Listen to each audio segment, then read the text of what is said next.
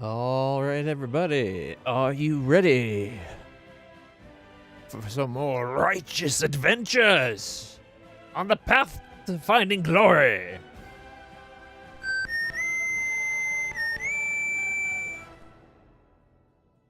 All right, everybody, we are back, and we are continuing with more of Pathfinder, Wrath of the Righteous. There we go. Close off that. Oh, wait, one thing. I need to turn off. Oh, you know what? I need an input for whether or not it shows. Oh, that's a good button to add. I'm going to take 1 second to add a new button to my Stream Deck just to make sure it works. Where's the visibility? Source visibility.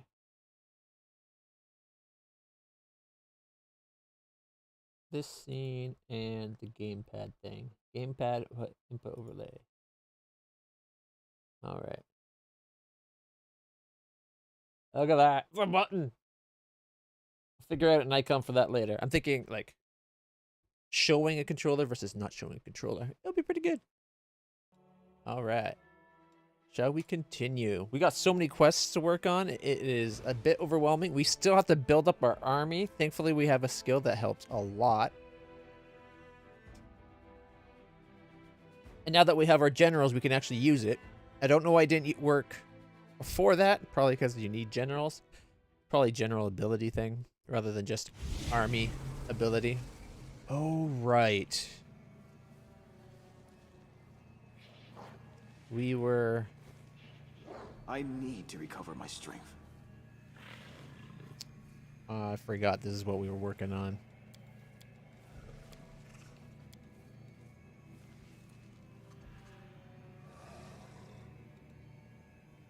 For Riddle, Legacy of the Ancients.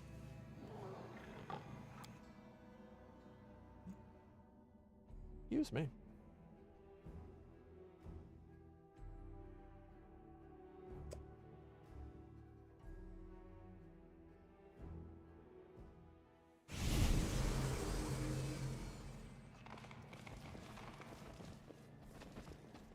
We'll make things right.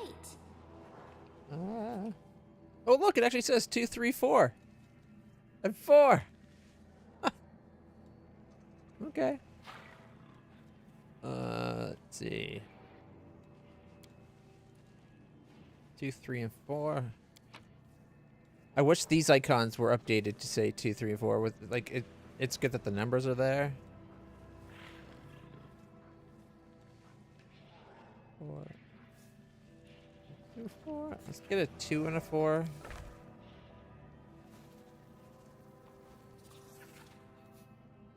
See, this spots like this is the only part I don't get.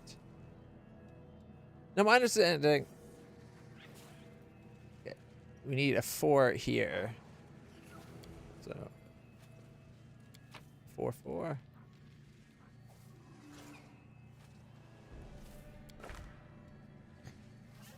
Two, 3, and 4. Someone told me.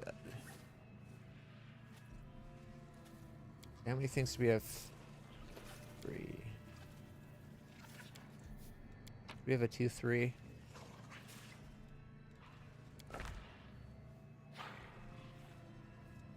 But then, how does this line up?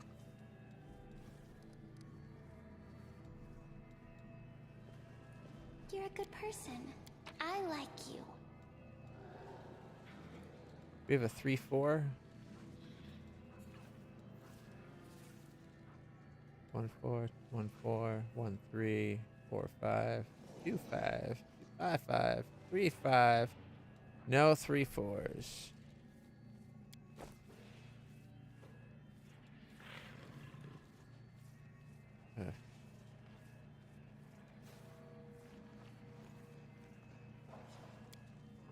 You know what?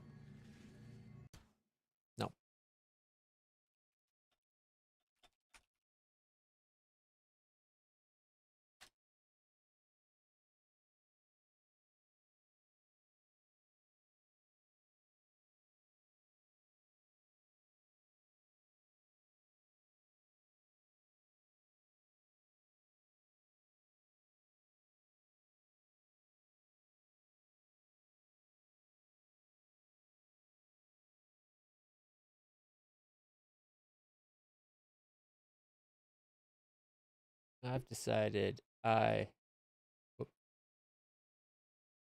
don't really care enough to solve it myself. We solved the other one. That's got to count for something, right? Okay, there was.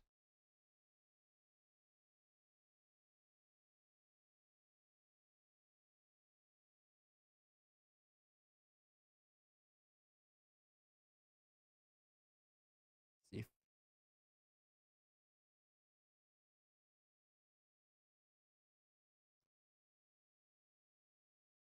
all right, core of the riddle. I don't want. Is there one? I just want more explained. Must visit Heart of Mystery first to continue the quest. You can complete a puzzle room before going to the Heart of Mystery. Simply return to the completed room to progress the quest. All right.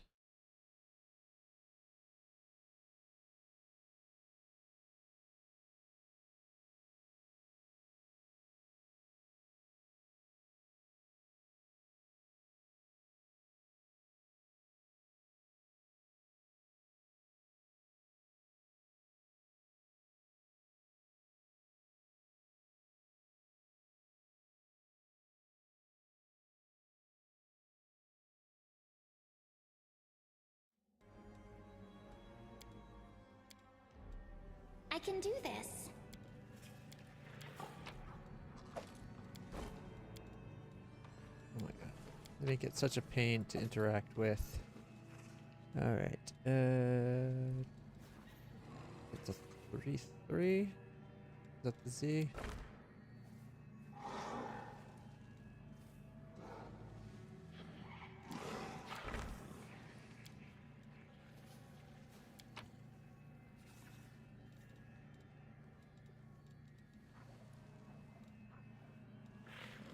Oh. Where is this one maybe?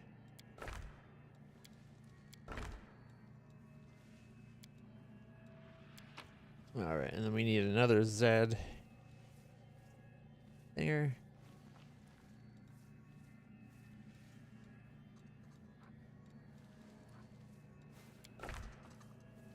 I guess it lines up that way.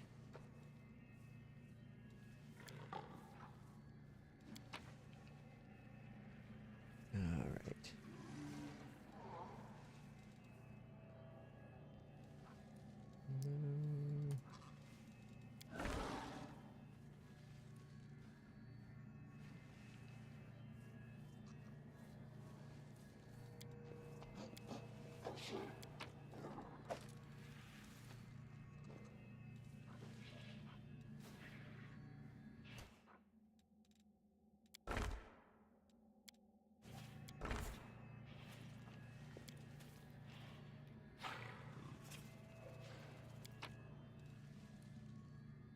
Alright, that's totally...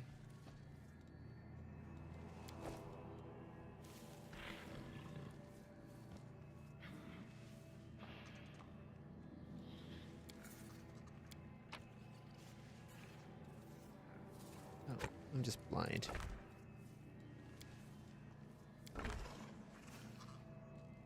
That works, but then how does this work? Like, that doesn't seem like that should work. Or does the color not matter? See, I feel like it's inconsistent. All right, we need a Z and a 2 and a 5. I'm pretty sure we can find a 2 and a 5. 5 is that swishy thing. This one. All right. Oh boy. Now we need Z. I guess ideally a red Z. And a 4 because it's going to have to connect up with that one.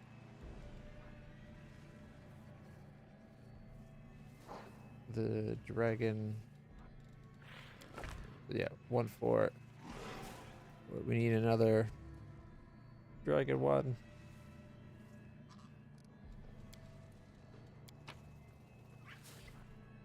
Got a 4 on the 4. I don't like that. See, this is what throws me. The colors. Why does it match? Why does the colors matter for some but not for others? You know what I mean? You know what I mean. All right, we need another 4 and something else. 4 and a 1. Sure. Then we gotta go 1 and something, and we gotta go 1 and something. No, it has to be this one because there's only one we have 2 of.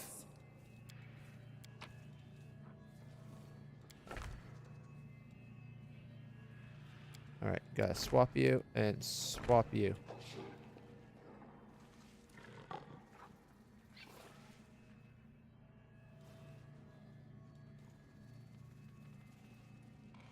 Like that.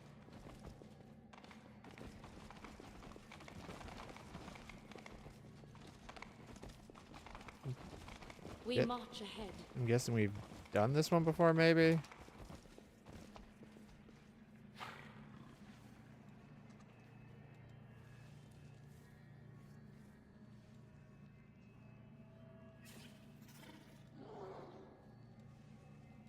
I think the numbers match up. Oh, not here. I screwed that one up.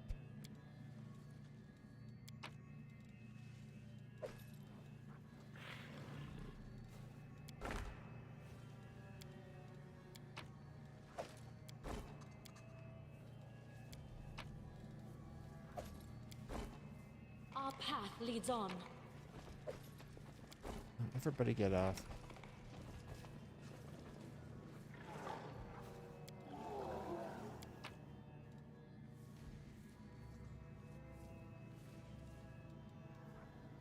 So 1 4. We need 2 3.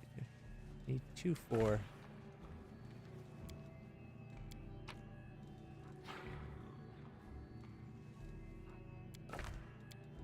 Do we have a 1 4?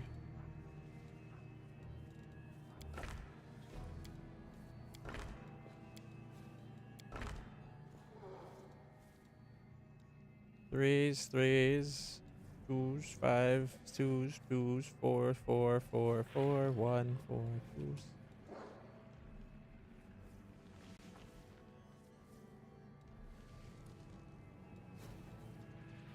Did we actually finish this one before? See, this is the problem with when you stop playing a game for a couple months. Oh, wait, no. Gotta put one more piece in. There we go.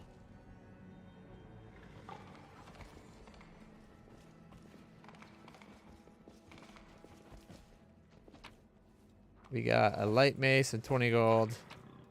We got 3 potions. Greater magic fountain, remove curse, and protect Sonic. We got 5 turquoise, an elven note, always worth it, and a flaming +3 star knife. And I guess a cute tabaxi statue, all dressed up in Egyptian.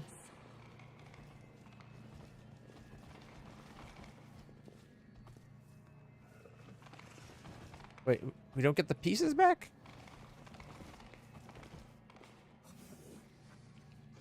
Without a doubt. Okay.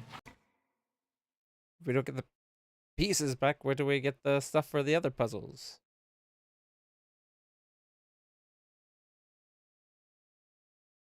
All right, let's see.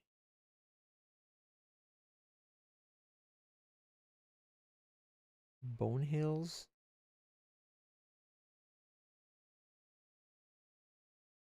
Art mystery to progress.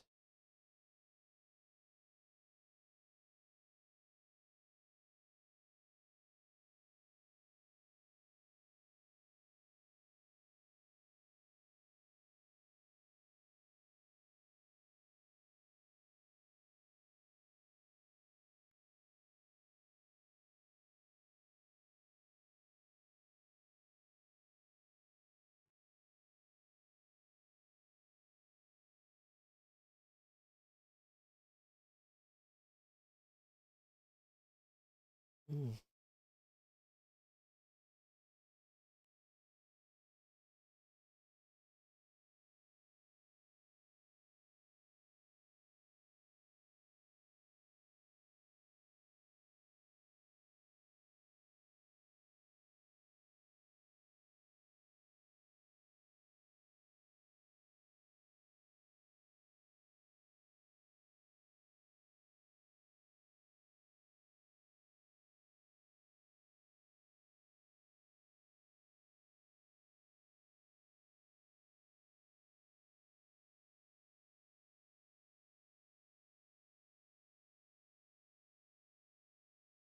All right. So now that we're Act 5, we should be able to find the other parts, is what it's telling me. That's why we don't have them yet. We still have to find them. So places to check out for: Place of Execution, Bone Hills, Shrine of Sacrilege. The Ravaged Longhouse, I believe, is where we got the current ones, like these puzzle pieces, so I don't think we need those. Alright.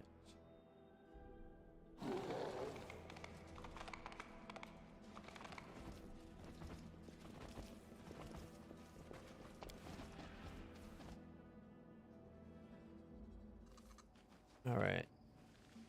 Forwards.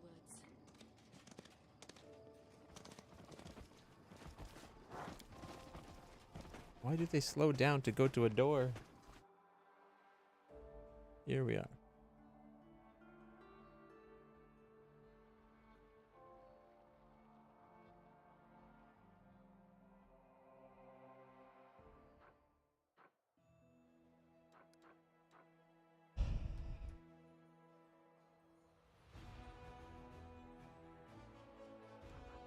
Okay, the Nameless Ruins.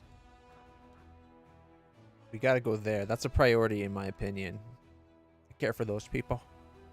We gotta save them. I go there.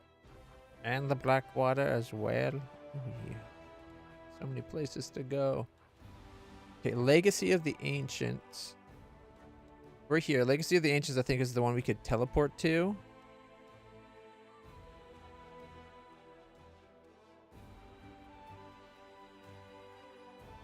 Where's the other ones?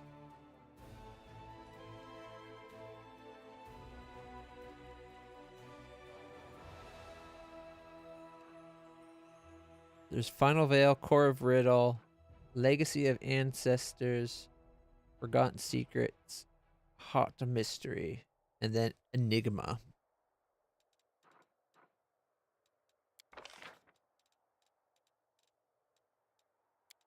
Okay, we got Nameless Ruins, Core of the Riddle, Forgotten Secrets is way down here, Final Veil, way over there.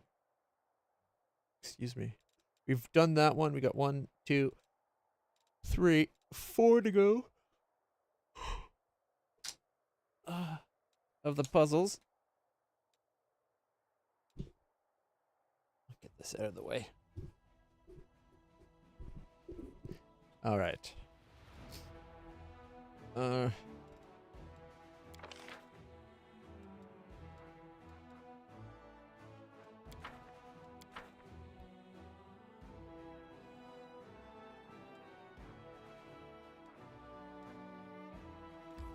2 days to get there.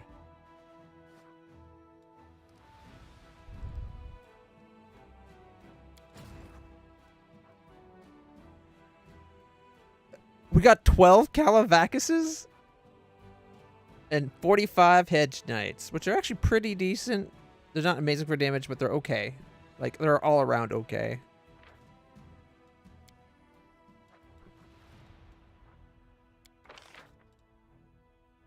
Still not getting hardened veterans weekly, which bothers me, but we'll let it slide for now. Okay, she can have.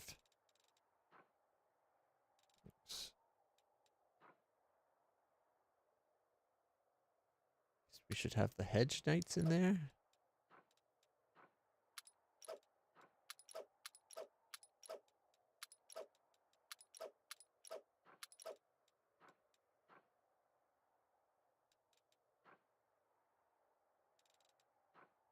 If they could only have one more.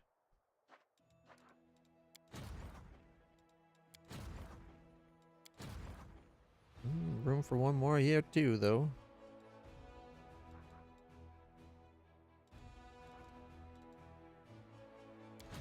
I only put her to 6. Yikes. All right. We can totally teleport our group. Amulet of Sork, I doubt has the place we need. So I guess we're going to be teleporting to Dresden.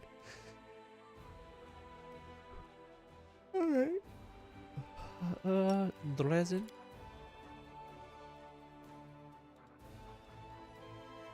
Now we're only 18 hours. We saved us more than a day.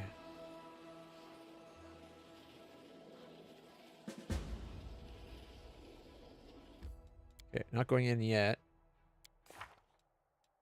The army that was marching from Kenneprost to help Queen Gelfrey was trapped, surrounded by demonic forces. The soldiers had to assume an all-around defense. If they don't get help soon, they will all be dead. What? The army that was marching from Kenneprost to help Queen Gelfrey was trapped. All right. Secret of Creation, we got one step done.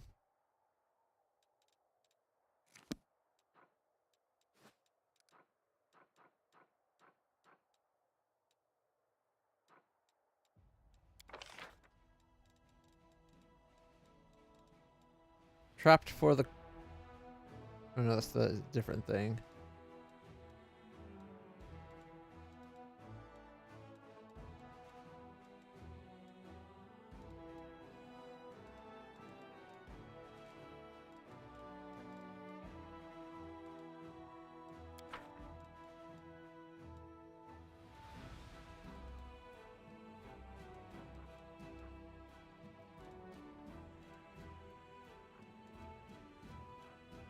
Where do we go to get those soldiers safe? I don't see a mark. Oh, is it this spot right here? It's only a 5? We got her up to a 6. Might not be the easiest way. Hey, Argo, what's going? I know. Damn Galfrey's fault. What is it that we're facing here?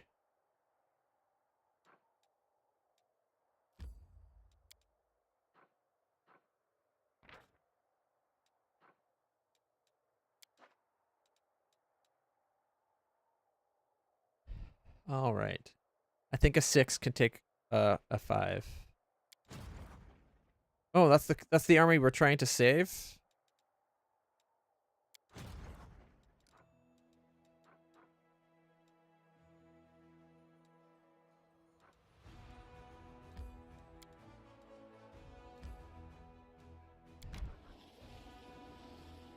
Come on, booyah, boys.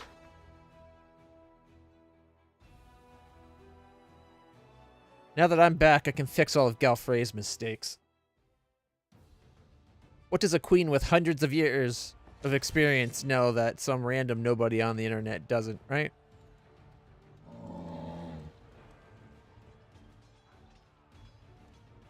Okay. 6 to 7. They're too far apart is the problem for the fireball.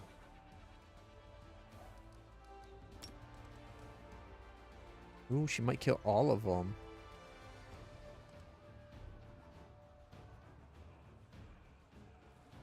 Blast them with magic then, right? Like, these guys can't get in range either way.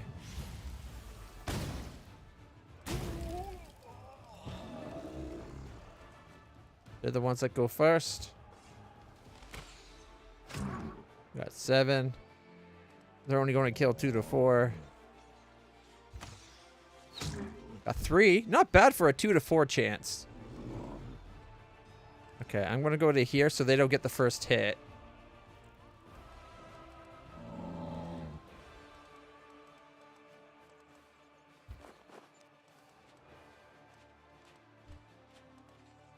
The stupid rock's like blocking everything.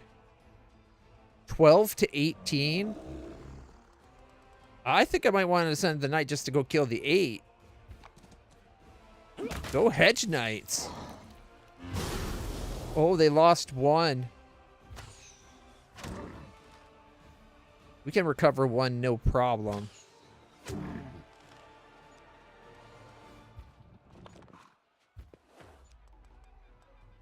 Four to 6 from the scouts. Not bad. 1 injury.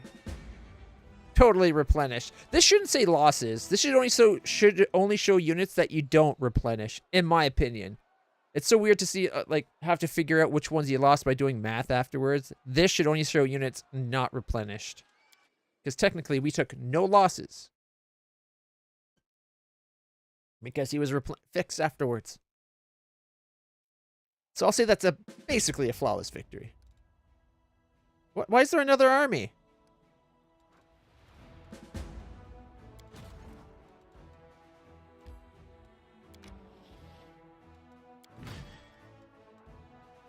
Well, double those. That's good. Almost doubled those. That's good. Unfortunately, we can't. Let's see. 30 times 8 versus 3 times 120. So that's 360 points. Whereas this is 240 points. So the 30 is not going in. Pretty sure the scouts are better. Yeah, 38. 60. The number was it might be worth swapping out, but you can never underestimate the value of ranged attack. So he's going to the other army.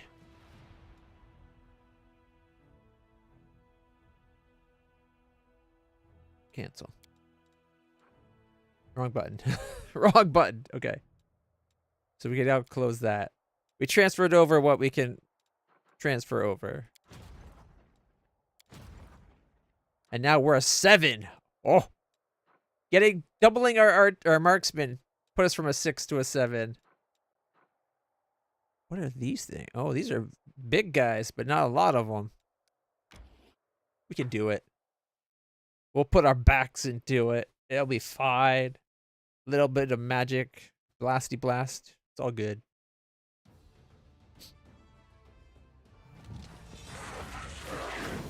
I hate those guys. They some of those hordes.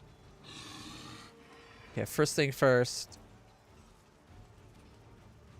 I think I gotta go there to get those two, right? Fireball! XL5. Critical success!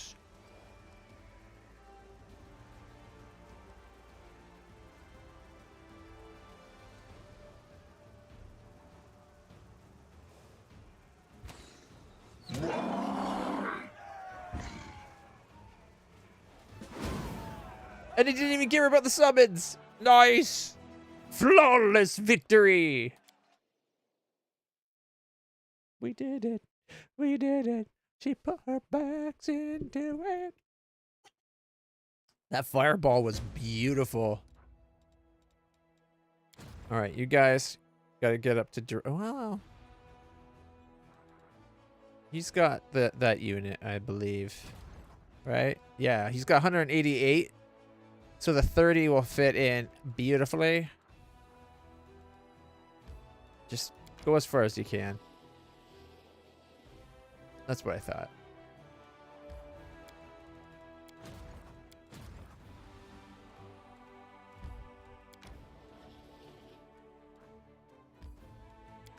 Get back to Dresden. We don't have to worry about Dresden. We put the oh so trustworthy Calavacuses into guarding the city. So they're perfectly fine. Let's assign our last general there just for the hell of it. Because then we can have up to 5 in our reserve army. All right. I think that's everything for... Oh, wait, no, we can recruit. We can recruit. Ooh, I love it when you get sorcerers. Hell Knights? Hell Knights aren't bad, but they're not great. Hedge Knights, I think, were the ones I was thinking of when I said the Hell Knights were good. Assassins. Well, we're definitely taking these guys.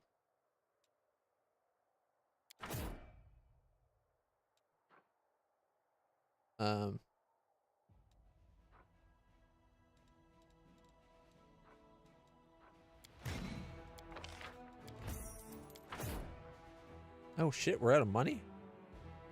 We need a lot more money. It's almost like I wish I had 1,000,000 gold. Let's try 15,000.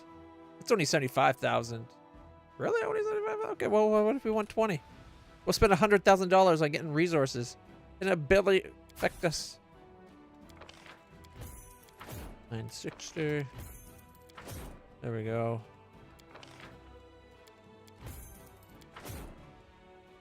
Okay, I think these two need to go into one army.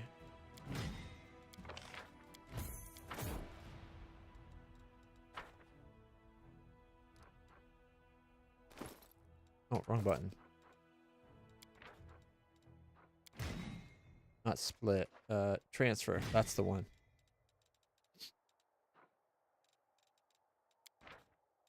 Okay. I think these two are together and these two are together. And that one as well. Those go down to our main army. And then these two go to back to the Booyah Boys.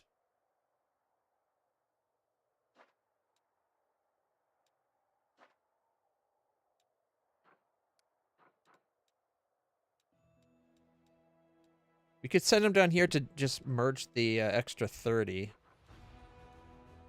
Or we can go Setsuna Saints. Because they can travel really far, right?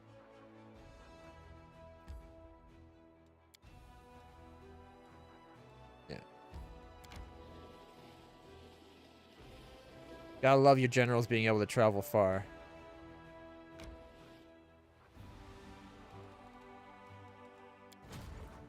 Alright, those go over here, I believe. Yeah, right there. So, these ones come here. No, come on.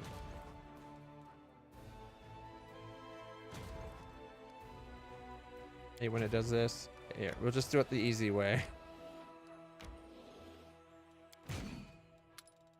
Boom. And boom. The numbers are starting to show progress. It's getting better. And then these three. What? All right. Okay. Oh, what was her name? I can't remember what I called her army. Oh, right. Iron Bregweld was the. I think we called them something like that. I can't remember the exact thing. I can't remember more, but these are going to be the Iron Wall.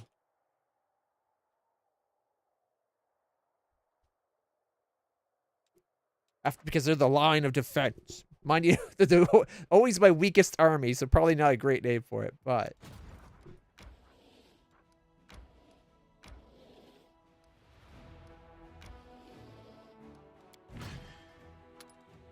Oh, we got so many sorcerers. It's so awesome.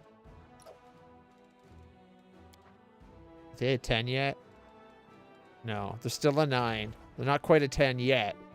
Probably take a fair bit more. Next time I do this power-up thing, that'll probably do it. An extra 4,000, I think it is.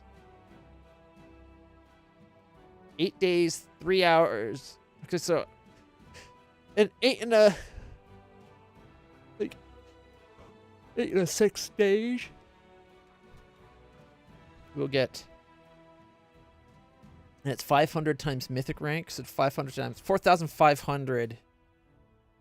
That's a huge... That's like an army of itself, honestly. It's a small army, but it's probably pretty... It's probably comparable to size in this. You know what would be cool if somewhere on this it actually showed you the total experience cost of your army? That'd be super awesome to have. Alright.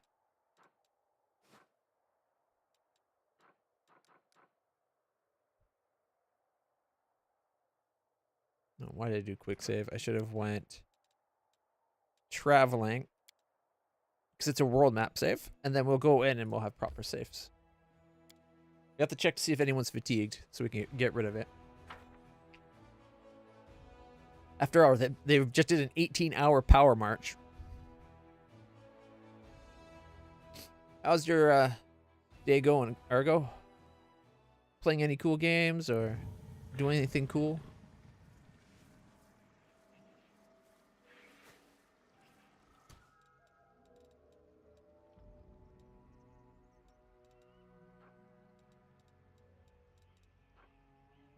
Oh, incredible might. Yeah, exhausted.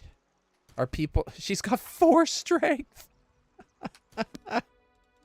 Okay, I stand ready. No. Soot is restless. Doesn't wonder why.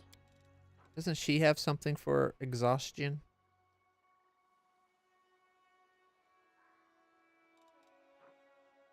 No.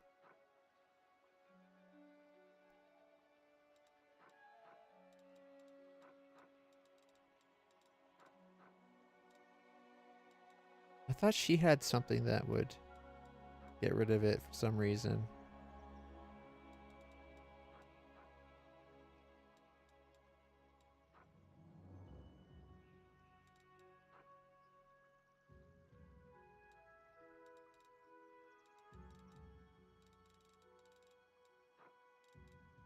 She's got so many spells. I'm guessing it's not her. Which is odd. I thought it was her. Together we stand.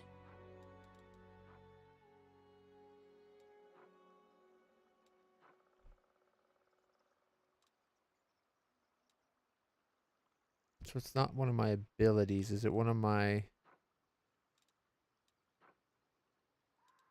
Oh, right. I need to give that cape to Lan.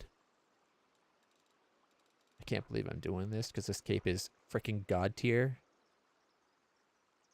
But I think I get blindness, paralysis, and that. Like, I got a lot of this stuff from this natively, I think. So we need, like, ideally a +7, but we need a cloak that is at least a +5.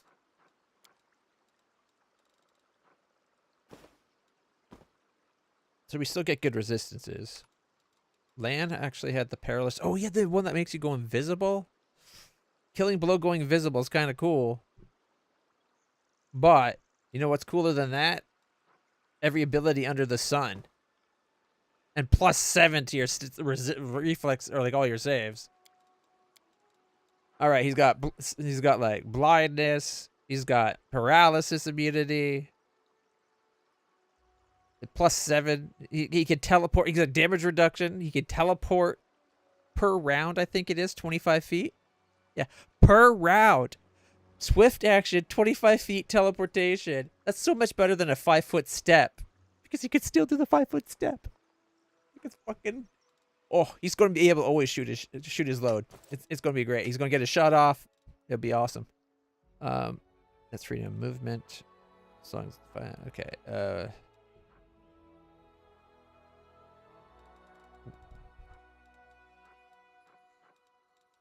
No, that's health. Okay, it's one of my spells.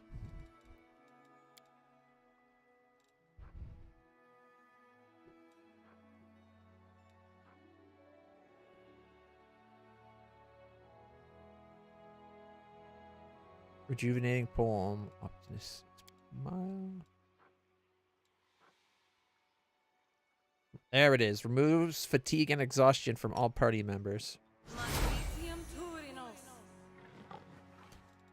And now if we come through, nobody is tired at all. Got our +43 strength going again. All right. I knew I had it, but I could have swore. Obviously, I'm wrong, but I thought This war must end. she had an ability that would help. But obviously not. She's got all her hexes in that. She can resurrect once per day with a full round action. Touch a dead creature, bring it back to life. Resurrection, but no material components. That's huge.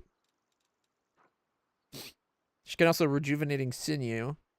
The witch can cause the debilitating wounds of a creature she touches to quickly close, helping it heal rapidly. The target gains fast healing 5 for a number of rounds equal to half the witch's class level, 10, and up to 4 points.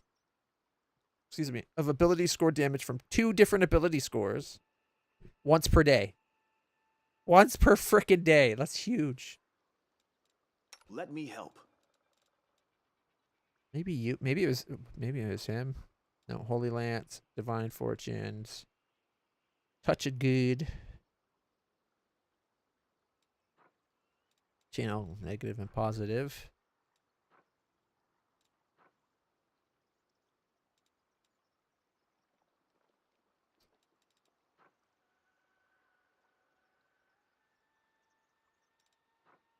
Inspiring word and command. +2 morale bonus on attack, skill, and ability checks. Saving throws for a number of rounds equal to half the level. You can use the power a lot.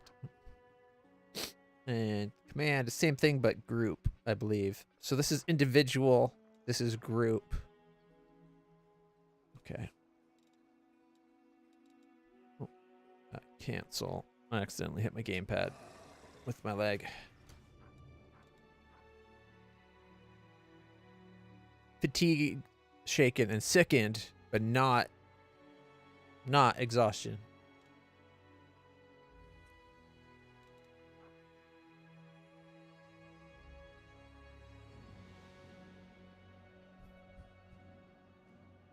Touch a willing creature as a standard action, giving it a bit of a luck for the next round. Anytime the target rolls a d20, has advantage. Take the more favorable roll. You can use it 12 times per rest. Okay. And of course, Guardian Hearth. Such a great move. All right. Search for the beauty with your heart, not your eyes. He doesn't have it either. He has his own things.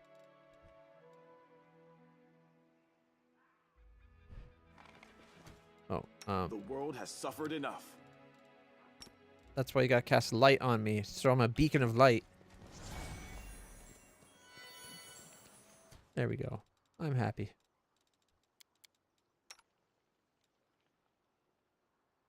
We march ahead. Oh, are we missing some abilities?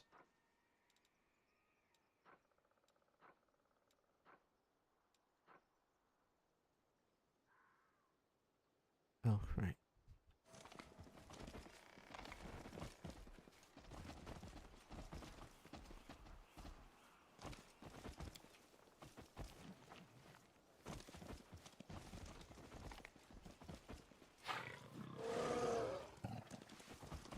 Megafauna. Like, should Our we path skip to leads the on. town? I'm trying to make sure there isn't something in this part of the map that we need to fight now. I will guide us. Doesn't look like that's the case.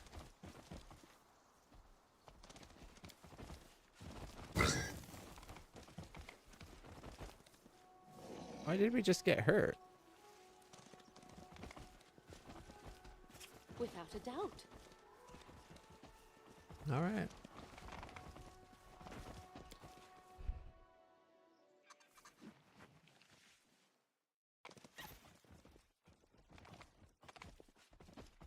Forwards. I thought it might just be going to the town. But this cave's been a center of a bunch of stuff too. We march ahead. Nothing in here?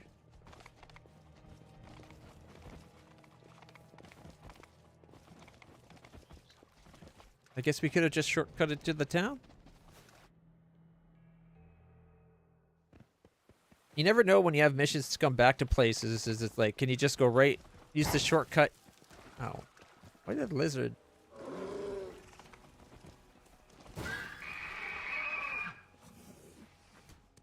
Oh, it's Sauciel's armor hurting them. That's what it is. Anything on at round start with Sauciel takes damage. The reason why it doesn't affect my group is we're like immune to that type of damage. Well, not immune. We're resistant enough that that damage won't affect us.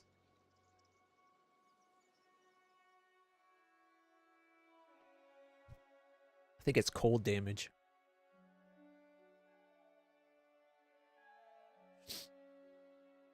All right. Can't wait to see what's going on. I like these town. It's Aldbrig's town. I like the Sarkorians.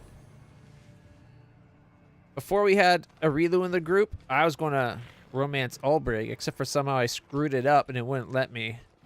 Our path leads on. And even though I thought I had said no to Lan, it seemed to start like it seems like I was in one with Lan, and in fact I was. I had to say sorry. I choose Arilu. Guide us. Because apparently he's old-fashioned and he wouldn't accept us both.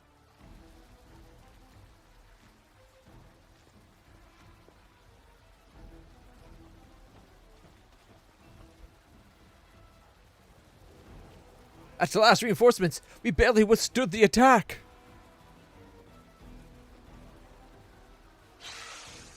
Serena did something, but I missed it. Serena heard my prayers. Don't let down your guard. The hunger that moves is raising bodies again to arms. I thought we dealt with this shit. Oh, my playthrough has been... I'm doing this. Oh, apparently I'm already doing this. Okay, I'll go with it. Oh, no, it's letting me do this other thing. Okay, yes, let's go back to doing that. It's been such a mixed bag. All right. He's up next, so I guess I'll go for him. Yeah, actually.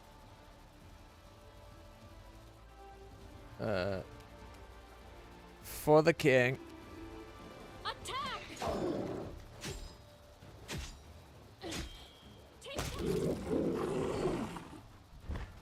65, 33. All right. Is that? Oh, that's not the first one. All right, here it is right here. I used my ability. My horse did 0 damage. I did 17. And then I criticaled for 64. And did 98. Oh, the all-consuming swarm. Okay, the swarm took 64. The thing it raised took 98. I see how it worked. Okay. I intimidated the swarm got intimidated, I think. Or maybe the big guy. Either way. Then I did 64 damage to the swarm and 36 to the thing. More intimidation. It's immune to the being shaken. Okay, I would have shaken it. It's so scared of me that if it wasn't immune to being shaken, it would have been shaken.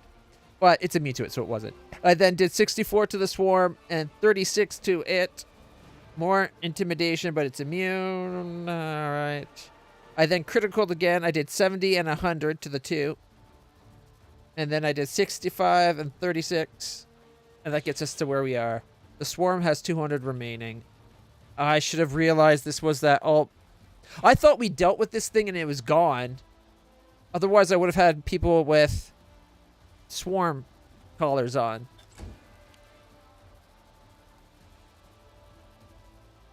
At least my character has it. 0 damage. How did they hold it off if they can't even hurt it?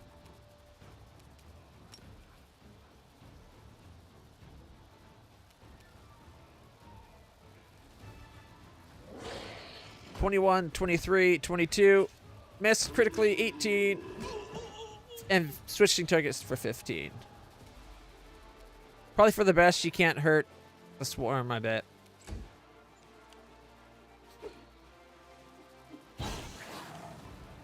You know what's stupid? I can summon a swarm that can't hurt swarms.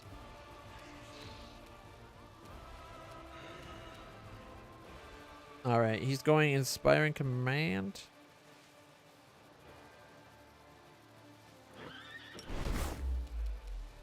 Because it's a swift action. Be gone, fiend! Critical for 23 damage.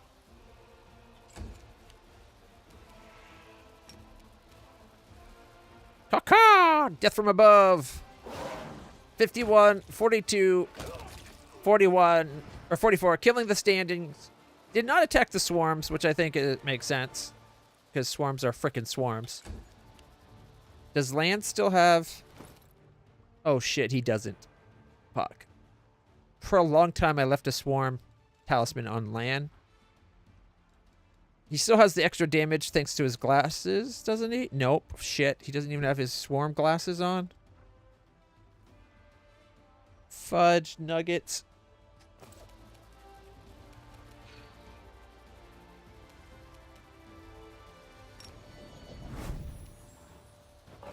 You've crossed the wrong mongrel. 31, 37, 30. 8, 4, miss. Well, that's not good.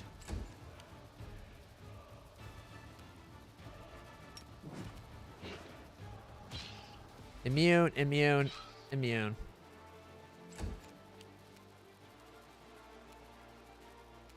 Okay. Can she, I don't know, quarry things and then hurt them maybe? I will resist. Nope, it's immune.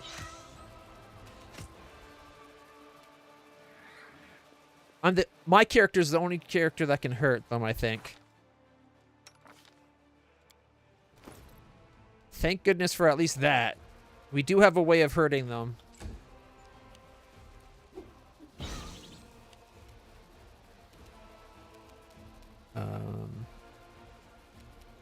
Oh, you know what? She's got fire damage.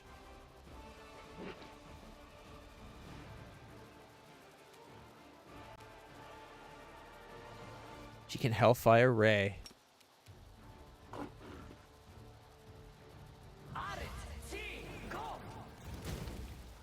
She critical missed. Nope, because it's got 29 spell resistance. And her spell penetration's only a 22.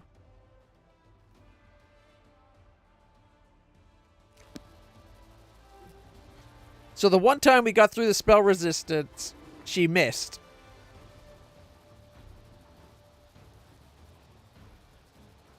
Or actually, no, it's okay. She hit, didn't overcome spell resistance. Hit, didn't overcome spell resistance. Because she rolled a 4. And a 2. And then she critical missed, so it didn't get to find out if it hit or not.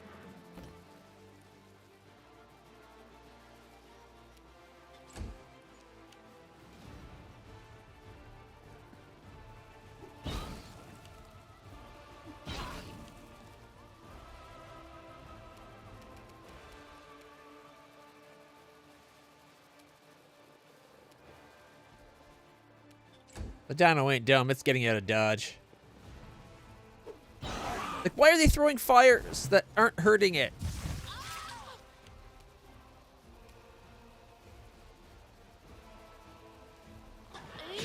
$67, $36, $70, $45. I killed one.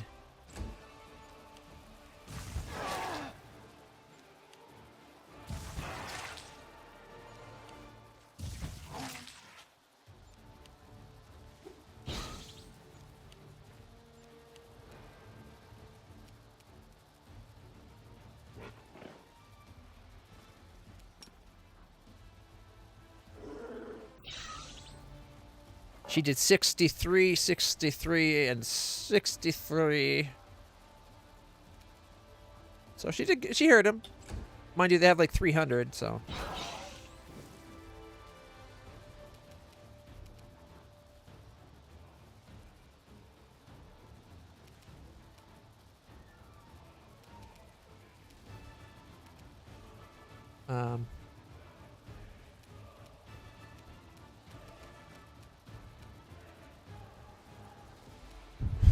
I guess we need some healing.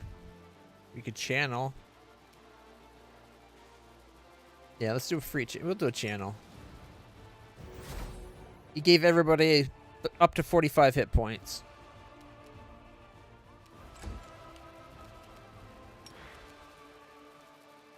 Ha-ha!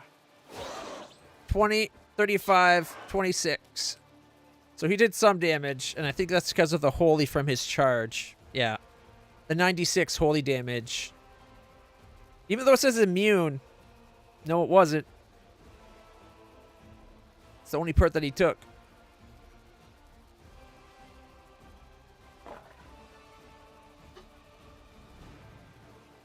I think that's why it says immune bracket colon and then nothing. Because it's holy. And holy fuck shit up. Alright, that will be the next one to go.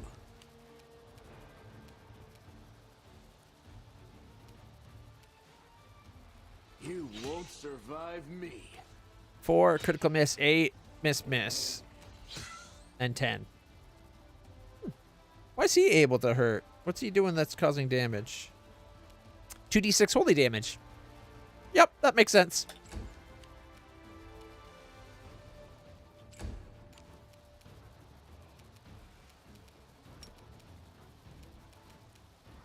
Prepare yourself. Immune.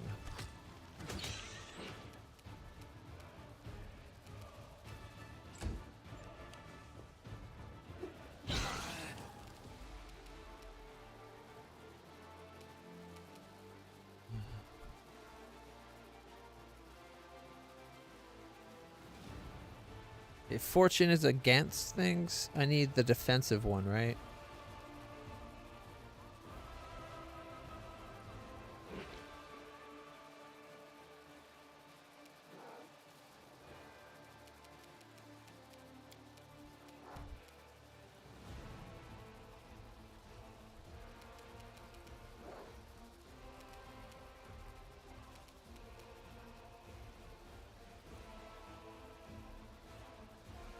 Ooh, maybe we can give them a vulnerability hex?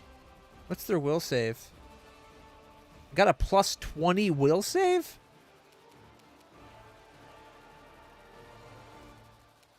We got ward. That's not the one we were looking for, is it though? A protective luck, I think, is the one I was looking for.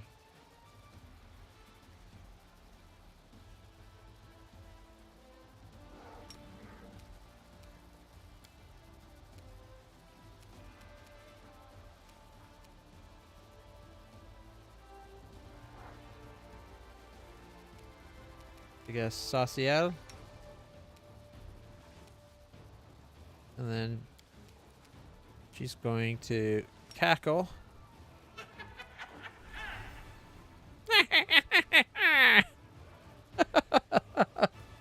Oh, that was actually funny.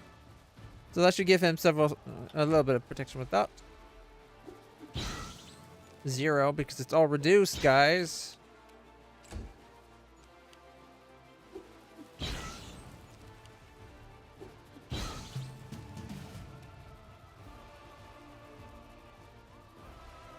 We shall overcome. 71, 34, 75, 71, 72. Another one bites the dust. Bump, bump.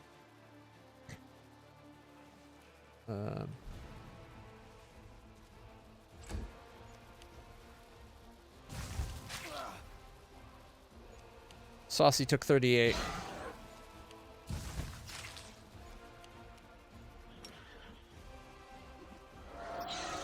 Another 49. There's 3 swarms there still. Okay.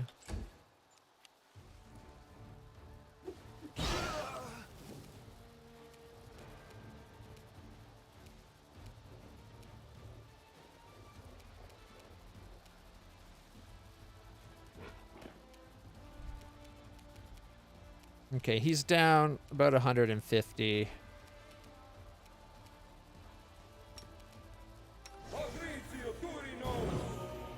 Okay, 114. I didn't really math it. Okay, yeah, 26. I thought he had 298. So my math would have been more accurate if he had an extra 30. But nope. I misread his numbers. Death from above. Okay, we have to 5-foot step further away. Death from above. No? Still too close to him? Alright. Next turn. Endure this. 8, 11, 5, 6, miss, 5, 12. Ah, ah. I don't think there's any point in her doing anything. She's not actually affecting them. Desna, guide my hand. Ooh, 0.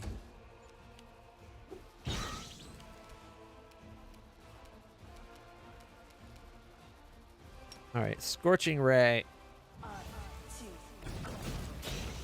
She did 16 damage because of spell resistance.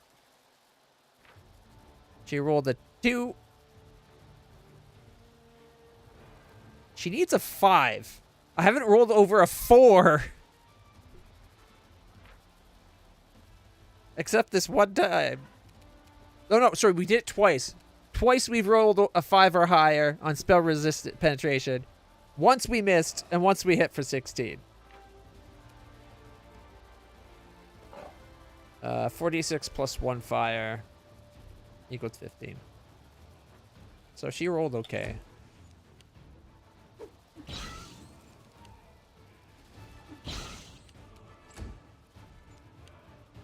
Just gotta wait till it's my character's turn and I can swamp them.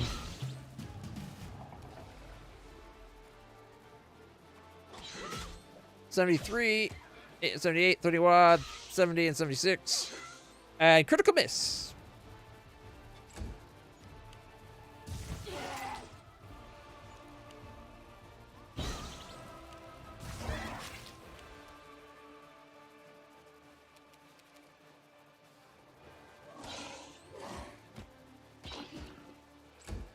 I should have moved her out of the way. Oh well. I can keep us all healed.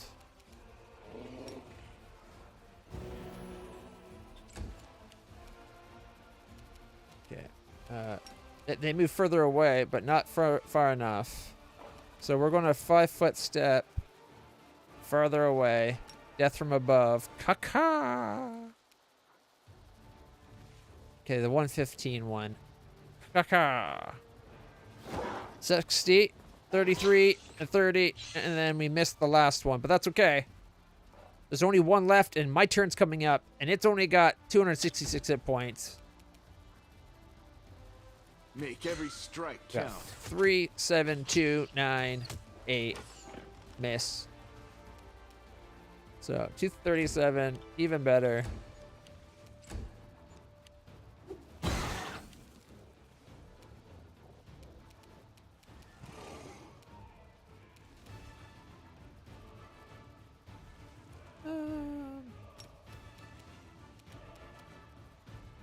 We'll go give Sauciel his free daily heal for 22 hit points. One of 2 free daily heals she's got, because she's awesome that way.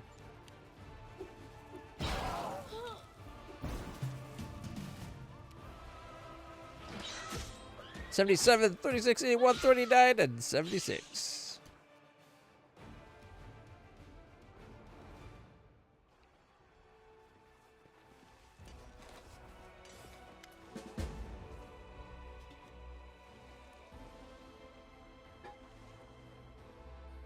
At last, I thought you'd never come. The strong-built man addressing you has a calm, confident expression. But Serena wasn't wrong about you after all. I mean, Kara and I can't get it right for the life of me. I remember you. You're Holgan. The man's face breaks into a satisfied smile. Indeed, indeed. I am Holgan, and Holgan is me, Captain of the Guard.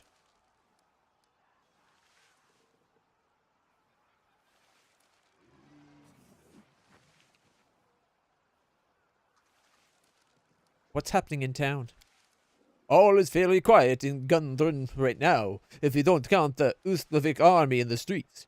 In the streets and just outside the walls, I'll be honest. I've never seen so many soldiers in all my life. Have you been waiting? I'm under orders to. The town's unsettled right now. Isanna told me to meet you, give you the gist of things, and then send you along to her.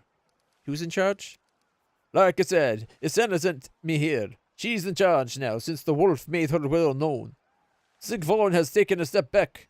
He's been helping her with everything, almost as if she were his daughter. But that's their business. At least they're not squabbling every day anymore, and that's what matters. Why are the Ustavic soldiers here? Don't ask me. My job was just to meet you and pass on a message. Here goes the message. If you want to help Gundren, don't dally a minute and go to the chieftain's house. You'll find out everything you need there. All right. Without a doubt. Let's collect the loot. We got a short spear, light shield, alchemist fire, studded leather armor, masterwork bardiche, cold iron long spear, alchemist fire, and a half plate. Oh, and more crap. Studded leather armor, alchemist fire, light shield, and short spear. All right. Of course, he gets his free daily heal.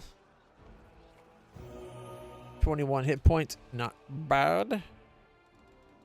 Okay, I like her in front of land. Thank you. So everyone's healed up. The goddess protects us. I might need to lower our armor class on a few of our characters. Namely Lan. I want you messing these things up like there's no tomorrow. She needs that for her health. I'm not taking it off her. I'm already decimating these things. I don't think I need to take the Amulet of Mighty Fist +4 off my horse to give him full damage to swarms. Sauciel. There we go. Saucy can fight now too. I would give it to Oldbrig as well. Ah, screw. Why not? We can just de-transform.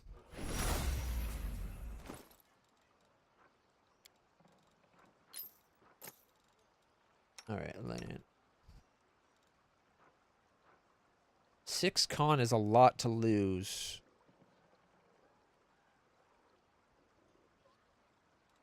Screw it.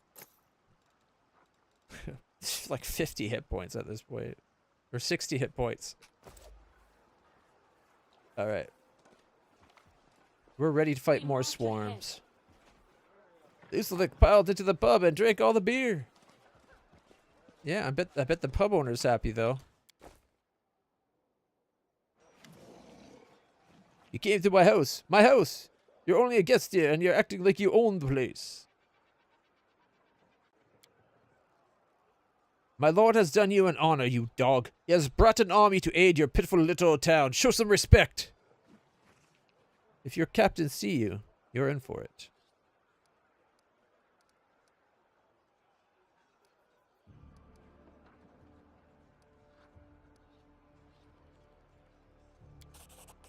I'm leaving, but only because I don't want any trouble. No, you're leaving because I didn't give you any other choice.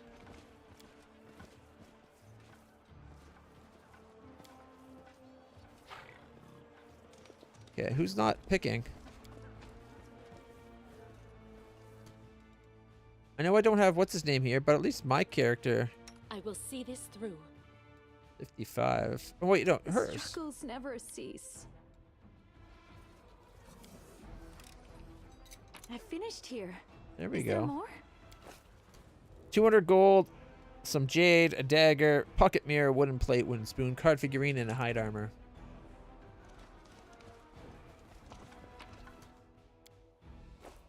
First aid kit, carved urn, carved beads, rotten leather, silver powder, rare roots, hide armor, card figurine.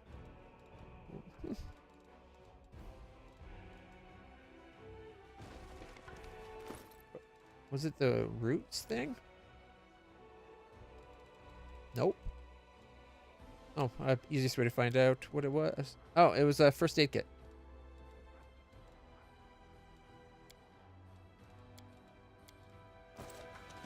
Our path leads on. Oh, we can't go that way?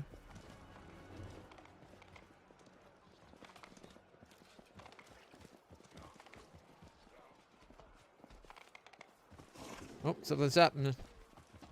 Watch your tongue, ghoul. Who are you calling a freak? How about an arrow between your eyes, eh? Who are you threatening? Will a knife between the ribs help you find your manners? You're looking at an officer of Ustalav. Shut your trap, swinehead.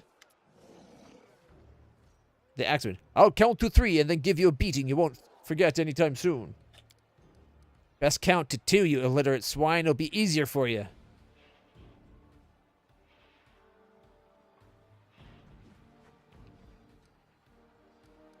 What is going on here? These thugs got drunk and beat up one of our men. Are they here to work or to guzzle our beer? The Manjikur insulted our uniform. As soldiers of Ustalav, we cannot let that stand. Of course, the enemy at the gate. It's the perfect time to squabble amongst yourselves, fools. Doesn't the Ustalavic army punish soldiers for brawling? Abyss take you, you're not wrong. If our commander finds out, we'll be in for it. Today must be your lucky day, little piggies. You know what? It's not going to be a brawl because I'm going to do the fighting, and I'll wipe the floor with all of you. Slink away with your tails between your legs like the pathetic curs you are. Who are you calling dogs? Take your own advice and run away before we break your legs. Defeat is not an option. Oh, for fuck's sake.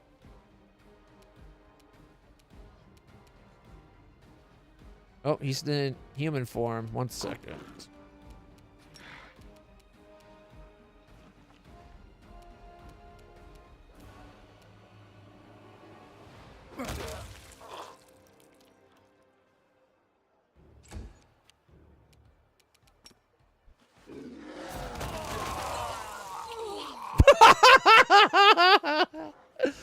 Oh, sorry. I didn't expect that to happen. What do you think you're doing? Stop it at once! Disperse, all of you! I already dispersed them into atomized mist. Takes you a while to recognize Arison Cray as the aristocrat clad in expensive gleaming armor. Doesn't seem to be a single speck of dust on it, let alone any trace of battle. It's good to see you. You're right on time. Punctuality is a fine habit to have. What happened here? Demons. Bites his lip pensively. The object I told you about. I think it's in the wolf's temple after all. And the demons are desperate to get it. They won't stop until they lay their ugly hands on it. Let me remind you again. If the relic ends up in my possession, your reward will be generous. Most generous. What brought the army here? An order from the Prince of Ustalav. He smiles at you, but there's steel in the smile. Why does everyone keep going on about whose army it is? Why not just welcome the help? I have connections, very powerful connections. Look around. For as long as my people are here, nothing is threatening Gundren. The townsfolk just have to leave past differences behind and take a bold step into a new day without any silly tales of old Sarkoris. Yeah, and how about your army causing shit? Because I'll kill them. I can take the whole fucking army.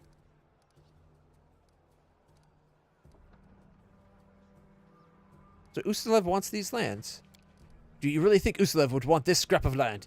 An amusing misconception. I alone want this scrap of land. Indeed, not even the land itself, but something that it comes with. And who are you really? A man of business, as I told you before. Let's just say the true scope and scale of my business are greater than people here assumed. Lays a hand on his heart and bows his head slightly. Arison Cray, Baron of Verlau, at your service.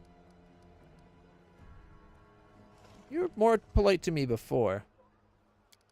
That was when I was wearing the mask of a humble, obliging merchant, and I do apologize if my tone towards you seemed a little haughty.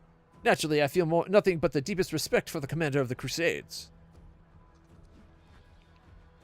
You betrayed Gundren. I most certainly have not. The future of Gundren only stands to gain from there being, at long last, a strong leader at the helm. A well-connected leader, if you know what I mean. The Uslavic blockade will be lifted. That means no more shortages of food or other articles. It means travelers coming here, and our strong army always being there to protect the people from demonic monsters. Could that chit of a girl or the big fellow offer anything of the sort? No, they could not, but I can. I have other business. Don't we all? Good luck. Does he not realize I could kill him in, like, one action? +4 spear, short spear, and +2 battle axe. A bunch of food. More food and food-related stuff. I knew that guy was more than he was letting on. I didn't think he'd be a baron, but I didn't really put much thought into it.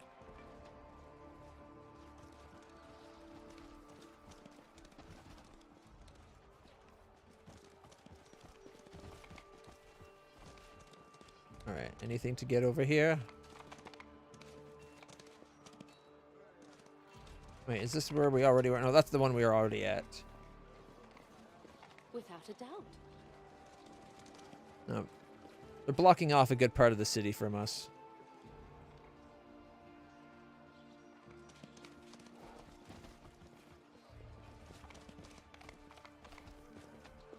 I will not falter. Okay, no more loot. Why is the Rue Chalet moving so slow? Exhausted. Forwards. Our time has come. Where's that song that takes the exhaustion away?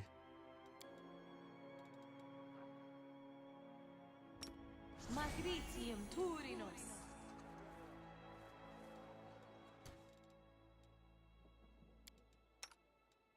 We march ahead.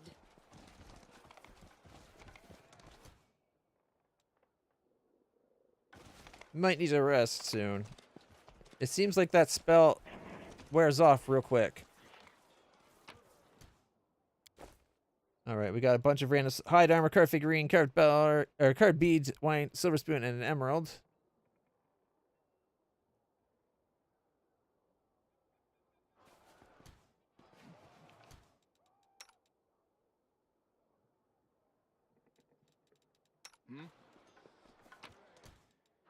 Alright, we got let's see, 2 jade, 100 gold, first aid kit, ruby, and a jade pin.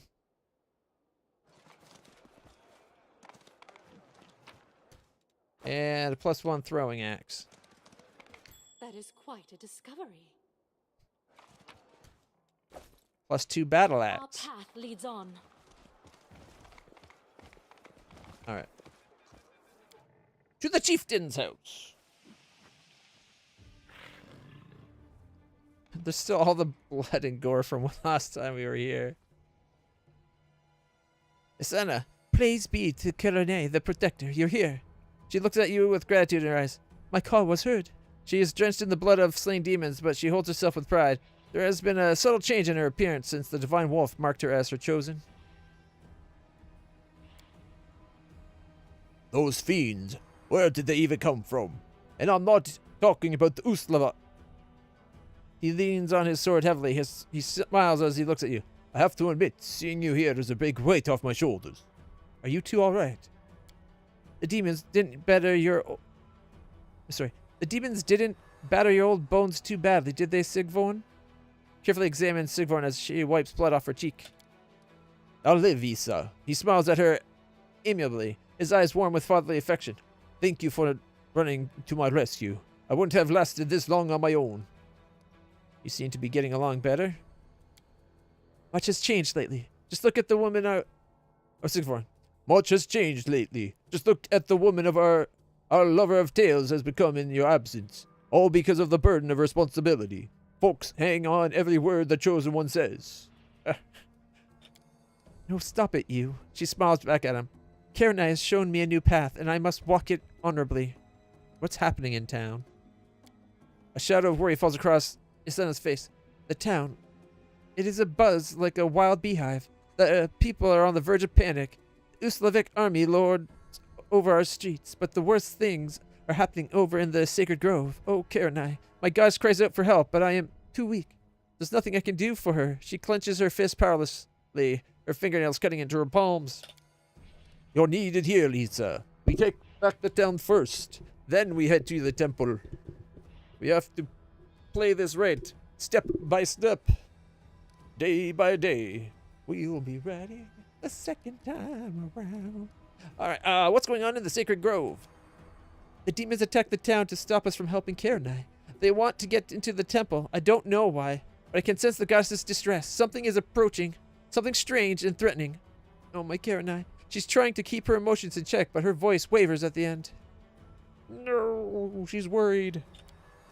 There are too many enemies for such a small town. But now that you're here, I can feel the scales tipping into our balance. Yeah, no, they tip the other way now. Why are the Uslavic troops in Gundren? Because there's a rat in our home. Although that's a disservice to rats. Erison Clay forced himself to utter the name. Those are his people. What a fool I was. I thought to myself, here's your run-of-the-mill merchant. Nothing to worry about. He brings in goods, and that's fine with me. And would you look at that? Our shabby little minnow has turned into a big fish. When the demons came, the merchant offered his help, promised us a band of loyal fighters from the border, and instead returned with a whole army. Maybe they really will help us retake the town, but how are we supposed to make them leave afterwards? Yep. Leave that task to me. They'll either be gone or dispersed as a, smattering of bloody atoms. We'll aerosolize their entire body like we just did the 6 people that wouldn't stop fighting. Admittedly, that was 3 from both sides, but neither side would back down. I'll help you reclaim the temple. Her eyes gleam with belligerent fire. Our victory follows in your wake. Karena has always believed in you. Save her, for no one else can. All right. Repel the enemy's attack. Hell yeah, we will.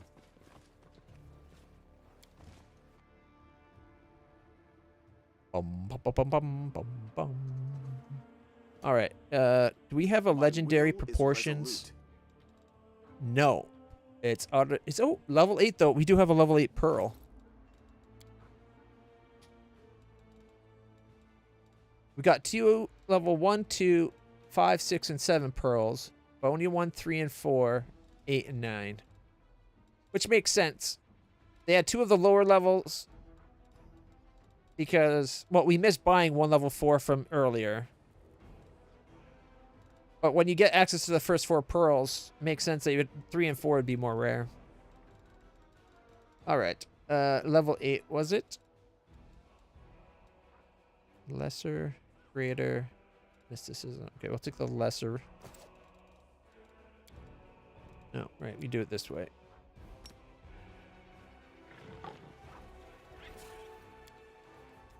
And it lasts a minute per level, so that's like, what, 20 some odd minutes?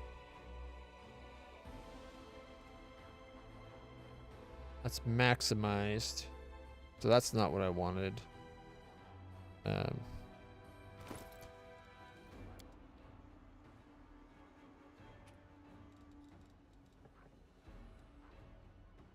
Oof. We can only do up to level 6 spells. We don't have a greater extend. Or at least that isn't on somebody's belt.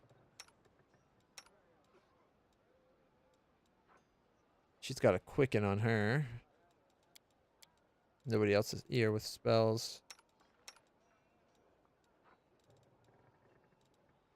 Well, that's unfortunate.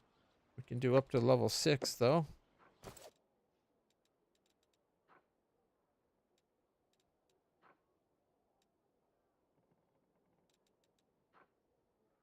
I was going to legendary proportions my horse. Because it makes me chuckle when it's that big.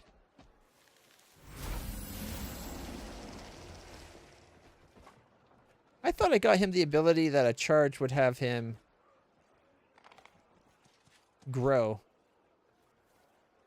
Or, like, transform. Oh. Ads are starting. And we're about to have a cutscene. So, because ads are about to start, and this is a cutscene, I'm going to go refill my water and go to the bathroom and that. We'll be right back. I don't want to not have this during ads. Or I don't want to have this during ads, so I'll be right back, everybody.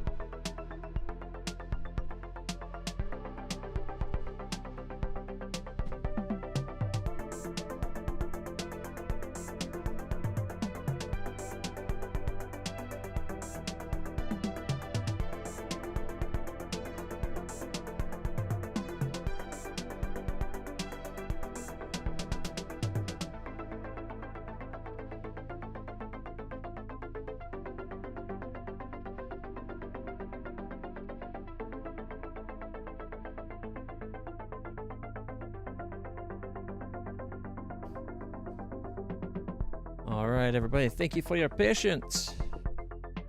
According to this, still about 20 seconds remain. Alright, oh, now the cat. When I got up, the cat took the time to come in and lay across right where my legs go. But for whatever reason, the cat doesn't like me talking. So when I started talking to the guys, the cat looked at me. I swear, rolled its eyes, got up and left. But it made sure I was looking while it rolled its eyes. It wanted me to know it's not, he's not happy. All right. Ads are over. Our Bezos dues are done. But hey, you guys earned me like, I don't know, half a cent each. Probably not even, but still. Sigvorn, the demon army is vast and could move against us at any moment. But we are ready and will not falter. His face full of determination. Yasina, each of us is ready to fight and die for the land that we call home. Delicate fingers curl into a fist.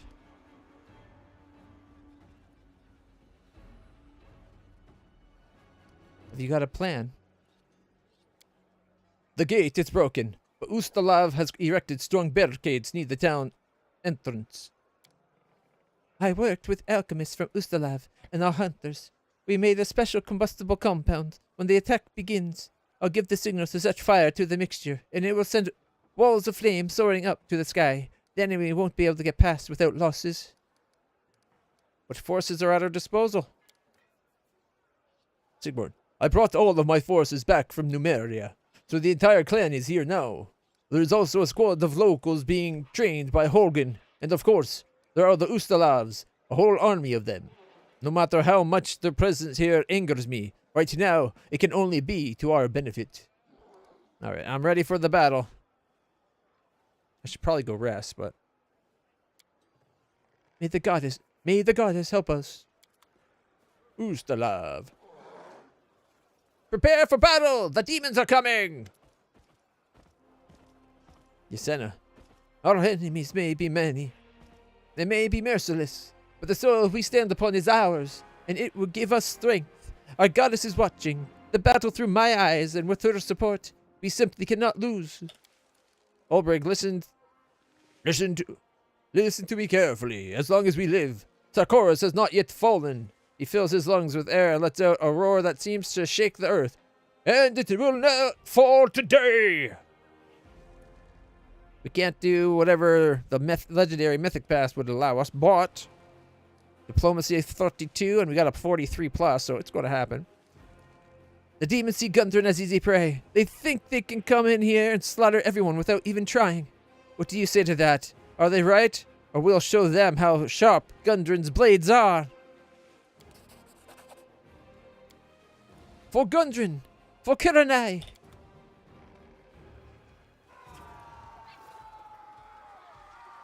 For the fun of the slaughtering of evil. I mean,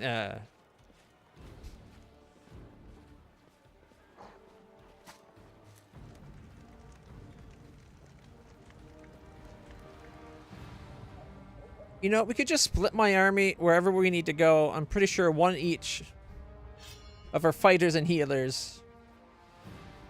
I'll take one gate. If they can take another gate, we'll be fine.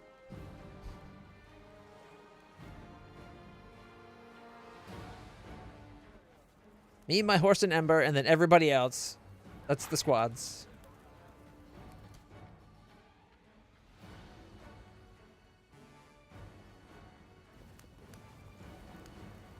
Whoops. I was trying to get the loot. Stand at the ready! The enemy's coming! We'll defend Gundren! That might have been a mistake.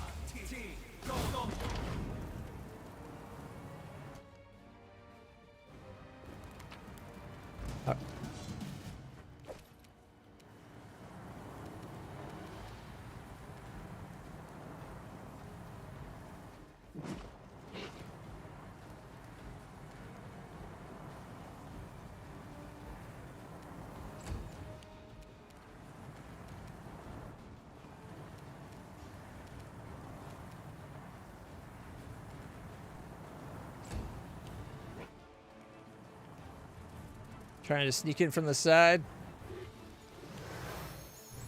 they got some of these Leodros.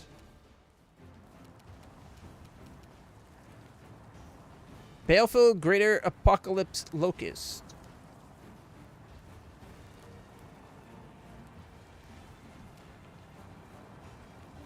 Oh, is that all?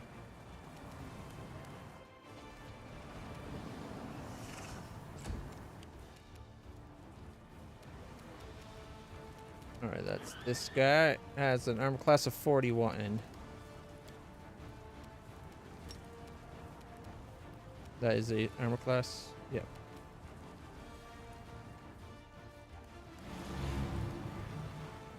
Alright, it made its will saving throw, so I think it means it's just one turn.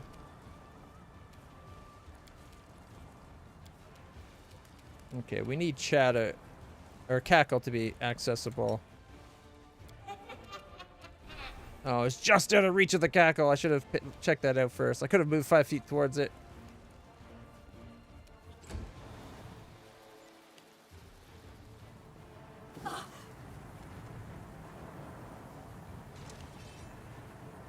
Oh, all of a sudden there's a lot more.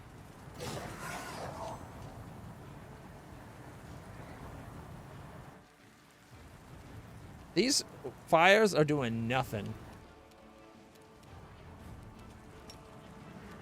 Death from above.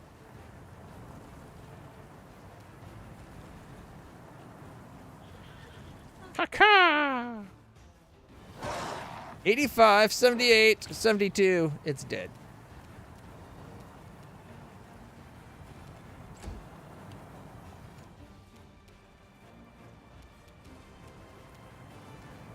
I was thinking of having him do the guardian thing up there, but I don't think we need it.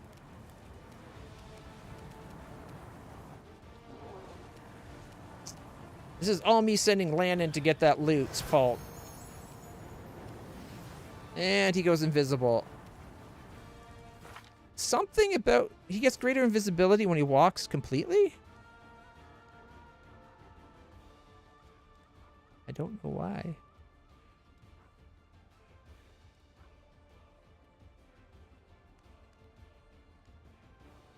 Immunity to poison and +6 bonus on wisdom and charisma.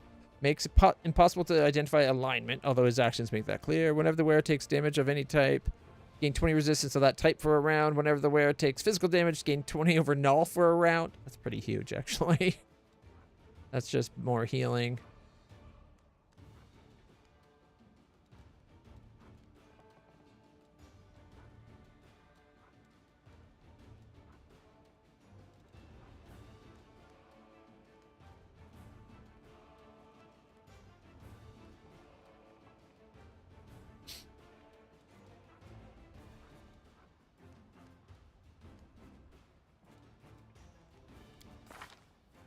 Okay, it's not a mythic thing, right?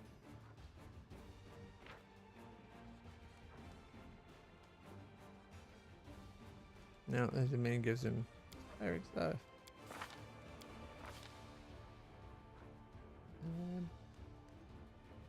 Doesn't seem to have gotten something special for hitting level 20. I don't know why he keeps going invisible.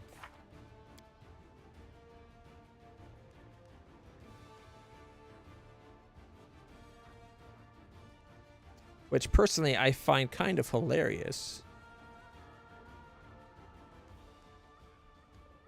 That's for the warded area.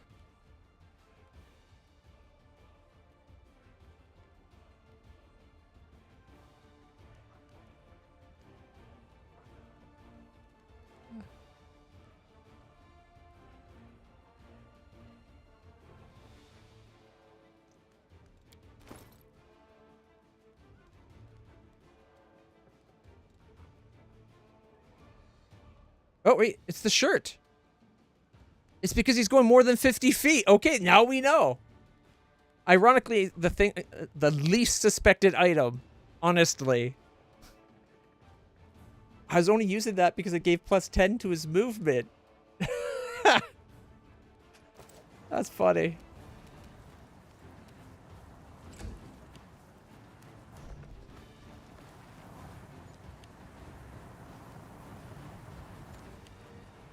All right, it's my turn.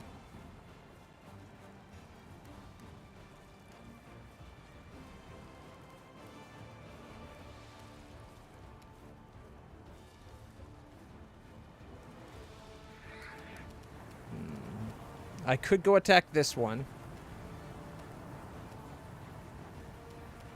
I guess this one will be my dragons. Do not hold back. 69, nice. 64, 69, nice again. 63, 71. I left it at 144? Oh no, I left it at 42. I was hitting the swarm instead of the Derekai. The Arachne.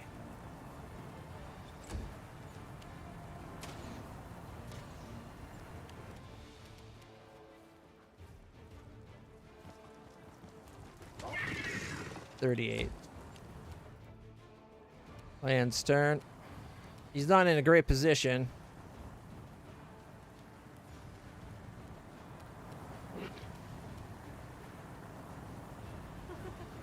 Okay, predict one shot. Could potentially kill the swarm.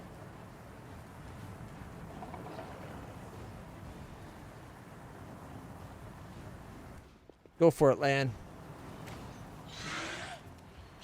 86 and 99. Not bad. This guy took took a shit ton of damage because I killed the other thing. Deadly aim added 18. Okay.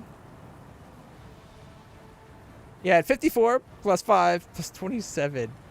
2d10 plus 38 damage.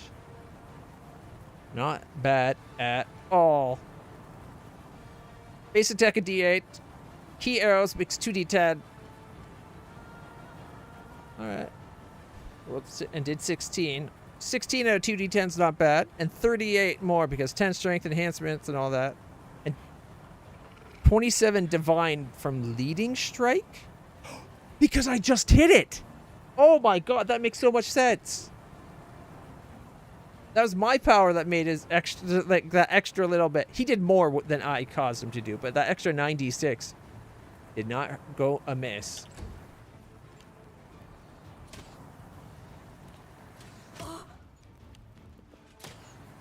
All these extra people are worthless.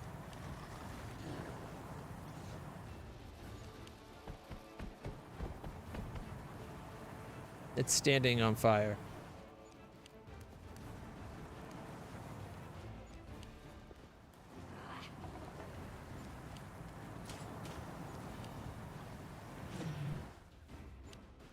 Could we just get your guys out of the way, please?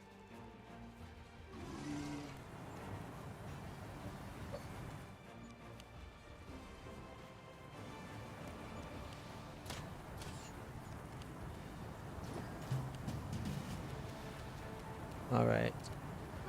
The succubus. I'm going to quarry you.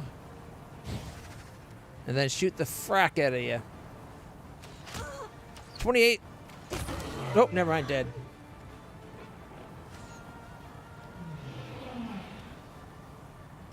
All right, so she did. End of round, okay. 28, 16. 34, 14. 29, 15. 31, 67. 26, 14. And then she missed twice.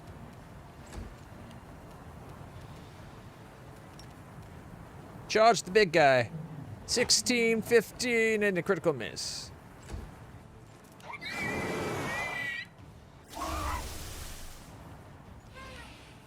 $50 damage to somebody. Some random soldier.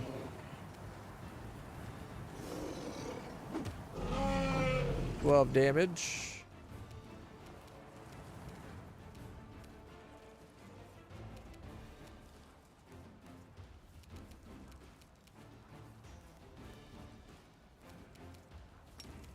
Yeah, your free daily heal, soldier.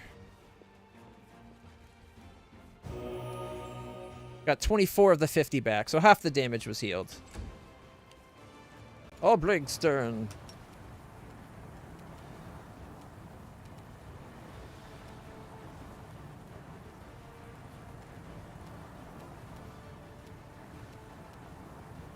The Oleodro. Kaka! 26, 78, 77, and 41. Bye-bye, invisible bitch. Bye-bye-bye-bye.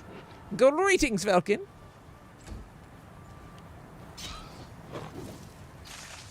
It's coming for me, I think. Or did it take a body over or something?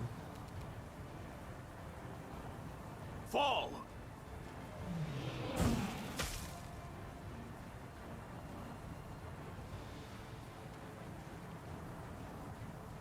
Why did he get 37 fire damage? Do we not have our fire resistances up? Oh shit, we traveled so long. We really should have rested.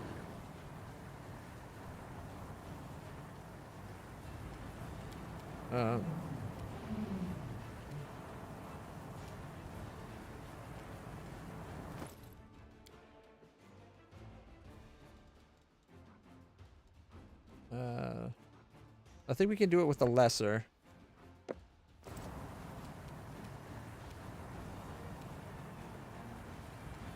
It's protection, not resistance. Darn it.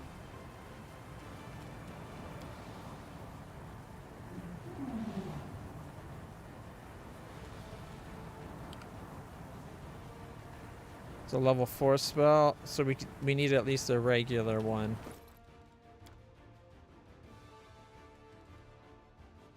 I don't know if we have any spots left on a regular one. Oh, we do. Okay.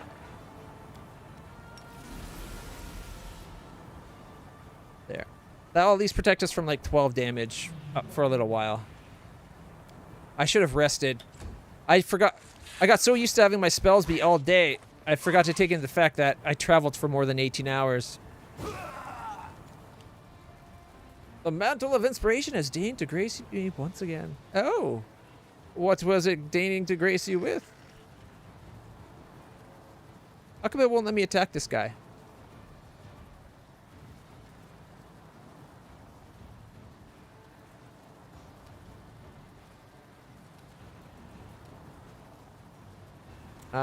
Hitting this almost dead guy would be a waste.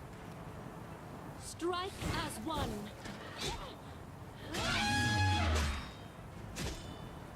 Contemplate on your mistakes. Consuming Book of Sword. Alright.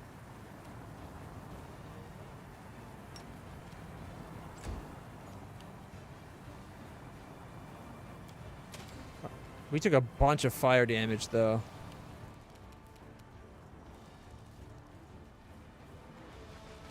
$33, 36, 42, 32. Miss, miss. Damn it. Left them at 72.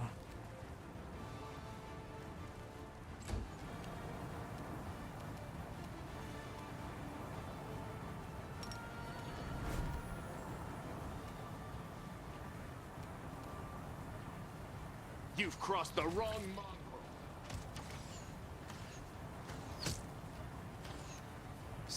Lifted at 42. Should have started with that. Would have killed the other ones probably.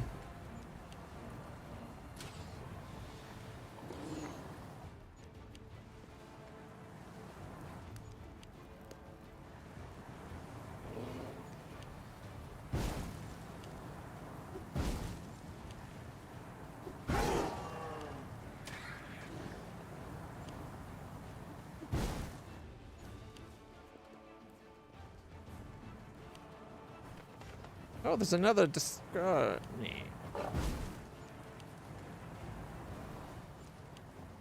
Dalactony just attacked an Ustalavic sharpshooter, which is really stupid on its part.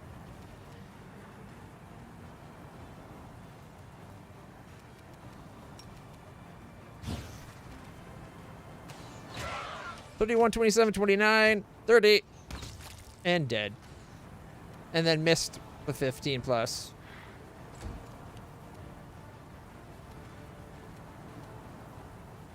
I don't think he can hurt it.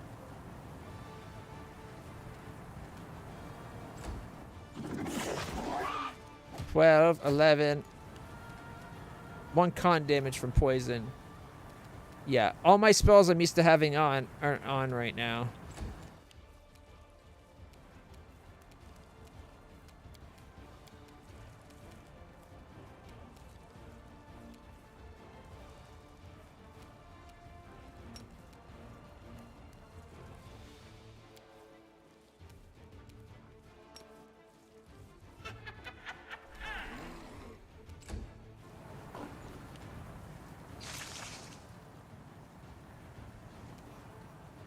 Body takeover.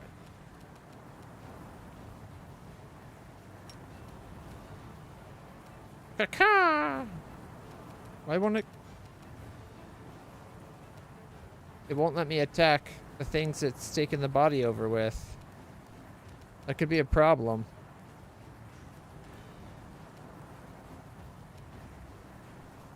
Caca!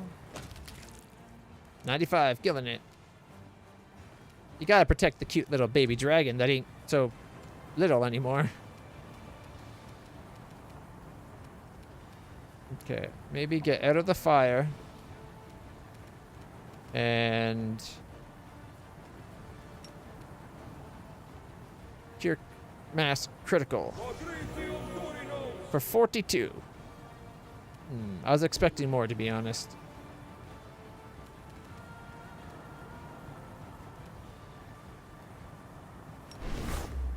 Give them all inspiring command.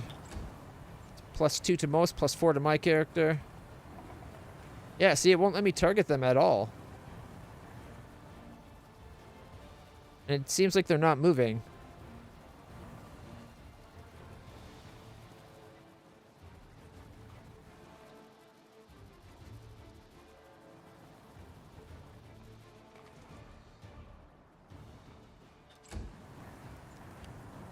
This seems glitched.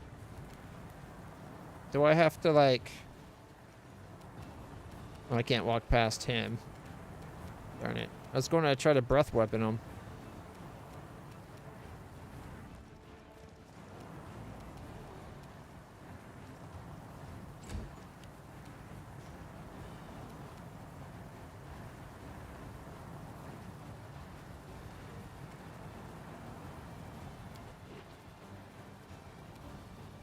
Yeah, it's not letting me attack these. What if we just go real-time mode?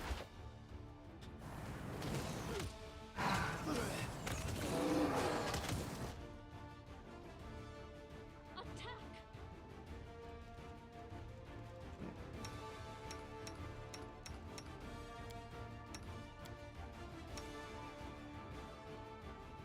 You won't survive me.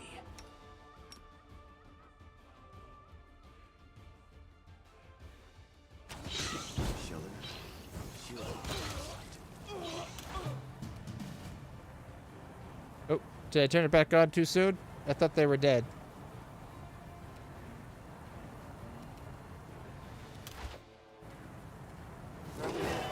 Yeah, we're good. Get your breath, lads. Reinforcements are here. Follow the companions of Wrath of the Righteous and notable NPCs and see how long it takes before they die. Alright. But what happened if there was no player in the game? Okay. Could be interesting. A lot of the people still would have got involved, but they never would have got powered up, which could be a big factor. Like, even no matter how capable they become, that's missing a huge amount of power. Especially because a lot of the story events happen because the power triggers in some way, right?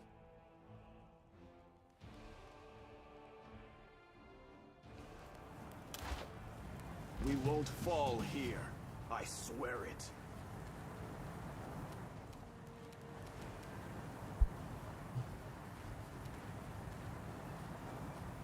Tell you what, let's delay until people show up for us to actually attack.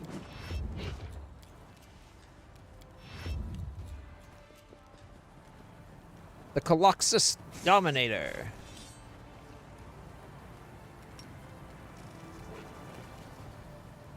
$534.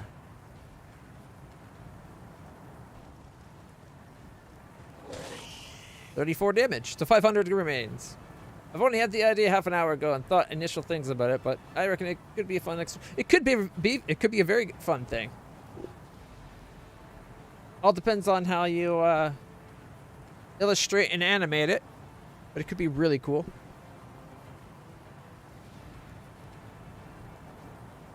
So would the would the idea be to get a mod that disables mythic levels, or just never use mythic levels at all, and play the game where your character's just some random person? Like, you could try it that way, have events happen, although you'd still be your character choosing things, wouldn't it? Would be cool if you could do a mod where it's just your character's not the commander, but then you'd have to have Queen Galfrey doing things, and we know she can't handle a lot. All the stuff inside the Abyss would never happen, because Galfrey would just close things up. Could be cool to see, though.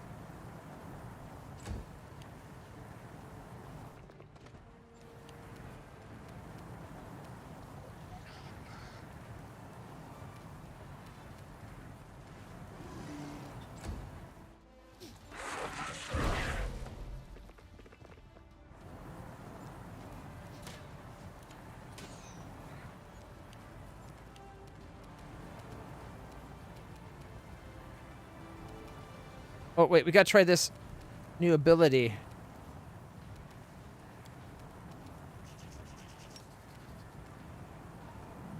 Say right about there.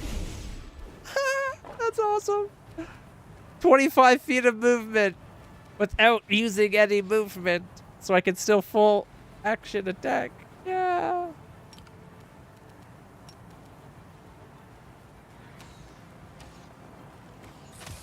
$57 miss. This guy's got a really high armor class. We're gonna have to do something about that. Where's Ember? Can you delay to after Ember? Same with you, my dear.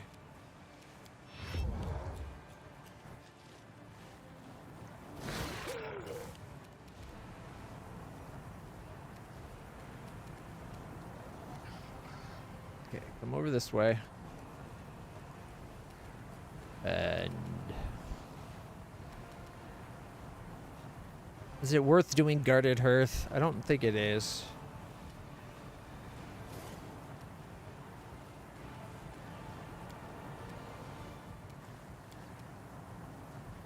That's one target, not a group target. Do we not have communal protection from evil?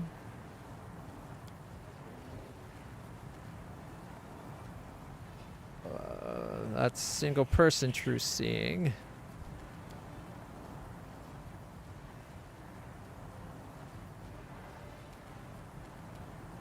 Level 4. I could use our level 4 to get the protections back and put fire on. That would be next action. He does that. Using a pearl would be his action.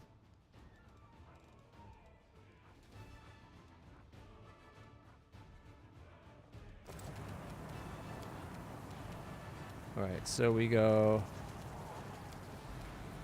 level 4.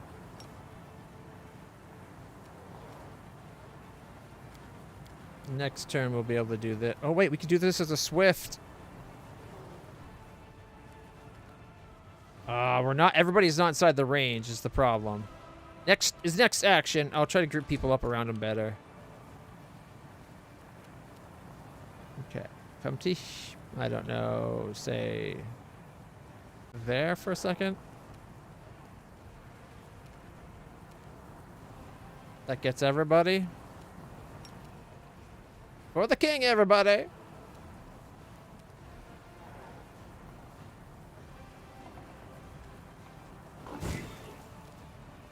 We shall overcome. 37, 67, 77, 68, 71, 78. Left them at 38. Not bad.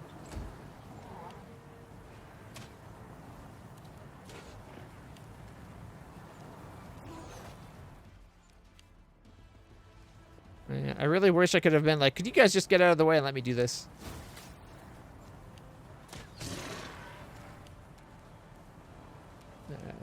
Sela and Camellia can easily live until the heart. Woljif probably needs to escape on his own, and his stealth is maybe high enough to get out of the city, and so go on to explore what path each character takes until they inevitably die. You think Ember would die? Yeah, probably. Unfortunately. Woljif probably wouldn't get out of the city because he was already in the hands. When you find Woljif, the tieflings were about to treat him as the person that did the act when it was somebody else, he was about to be killed. So if you're not there to save Woljif, he's dead.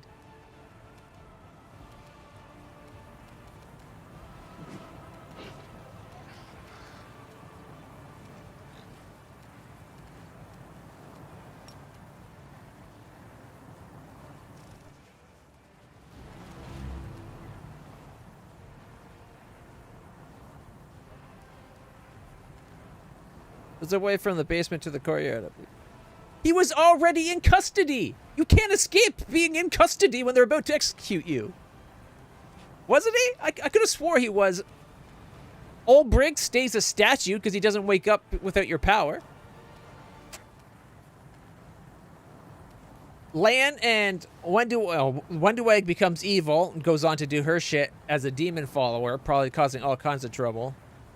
Land probably doesn't leave the Underdark area below the town.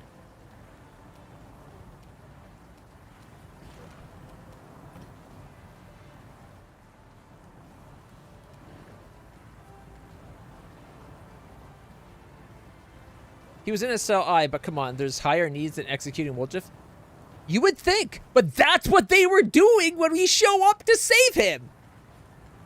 If they're in the middle of, we're executing one of you three sons of bitches, which one did it?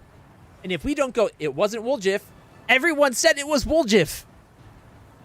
So Woljif is dead. I'm sorry. He does not get out. As much as I like his character and wish that without us he would be fine, he dug himself a grave. Well, yeah, he dug himself a hole by the way he treated the people around him up to that moment. You gotta remember, up to that, even after that, he sneaks out and leaves when shit got dark when the gargoyles attack, right? So he's not the type of person to have earned the trust of his friends. That's what we inspire in him. He's done. Nah, he would not make it. I'm sorry. I disagree 100%. Like a later game Woljif where people actually have, he's earned the trust of people. Sure, but that's only if he's got the influence of the commander. Without the commander, I'm sad to say, our boy Woljif would be dead. Because at that point, he doesn't even have the extra power from his shadow being the spirit of his grandpa helping him out, right? Like, he's just a rogue at that point. And not a super great rogue, just an okay rogue. The potential to be a great rogue. Because early on, he's pretty low level. I can't wait to see what you decide, though.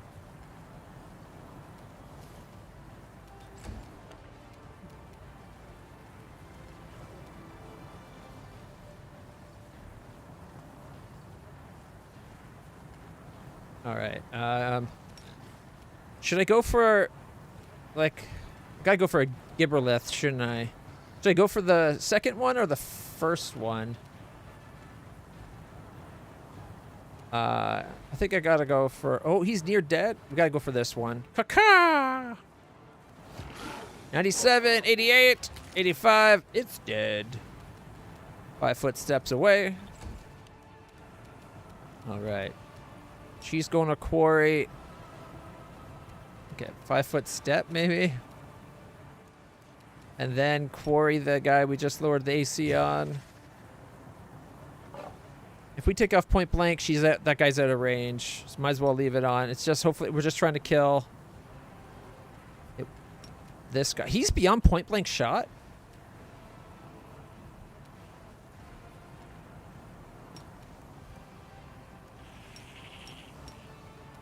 He's beyond point blank shot. Make your peace. But he's dead. A single arrow probably would have been enough. I didn't want to risk it.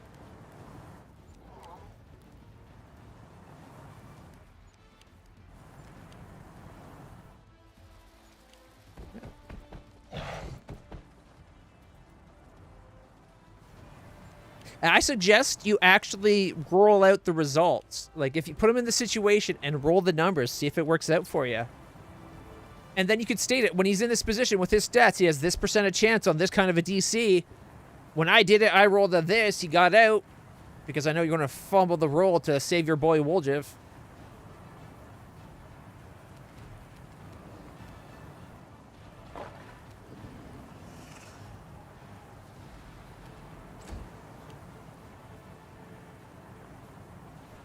I think it'd be kind of a cool exploration, though.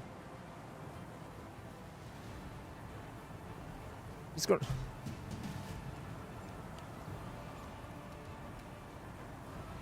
Okay, if I go there, I get 1 attack. Can I go here and then breath weapon? And get both. Yes. 80 and 40. Not to mention, her breath weapon is way better than her attacks now. If she only gets 1 attack, breath weapon always beats it, it seems. Her physical attack only does like 30 damage.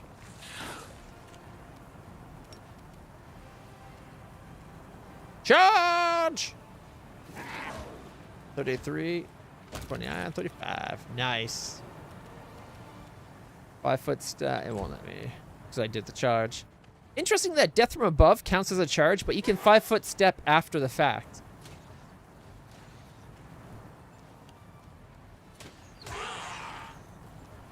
I could see Sela teaming up with a bunch of people.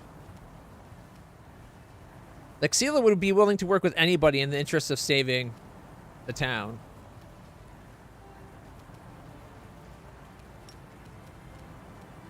Okay. They're both in range, so we'll 5 foot step closer. Oh, that guy's almost dead. 220. Okay, you know what? Extra. We might be able to get both of them. Endure this. 51, 58, 60. One more. Oh, took 3 more. 55. Yes! 205. Critical hit. Staggered the bitch and exploded him into little bits. All right. Sauciel. I took a bunch of fire damage. I really need to get healed. So...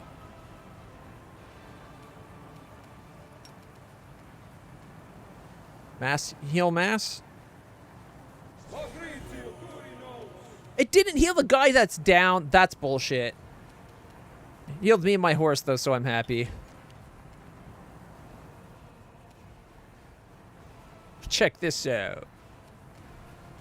He's going to do a bunch of fire damage again.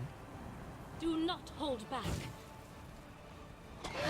15, 32, 35, critical 97, 38, tripped 34, left it at 49, and now he's got to get up with me and my horse there to attack of opportunity. Strike as one. Repair meat shield, what's that? When the flesh mansion starts its turn no more than 5 feet from a corpse, the swarm pounces on the orphaned meat, begins to rebuild the flesh mansion. This restores 5 hit points per corpse size category. It's not much. And it's a meat shield. The swarm takes only half damage from all attacks that deal hit point damage, with the remainder taken by the flesh mansion, because a swarm of diminutive creatures is immune to all blah blah blah blah blah. So this is supposed to be a swarm? It's a good thing I have the thing that lets me kill swarms on.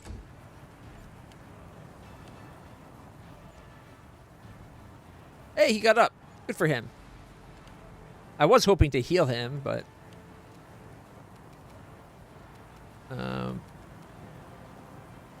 which one is he? He's the one that just went, right?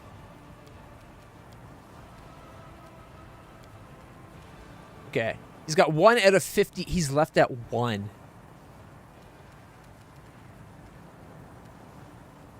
We'll give him a cure critical.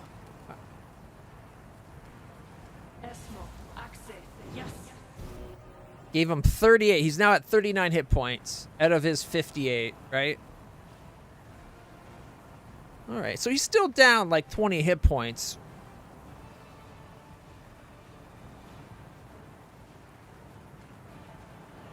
That's why you think Ember could survive. Anivia tasks the player to go to the marketplace.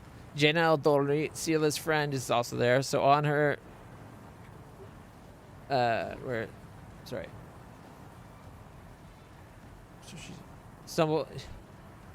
I don't think you can say she's sure to stumble upon it.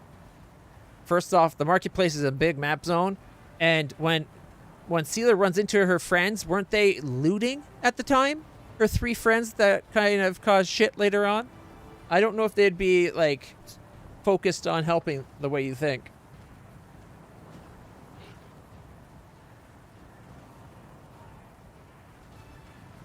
I'd say give a chance and roll the dice on it, though. It could be cool. Like I said, it could be a cool, like, what-if story. Follow it along.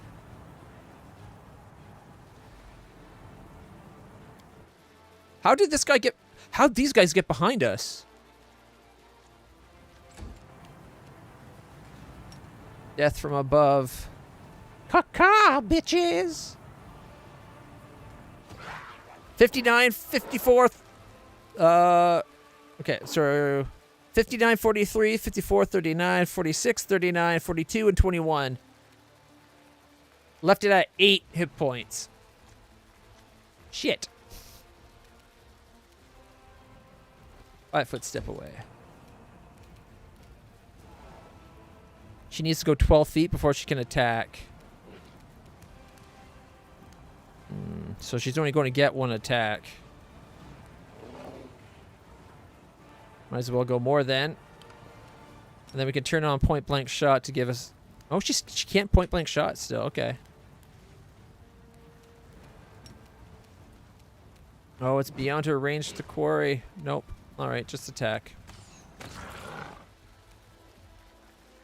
148 left on the insect swarm.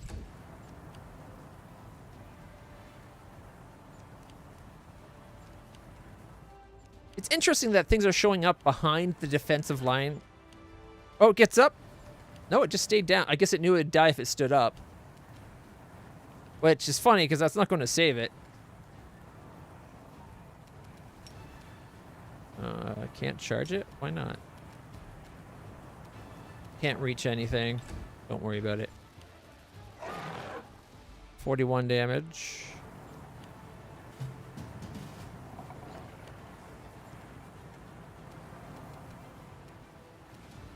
Can only go that far. Okay, what if I put... it's got 100... No, 49. Okay, if I have Ivu come this way...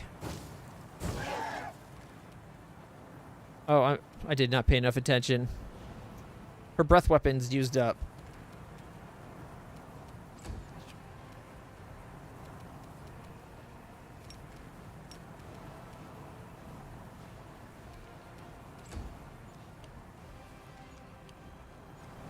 All right, Land's turn. 25-foot blink. He can point blank shot if he takes a 5-foot step, but not the other one that takes 10. All right, he'll take a 5-foot step.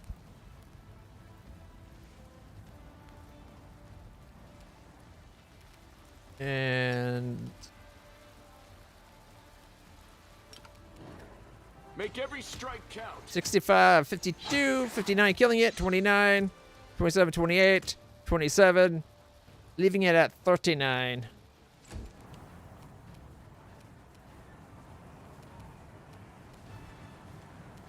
Like, I could go over that way. I don't think there's a need for it, though. Oh, man. Do I kill this, or do I come back? Oh, I can't even ride back. Look at that. Okay, well, in that case...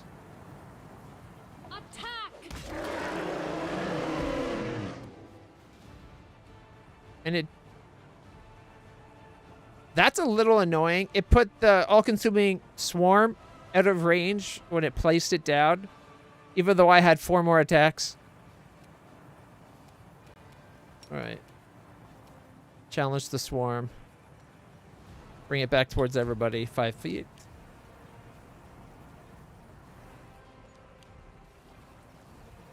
Nope. 74 damage. 8 damage. 10 damage. Where's it going? Is it trying to get to this guy up there that's damaged?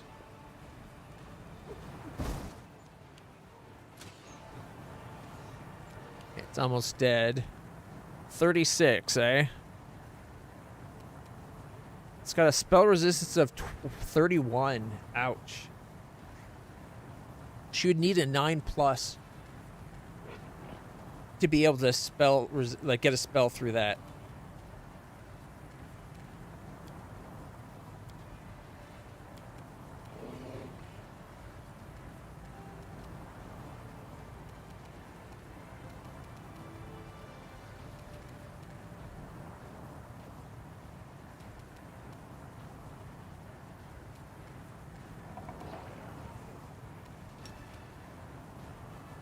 That'll make it easier to hit.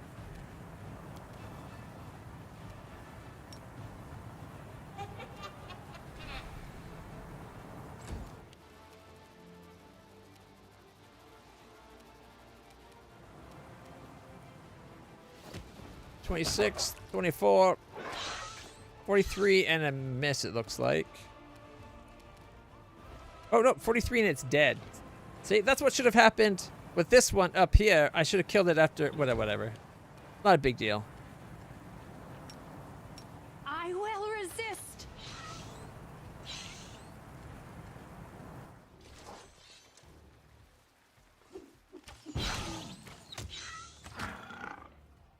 Keep going. We're one step away from victory. What are they doing?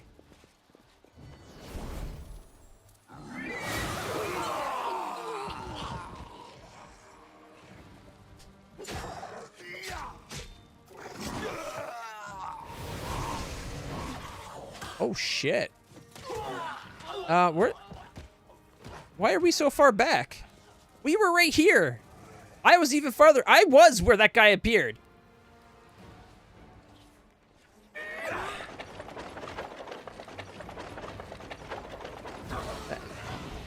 It is. It's a good game, though. To battle, my friend. I hope you're enjoying it, Ace. Did you play the first one, Kingmaker?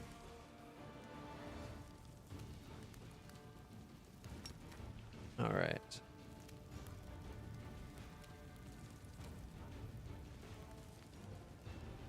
Okay. How about I go behind you? Leave room for my friends. 533 hit points on this Miu Hazul, the Swarm Carrier. We shall overcome. 63, 73, crit for 200, 73, concealment miss. I left it at 144. Yeah, because I've been doing a lot of the DLC stuff as well, like the island stuff. I have like 200 hours probably in this game.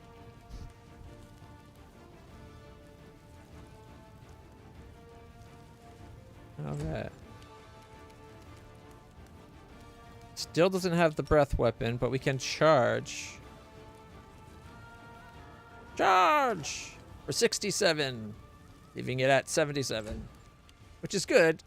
Lane can totally take that out.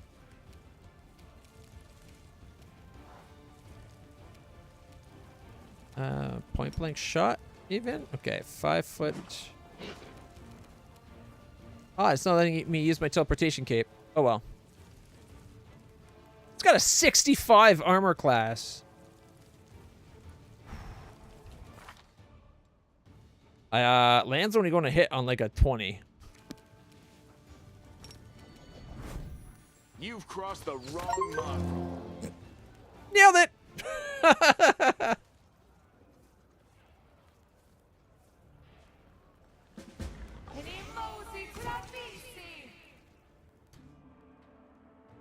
So you don't have a PC? Yeah, that's fair. I didn't hear that it was a bad port on the console. But hey, as long as you're enjoying the game, might be worth checking out. Maybe they've fixed it up a bit.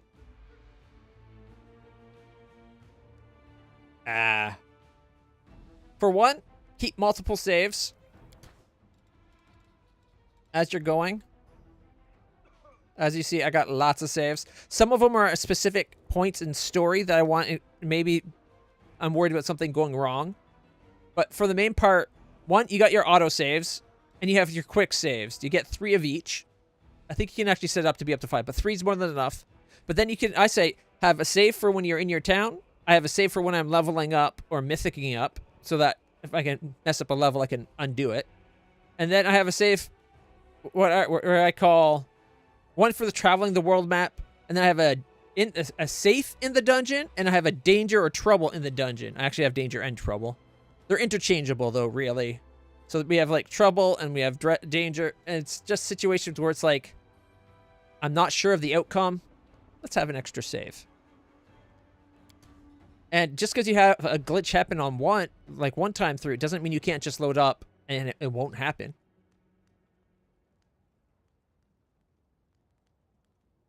Yeah.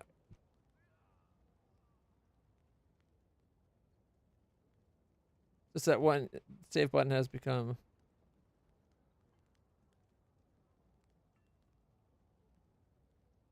Yeah, it's easy to. You gotta build a habit. If you're going to rest, save before you rest. Especially in the field, sometimes you get attacked by monsters. It's good to have that save. I wouldn't say load up your save at every negative. Sometimes running with a negative can have really cool diegetic stories that come about from what happens in the game.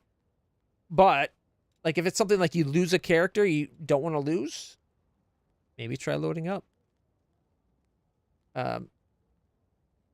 I would suggest playing it blind and don't follow guides for your first playthrough, but there's a lot of stuff that it can seem like you had a good outcome and then you find out 2 acts later that you actually did a bad outcome and you lose like maybe one of your favorite characters. Trust me, that happened to me. I will guide us. Why won't it go loot the corpse?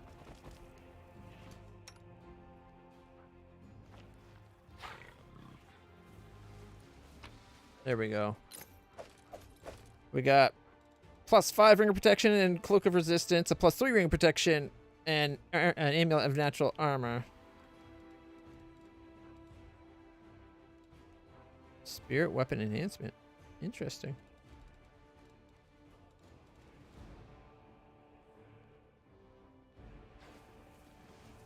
Have Lan go grab some loot.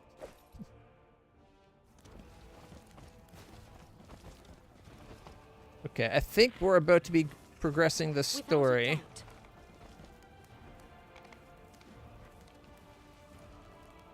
Gundren stood strong. What about the goddess? To the shrine, hurry! We won, but our victory here will mean nothing if the demons destroy the shrine. I think they want me to go to the shrine. Is to. So a second run with more of a guide, and I'm going to get the DLCs as well. Yeah. I find a lot of time when people complain about bugs ruining their saves, it's more that it happened and it ruined the moment, and people gave up. You'd be surprised how often people just give up the second something doesn't work right. They think it's going to happen every time, and a lot of time it won't. A lot of bugs are pretty rare in my experience. Okay, we do need to rest though, so we can get our. Oh wait, no, I think I got a spell. I think I have a spell to get our abilities back, don't I? All right, let's see.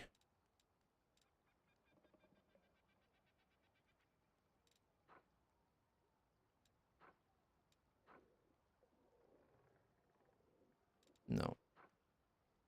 Voice of Renewal.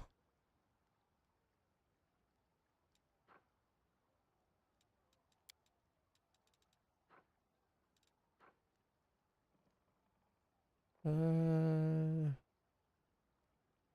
Azada summons the power of life itself. The Azada and the companions attack deal holy damage for 1 round.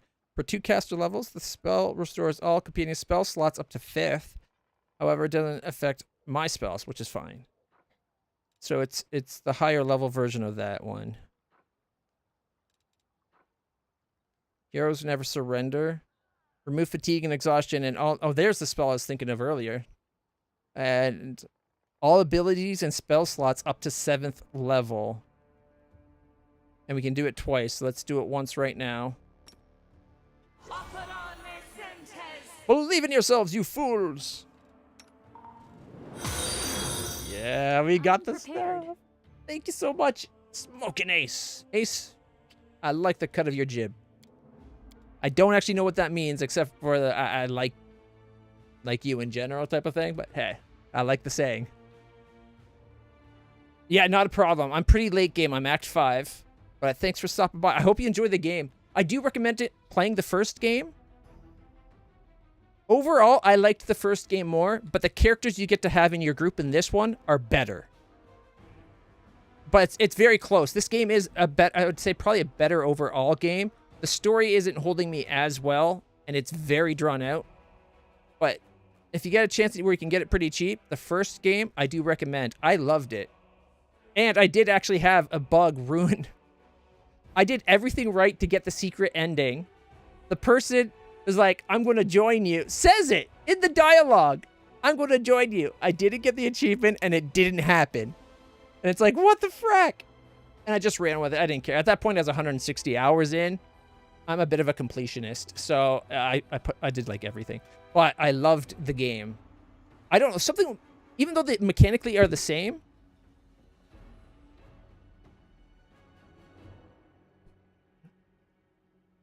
I'm not saying necessarily those characters, but there is a certain storyteller that's right in the story of the journey of the first game that I could have killed. I did come to like her character in the end. Some of the those characters, I liked them all, but they took a while. At first, a lot of the characters in that one are a bit not obnoxious and hard to like, but by the end, I did like all the characters. I'll put that out there. But it's also the context. Building your kingdom versus managing an army and trying to take over the demons. Even though it's the same mechanics, I enjoyed building my kingdom a lot more than I've been enjoying building my army and fighting off an army of demons. Same gameplay, though. I don't know why that makes a difference. I like building things, like building a community where I made a very just and people-protected kingdom in my run. So it's like, I guess that gave me a sense of satisfaction. Storyteller and Minago has the same voice actor. I could believe it. There's a lot of, in TV, movie, and the voice acting, there's a lot of women that do male voices. Usually a woman will do a younger guy voice or a very old guy voice. You don't normally get the mid-age, like 20s to 40s in age for a woman doing those voices. Although I'm sure there's some very talented women that can. I actually wanted to be a voice actor, but I never got around to it. I don't know if I would have been successful or not. I have fun doing what I think are probably not the greatest voices, but I try. Hopefully they're fun for you guys. Lindsay and Minago is the same person. Balls Gate 3 narrator. Amelia Tyler is Wendu. I love Wenduag. Oh, we're in ads, so we should maybe give a moment for ads to process. I did not know that. I'm the kind of fan of a thing that, like, will enjoy it inside the context of what's going on screen. But even if I'm a fan of an actor, I try not to look too much into the people behind it and super fanboy over them, or try to figure out what they've been doing and all their stuff. Sometimes a little bit, but I feel like they deserve the privacy and a bit of respect for what they're doing.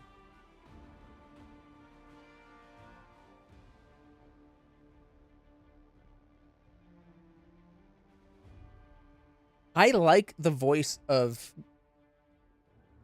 Galfrey, honestly. I don't like the actions of the character, but I like the voice actress's job. Which I think is odd that we don't say... We're kind of not supposed to differentiate voice actor and voice actress anymore. Alright, we need to get all of our spells back on. Alright, resist fire. And electric. Okay. Oh shit, that got changed. Why did that change that to direct for electric? I've never had that happen before. Was tree?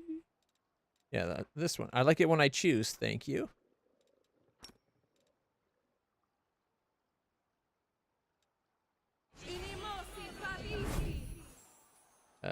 Delay poison would have protected Ivu from that damage she took, but we can fix that in a moment. Alright, Ivu, Greater Magic Fang. My horse I'll give lesser because it doesn't need it as much. And then you. And Bismuth. Okay, you gotta do that. And that. Okay. And then we got to put the bark skin on people. I wonder if I should keep... I'm wondering if I should keep the swarm necklaces on people. You know what? Either, that won't affect this. Either way, we're going to be bark skinning all the animals.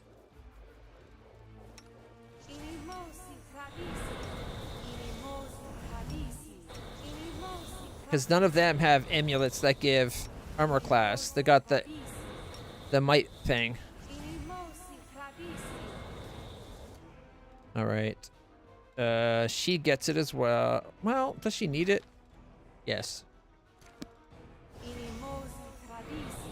And one more, I'm thinking me, because I'm up front with only a 38's not bad. But compared to 50s and 40s,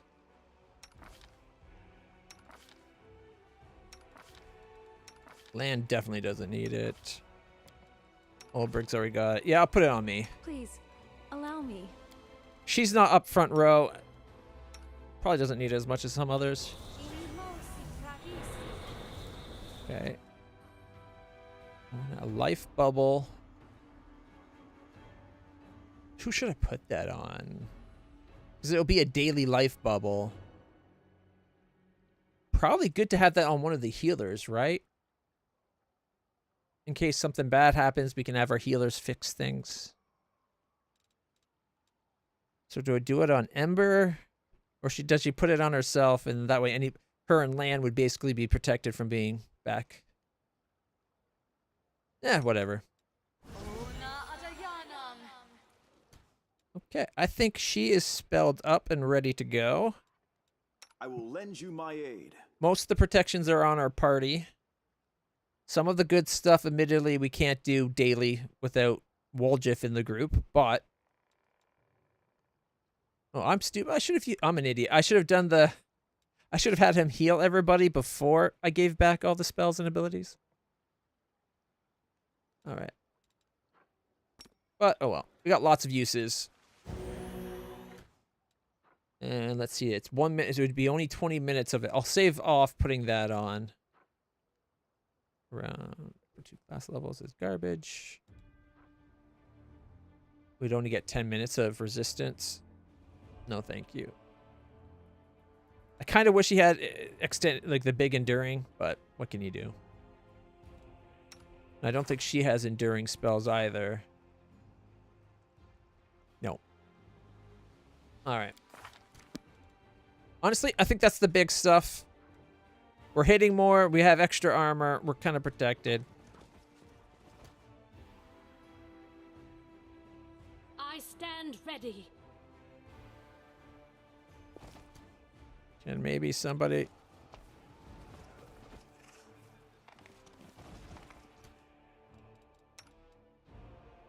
Why isn't it letting me loot?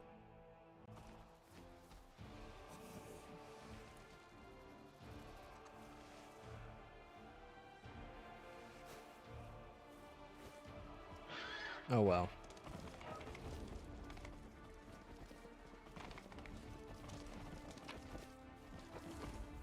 Creeping Doom scroll. Our path leads on. Throwing axe and hide armor +2. Is that something I missed to get the first time I was in the town? Oh well. I doubt it. Wait for everybody to show up. I will guide us. Hey, at least it let me loot. We got leather armor +2, cold iron masterwork hand axe, and a +1 hand axe. There we go. I don't know why it wouldn't let me pick those things up. I think it was because it happened during an animated event when that thing did its breath weapon. Took out the whole squad. Which... yeah. I don't think the game would have allowed me to give them protections or resistances, so...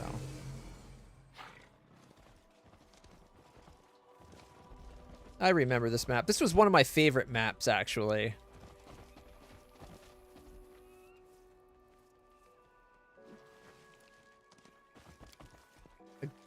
A grueling battle took place here, judging by the evidence. The fighters were ambushed by Nabasu demons, which may still be lurking nearby. Falcon, is it worth checking out all the caves in that again? Or is it just go to the temple?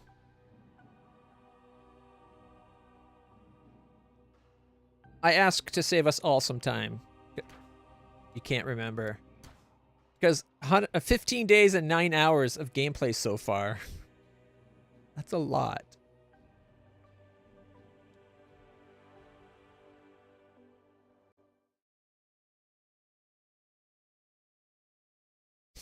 $369. Nice. 369 hours and 50 minutes. Holy shit. Now, some of that was... Okay, a lot of that was character creation, talking stuff, going over it. Then also doing all the aisles and that. I didn't think it was that much. I knew we were over 200 hours, though. Your first run was 5 days? Yeah, you play differently when you're streaming and talking to people. You don't have moments like this where you stop for a full minute to talk about why he took so long to play. Without a doubt. Not to mention all the humming and hawing about levels and buying gear, selling gear, re-equipping, fiddling it. I've purposely not tried to be a quick streamer. I try to explain what I'm doing that and talk about it. Did you do it as turn-based? Be on your guard. The world wound is a stone's throw away. There could be... In the name of Erasmo, what is that? Sarug's whatchamacallit?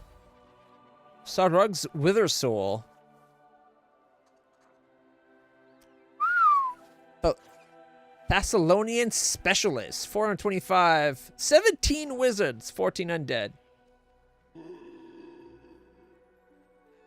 It's faster? Yes. Better for your sanity? No. 1, it is less glitchy, but it's... You gotta pause. I find you gotta pause. I hate it. I really don't like it. You don't get as good a run. It doesn't feel like playing D&D.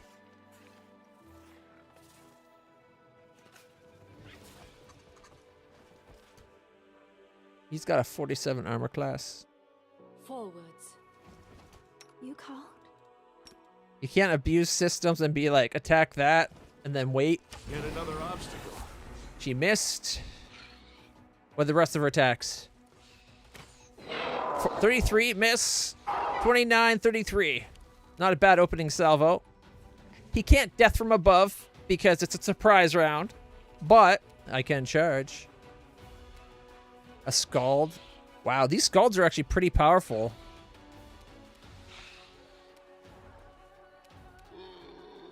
Charge! 92. Critical for 169. Nice. Hey, Battling Bard. Hello. How are you doing? I'm not doing too bad. All things considered, I'm having a very sore and painful day. But that's because I have a chronic pain condition thanks to nerve damage. But being on here talking to you guys, playing the game, helps distract me from that. So you guys are actually very helpful. You're basically medicine. So thanks for being here.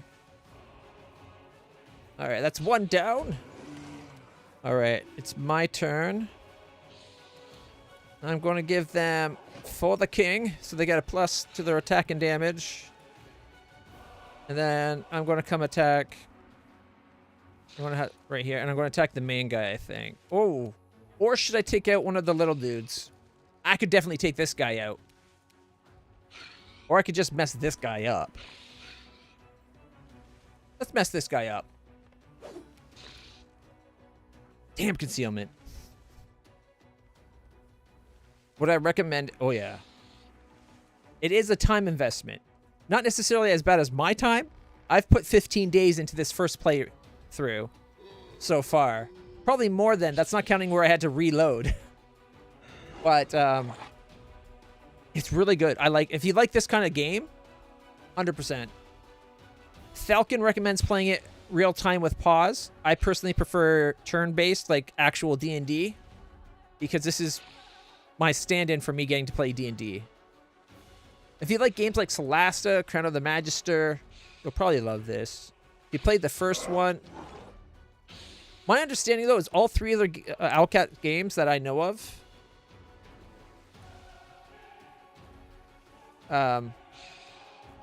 Kingmaker, Wrath of the Righteous, and the 40k Rogue Trader are all awesome. I've yet to play Rogue Trader. It is on sale right now. Isn't it like super on sale too? I think I saw it the other... There was a store where it was like 90% off.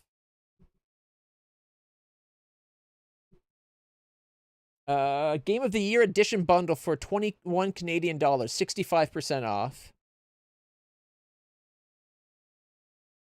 So if you get the whole thing, definitely worth it. You can get it and Rogue Trader, but that's only 10%.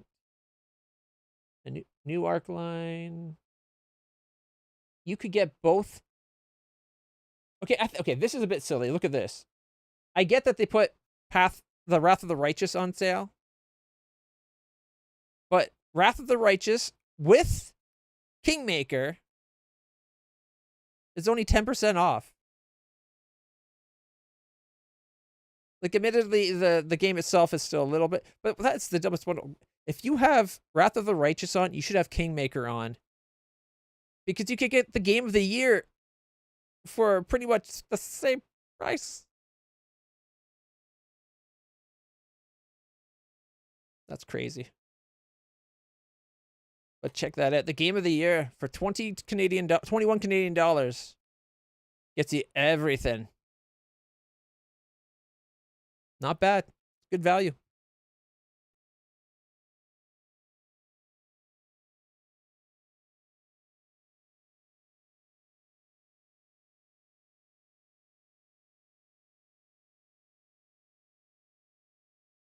What? They don't own Kingmaker anymore? That is a travesty. What happened? I didn't... See, this is part of the things... I don't hear about stuff like this, unfortunately. Because I don't follow games that much.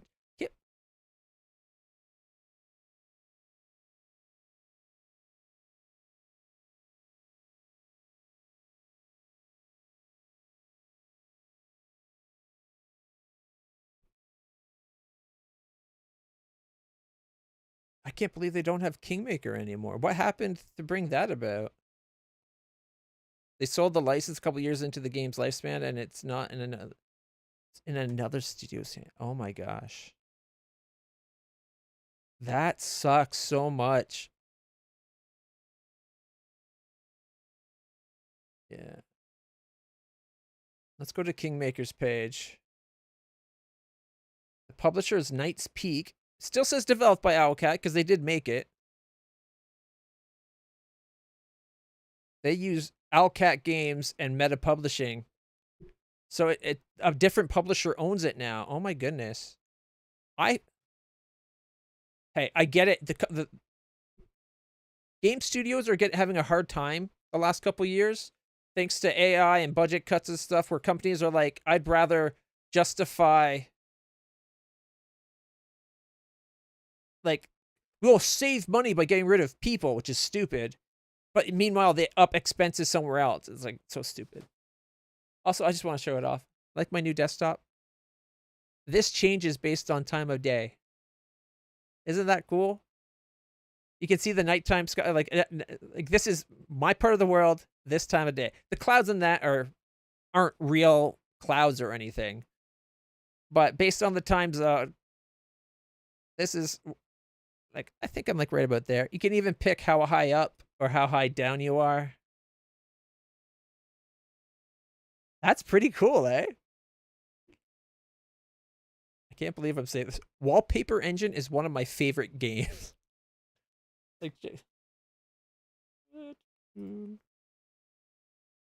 might as well go off on this random tangent with you. Just play the game. I gotta just tell it to always do it. There's some really cool wallpapers you can get. Like,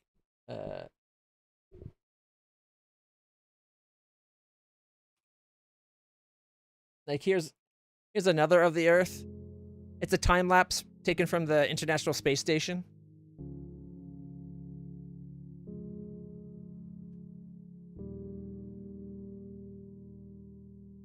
After all, the International Space Station only takes 90 minutes to orbit the world. Here's just the...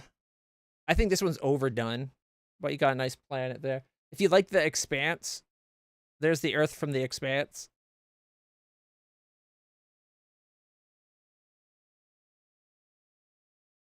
You can see how the moon's developed a city on it and stuff. I think it's another really cool one.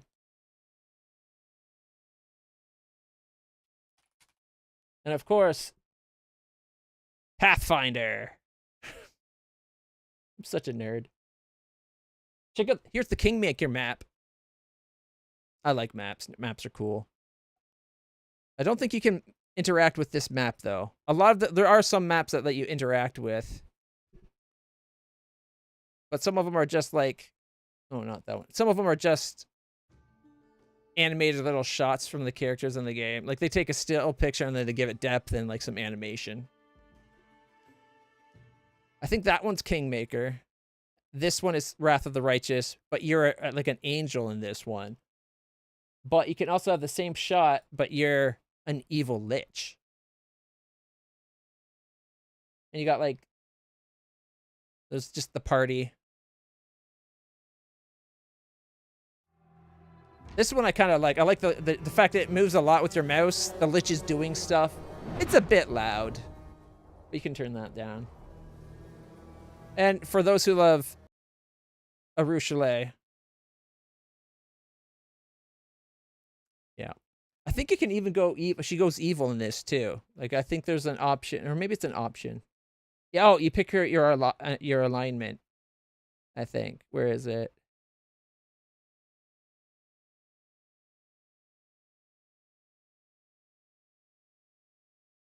I can't find it. There's an option where you could have her be the evil one. Oh, yeah, here we go. This is redeemed. But there's also corrupted. You know, whatever floats your fancy. Basically. And of course, the Aeon. This was going to originally my plan to be my character. But I ended up making different choices. But yeah, there's a lot of really cool, really cool like desktops using wallpaper engine. Check this one out. This is from Elite Dangerous. It's just a shot of a space station orbiting, right? That's cool. I like space stuff. Here's another one in an orbit of a planet from Elite Dangerous.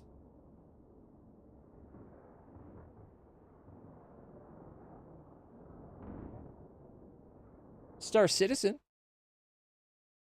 And you can get a closer view of the station. Inquisitor or War Priest? Redeemed all the way. I do think the Redeemed looks better. There's also cool ones that are like moving cities. I don't know. There's something cool about watching a city just go about its time.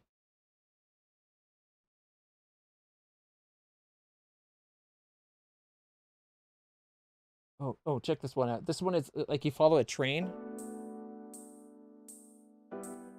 This is a train that, like in Tokyo, I'm pretty sure, just does the train route over and over again. Something kind of fun to just watch them.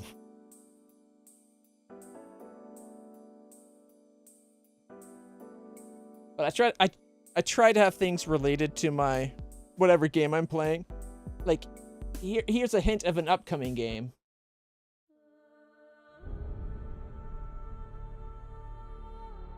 This is probably going to be the next CRPG I play after we finish Wrath of the Righteous.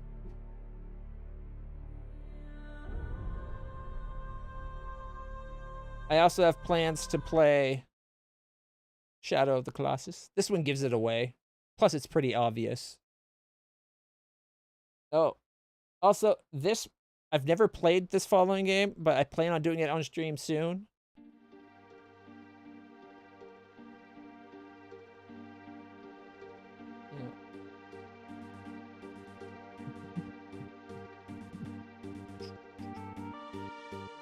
It was Tyranny. So. Also, for Tyranny, I have this one. I think this is a cooler desktop, though. Personally, I like the ones with a lot of animation. Like, this is a mod for Sins of the Solar Empire Rebellion that does Halo in Sins of the Solar Empire. So it's kind of cool to see the ships move and do stuff in the trail, like on your desktop.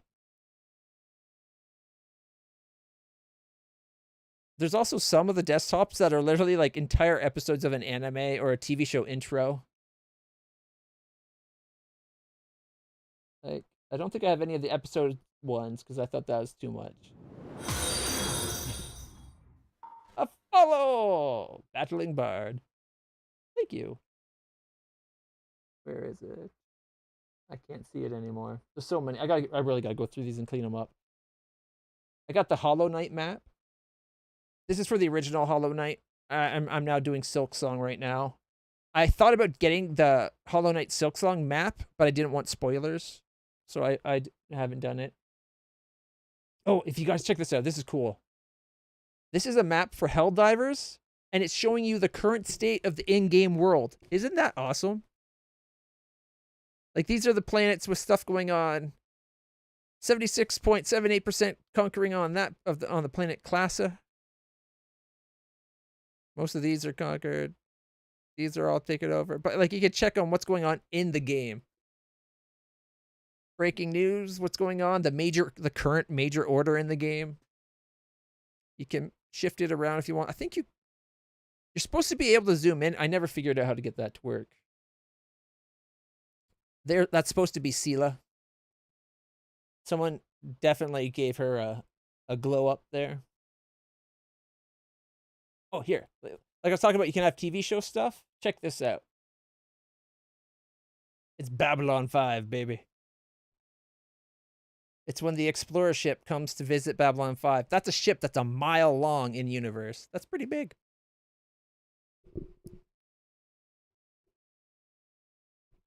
All right.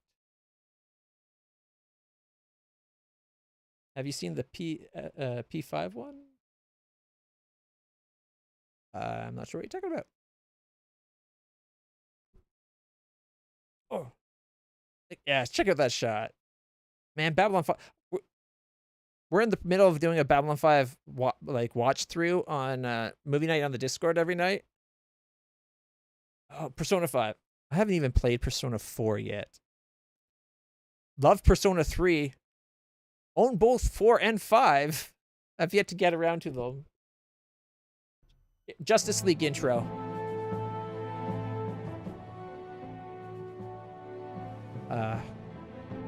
Batman of the animated series all the way through Justice League. That was my shit growing up. I love my superhero cartoons. Batman the animated series, Superman the animated series, Justice League Unlimited, and Batman Beyond, and Teen Titans. All are must-watches if you like superhero stuff.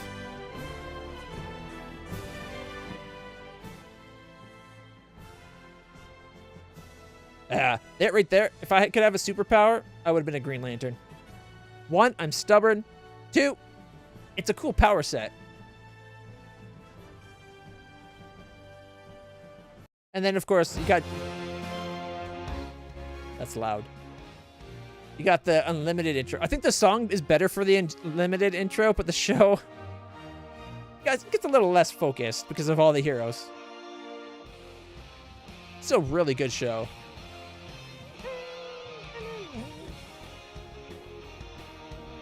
Okay, I think I know what I'm doing tonight. I'm going to be watching some Justice League at some point. I love that show. Anyways. Oh, sorry. One more, guys, and I promise I'll set it back, and then we'll go into the game. If you have not seen this following show, 100% recommend it. Even though it's a kid's cartoon, it is amazing. Although, once they got rid of your lead guy behind it, it kind of got a little less good, but it was still good. Just a little bit more out there.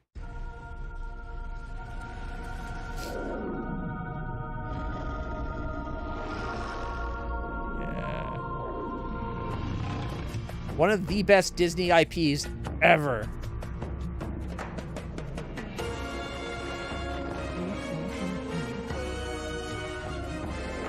It was such a mature show. It was so good.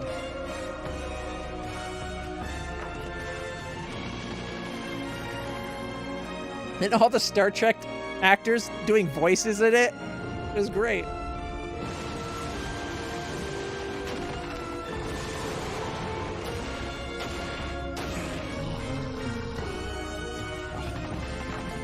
Not to mention, Elise is quite the hottie, right?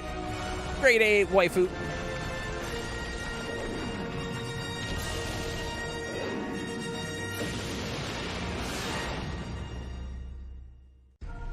I love that shit. I love that show. All right. I just moved it so we could have the sound quiet down. All right. Where is the one I normally have? You know what's funny? This is actually my phone's screensaver. Oh, I keep seeing more I want to show and share. I love them so much. Check this one out. This is an old, like, 80s, 90s anime montage of sci-fi stuff. All this shit was drawn by hand.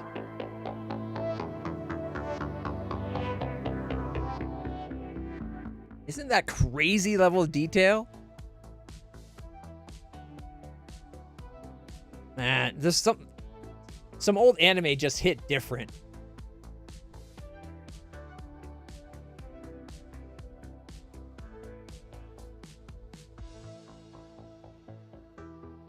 All right. I just need to get it back to my normal.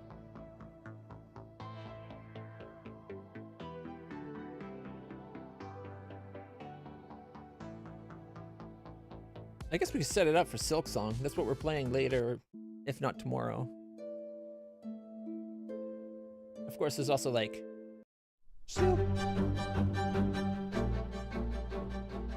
I don't love all the ones with music to them. I generally like my desktop quiet. Anyways. A nice swinging shot. You can see the planet. You can see the moon in the background depending on the time of day too, which is pretty cool.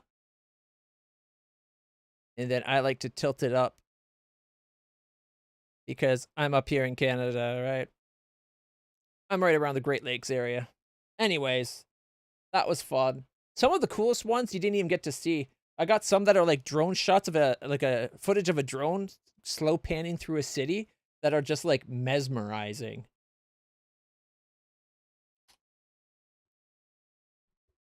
Like, check out this New York one. Like, that's stunning. There's a beauty to a city at night, like the way the lights lit it up. Like, oh, I love that building. It looks so cool.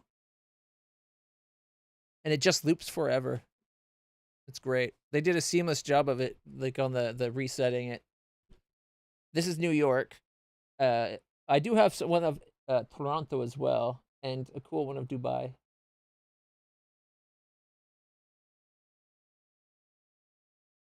I thought I had one of Toronto.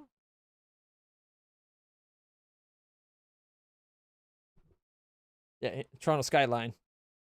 It's not as good. But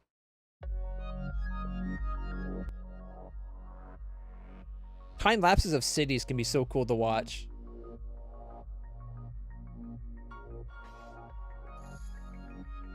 Now this one they've punched it up to edit some color in some shots, but this is actually that's Toronto. Now here you can tell where they've added color.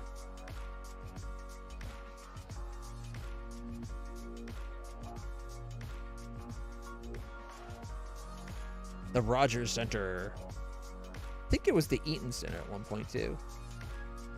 The CN Tower.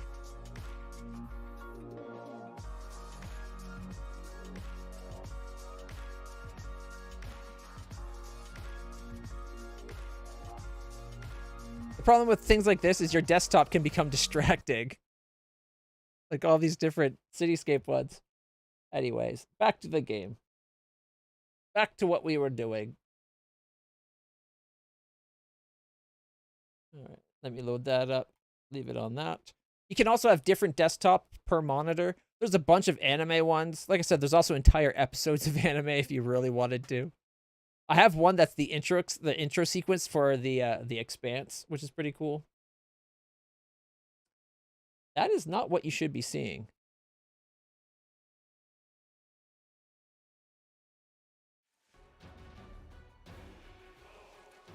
It thinks I'm in the game. Okay, there we go. It brought up the big Steam big picture thing. Yeah. I wish as a people, like as a society, we are much more on top of light pollution and sound pollution as a thing. Because there's so many experiences that people could have just going outside and seeing and hearing things. Like a little while ago, we had the northern lights visible from my house. Or at least they would have been if it wasn't for the light pollution. I had to walk like a kilometer out of town. I'm already on the edge of town. I had to walk a kilometer out of town till I could see it with my bare eye. From my house, I could see it on my phone. My phone was sensitive enough to pick it up. But like, I took my puppy. We went for a walk at like 11 o'clock or 11:30. Might have been 1 o'clock, 1:30. I remember a 1-something-30. Either way. But we walked like a kilometer out to the town to get to the what's called North Town Line in my town. And then we went like 20 feet beyond that. Because finally then we're like, the light just falls off like a cliff. And it was like, holy shit, this is beautiful. If only we had light pollution under control, people in town could have seen it. And there's so many stars when you don't have light pollution. I live in a town that has a massive car factory as well. It's called Cami. And you can see the lights of Cami for miles, we'll say, because most of the Americans watch. But for like miles and kilometers, like a huge amount of distance, you see this bright, like lights up the sky. Any clouds above are lit up and you can see it. Like, so you can actually, with the same thing, there's so much light pollution from the city of London. It's a half-hour drive. If you're out on the, like, if you go out to the North Town Line where the view's open, where you can see that towards, I think it's, okay, wait, west, towards the west of Ingersoll, you can see the light pollution from the city of London. It's like a haze across the horizon. It's like, holy shit. It's insane. Not to mention, it's a lot of wasted electricity. And that's the bigger one. But I won't get into my views on electricity and all that. I think we should be bringing nuclear power back bigger, but I won't say more. Let's get back to the game. So we're fighting this guy. He was the Starug Withersoul.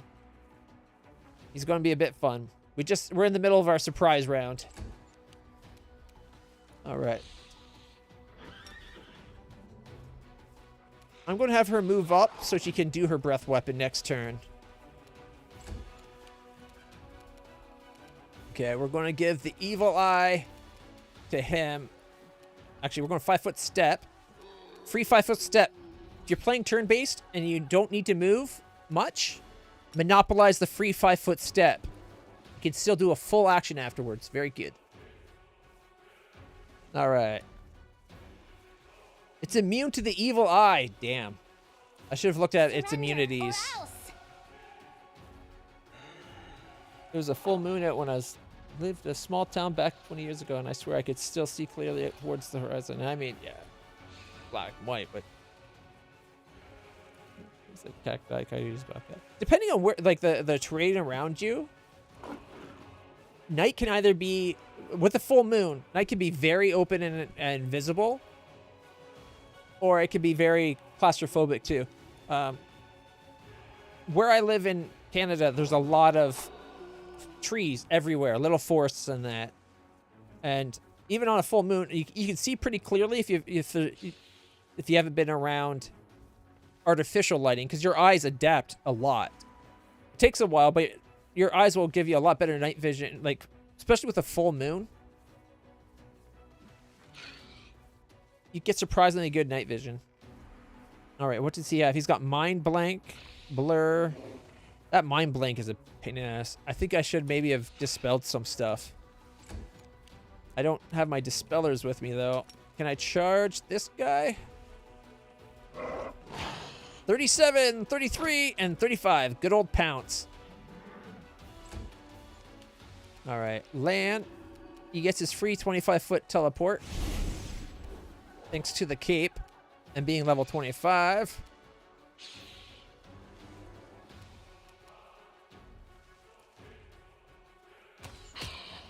$43.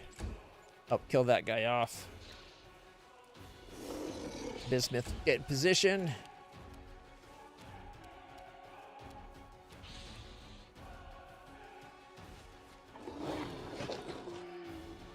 All right. Now, anything that's a power from his god, he gets as a swift attack, a swift action.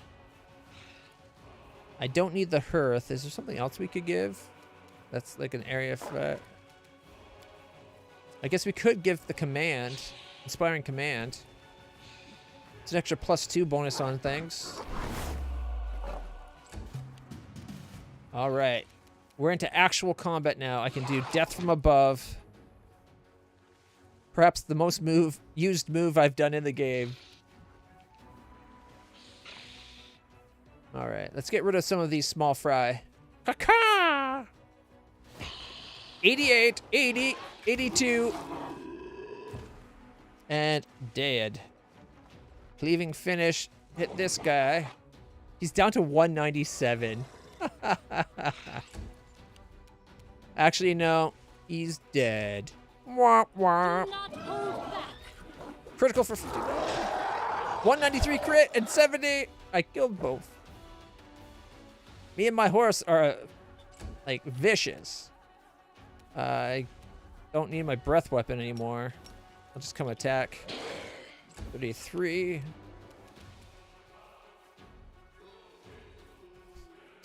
Such a waste. Too late for apologies. She did 27 critically, then 7. 38. Ooh, critical for 66. That's done.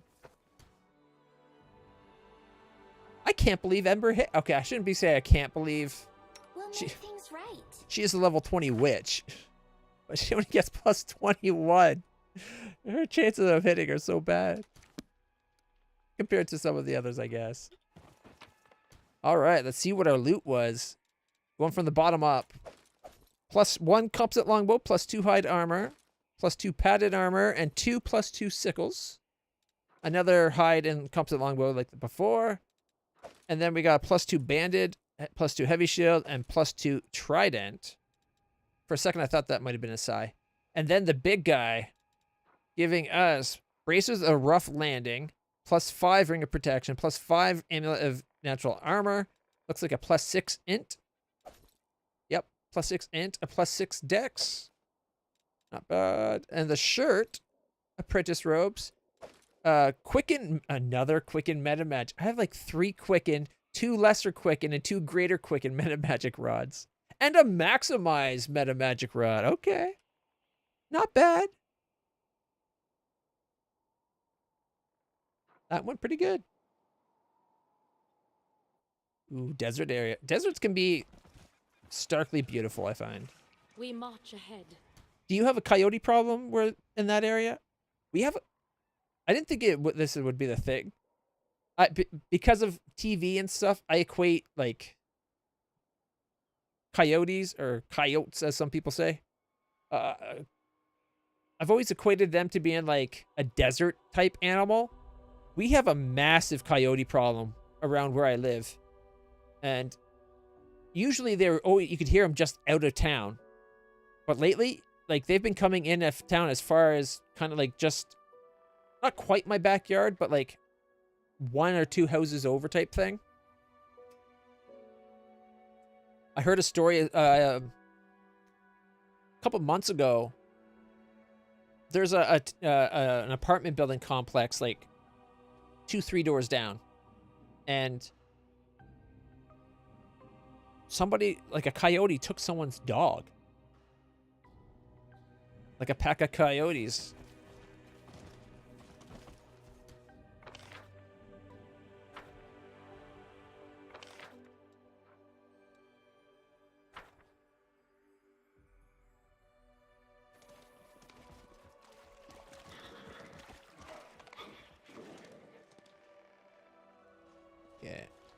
going to circle around a bit because I want to make sure I hit all Our locations. path leads on.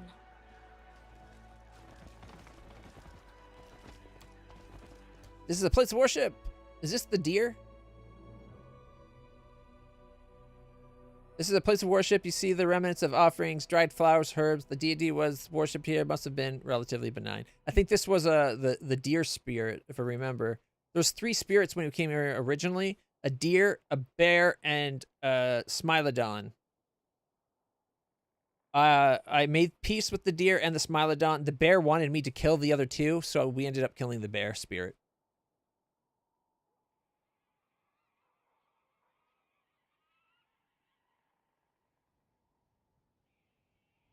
What are javelinas? I've never even heard that term. Google, what are javelinas? They look like a boar. Skunk pig. Okay. Pig-like ungulates of the family Tayasudae. New World pig. They are found throughout Central and South America.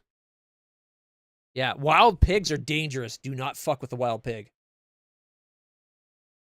There's probably things that I would be more worried about, but wild pigs are surprisingly devious and dangerous. One, there are a lot of muscle on pig. They're surprisingly strong. 2, they're ornery.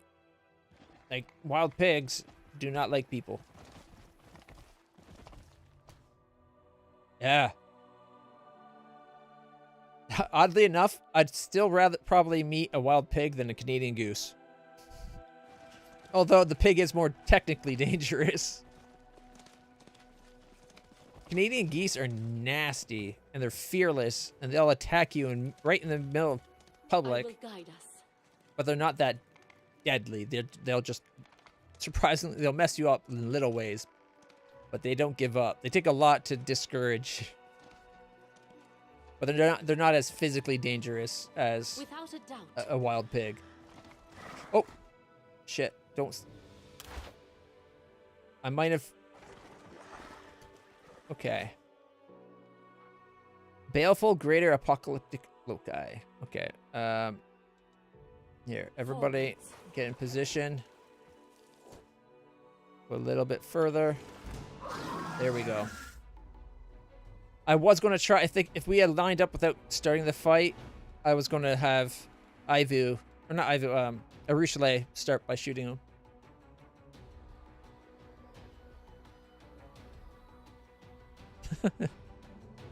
Knowing that information, if they're on one side of the street, yeah. Pretty much. Wild pig or Canadian, if you see a Canadian goose, if it's looking at you, back away slowly.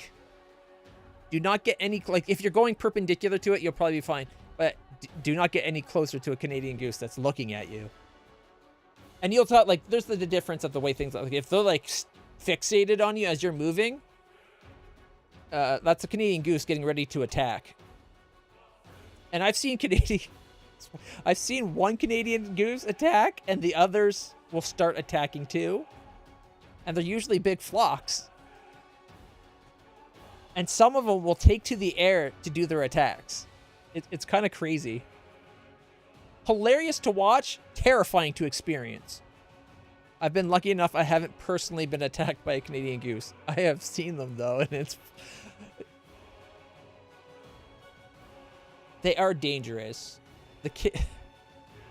All kinds of cuts, little cuts and lacerations and bruises. Thankfully, wasn't too seriously hurt, but it was funny. It was during a class trip in high school. We went to Toronto. It was like a 3-day thing. We had a sport event, Ultimate Frisbee. I'm that kind of nerd. We had an Ultimate Frisbee tournament for the weekend, but because of that, we got to have a day where we were like downtown Toronto and a day where we went to Canada's Wonderland as well. And it was a fun time. But there was one guy that his nickname for the rest of that year was Goosebait because they just hated him for, we don't know why. They would ignore other people being dicks to them to attack this kid.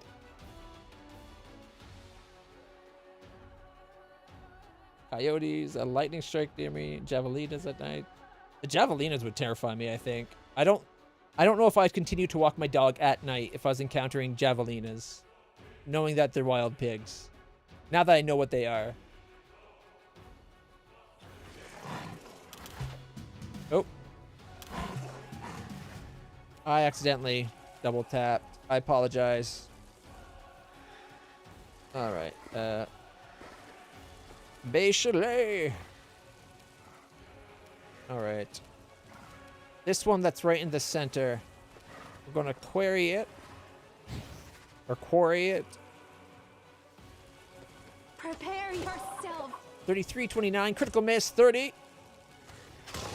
28 and a miss by 1. It had a lot left. She wouldn't have killed it. Are they doing acid?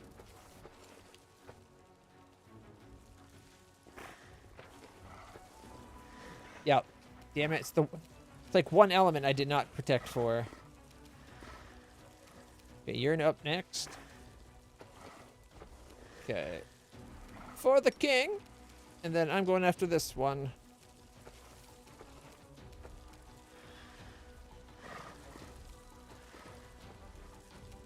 No.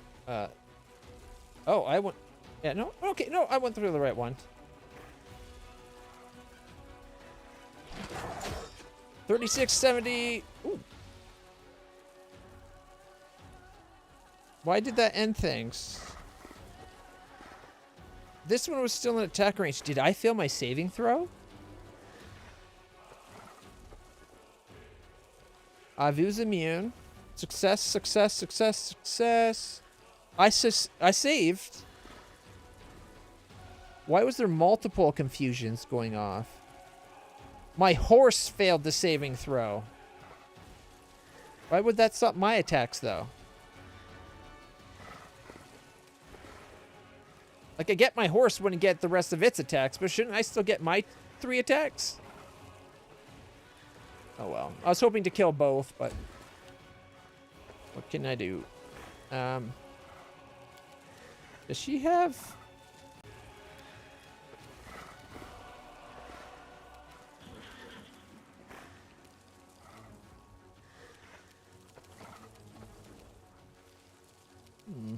I was hoping she might have an ability where she can be like, help get my friends out of this craziness.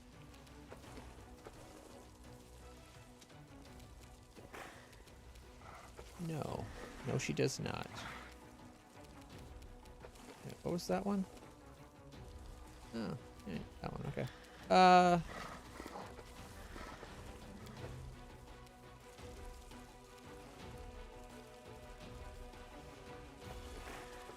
200 minutes. I should have done this a while ago. Okay, darling, you gotta walk up to about here. And then you're going to... Greater heroism, everybody.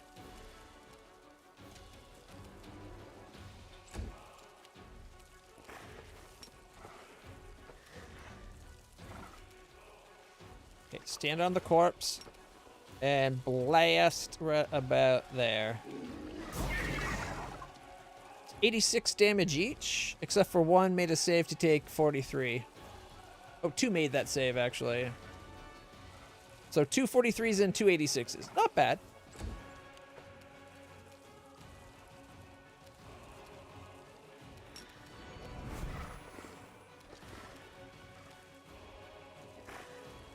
Why am I not allowed to use the... Oh, I swift action. I'm an idiot. That's why.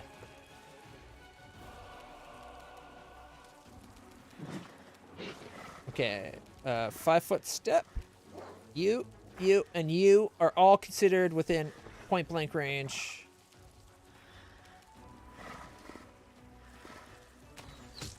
$87, 66. And missed the last. So killed 2 and left 1. And more of us are confuzzled. Leave Ember alone! Attack of opportunity for 71. Okay. Does he have an ability? I thought we were already under the effects of Inspiring Command. Oh, probably not at this point. Okay.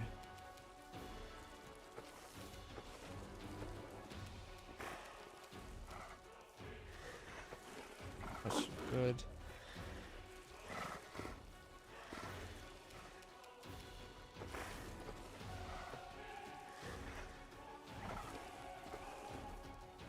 +2 insight bonus, attack roll, armor class, maneuver defense, skill checks.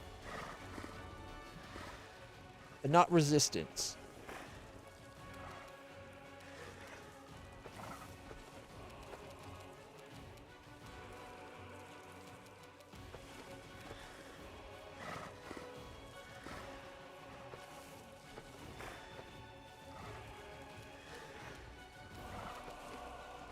Ah, boy.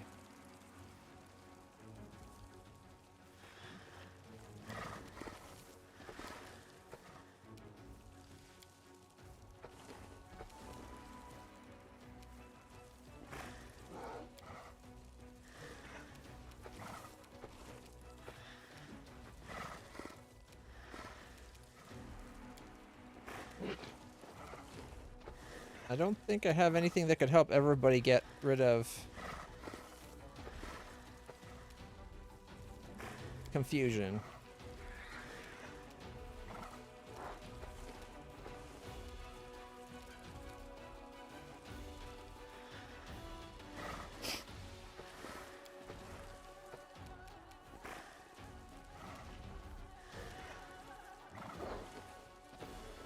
Might be worth giving acid protection, though.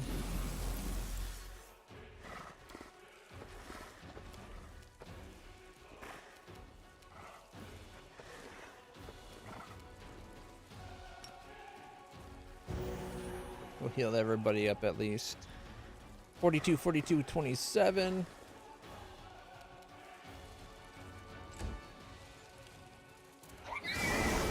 Ooh, it did nothing. Fuck you. Part of my language. Alright. Death from above. It's the next one up, so it's gotta go. Uh-oh.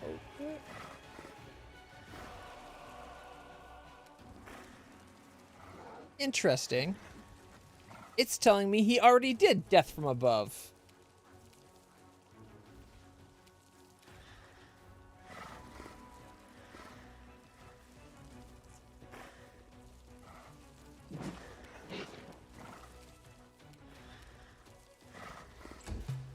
Well, I guess he lost his turn. Well, it's giving me another chance. Ka-ka! 100, 87, and 75. There we go. 5-foot step away.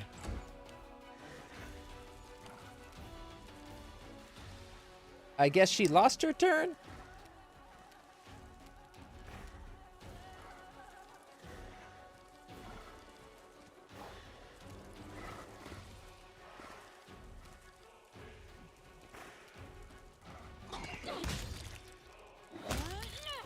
Fight's over. We march ahead. Everybody get away from our confuzzled friends.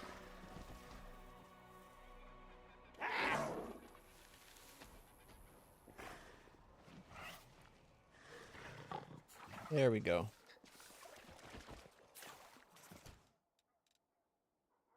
That was a kind of weird confluence of events, but hey, things worked out. All right. Have we come up this way? Okay. Our path leads on. Oh, we should heal up people. Trust in yourself. Free daily heal to Ember.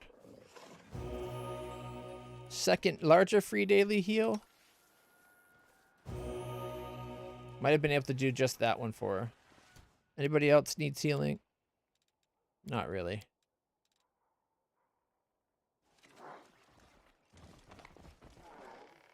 The abandoned cave.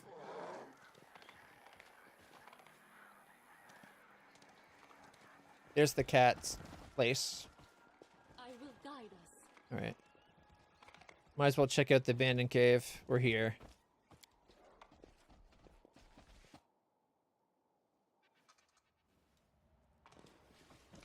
Without a doubt. If I remember correctly, this cave was a bitch of a ghost fight when he came here the first time. There was this big ghost thing, and we were doing half damage, and we only hit on a 20.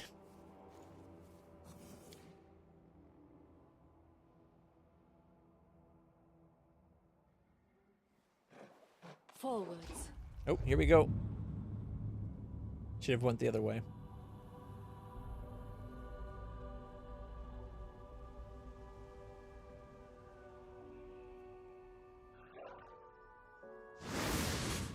Don't fall for it.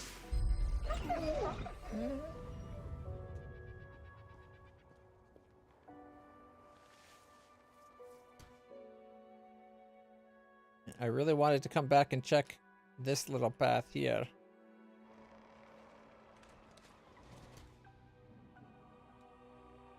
And the swamp cave.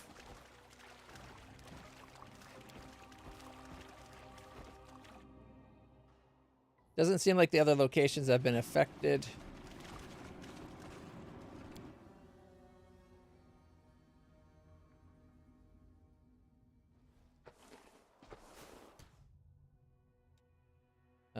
Which? I think it's this way. Yep. We march ahead.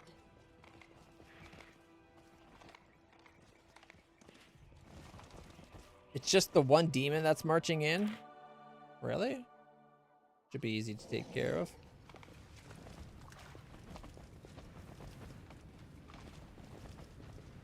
Our path leads on. Here we go. I love this area. Looks so cool.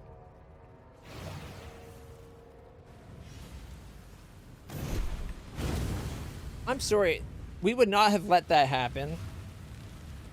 If we came in and saw him, both me and Ulbrich would have immediately charged with no hesitation. Kill or die! The wolf lies powerless at the feet of the beast, as if her back broke along with the sapling. Sokorian Kinslayer. Is this his brother as a demon? I did not have to wait long. The demon lets out a derisive chuckle. So brave, so predictable. All I had to do was set out the bait, and you swooped in to grab it. Who are you, and what do you want from me, you monster? You remember nothing then. All the better. You were a fool your entire life, so you deserve to die ignorant. He looks a lot like him. Like, how can he not make the connection and be like, ah, you're the backstabbing brother. Ah, I'm going to kill you. Okay, maybe not the but you know. The wolf uses the last of her strength to lift her head and stare intently at Ulbrich. Her eyes once again light up with the amber of fire of memories. Day 2, month of Rova. That's the 9th month. Year 4716. The same vision appears before the commander again in the amber fire of the wolf's gaze, the unholy shrine, the blood-stained altar, Ulbrich and his brother who is gripping a knife, but this time something looks different. She realizes that this scene only shows part of the truth and that the true meaning of what is happening remains hidden, but it is about to become clear. Who's Ulbrich fighting with? It is strange that the man with the knife seemed to resemble Ulbrich at first. He looks nothing like him. He is young with dark hair and is leanly built. He is not Ulbrich's brother. Only a clanmate reduced to bowing and scraping before demons. He lies by the wall with a broken neck, still gripping the bloodied knife, but the struggle continues. Who is fighting? What is Ulbrich shouting? A furious roar shakes the stone wall. What is the meaning of this, brother? How dare you raise a hand against my chosen? It is not Ulbrich speaking. He cannot speak, lying as he is on the floor in a pool of blood. So who said it? And to whom is the killer replying? His words dripped with hatred. How else was I meant to lure you here, brother? What's really happening? We're getting the truth, finally!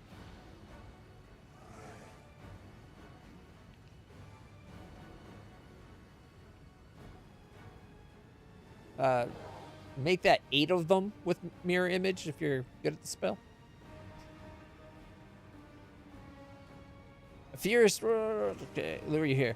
Olbrig and the cultist killer lie on the floor of the unholy shrine, but the real battle has only just begun. Not between people, but gods. Elvar, Olbrig's heavenly protector, is locked in.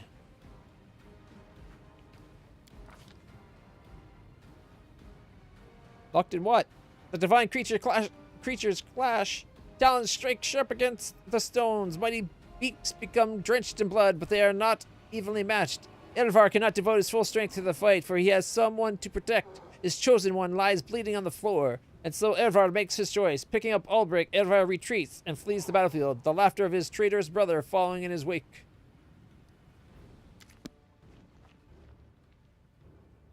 I am Ulbrich Orlesk, and I am Elvar, the Heavenly Griffin. Ulbrich Elvar slowly directs his gaze towards the demon. And you are my brother, a traitor and a murderer. So you have remembered at last. Won't help you. I have always been stronger. I defeated you then, and I will finish you now. Stronger? Don't count on it. You're just more underhanded. It's the same thing. How can the brother of a deity be a demon?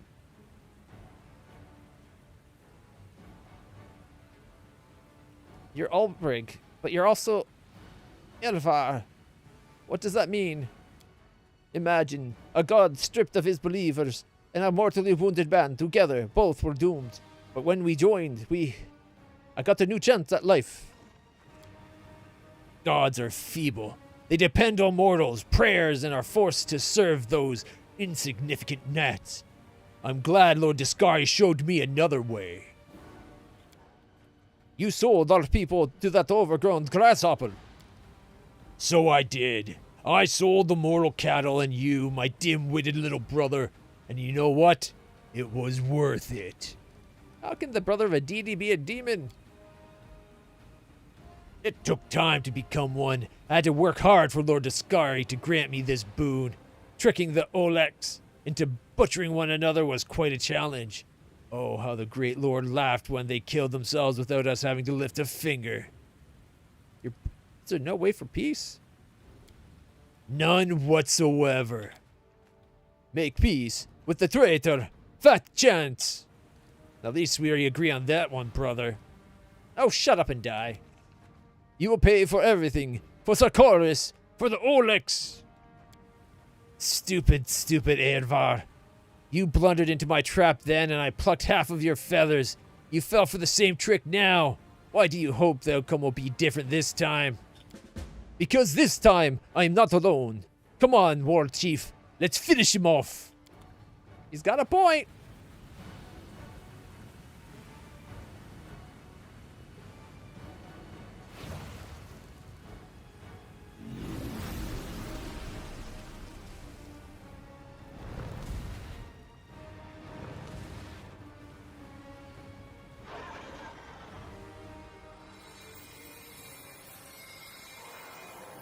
Super Griffin powers activate! Form of Ultra Griffin! I will protect you with my life. Lore nature check succeeded. Cool. What's this? A Totem of the Fae. 70 armor class, 995 hit points. 20 shifter, 6 mythic, 10 outsider. What?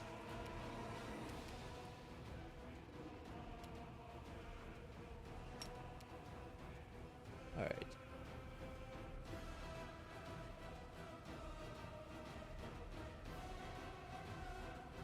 Wait, why am I not on my horse?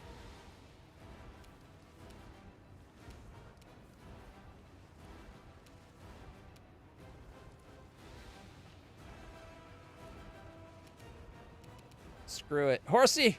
Charge! Missed. Fucking horse. Alright, we're going to just teleport on over. This is not how it works. This is not how it works.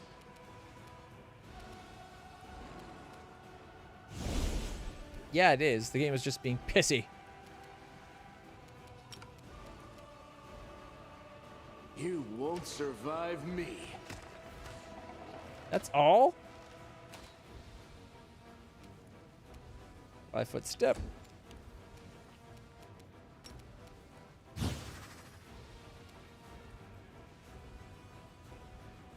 Desna, guide my hand.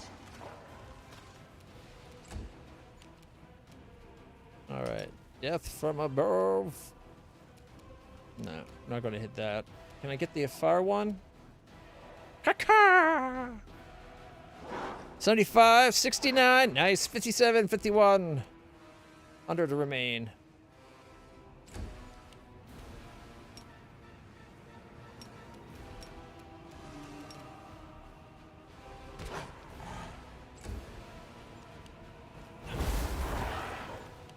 Whoa, what was that? 70 damage to Ulbrig.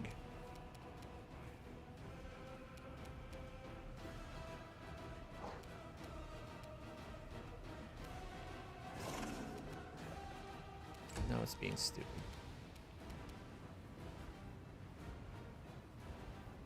Can't find a path. Oh, there's a third one over here.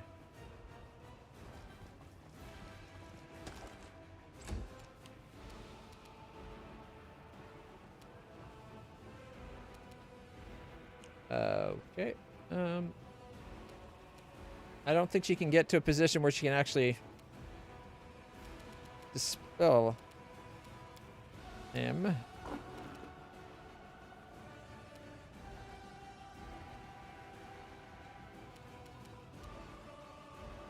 I'll hit you.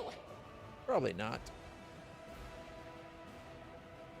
43. Immunity to a lot of things. You won't stop us. She almost hit. That's pretty good for her.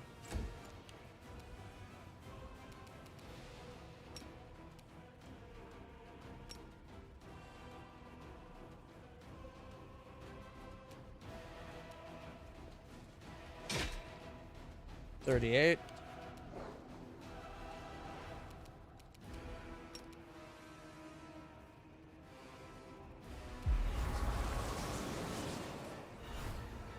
I will bring down the divine wrath.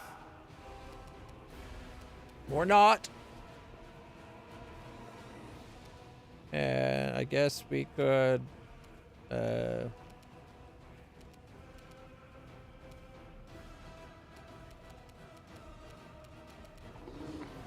that one. Where is it?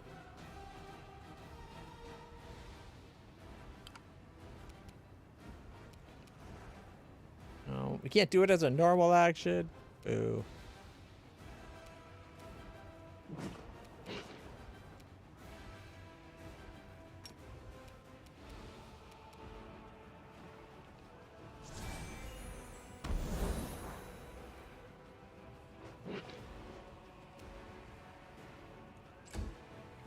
Oh, there's one down here too.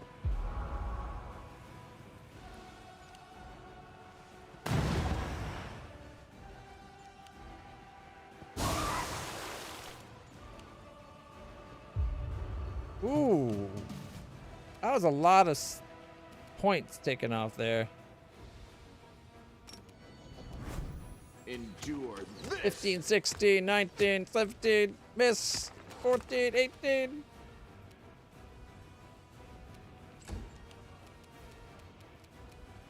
Okay, should I delay till... And I will attack. 19, 19, 18. Okay.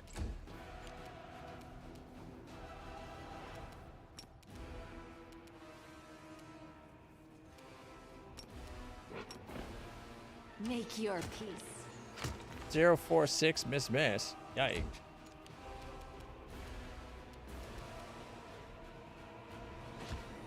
Eighteen, 18, 22.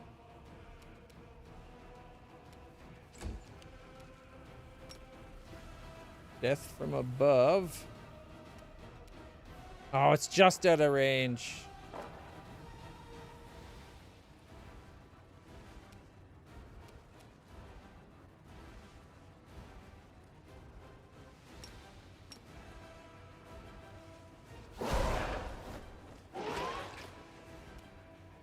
Why did he only end up doing 44? 35, 35, 40, 38, 36. Olbrig is feeling the pain. 10 and a miss. And a miss.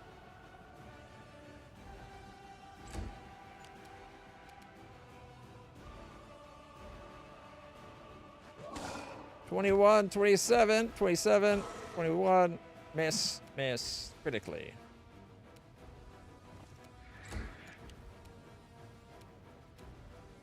All right.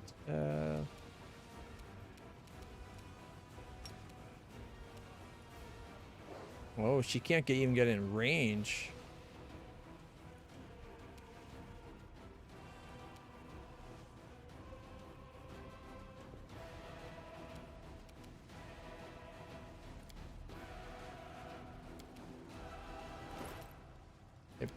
It might not matter. We have the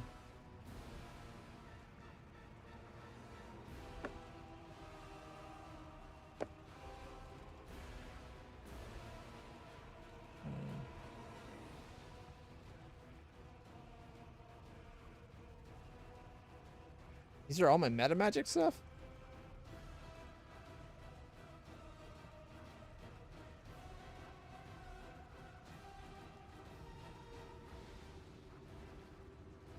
Got 4 maximized meta. Okay, well, might as well put one on down here. I'll give her a quicken if it's got charge.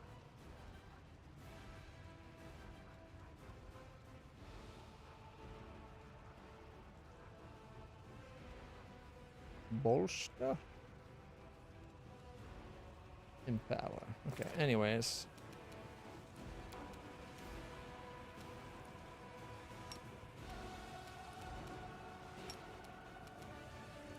No.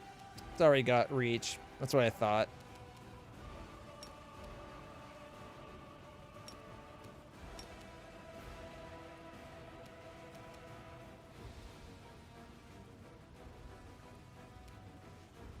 I wonder. Does she have mass heal? I don't think she does.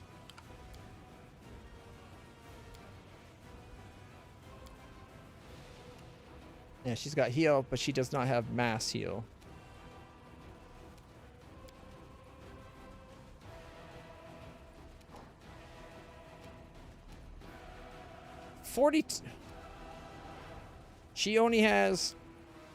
She only dispel like penetrated spell resistance on a 20. In other words, we're not going to be able to dispel his magic. We'll try.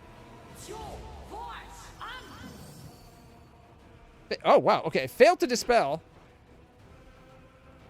I guess it didn't say anything about the other thing. She rolled a 3. Got 25. Needs a 31. So if she rolls better.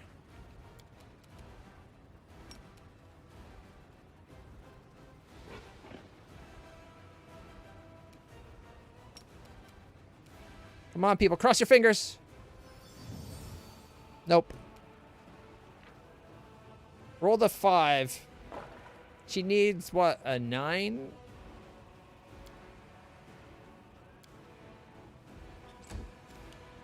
All right. I'm going to mount up my horse. 40.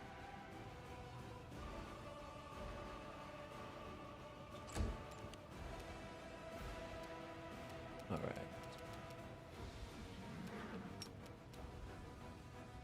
You can't get in range either. I could waste a mass heal to get him though.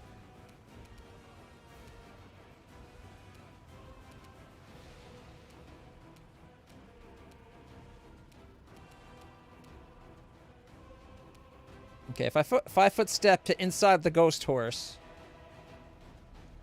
I should be able to hit this. Eternal Rose, I call upon you. And they're not letting it, and it should. That was closer than where they, if I let it pick its distance was, but oh. All right. We can aim right about there. Hey, look! Gotta love area effect spells at long range, right? It wouldn't let me kill the thing. I had to do something.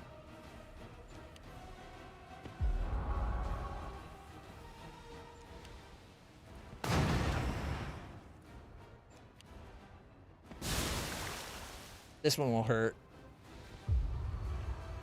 Ooh, 9 decks? What the?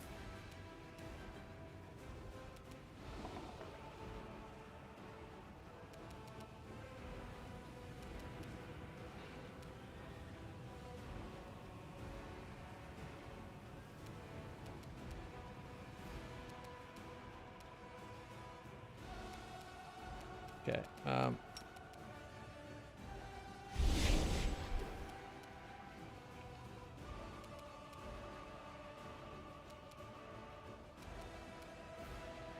okay, that's a Swift, but that's just the other. Okay. 4, 17, 13, 18, miss. Okay.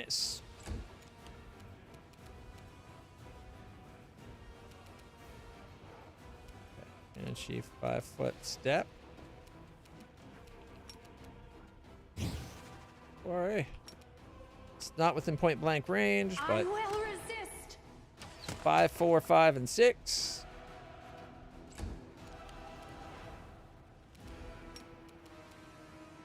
Death from above. Ha-ka! 74, 66, 59. And it became a dragon. Crying out loud. 5-foot step away from that. 53 damage to Ivu, who's now confused. Oh no, oh, the guy came over there. Okay.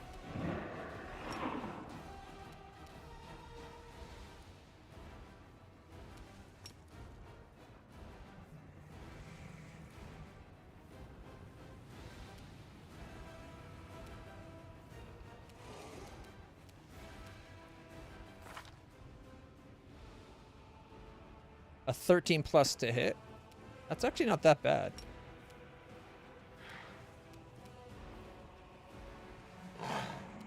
Missed. 60. Only hit on a 20. Hit. Oh. Don't ask me where I got a 47. I could have swore it said 47. These statues are nasty. And then they become a thing? We might actually fail this fight.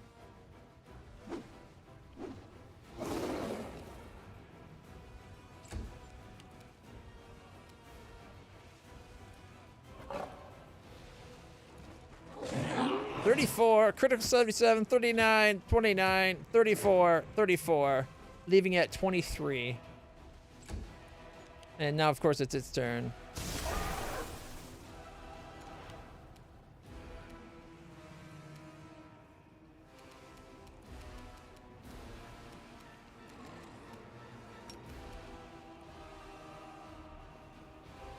She'll heal him.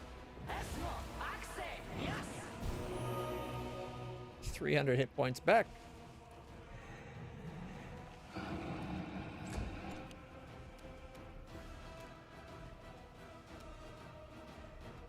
Only got 56.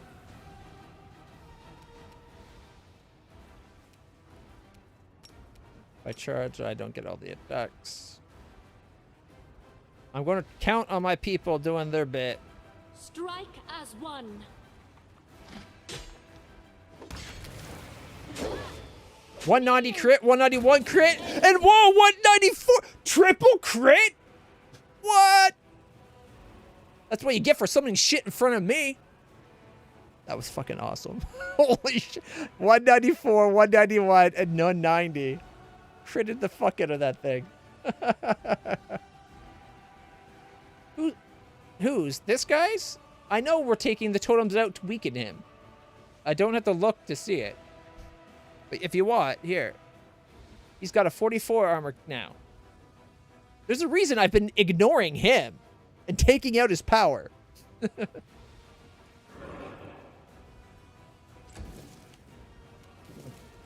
Okay, we have hopefully, fingers crossed, can do 21 damage. Be gone, fiend! What do you mean you can't find a path? Fine. 5-foot step closer. There we go. And then critical miss and miss. Oh, look, he's got a 34. He's weak as shit.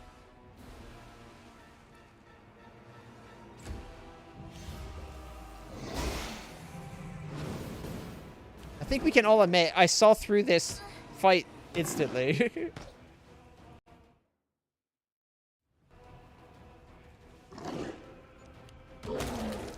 Nope, it moved the other way and was killed. Gotta love attacks of opportunity.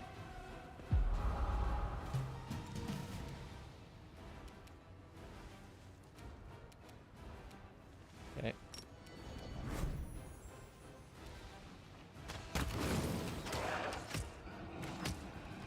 Well, we're hitting the boss. I was hoping to kill all three. I should have targeted him first. He was just outside the range of the other, though.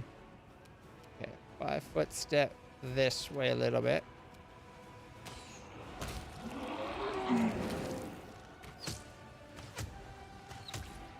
One more. Oh, she left it at 9. Death from above. We could kill that thing. Can't quite make the other target. All right, let's see our stats. Some of us got their stats really foobarred up. Yeah. 10 dex. 5 dex. No drain, thank gosh. My horse is down 10. I am down 7.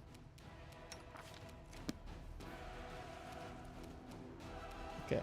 Can we 5-foot step away? What do you mean can't find a path? 5-foot step?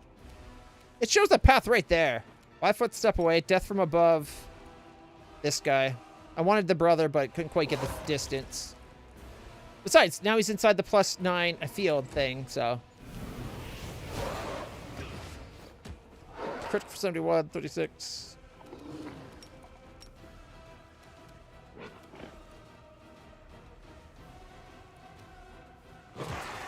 $30.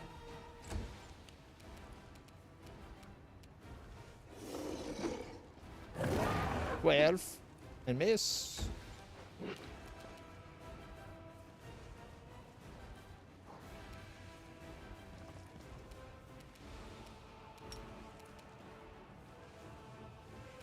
Sorry, Angelus. Only 30? That's disappointing.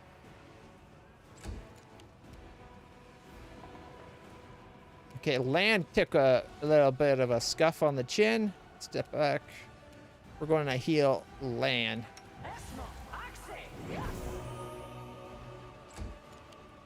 All right, me and my horse. Of course, of course. Oh, wrong way. All right, my horse won't get to attack, but I will.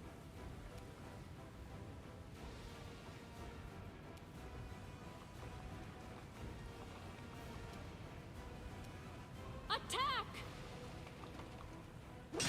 40, 44, 43, 48, 43.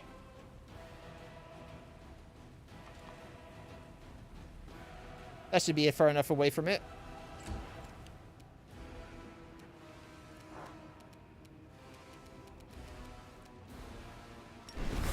Inspiring command our friends. Hit for 18. Oh, not far enough away. I took some damage.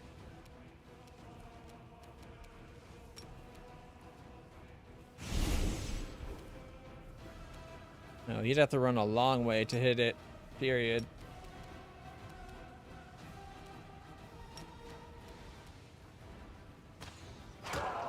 $30.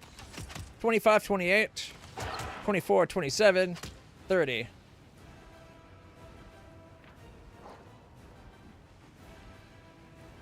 Multiply by 0.5 for the Simric totem. Which is that the only totem that's alive?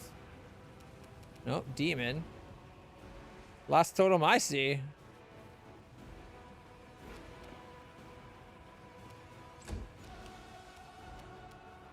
Got him down to 432.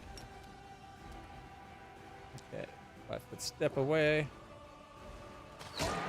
17, 15, 18, 16, 18, 20.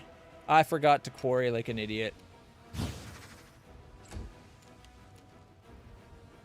Oh, look, it's just out of reach.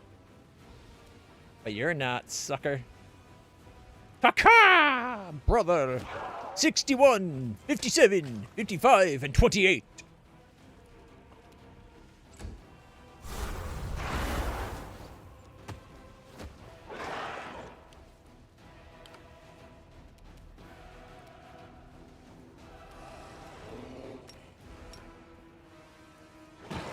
$29, $29, $28.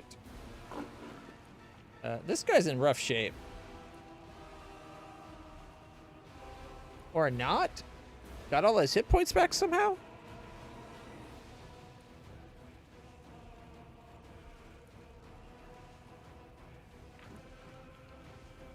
Destroys one of his totems, immediately healing for 1,000 damage. Wait, did he heal the last totem? He destroyed the totem that was 2 seconds from being dead. That's a little annoying. I was about to do that, though. It's kind of funny, actually. Yeah, unfortunately, look how weak he is now. A 22 AC.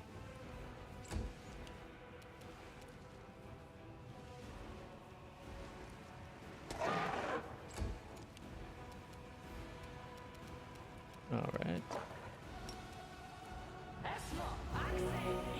Heal everyone for like 40 some odd hit points. Yeah, about 40. 49 for Ulbrig. Who? Okay. I maybe should have looked at his hit points. I would have just healed him. Now, I could kill the Demon Totem Spirit. But I kind of want to just go kill him. Fuck it. We shall overcome. 26, 68, 74, 71, and 70.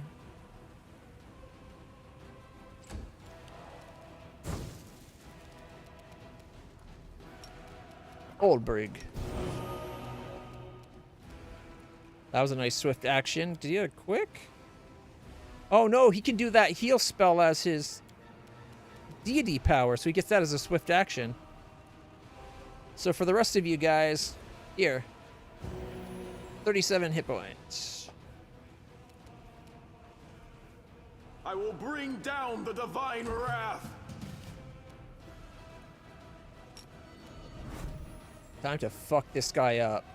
Archery style. Make every strike count. Critical for 200, 59, 54, 203 crit, 55, 55, 54. Boom! Look at that. Put him to -2 all at once. Don't fuck with our archers. Especially land. The teleportation and all that really adds to the chaos. Why is he not dead? Let's make him dead.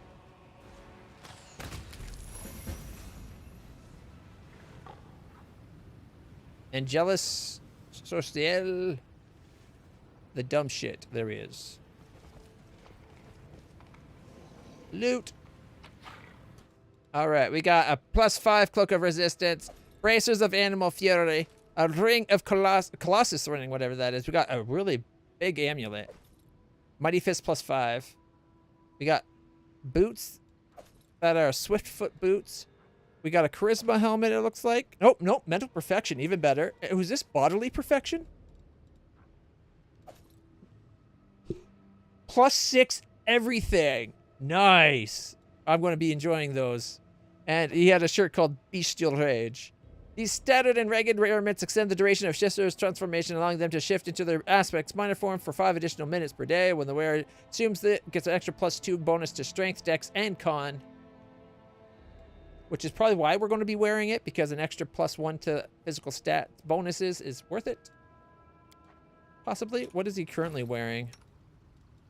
Look how big the griffin is.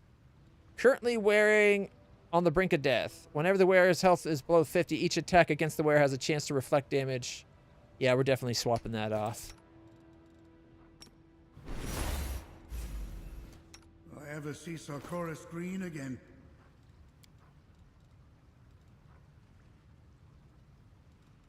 These ones? There we go.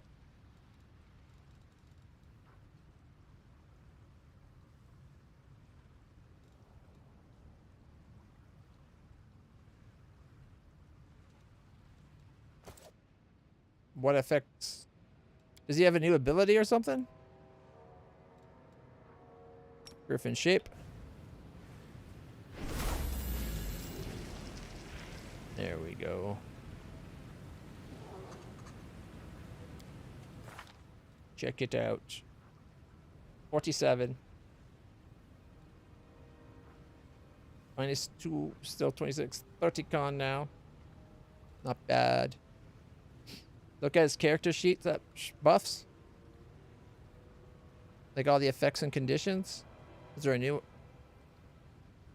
God, like there's the griffin thingy. Or are you talking about like over on this side?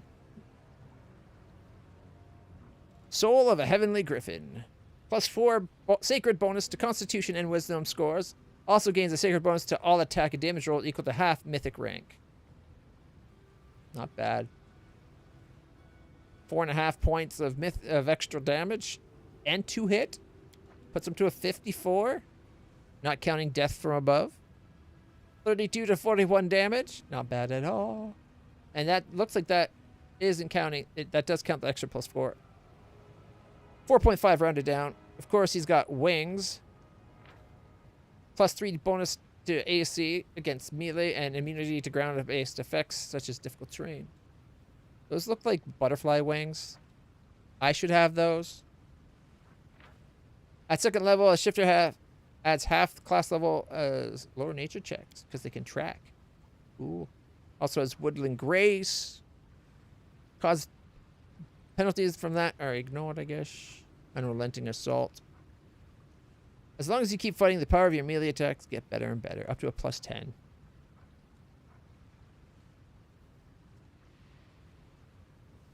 Immunity to fear. And he's got always a chance. So even on a nat 1, he's hitting shit. With a +54, he's hitting a lot of shit, always. That's pretty sweet.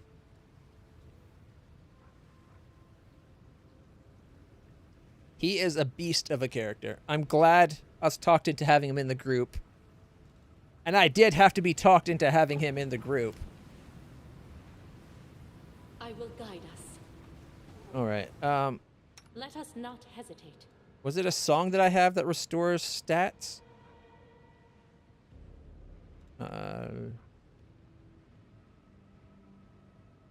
All right, let's see. Removes fatigue. No, that's not the one.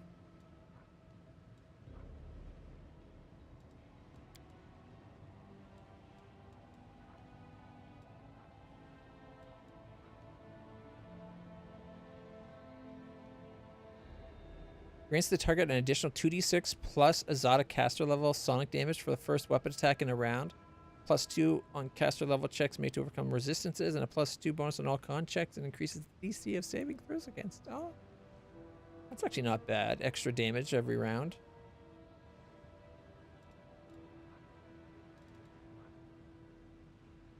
Yeah.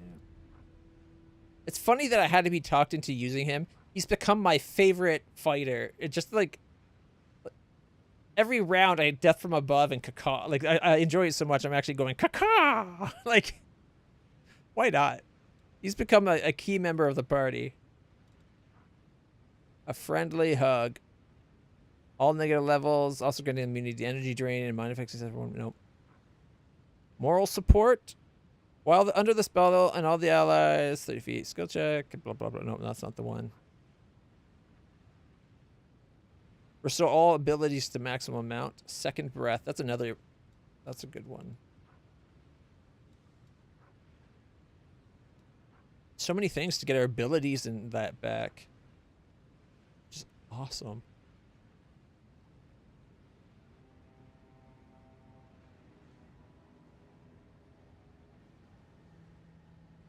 We do holy damage for a round.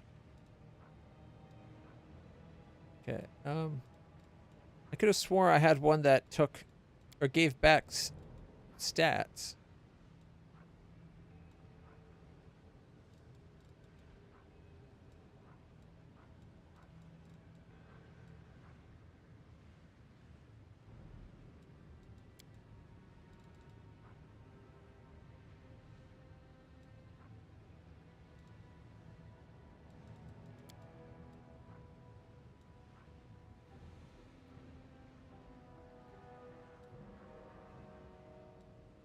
I'm not finding it though. What's it, the surrender thing? No, that, yeah, oh, restores all abilities and spells. Yeah, that's not what I was looking for. There's one that restores spell slot, or not spell slot, like stats, I thought.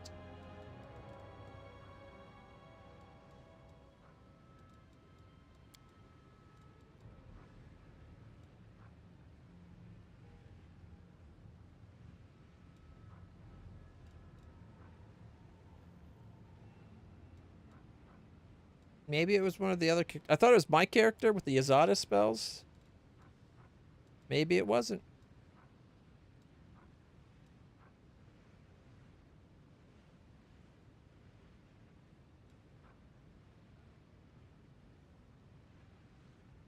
Get a bonus on all the skill checks, critical confirmation of 1 per caster level, as well as bonus saving throws equal to that. Nope.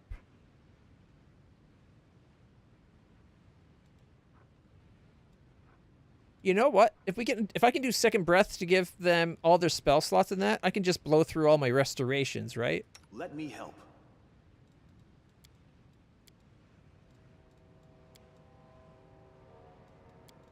Unless he's got an ability that does it.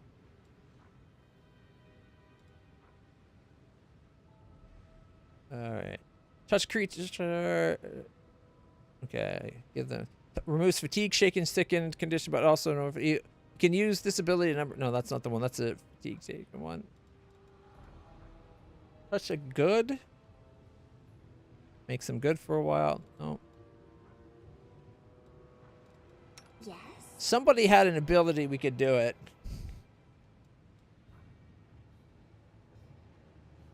Diseases, inhaled poisons, and noxious gaseous effects.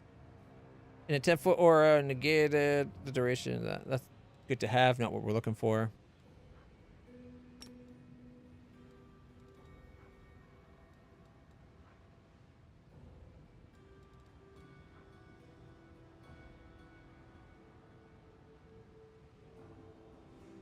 It heals up to 4 points of ability score from 2 things. Fast healing. Ability damage. You know what? If everybody, I can do it to everybody, right? Once per day.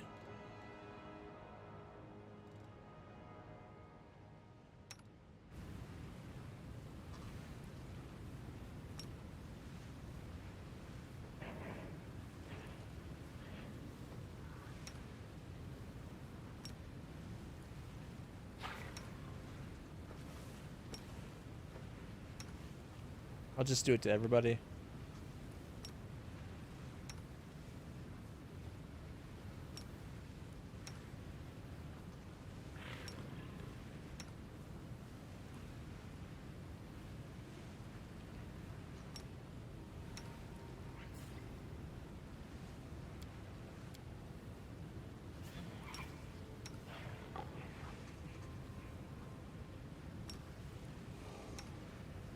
Wonder if we will ever do a rerun because Aeon slaps.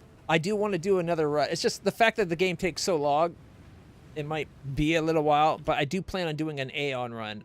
I want to do a run where I do my play. I want to do the Aeon run, and I want to do the Lich run. I think maybe even a Dragon run. I don't know. I really want to check out the one. I really enjoy. I enjoy everything about this game. It takes so long. All right, so they're down to only like -6.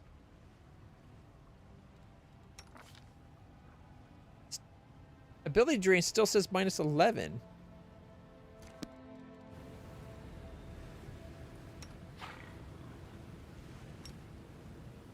Am I doing it wrong? I'm not sure it actually did anything. Minus 6 from land. Minus 10. Minus 5.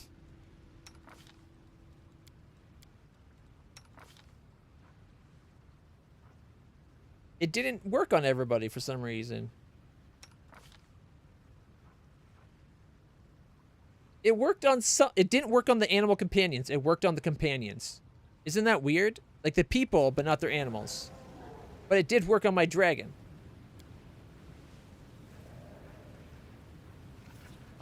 All right, let's see.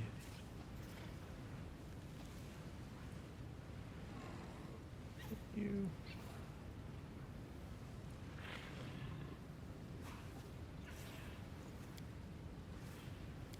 All right. Well.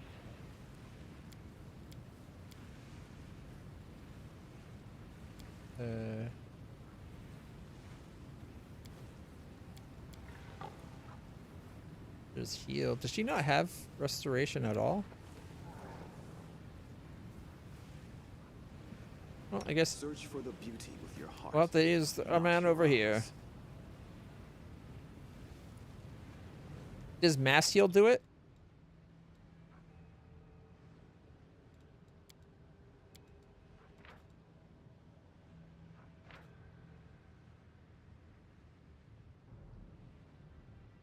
Ability damage. Yeah, so mass heal should be enough.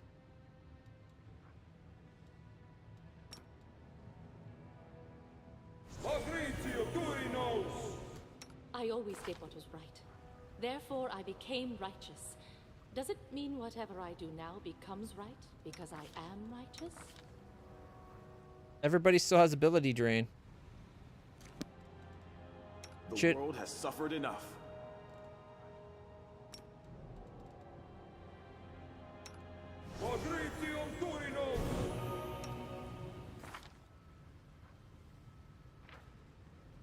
Heal's not fixing ability drain. So it's something else causing it. It's a curse. All right. We have spell for that too, though, right? Does he have it? Who has the remove curse spell? I will lend you my aid. Oh, we got an extra spell down here to get anyways. Interesting.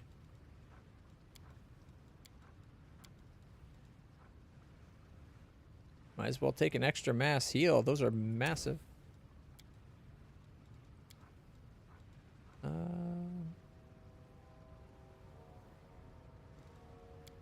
He doesn't have any damage getting through stuff, so no.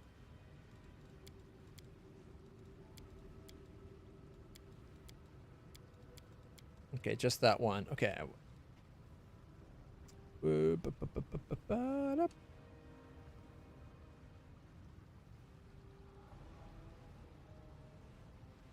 Guess a second angelic greater aspect. Oh, no. Well, yeah, because it doesn't last all day for him. Yeah, why not? All right.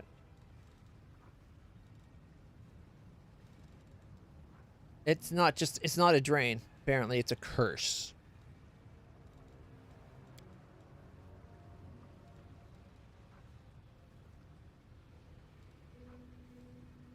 You can't search spells.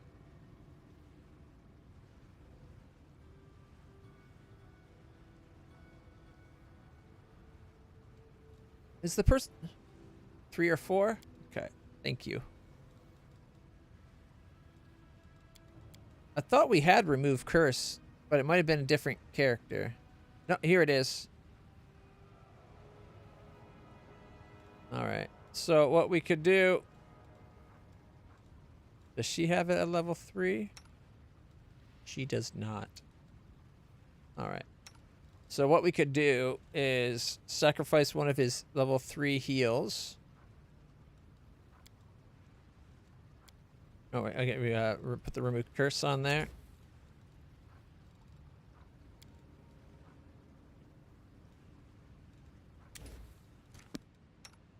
And then level 3, right? So then we come in here and then we go, oh, Pearl. Helps if you spell right too. Oh, we'll even go 5s. We'll use, I don't care if we use powerful stuff. Right, you. The goddess protects us. At level 3. Oh, look at that, remove curse. Let's get that back with the level 3.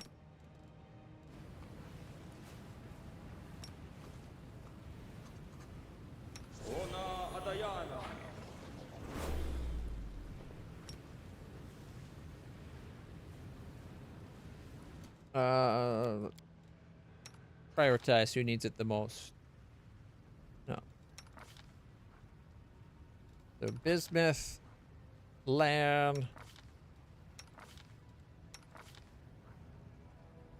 Angelus, Social, bismuth, land, Angelus, Social.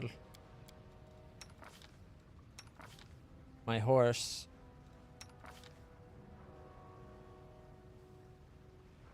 Okay, the curse is gone. So I gotta get rid of the curse and then the drain?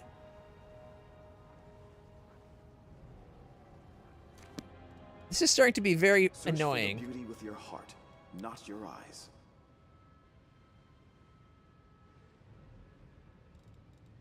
Ivu have removed curse?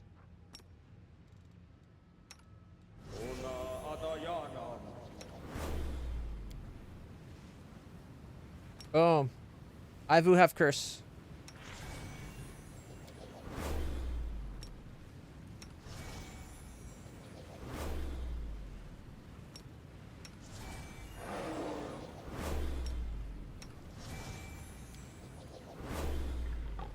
Okay, that should be all the curses gone now. Now we just gotta go in and take out the damage. Nope, totemic curse is still there. Failed to disrupt that one. Okay. Ironically, only the horses failed.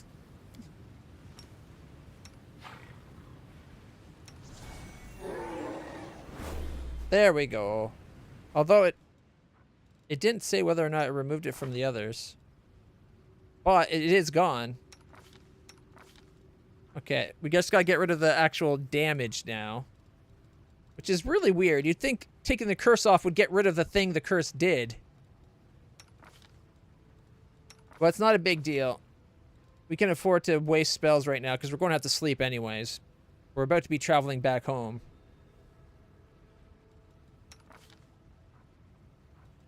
And now that mass heal should do the job, right? Yeah, all the curses are gone.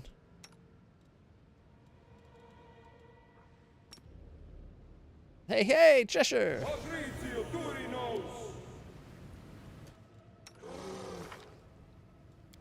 Good. Still says 10 ability drain. The world has suffered enough.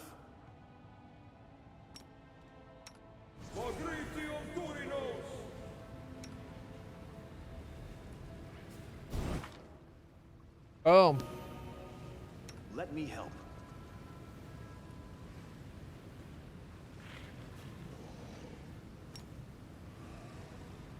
My will is resolute.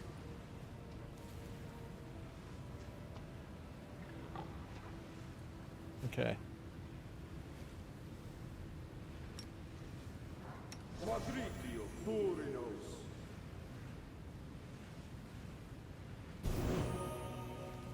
Got 5.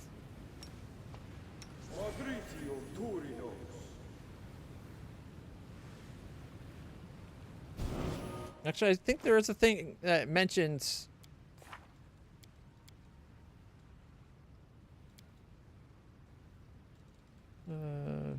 what's it, 7?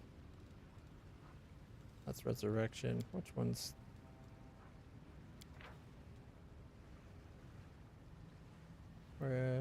thought it mentioned something somewhere.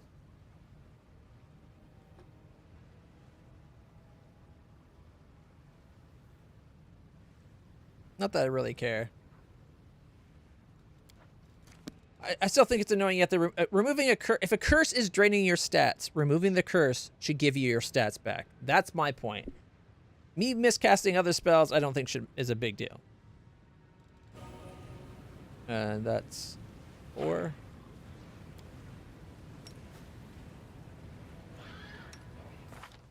Alright, you're good, you're good, you're good. Horsey's good. My turn for 7. Land for 6. Bismuth for 11. I will lend you my aid. All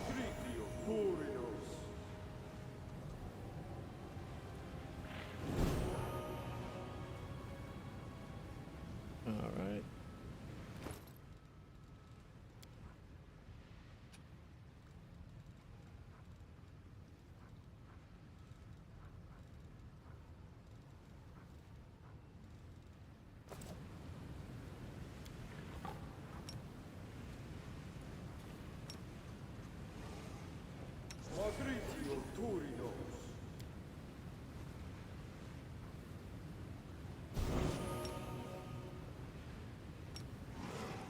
There we go.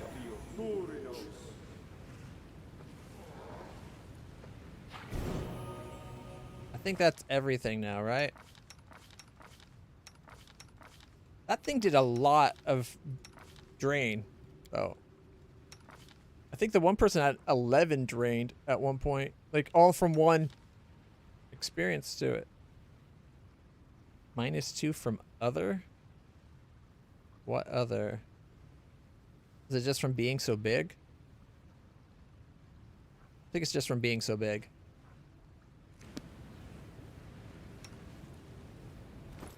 Alright. I think that's the first time I've ever actually had any curses on my characters. There it is. We don't need these. Because Ivu's got a lot of remove curse. So...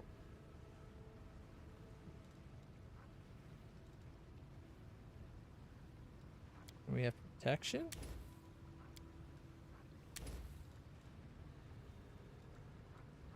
His don't last all day, but, you know, that's fine. He doesn't need this many cure serious wounds anyway.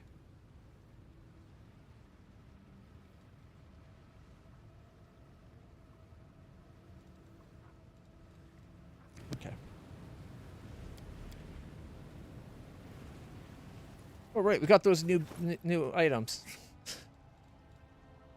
All right, he's already got perfection +4. We could give him a +6 now. We got so many items.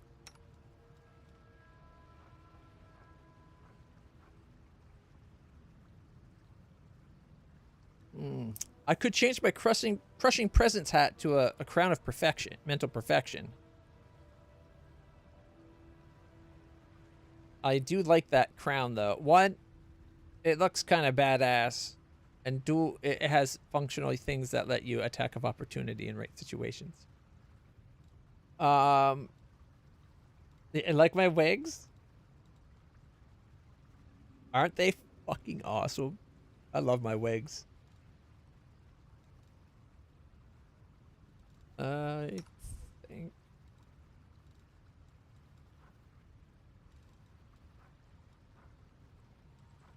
Well, we can up it to a 4. I'm thinking the 5 goes to land, maybe? Or not land, Ulbrig?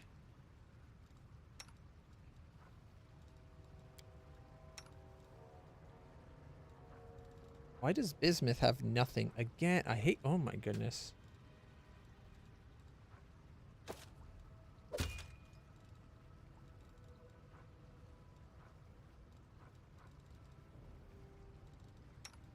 Saucy, here, you can have perfection 6. I'll take the +4. He's got physical strength dex 6. He's also got some con from other stuff, so he's fine. Here, you have the +4s, I guess. Actually, no. We could just add con... oh, wait, no. She normally has the Constitution amulet.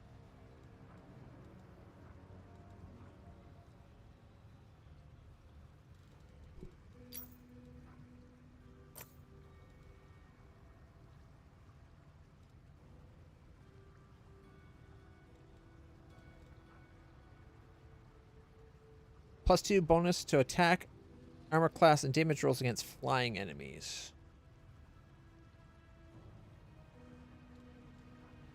Might be better than a flat +1.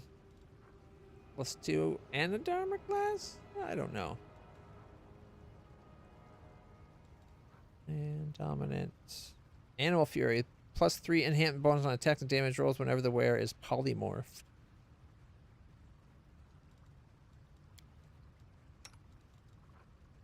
That's what I'm wearing.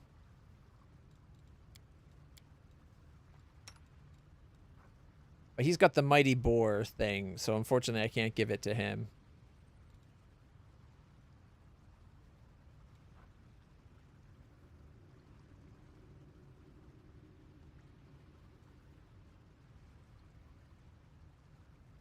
Base damage tripled for the first attack of a charge. And death from above is a charge.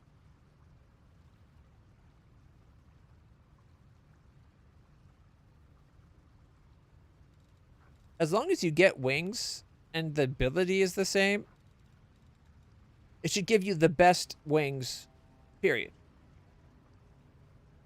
Regardless of order.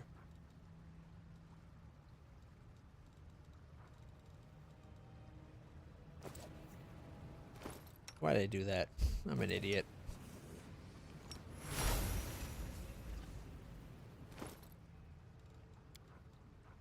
Alright. These boots increase the wearer's movement speed by 10. This is an enhancement bonus. Doesn't stack with other enhancement bonuses.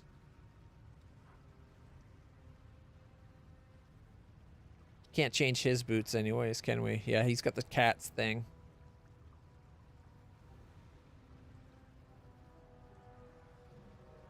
Okay, his boots are great. He's got what? +2 bonus on fortitude saves, a +1 insight bonus, armor class against evil and effects.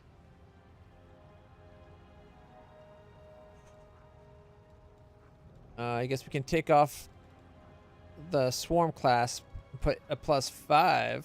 Boom. Nice.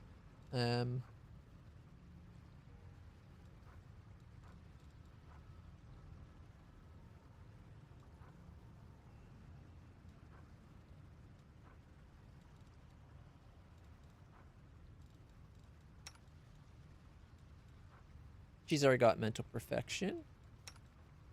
She's wearing charisma +6. Her wisdom is getting a +2 from her robe. So if we give her the mental perfection, her intelligence, wisdom, and charisma, well, her charisma stays the same. She gets, what, 4 points of wisdom and 6 intelligence?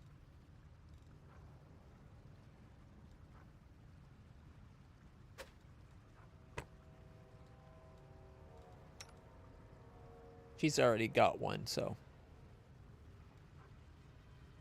Physical form +4.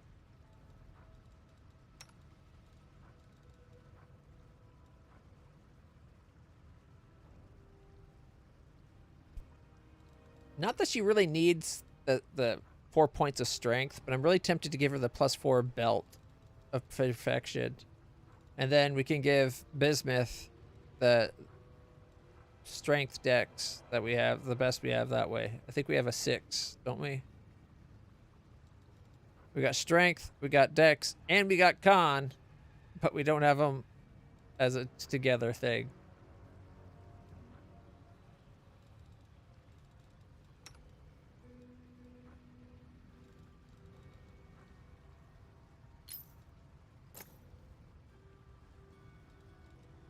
You know what? My horse doesn't need the +4 as badly as Bismuth does. There. My horse will take the +3. Bismuth will get the +4.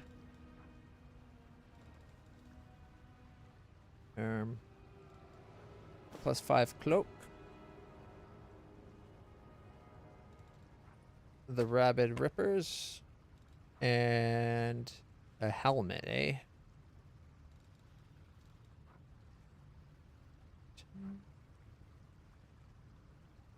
Whenever the wearer of the headband of charisma +4 deals damage through a spell to one enemy, it'd just be a +4 headband. No. Damage reduction 10 over cold iron and good. Although I guess we're not really encountering a lot of good things, but they might have cold iron effective.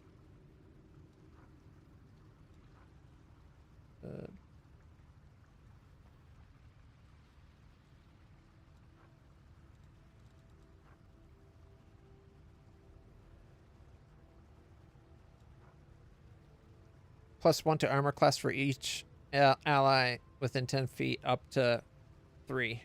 Why not? Probably the best we're going to be able to give her. Helmet weakness. Whenever the wearer of the helmet lands a hit with a melee weapon, the target must fortitude save DC 25 or suffer bleed damage. 5 hit points. +2 bonus AC in wild shape. +4 initiative. Nah, that works out pretty good, I guess.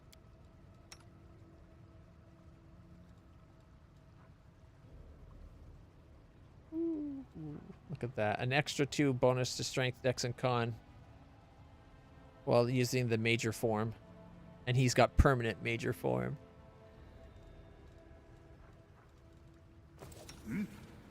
Yeah?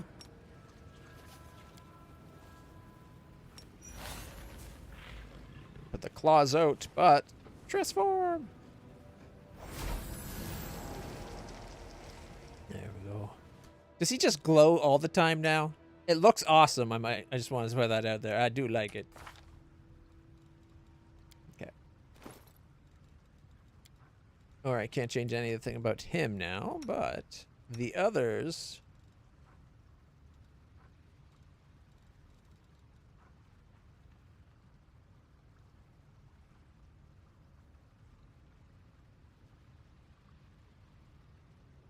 Make all enemies in a 30-foot radius pass will 30.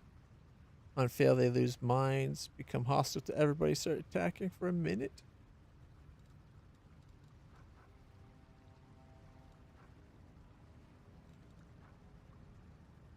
I think he's wearing that for the extra constitution it gives. So he's got 2 constitution from that. He's got his 6 dex and strength from his belt. Yeah, he's doing pretty good. Anybody not have a 5 ring?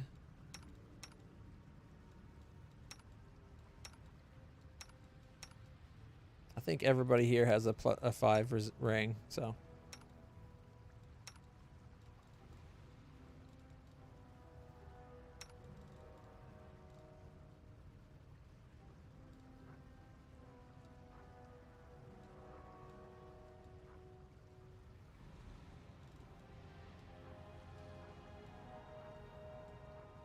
Energy source, elemental protector, con man. Okay, that's the okay. This ring grants a +2 luck bonus to Constitution and the ability to cast Enlarge Person twice per day. That's an extra 2 con points to anybody that doesn't. I don't think I want to lose an evasion. She's got +1 to attack using point blank. She's got a good con already, though. I don't want to lose evasion or 5 resistances.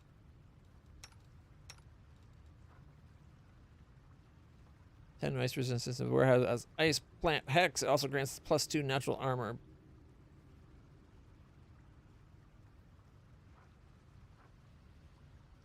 She's got a 46. I could probably afford to go down. Why does Dodge Mythic come up twice? Oh, because never mind. I know why. It gives the Mythic level plus it ups the bonus from +1 to +2. I think that's why. So it'd be a 44 armor class, but should have more hit points.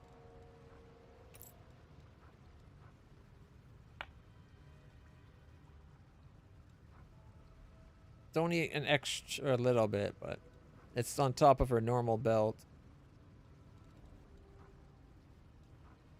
I wish we had a +6 strength con or dex con belt that we could put on her.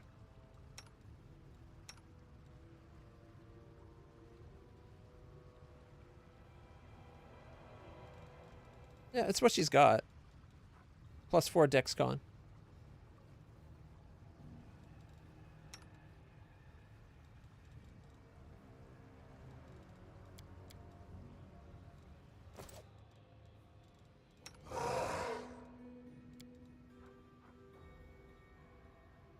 These dice randomly grant the owner a +1 bonus luck bonus on attack or damage roll or to armor class during an enemy attack once per day. This effect lasts for the whole day.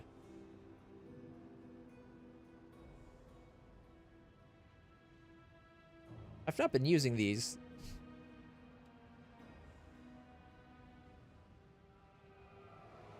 All right. Maybe now we can save. Kiranai. Kiranai stands sorrowfully over the charged stump of the tree that once gave her strength. It looks as though she does not have long to live. She has become almost transparent. This is it. Every river finds its sea eventually. Every story finds its end. I'm glad I lasted long enough to see you, old brig. Ervar. Now, don't give up on yourself so easily. As long as you're alive, there's hope between you and me. The Lord Chief, surely we can find the way. How about the fact that we got Ember and Saucy here? Between those two, I'm pretty sure death itself is meaningless. You're right. I do have time. It's a mere moment for me, but long enough for you. Let us not pass that time in mournful silence, my friend.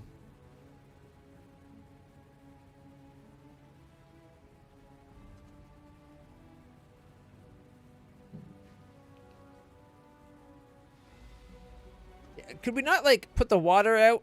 Or put the fire out with water and then, like, heal the tree?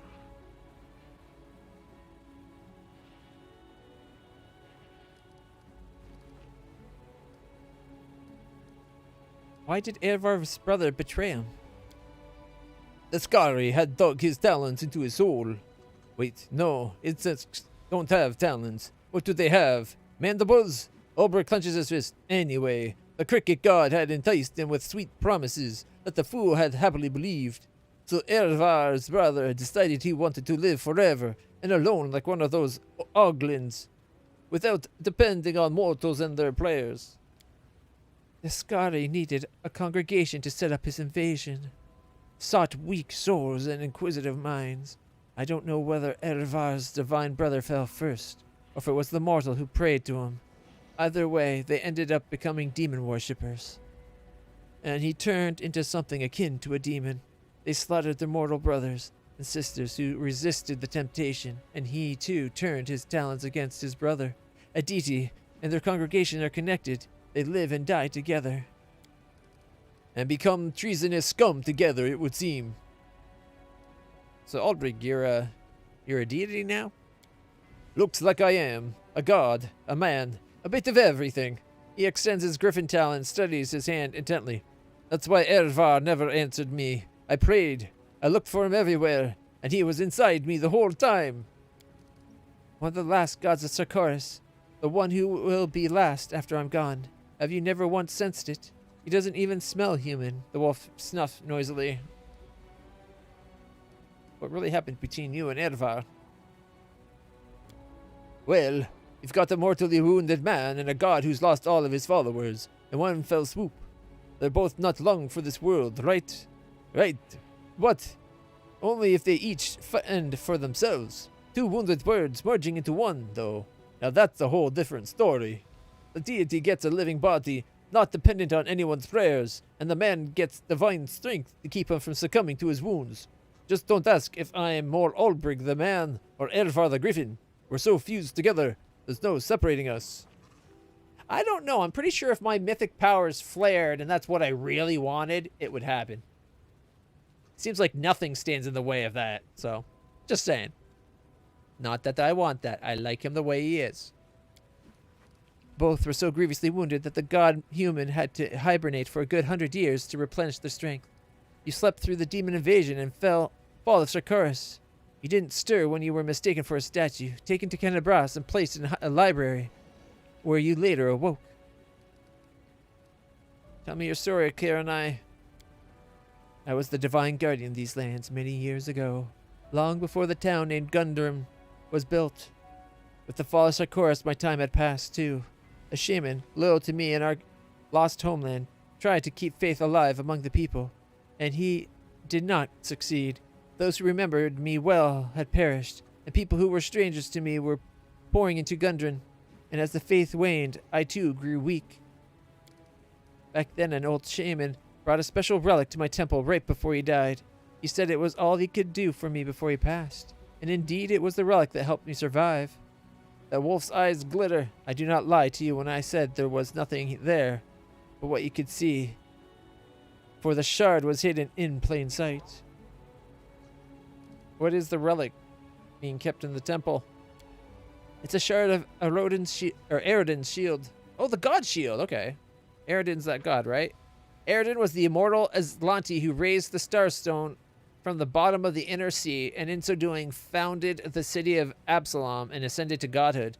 Prophecy told of his return to Golarion and the beginning of a new age of glory. On the eve of his return, however, his clerics were cut off from his powers, and terrible storms racked the world. Now presumed dead, Eredin's demise ushered in the current age of lost omens.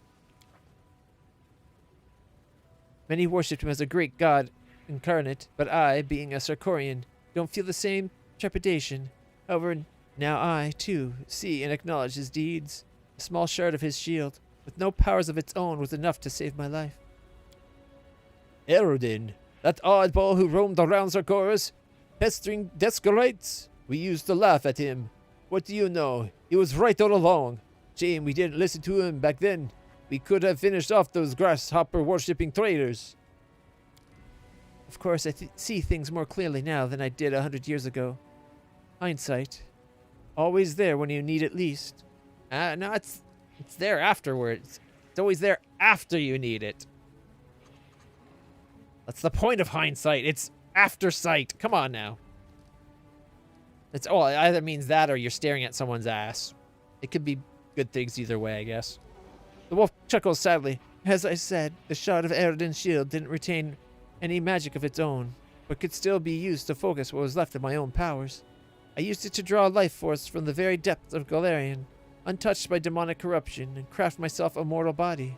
This little tree here. The shield shard is nestled amongst its roots. Take it. I'm too weak to draw upon its power. I have no use for it anymore. Thank you for your answers.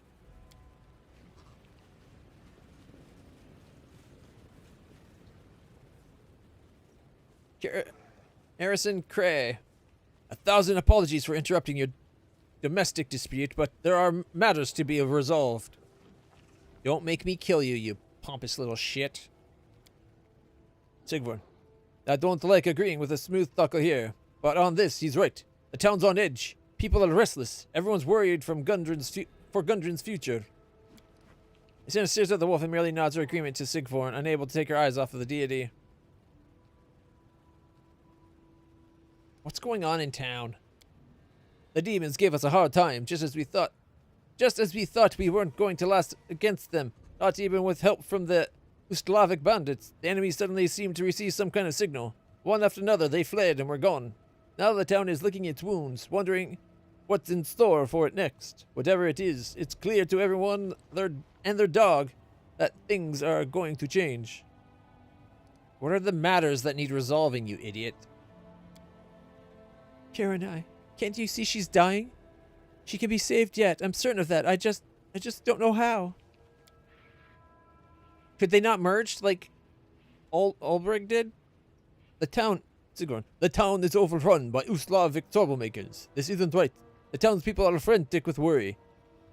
They are even throwing around words like occupation.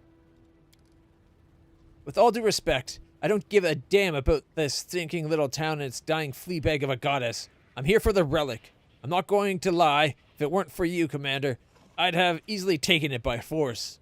But you're a formidable opponent, so I merely humbly ask you to give the thing to me. My gratitude would be boundless.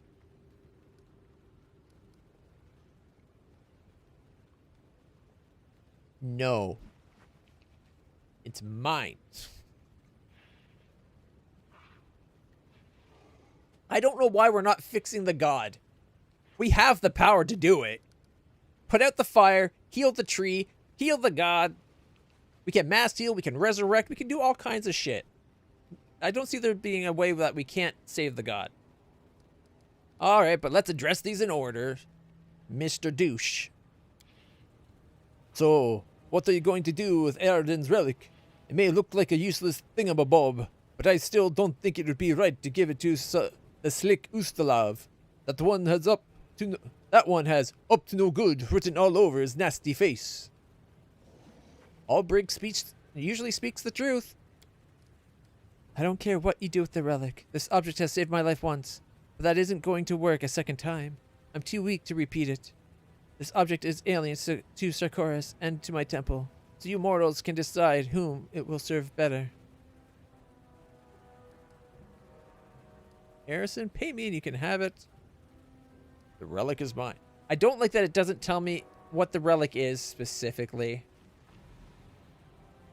Maybe I could repair the shield, though, with Storyteller and some magic shit.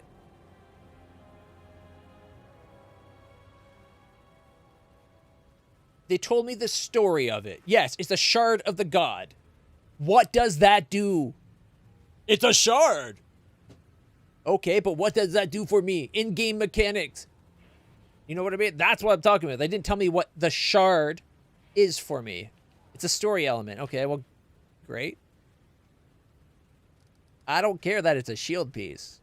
Now, is it something I can then take and repair the shield? That could be kind of cool.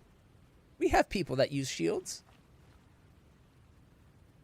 I don't like that we're not able to save the wolf goddess.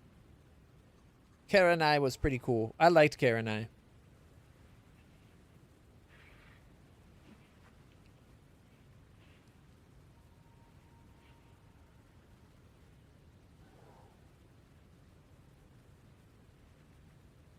If I leave the relic here, the Ustalav guy is just going to be like, wait 5 minutes after we leave and try to take it.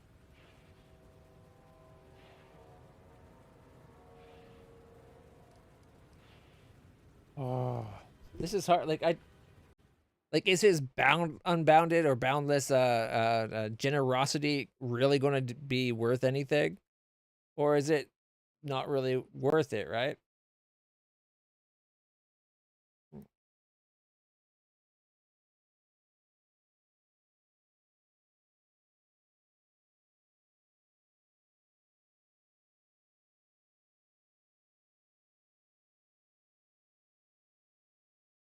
Let's see.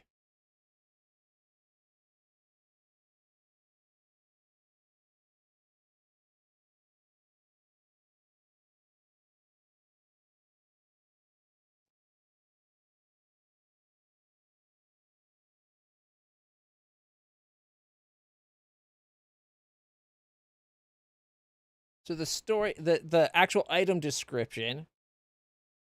The magical shield of Eridan was shattered during the final battle of the Shining Crusade against the Whispering Tyrant Tar-Baphon.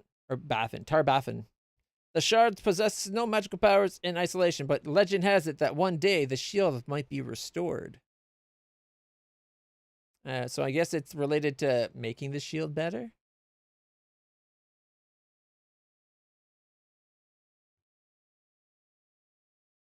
So like I said, we might be able to repair the shield.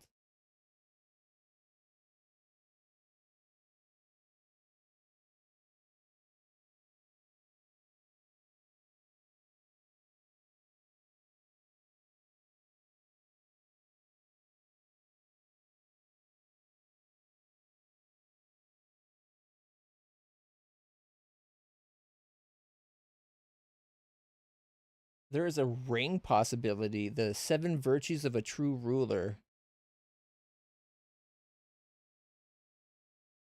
Which it looks like it depends on what type of element you are. Brilliance and perfection. +4 inherent bonus to all ability scores. For what I am. If I had been an Aeon, it would have been +5 charges of enforcing gaze, I think it says. The ring is decorated with a 7-pointed star, symbolic representation of the virtues that, according to the beliefs, blah, blah, blah. I'm not going to read everything.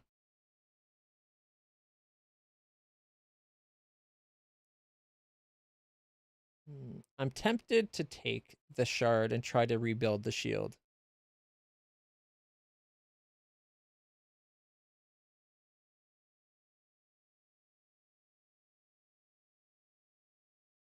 It can also make an amulet. Legacy of the Last Edzalante necklace. The amulet created from a shard of the Shield of Eredin. The fallen god of humanity contains... Got that small text. Here we go. Zooming in. 1 second. Contains the embodiment of wrath upon all enemies of humankind. The amulet grants its wearer the following abilities. Firstly, each of the wearer's attacks deal an extra 2d6 points of holy against all non-human creatures. Secondly, 7 times per day, whenever the wearer confirms a critical hit, the amulet unleashes the ire of the Last Edzalante, dealing 20d6 holy damage to all non-humans within 30 feet. Will saving throw for a half. If the wearer is on the Lich path, the damage type changes to unholy.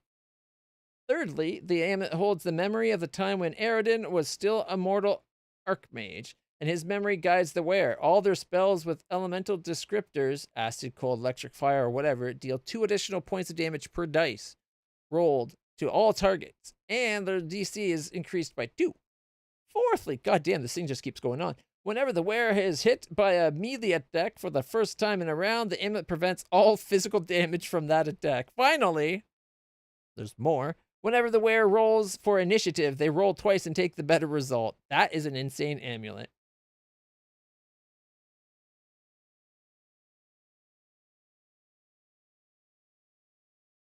All right. The ring has like crazy stuff too. The ring decorated with a 7-pointed star, symbolic representation of the virtues according to the beliefs of the ancient Edzalante. Any true ruler must have.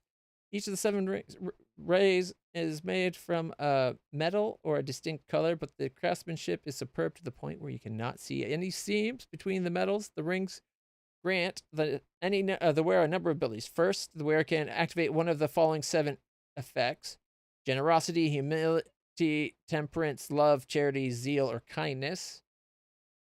Let's see. Generosity, frightful aspect, humility, +4 insight bonus on all skill checks, and blur. Temperance, the effect of false life greater, and a +2 bonus on saving throws against death. Love grants the wearer the effect of the heroism greater spell. Charity grants the wearer the effect of the mind blank spell, spell, which means true seeing and all those things that normally can see invisible don't work on you. Zeal grants the wearer the effect of the Sea Mantle spell. Kindness grants the wearer the effect of Winds of Vengeance. The spell effects are applied as if they were cast by a 20th level spellcaster. Secondly, if the wearer is on a mythic path that gain +5 additional daily uses of their primary ability, Demonic Rage for demons, Hell's Decree for the devil, etc. If the mythic path the wearer is on has no such ability, the power of the ring attempts to perfect the wearer's mind and body, granting them a +4 inherent bonus to all stats. Thirdly, the ring grants the wearer the ability to heal all living creatures within 30 feet for 20d6 hit points 7 times per day. All other creatures within the range take as many points of positive energy damage. Creatures that take damage receive a will save to have. If wearer is on Lich, it is reversed. Crazy stuff.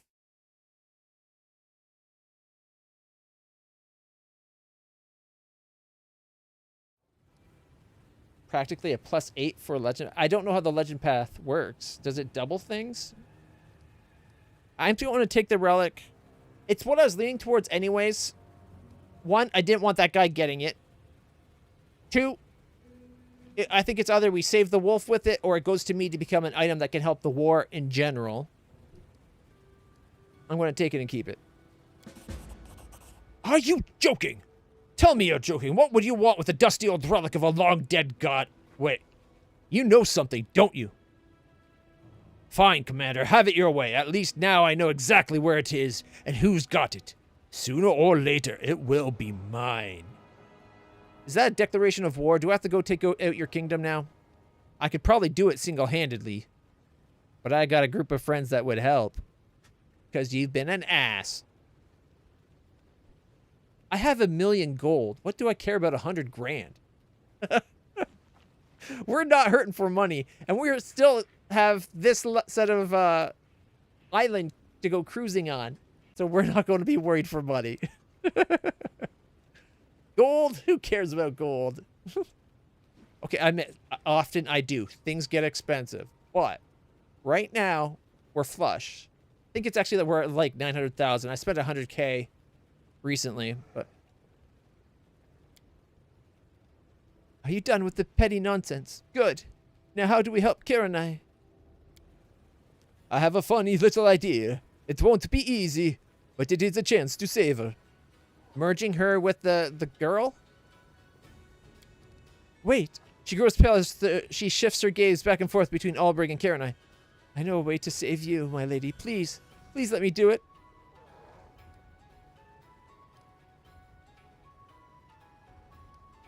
It won't work. Just give up on it. No.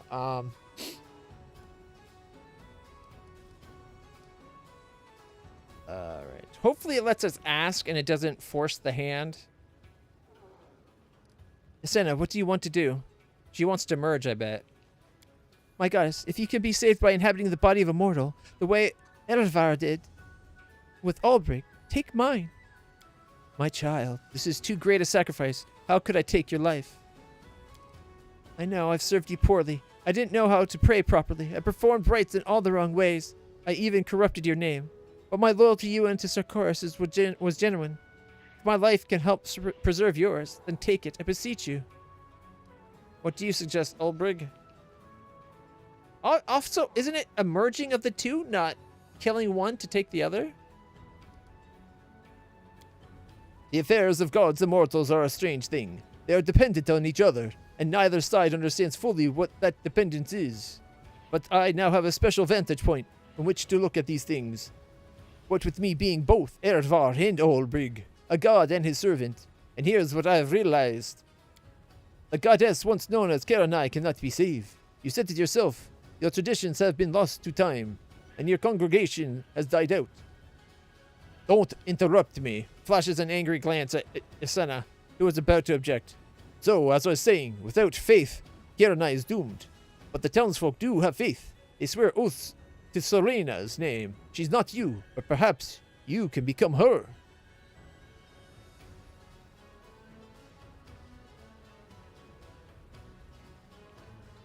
Let's face it, Serena was Karenai mispronounced. They're basically the same person.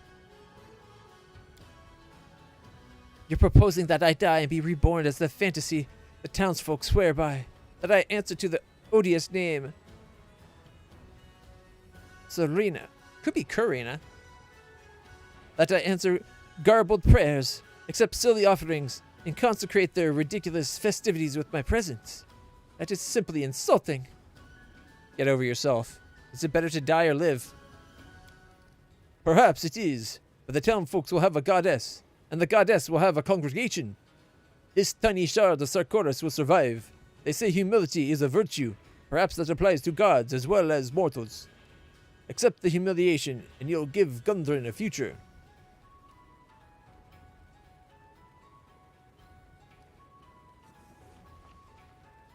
I'm afraid if we ask her, she's just going to be like, let me die in peace. And end it right there.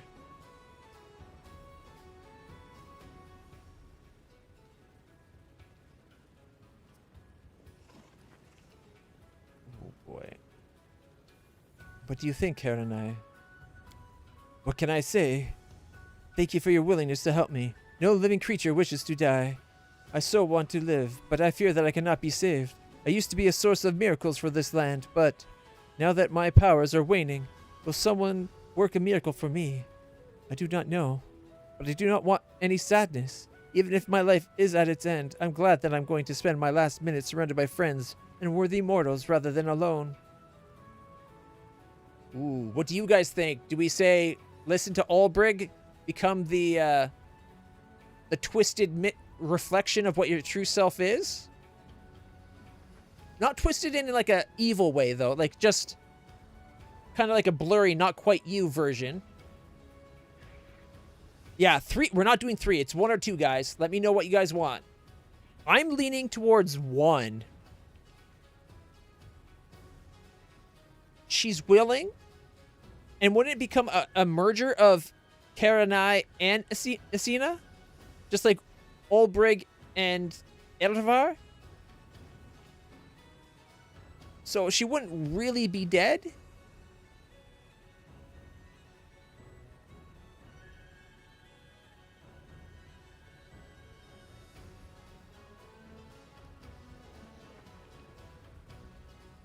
Yeah, exactly. It's not a bad option. I don't think either 1 or 2 is bad. 2, Karanai becomes Serena. And like everything's just a little bit off, right? But she's a new goddess with the same kind of powers. And like this is going to be my own personal lore. After the fact, we can direct people towards Gundren and become like to try to promote her growth, right? So it's either merge or I think 2's got probably the better potential for the long term. I'm guessing as a mix. Well, he might be immortal. I don't know. Like maybe when you mix them, they might have a life as well, right? Like a limited number of years. Whereas the other one, as long as she has followers, man, this is a hard choice. Tell you what, guys, I need to go to the bathroom real quick. Put 1 or 2 in the chat for which one you think we should do. And then I'll add my vote, and then we'll do it, and I'll be right back, though. I'll be quick.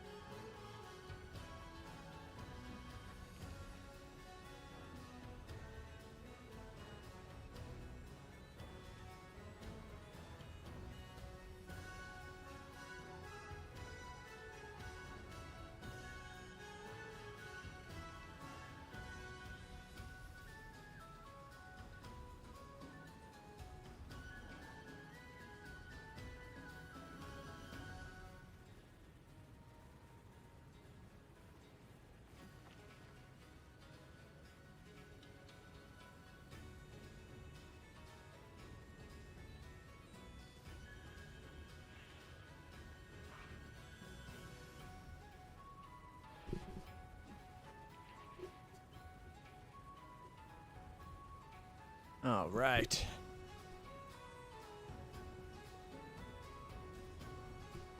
As Wolf Sage says, one would imply Asina becomes a special shifter like Ulbrig.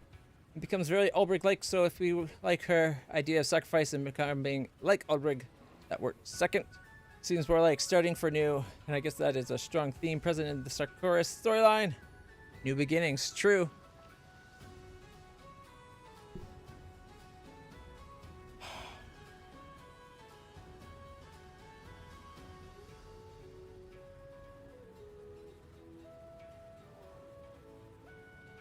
I kind of want to. They're both. I'm.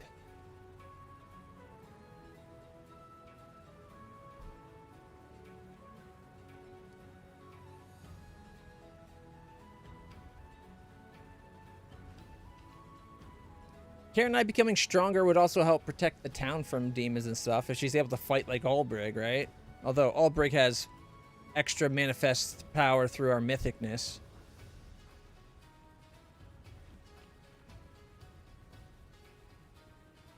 I think I'm leaning towards 2.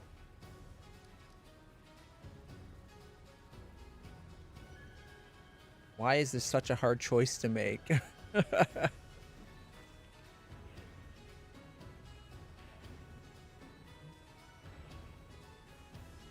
All right. We have something where we could do odds or evens. Flip a die, roll the dice. I do have dice nearby. Oh, wrong bag.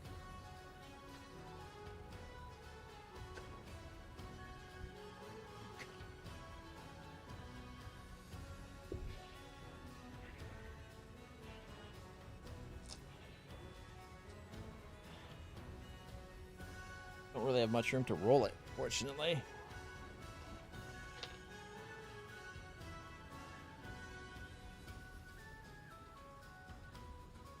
All right, ready?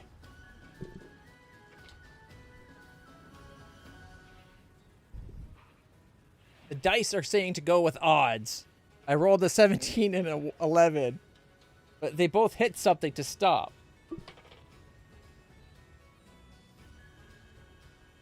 The third roll gave an actual number 2, though.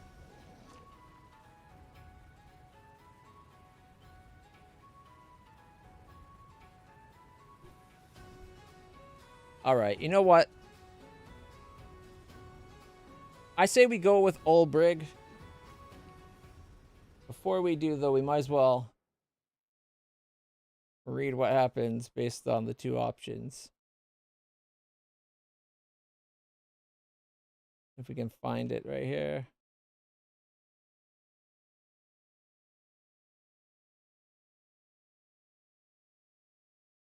All right.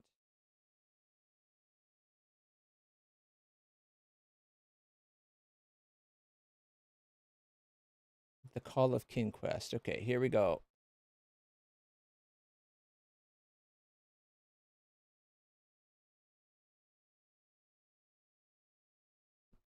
Eventually, you get down to the choice. Apparently, we would have got $80,000 if we sold it to Arison Cray. Then decide what to do with Karanai. Accepting Isina's sacrifice, you must have asked Karanai to have Isina as her chosen at the end. We have that choice. Karanai, do what Sigvorn is proposing. You'll be transformed, but you'll survive. That's if we went with him instead of her. Or 3. It just tells us the option, but not their outcome. Well, that was wonderfully unhelpful. It didn't say anything about what would happen afterwards. I'm guessing it's ultimately not important. Okay.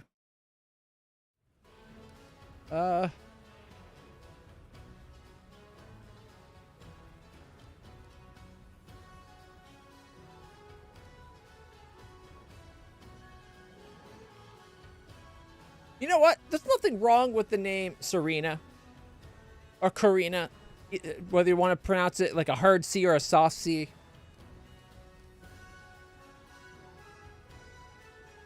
She'll basically be herself with just like little pieces that are just don't quite line up. So I don't think it'll be completely different to what she's currently experienced.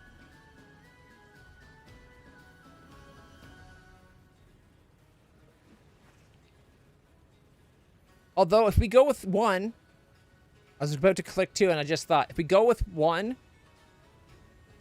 Yasina Karanai, maybe there'll be an entity just like Olbrig, right?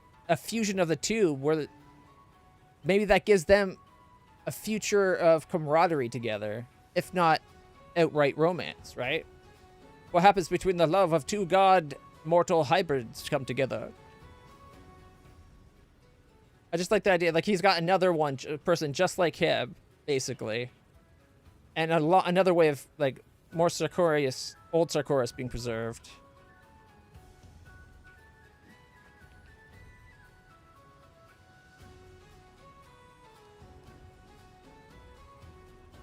Don't refuse a loyal follower. I can't believe I rolled the dice twice. It came up odd twice, even though it is 11 and 17. Opposite order. So even though I rolled a 2 as the third roll, I don't think it should count because it's the third roll. You can't say third time's the charm and like ignore dice rolls whenever you want. We didn't have triple advantage here, so I think we got to go with what we rolled. Not the last Sarkorian. Achievement unlocked. Ulbrich, here. You named her as your chosen one, so don't offend your servant with a refusal. Besides, we're not talking about death here. What the two of you will become will be Yasina as much as she'll be Kiranai. You know you can trust my experience on that score. Very well, my child.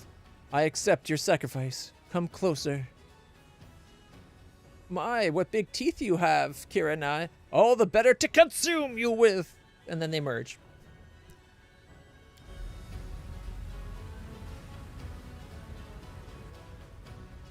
Oh shit, I forgot my water bottle. I was so eager to get back to this, I left it in the hall. Is this me? The girl looks around with wolf's amber-colored eyes. I am Yasina and Kiranai. Young and old, I must rest. Sigvern, lean on my arm, Isa.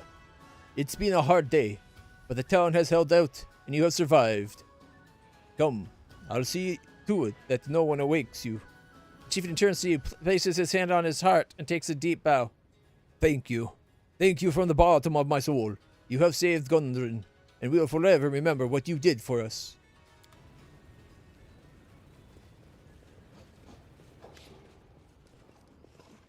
Sigvern. So that's how it all ended. What a story. We need to head back to Gundren and have a good old think about what this means. Are you coming with us the short way, or did you still have things to do here?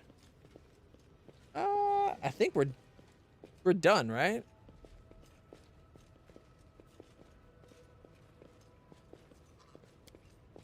Good thinking. What's the point in wearing out the soles of your boots, eh? 3 hours? What? We probably could have got back faster if we walked it ourselves.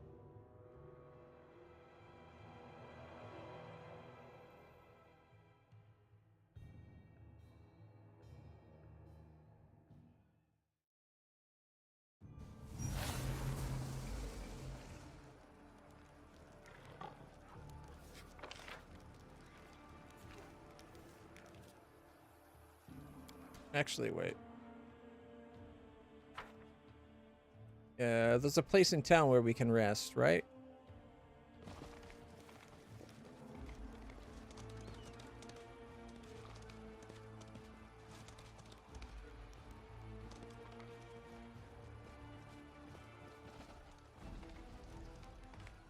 What? Oh, yeah, right here.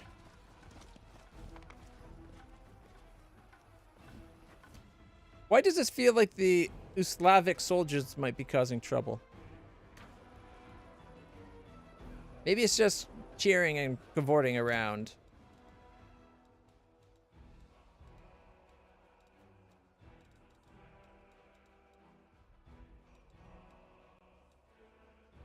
Should we rest? I'll be right back. I'm just going to go grab that water bottle and refill it. I apologize. I meant to do this at the bathroom break, but I forgot.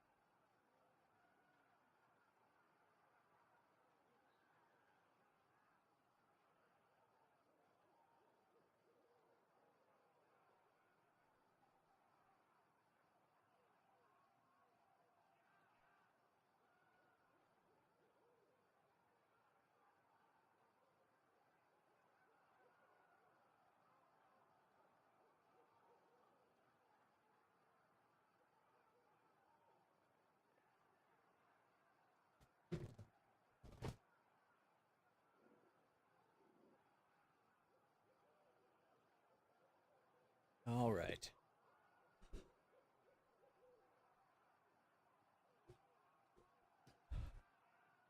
On the plus side, I held out an extra 2 hours before taking my more pain meds. Distracting myself by streaming still works.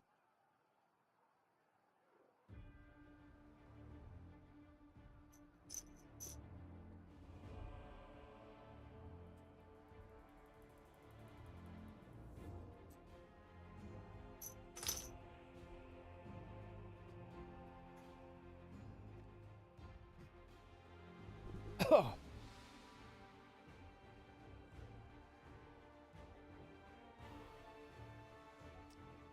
There is my chapstick.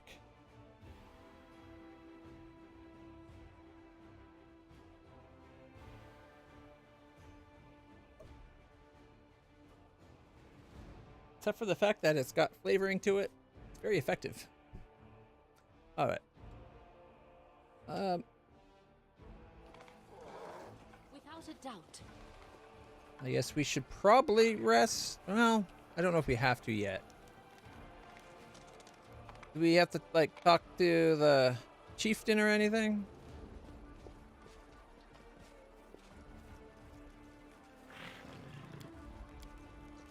Whatever comes next, we'll be ready.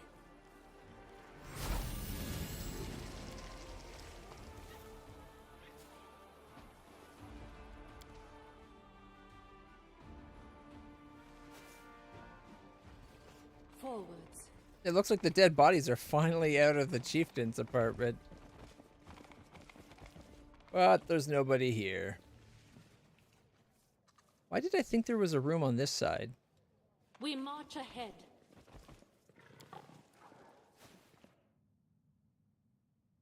I think a bunch of our people are considered exhausted. Or at least fatigued. Sod is restless. I wonder why. Exhausted.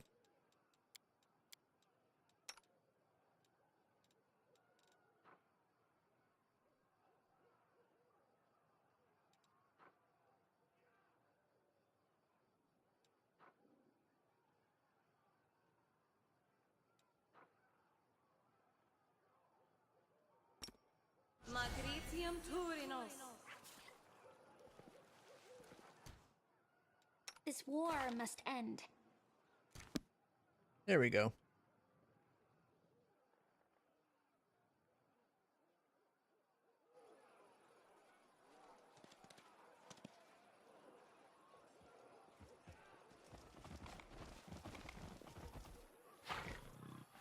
I will guide us. There we go. Without you, the town would be a pile of ashes now. Old Brig Commander, as long as Gundren stands, your names will be remembered.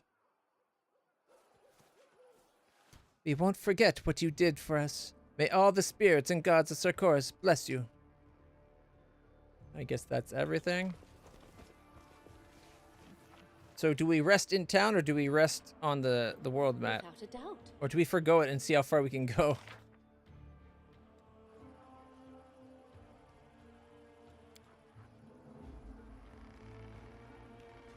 How much slower everyone is.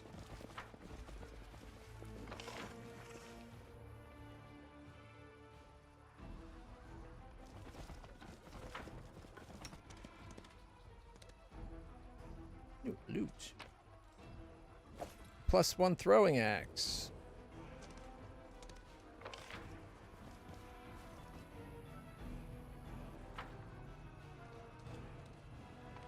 Forwards.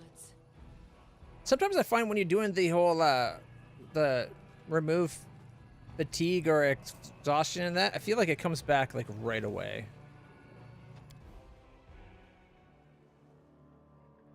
Alright. That was fun. We finished off the whole old Sarkoris DLC stuff then, right? Saved the life of another old Sarkorian god, making another super shifter. It's too bad we couldn't find a way to get, like,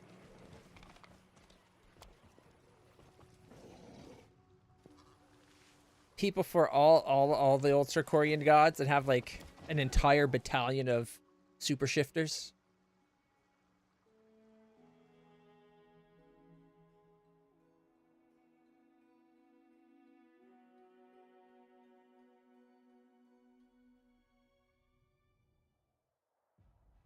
All right.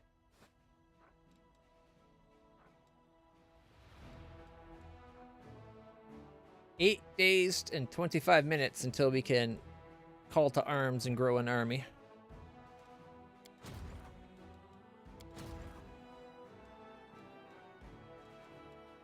All right.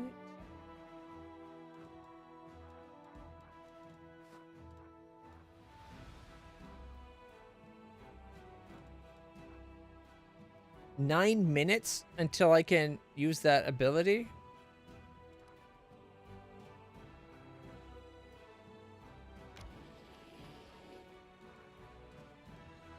Shall we teleport the party? Save us 16 hours of walking?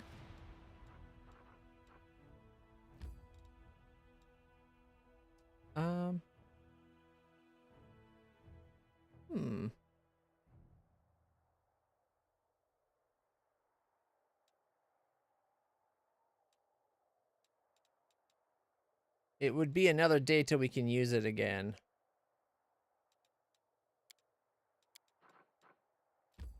"22 to the grotto." Kind of wanted to get to the Dragon Barrel Ground and the another secret land and the Blackwater. Not to mention we got the Paluro's Fall. I think this one's to deal with 2 days. Mutasiphin, right? Yeah, a large demon force. So maybe Mutasiphin. Alright, we still gotta get the parts for the other.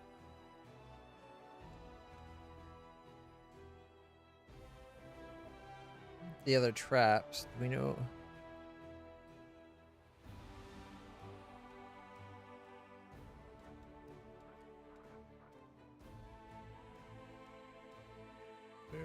Heaven's Edge, Mark Rock. Shrine of Sacrilege.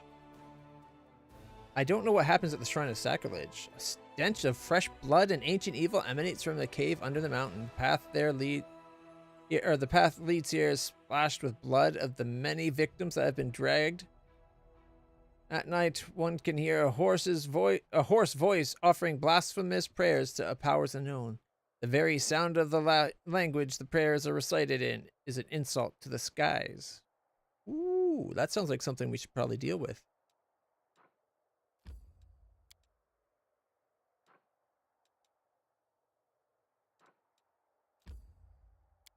That's only 8 hours away now. Should we go check that out first? It's 20 hours to get there.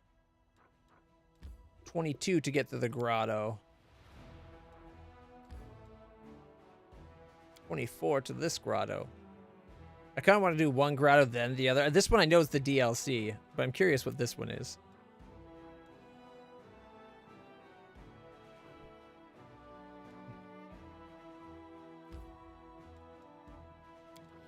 We'll travel.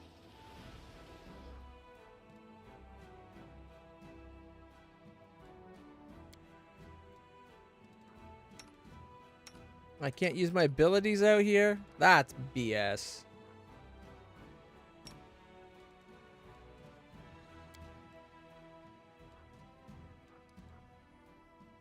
You know what? I'm just going to travel. If we get in an encounter, I can immediately cast the thing to get rid of fatigue. There, we can deal with the stuff here and sleep when we need to. It's only exhaustion. Come on. How bad could it be? Pretty bad, actually. I should have went and talked to the storyteller. Him being down on the streets rather than in the keep is a little annoying.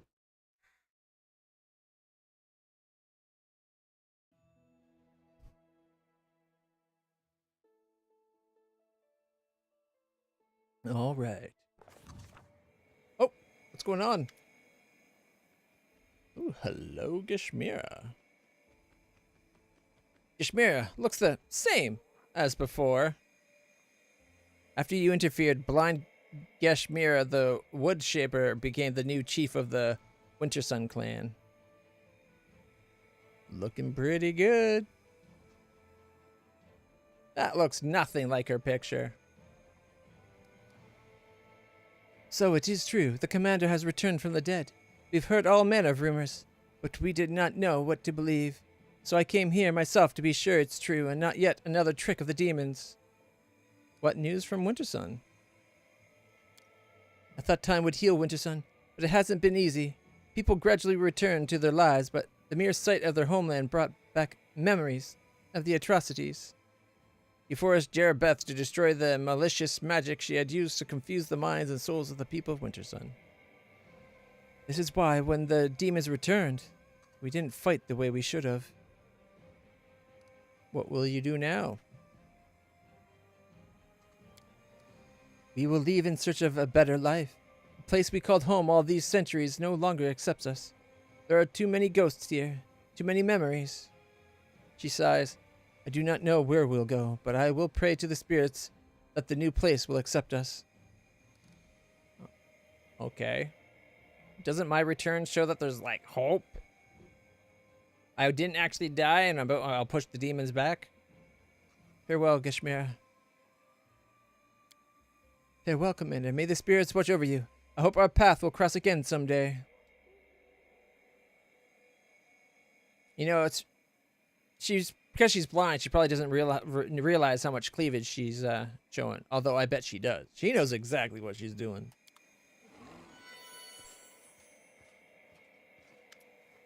Ooh. Lady Kanomi. Ooh, I like that picture for her. Apologies, Commander, but an ambassador of a certain nation demands to see you. A nation that we considered to be an ally, at least until they came up with the outrageous proposition we're about to discuss. Narakor. The tall woman salutes you sharply. Ishgard greets you, Commander. My name is Narakor. My lord Hadvend the Sixth, steward of Isgard, bid me put myself at your disposal. I like that picture. Isgard regards Mendev as trusted and loyal ally, and our nation will not leave you in your hour of need. The war has brought chaos and anarchy to the lands of Mendev, and we stand ready to come to your aid. The Ishgardi Expeditionary Corps ready to assume control of Nerosian and the larger Mendevian cities to restore order and a central authority. To avoid a diplomatic misunderstanding, we ask that you accept our help. Allow us to cross Mendev's borders.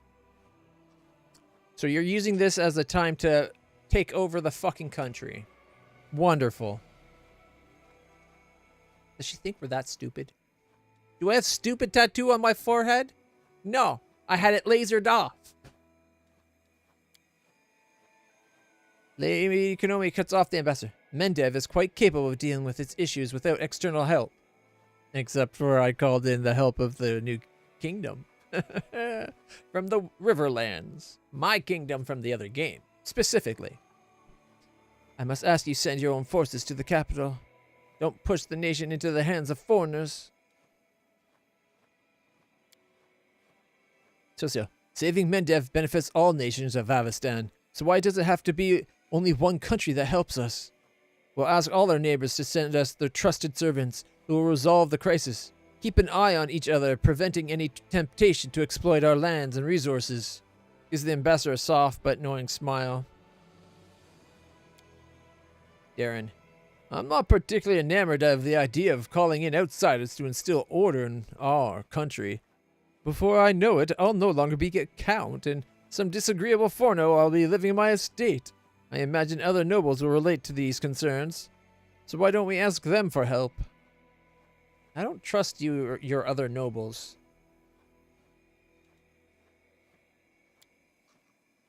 Whatever coat of arms is on the banner of the people bringing order, it's all the same to me. They can take care of the people, let them come and help. Patriots should have thought about that back when their country wasn't plummeting into oblivion. Woljif. These sneaky weasels thought they could get their mitts on our turf while we're out here fighting in this dump? Like hell they will. Once we're done with the war, we'll skim Mendev ourselves, thank you very much. And if these unwelcome helpers show their faces, you just say the word, Chief, and the people will give him the pitchfork. The common folk love Ishkar about as much as I love donating to charity. So Sauciel. All generals gain excellent advisor, plus 10 to power. Ooh, our spells would do more. Nice. Darren, recruitment growth for trainable units increased 15% for each captured region. Oh, that's actually not bad either. Not massive, but it would add up. And we already have, like, what, 6 captured regions? Land's right. I approve of the actions. Gets us Sisters of the Golden Iranes, mercenary unit. Monks with high defensive potential. 8 Sisters of the Golden are recruited right away. So they are 592 hit points, 26 armor class, and they do 33 to 35 damage with a plus 24. Not bad, to be honest. 230 XP a pop. They're expensive. Female monks from Iskar who worship Asmodeus. All of them were orphaned during the wars with goblins and raised in a convent. Their fighting style, known as Hamatulapsu, is inspired by the tactics of the barbed devils, guardians of hell.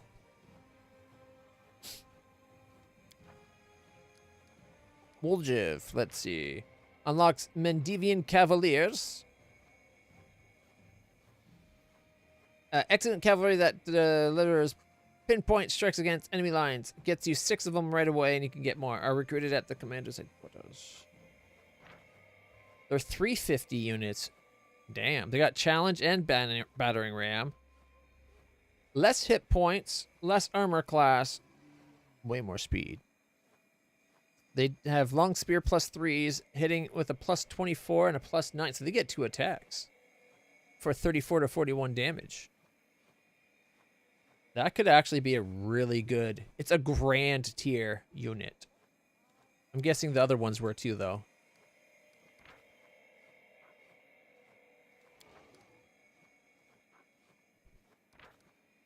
Where were the other ones? Lan? Yeah. Yeah, grand tier infantry. They're lawful evil. And Lady Konami... Recruiting trainable units is prohibited for 2 weeks. Recruitment growth for trainable units reduced to 0 for 2 weeks. After 2 weeks, pass all trainable unit gains the Best Sons of Mendev feat. Plus 20 bonus morale. So we go 2 weeks with no new units. I don't fucking think so. I'm thinking Sauciel's the best option. Having our generals get excellent advisors. Plus 10 magic power, or plus 10 power to our generals. Our spells would be hitting so hard. Most spells are like so many, like when you use your generals, it's like their power in dice or plus a multiple of their power. And so it's pretty massive. Like that's at least 10d6 more perf. I think Fireball and Scorching Ray.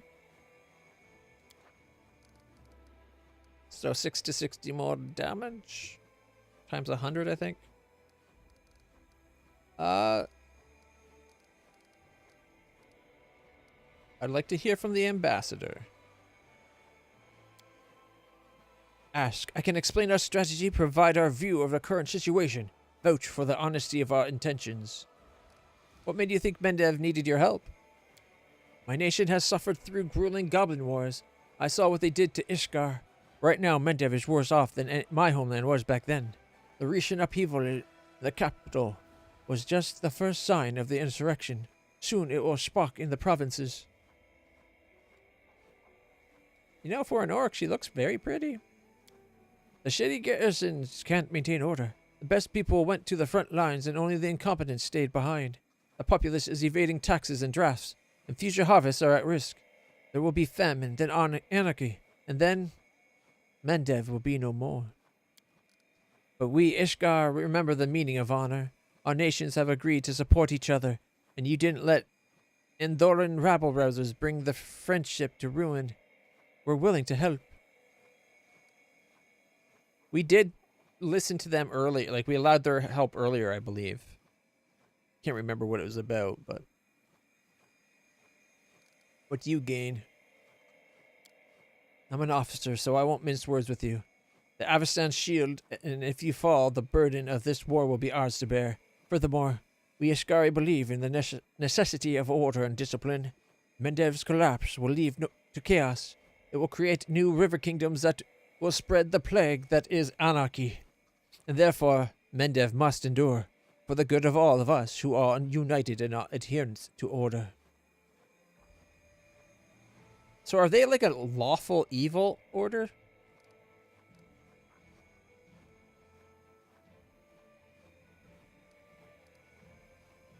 On what conditions do you intend to assist us?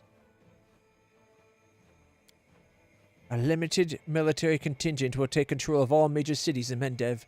Sabotage and corruption will be eliminated, and authority over the receptive territories will be given to a network of military security forces, subordinate to the headquarters of the Ishgari General in Nerosian.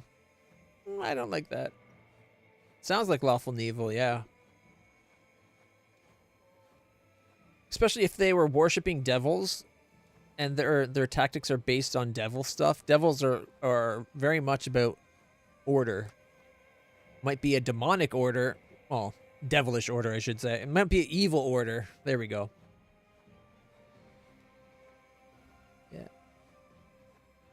Most Hell Knights are lawful neutral, not lawful evil. I guess that's just Reggie was the lawful evil one. Keep in mind, we don't have Hell Knights anymore. They declared war on me. They didn't like the way I handled things and where my powers came from. Even though my counterpoint, I passed the DC, I think they should have listened. But there was that event early on when you go to the Hell Knight base the first time and it's taken over by demons. And the one demon's like, why don't you come down to the room and I'll like show you a good time? I'm like, oh, that's a trap. Let's spring the trap and show her that it won't work. And Reggie took that for us to fall for it. And it's like, we didn't fall for their shit. I knew it was a trap. I was just springing the trap. That's why these options, I'd like to see a game like this let you pick the options and then like pick a subtext to it. Like, I do this, but I know it's a trap and I'm doing the, you know what I mean? Like, that would be pretty awesome. But it'd be a lot of work. Like a shit ton of work. But there's times where you stepping foot in the trap because you know you can take it. And you then become the distraction for everything involved in the trap, allowing my entire squad to do their bit, right? But I can't say that in a game that has fixed answers. If it was D&D, I could have. Probably would have pissed off the DM a little bit, but he would have ran with it. I would have ran with it as a DM. Anyways, I don't like that Ishgari army is in control. I'd be okay with them coming in and helping if they're under Mendevian generals and not Ishgari.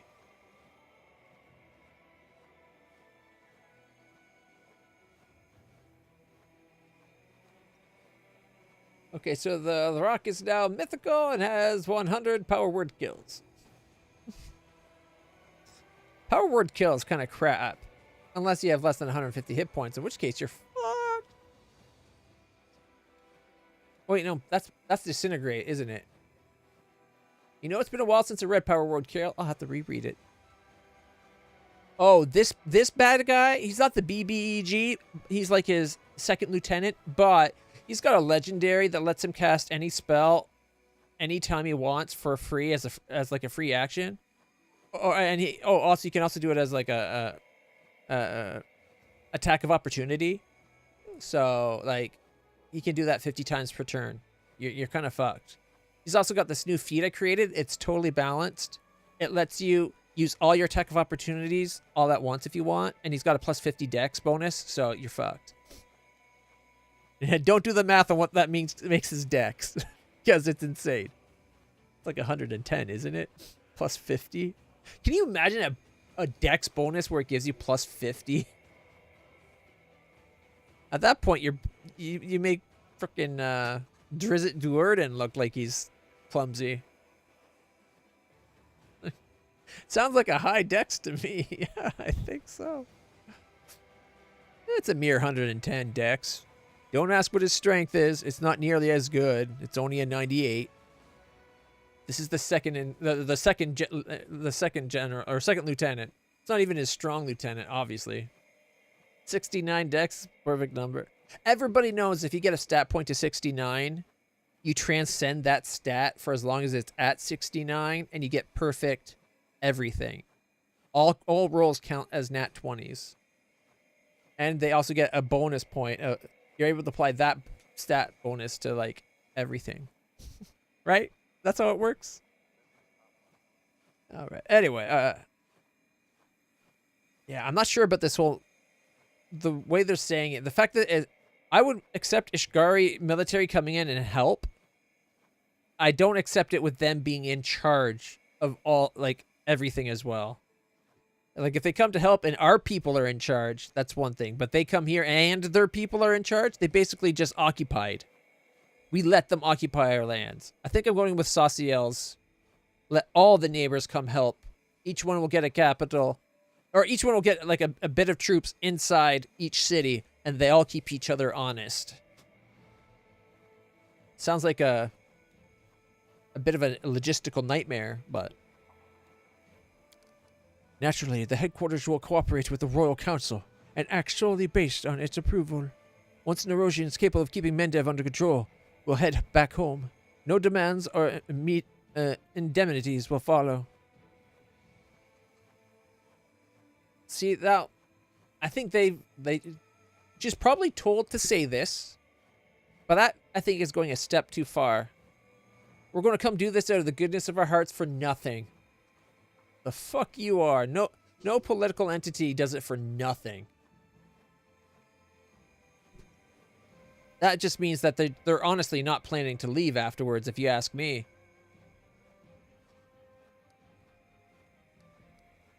Like, if it afterwards came and afterwards we would hope is that you think of us first in times in concerns of trade, you know, or like put something on the docket that they need us to do.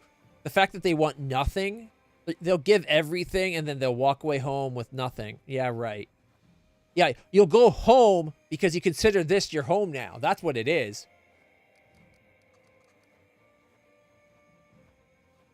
And why do you need my permission? We must follow the law. No matter how noble our intentions are, we have no right to interfere in the matters of another country. We need to be invited, or it would be considered an intervention. No one except you has the authority to do it. The political status of the Royal Council is too questionable at the moment. And this is Ishgard, right? It doesn't let us...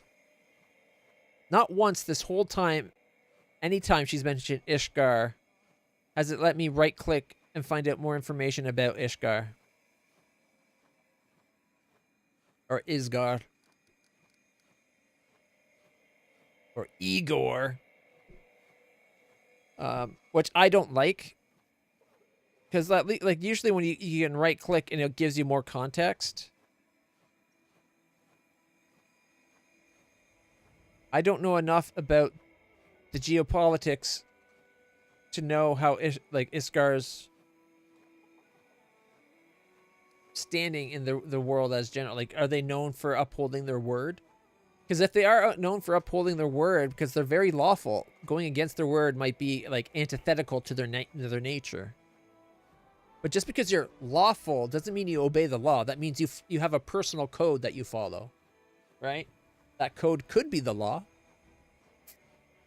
Or obeying the law could be part of that code. But lawful is more about, like, rules guide you. Whether they're your rules, society's rules, or whatever.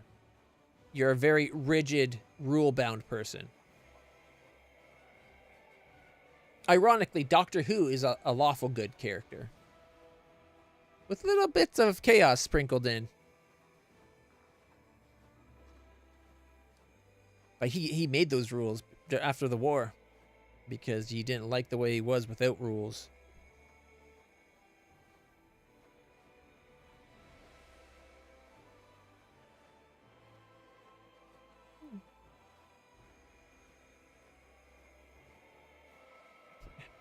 Oh, says chaotic good gremlins. That sounds like too much rigidness.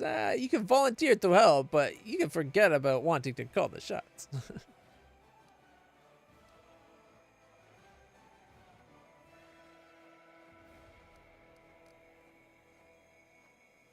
Why are you doing this? Well, I rolled a dice this morning and it landed on a 3, so I figured, what the fuck?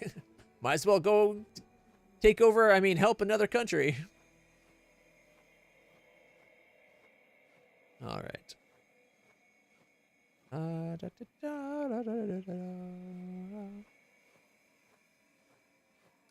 You satisfied my questions. Thank you. Lady Konomi makes a concerned sound. I hope you understand that all these courteous speeches are just the velvet glove wrapped around an iron fist. Maybe you should stop insulting me if you want your way, and not a backhand. I like the idea. I've liked Lady Konomi most of the time, but at times, man, she pisses me off at times. This is a great portrait, is it not? I think I did a pretty good job picking the portrait mods. Now that they're all working, and I wish I had fixed it earlier. These picks are awesome.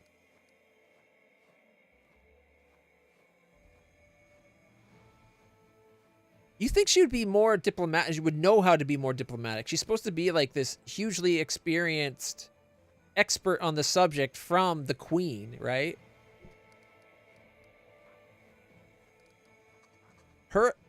Listening to her is the worst. I think Sociel summon foreign delegates to resolve the crisis and keep an eye on these uninvited helpers. I think having everybody come in, keeping each other in check is the best option. Has just the right touch of chaos for my Aslanti ways, if you ask me. Plus, I like what it gives us. Although, I'll be honest, the units that we get access to are super tempting. These Cavaliers, man. They're expensive. We're issuing a call to arms amongst the people of if Iskar pokes its nose in.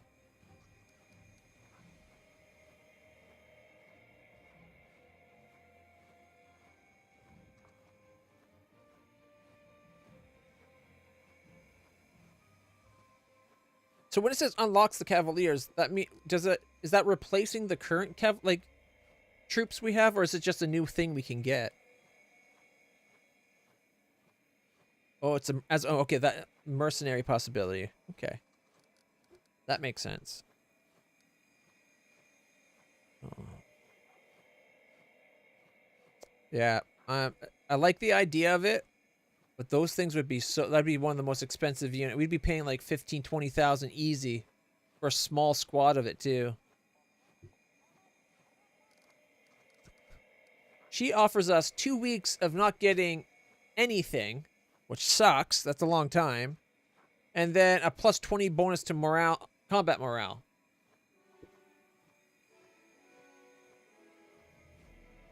That's it?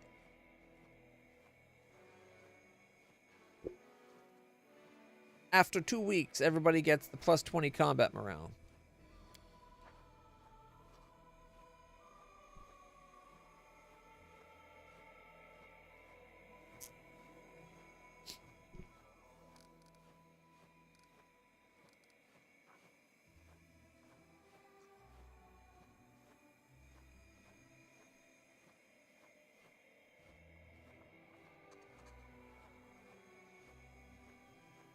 You think the feat applies not just afterwards, but forever? Okay, no.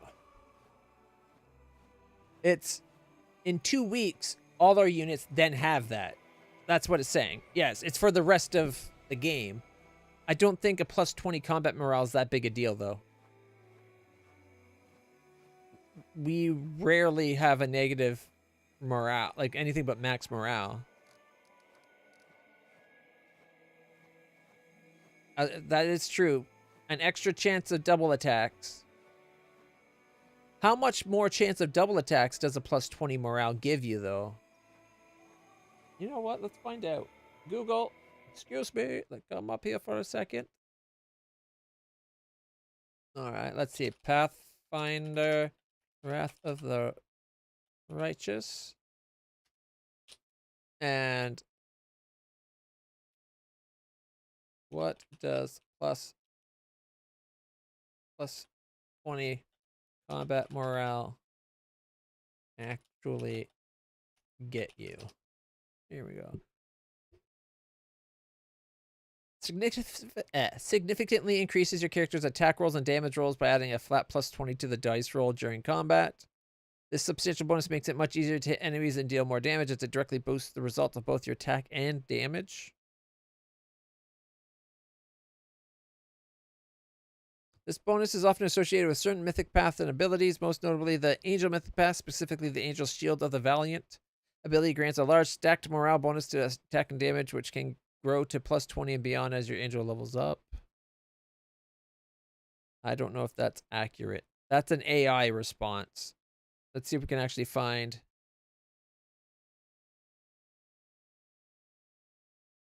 Oh god, that's bright. There we go. Dark mode.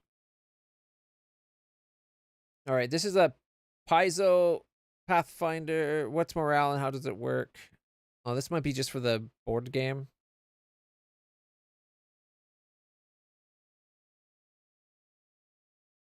They roll a D100 plus their current morale to determine how much additional damage they cause. Oh, okay, so that's how it works. So that's a 20% boost. It's actually pretty... That's not bad, actually.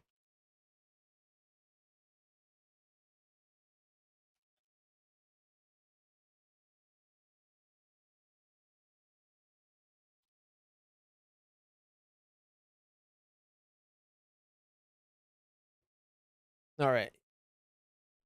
Taking off the actually get part, the AI response this time is, in Pathfinder, a plus 20 combat morale likely refers to a bonus for a unit in the game's Crusade mass combat system, which is capped at positive 20 for an army's overall morale, and an affect their ability to act again in combat, with a plus 20 bonus increasing this chance significantly within the cap. While a direct plus 20 exists for individual units, it does not increase morale above the overall army cap of 20.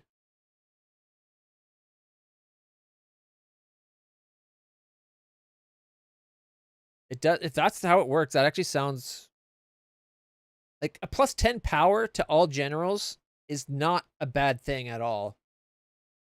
A lot of the general spells are very much based on the, like, it's all based on their power. It lets them heal more, it lets them do more damage. And I heavily use my general spells.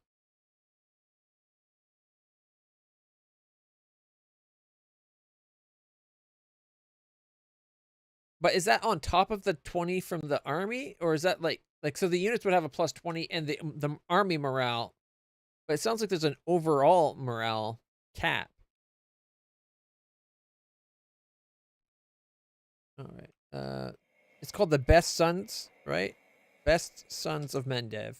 How about we search about just that? Best Sons of Mendev.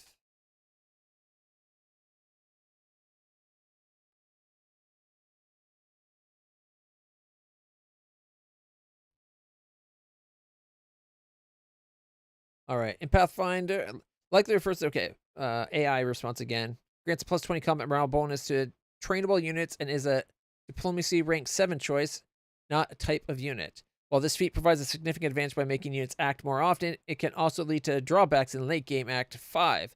The feat's benefit is that it increases a unit's chance to act again, but the bonus can be capped, with no noticeable difference even with defeat.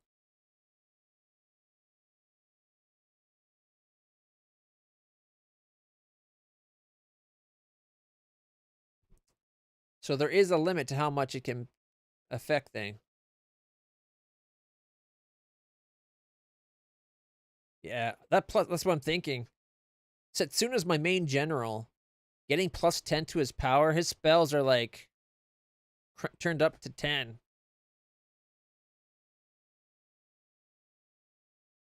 Literally. Plus 10.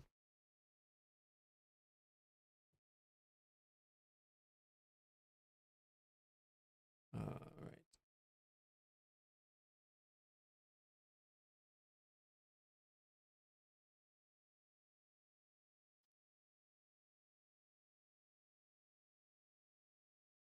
I was hoping we'd find something that specifically talks about that somewhere and how effective it actually is in the game. I don't know the morale system of the mass combat stuff enough.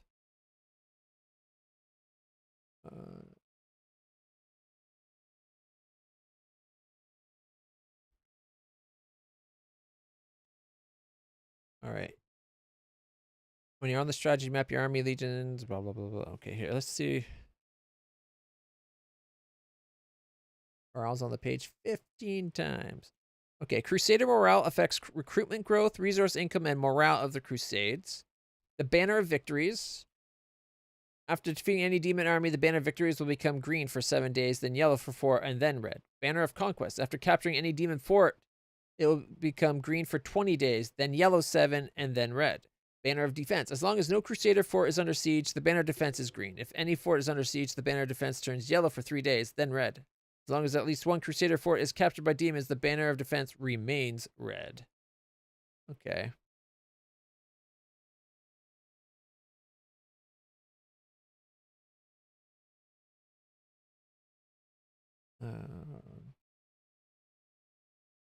Estimated army power.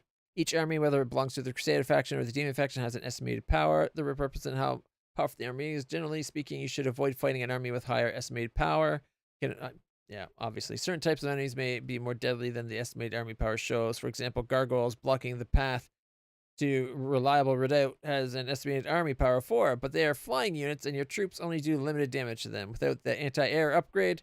So be careful when fighting armies of special units. If your army's power is higher than the power rating the army is facing, you may get a let them retreat option. I've had that for like every fight. The function as an instant win option and produces the same outcome as winning the battle without expending any resources. How battles work. I want to know how morale works in the fight.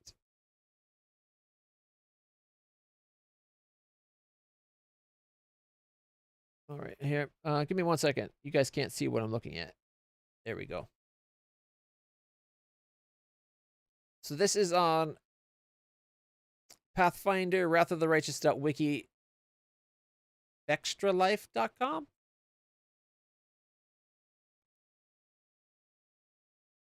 All right. It's just telling us all the different units.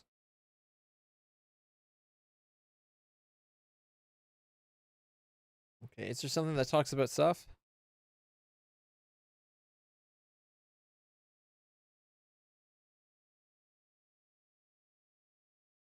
Not only 2 filled. All right.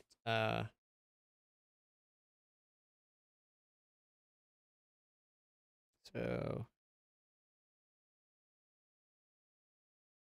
our generals can control up to 7 units at one time with investment in Master of Maneuvers.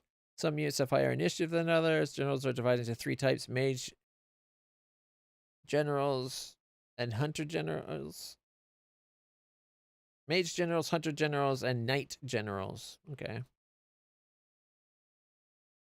Unfortunately, oh, here we go. Army morale. The morale of an army decides how eager they are to fight the enemies. When your units charge the enemy during combat, they will roll a D100 plus their current morale to determine how much additional damage they cause. A flat plus 20 to everything? Could be worth it.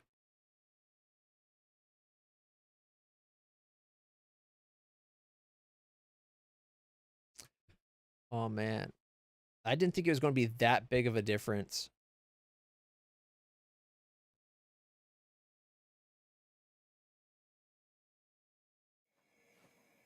Oh, yeah. Did you guys see that?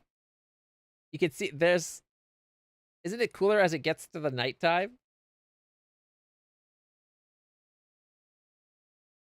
And there's the Great Lakes.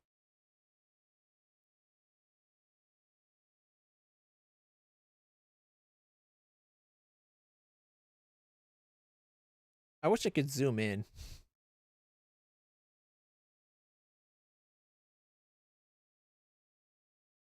This right here, though, London, Kitchener, Waterloo, Toronto. So I'd be right about there. If I'm looking at this right. It's hard to tell with just a night map. Right about there would be the border. Still, it's a cool desktop. It's synced based on your time zone. Or you can set it to look at a specific longitude, latitude.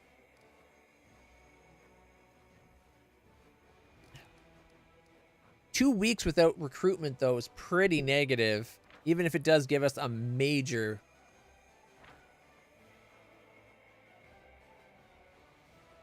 Oh, also, this is only trainable units, right? So that won't affect mercenaries, which is a fair number of us.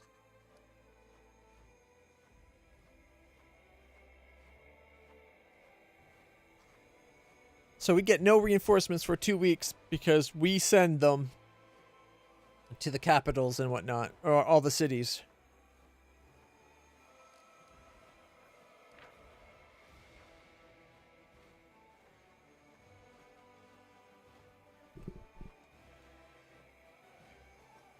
I wasn't expecting a hard choice like this as I came back to, to pick things. I'm thinking, guys.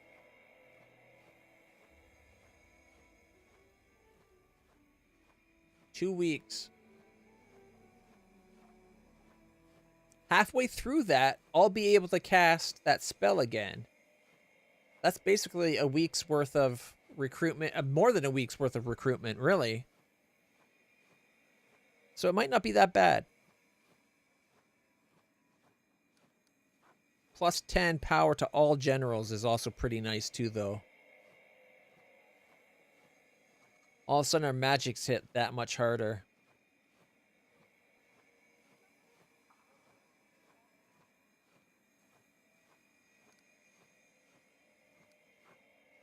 It's not cheese, it's a built-in game mechanic. 4,500 points worth is a lot of army. Especially if you want to focus it on certain units like your sorcerers and your range units. All you do is split your army first and then you cast it on the ones that are just the ones you want. I'm not stupid.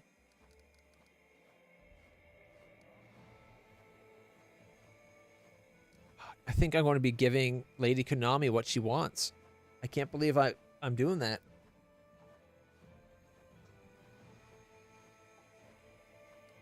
Oh, hey, puppy. How's Milo?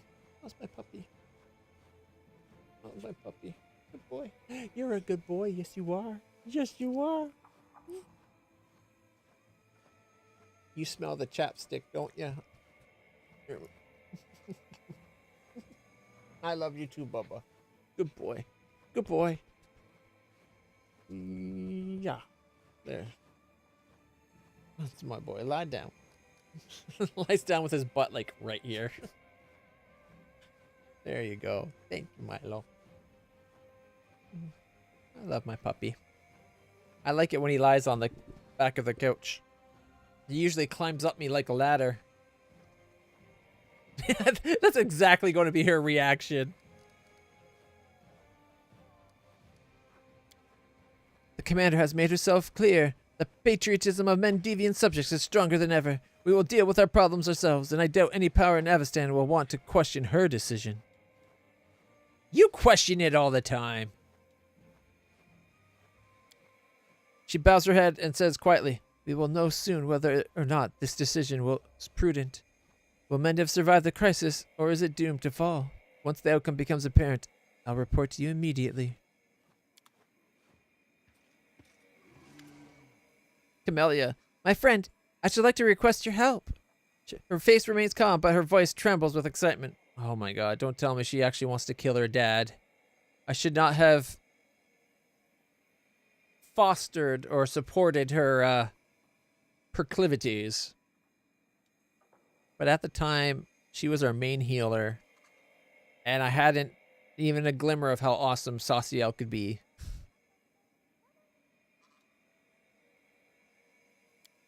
Remember how much fun we had in Alushanira?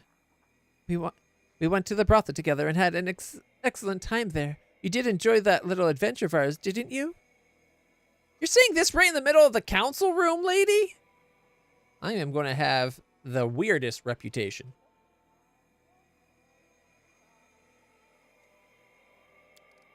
She licks her parched lips. I wish to invite you to go on another adventure with me. You wouldn't be opposed to escorting me to Kenabras, to my father's old mansion, the place where I spent my childhood. She lowers her voice to a conspiratorial whisper. I am certain that is the place where I shall finally be able to contact Maria. She's going to want to kill her dad. Shit.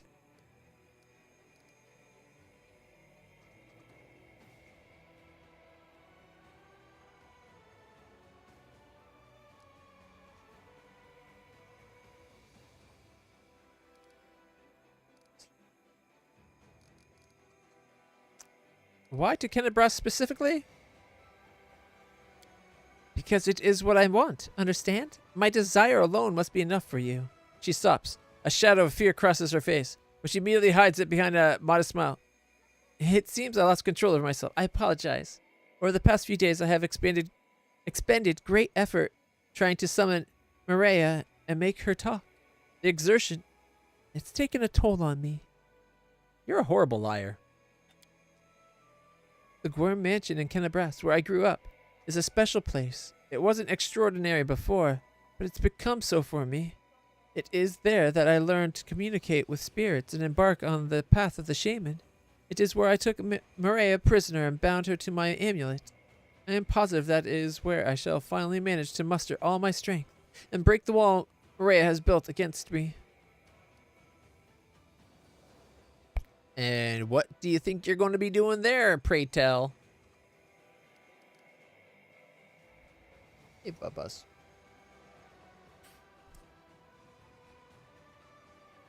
I love you too.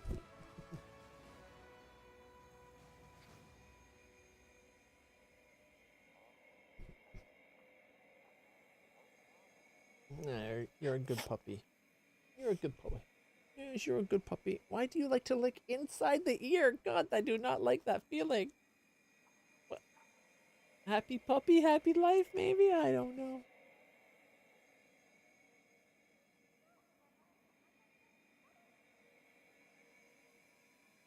Here's some love. You goobered on my glasses, puppy. You licked my glasses. Yes, you did. Yes, you did. Can you lie down, Bubbas? Lie down, Milo. Come on. Okay.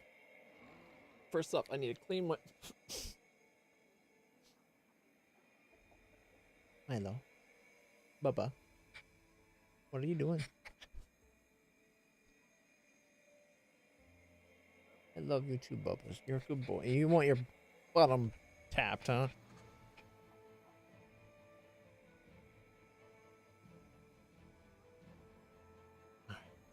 Good boy. Good boy. Lie down. Come on, Milo. Up. Milo, lie down. Good boy. Come on, look out. I get my glasses now.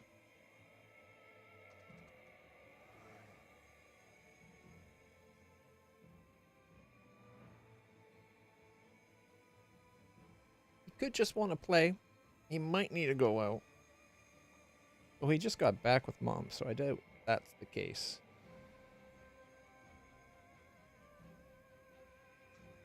But he hasn't been coming up as much lately with Mom being off work because she had a bit of a heart attack. So he's been spending a lot of time downstairs.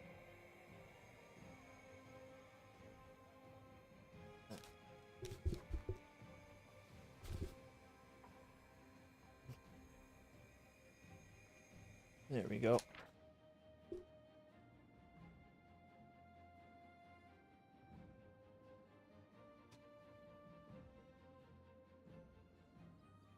Ah.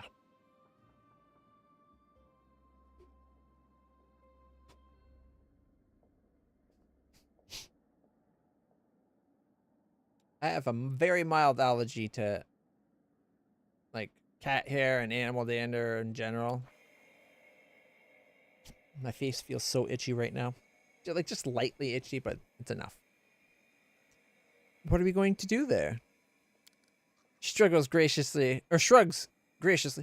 We shall try to find a comfortable place for meditation. I shall summon Mireille's spirit. I don't know yet how exactly this can be done, but I believe I shall be able to figure it out once we're there. Alright, as soon as we have some spare time, we shall go. Can't believe I've been coddling this woman, and I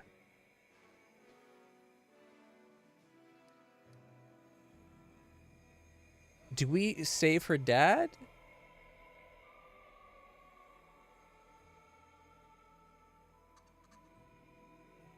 I don't think this is really going to get us anything. She's not really doing what she says. She's a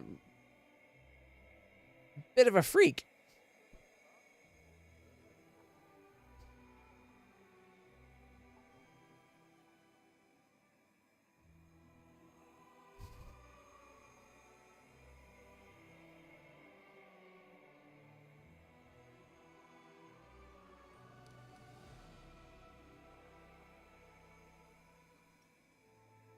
I'm tired of your constant requests and what they lead to. I won't be going anywhere with you.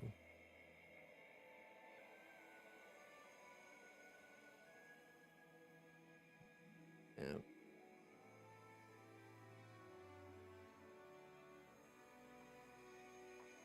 I don't know if I actually want to get rid of her.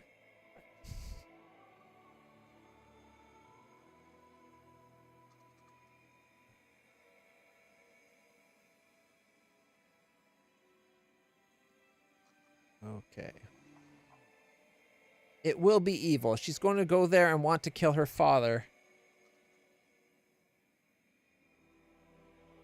Which is kind of weird. Like, every other time she's done this whole ritual thing, it's been, like, pseudo-sexual. And like, basically sexual in nature until she, like, plunges the dagger in the heart.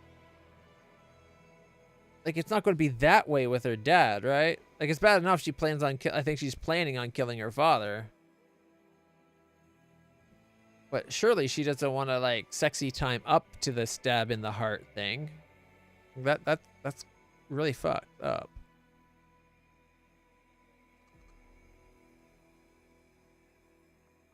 Also, what happened to the table? Is that the way the tables always looked?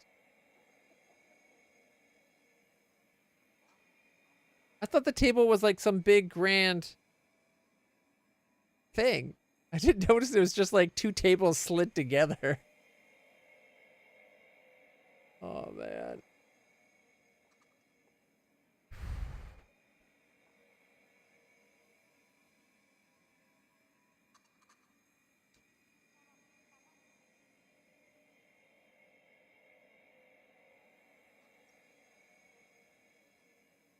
Oh, man. I don't know.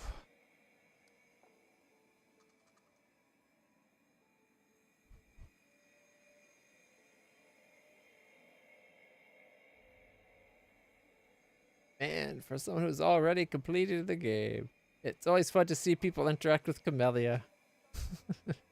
Well, I'm glad you're seeing me struggle with trying to find out how much I want to, like, she's been a key part of our party for a long time.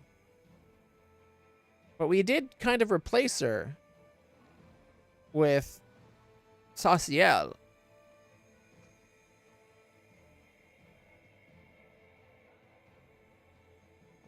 Oh, man.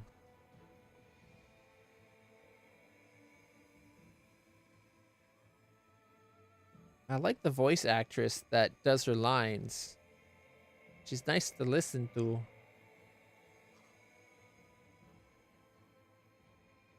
Exactly. She's okay at...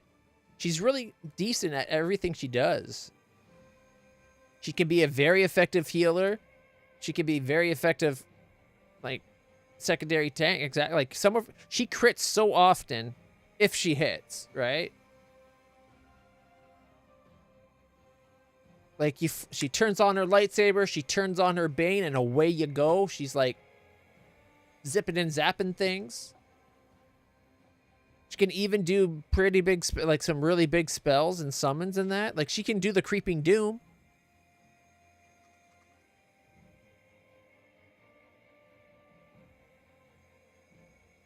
You usually run her as your off tank. Yeah. It's basically what she's been doing. Through most of the game, she was our healer. At first, it was her and Ember for a long time. Because early game, no one has enough spells for that. Or to be like a sole massive party healing.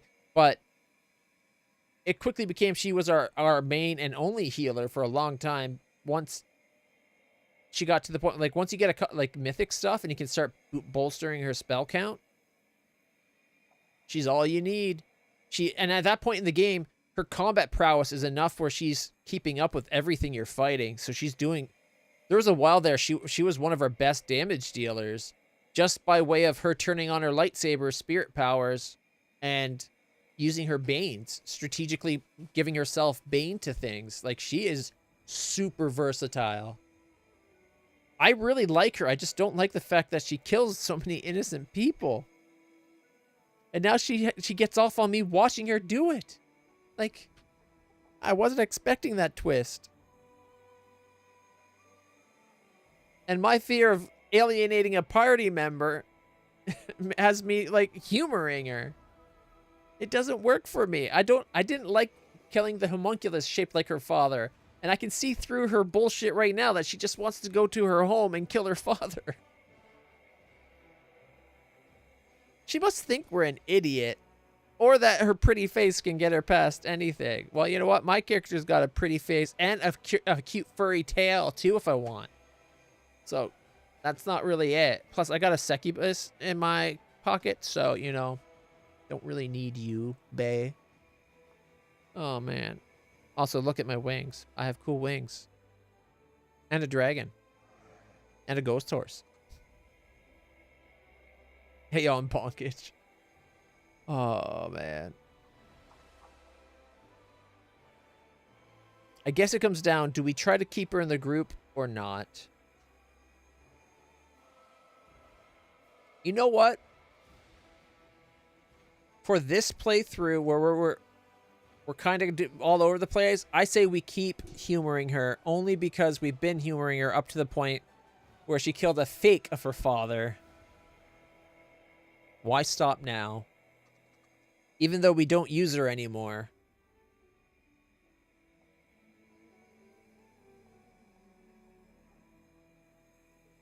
It's like our one dark mark. Everything else, we've been nothing but goody-goody to, like, the nth degree. Worst comes to worst, we kill her off.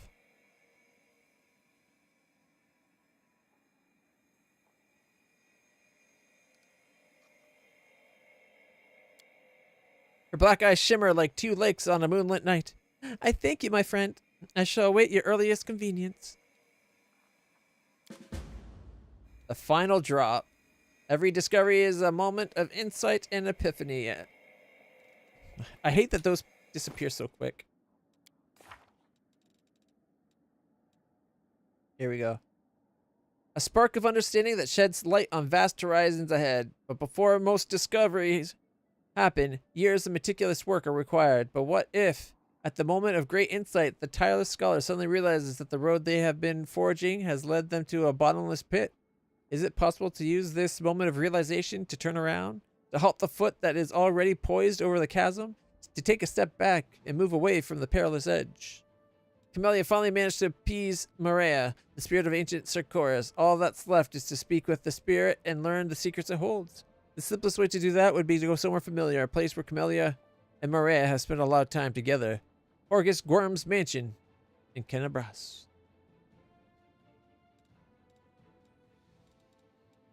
Oh, alright. We gotta go down and talk to the storyteller.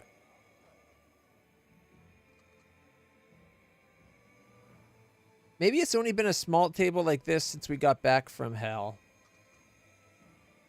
Oh, that reminds me. Do I still have that other armor I liked for Sauciel? I do.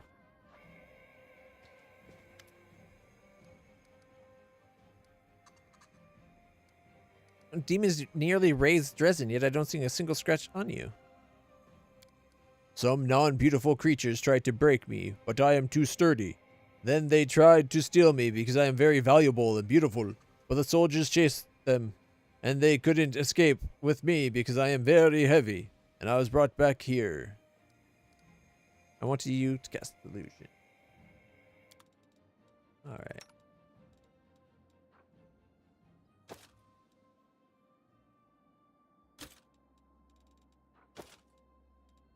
I don't like the spiky bits on his armor. Now that looks freaking awesome, right? We did the master shapeshifter. We are Kitsune. Together we stand. We are Kitsune that always has our transformation on because we get +4 because we're the master shapeshifter.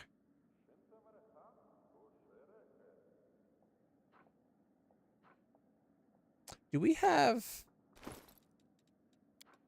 a potion? Or did I drink that already? No, because our intelligence isn't up.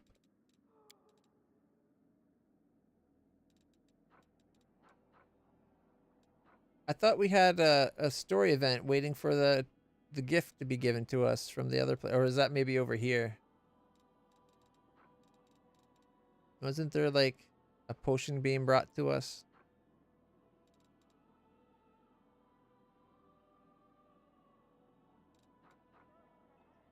That's perfume.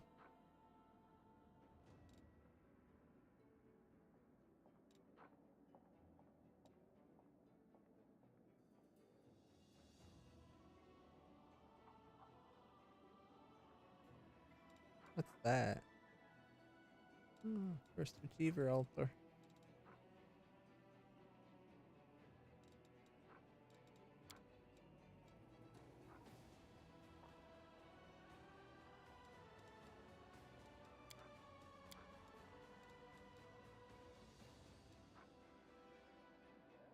Sonic protection.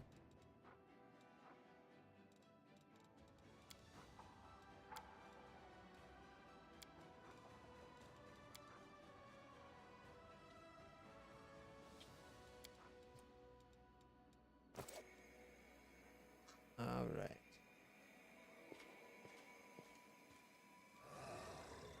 Okay, everybody is currently exhausted. Everybody's fully leveled and everything, right? Yeah, okay.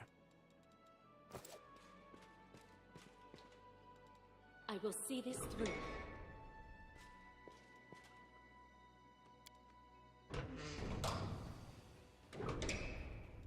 I could cast the spell again, but why?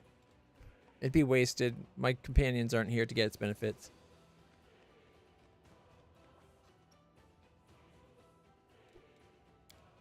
You want to stay to see the outcome? Okay. We'll focus on going there. Warm-blooded. Warm-blooded. Game was hard to come by underground, but we had giant spiders galore. How about Cercoris? Did you have to deal with critters like that? Well, in a lean time, you'd be glad of a spider to eat, no doubt. But on the whole, many-legged beasties weren't high on our list of delicacies. Except for bees, of course. Folks in every village kept beehives. Yeah, but not to eat the bees. They were there for the honey. All right, 9 hours pass, which means we have like 8 and a bit, or 7 and 2/3 days to go, or 3/4 day. Yeah, no, 2/3. Oh, why is it so dark in here? Is it that late at night? Anivia.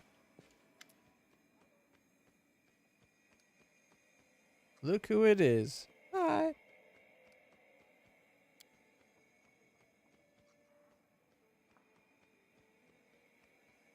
What? Arabeth pawned her sword to pay for your treatment. Treatment for what?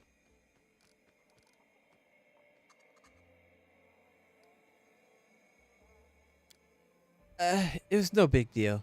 I just sat about in the cold too long and caught a chill. Appreciate the concern and all, but don't worry. I'm healthy as a horse now. Shouldn't be lying to me, Anivia. Thanks for not answering.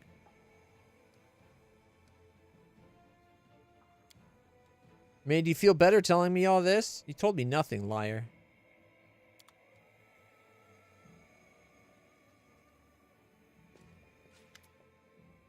You've grown. Why did humans invent paint if they weren't going to paint anything with them? The roof and the roads of Jezen were painted. The city wouldn't look so boring.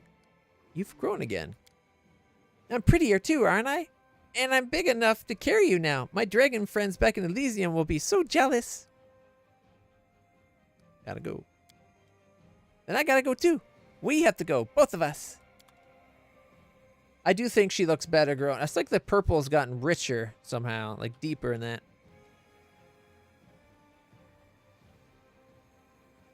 There's a history event. Perception. Oh, my character, I don't personally have very good perception. Oh, I guess I got 37. Thanks to everything.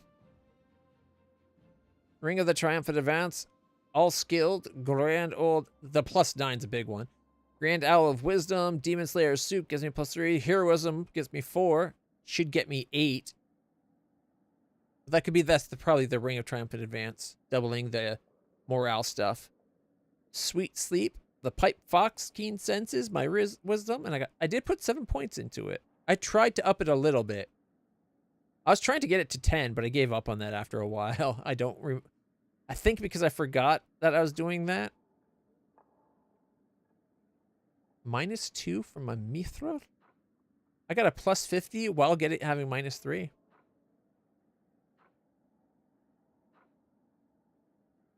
-5 to Persuasion because of my goggles, but they're worth wearing.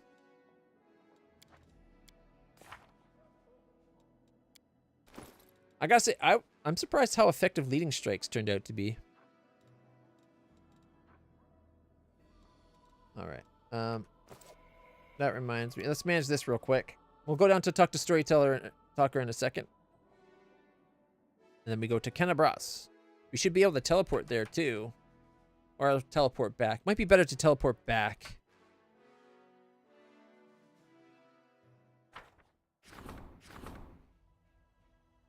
It's rather high DC, or it's on a beat that I don't remember where it is. Strengthening diplomatic connections. Diplomatic relations have improved. Woohoo! Despite all the trickery, Karamzada was once again defeated by the commander. The path to Dresden is now clear, and news of the heroic battle is on everyone's lips.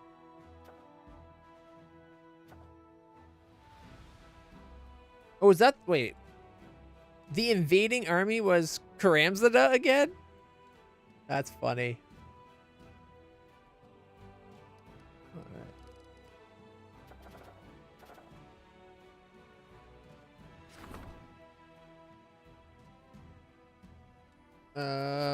Aren't we waiting for something to finish? Yeah, this should cost us morale, shouldn't it?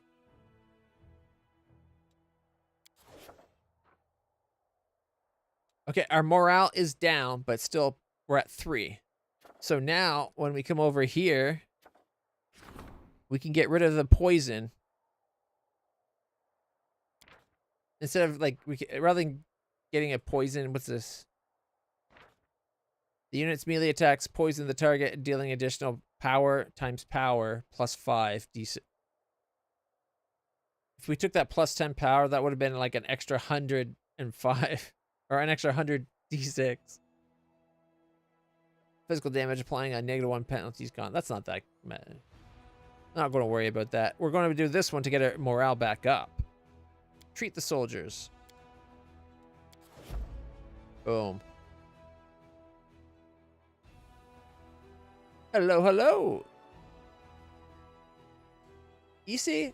Or Easy Ling, I should say. Easy. I'm going to call you Easy if that's okay.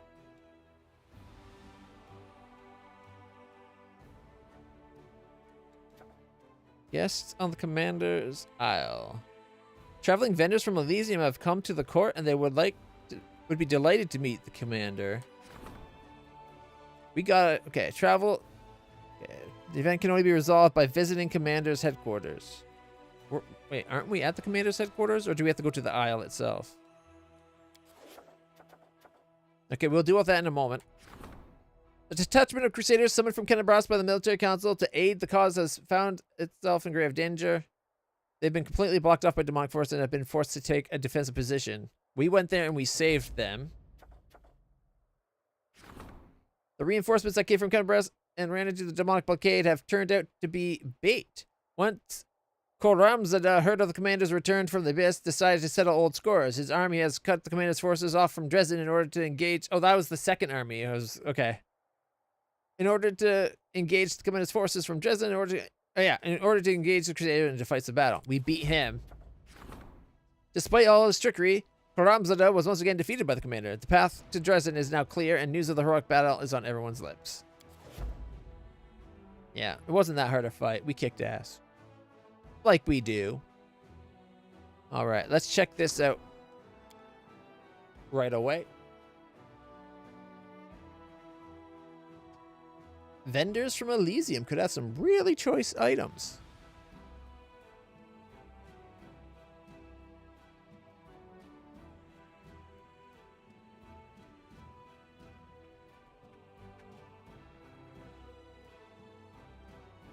All right, Easy. How was your day, Easy? You having a good day? Are you a big fan of the game? Just checking it out. It's on sale right now if you haven't played it. Oh, that was a big load.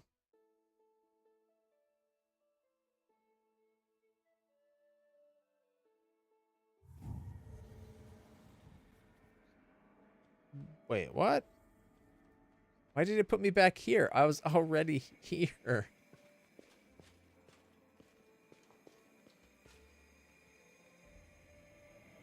I don't get why it put me here. We march ahead. I guess we have to go to the island ourselves?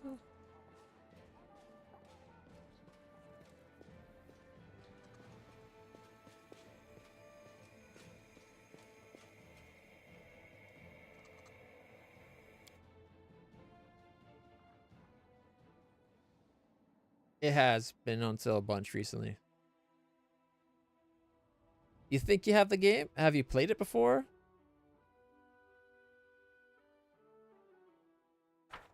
If you're a fan of CRPGs like this, it's definitely worth... We're at our headquarters. Why is this not working? Instead of saying Commander's headquarters, it should say the Isle. That's gotta be it. Alright. Nest cleanup. Monster nests that need to be cleared out by fire and steel have appeared on the Crusaders' territory. At 6,000 logistic experience points. We're going to have to take out the nest again? Okay. We'll keep doing it. We're currently upgrading an outpost to a bastion, though. Our diplomacy's all ready to go up? Yeah. Finance a crusade is tricky. I guess we'll get diplomacy up again. All right, another day. Let's go to our floating island, though.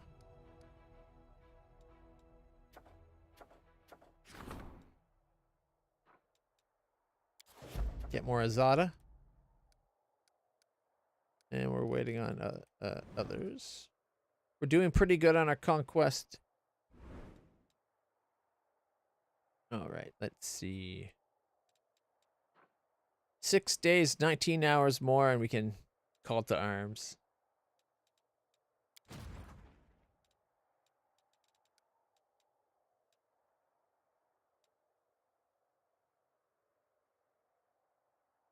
It doesn't matter if I have them go this way or him come this way.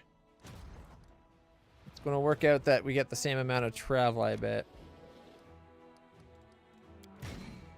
Alright. Alright. Setsuna's Saint. You know what? I don't think it was Setsuna's Sons. Was it Setsuna's Saints? Yeah, either way. You know what? I think it was Setsuna's Sons because kind of like the setting suns, right?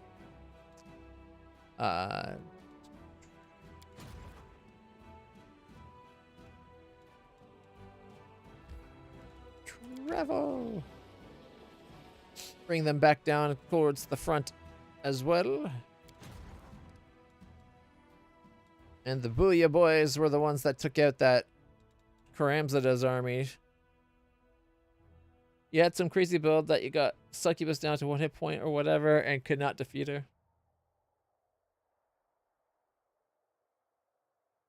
She had plot armor. Yeah, plot armor can be super annoying at times. I find as long as you keep multiple saves, you can kind of avoid the worst of those things. All right. I don't know if I actually care about getting this general leveled up. She's already level 8. She's more of our backup general. I mostly use Setsuna's Sons and the Booyah Boys because they have a really good... The magical generals are so much more effective, I find.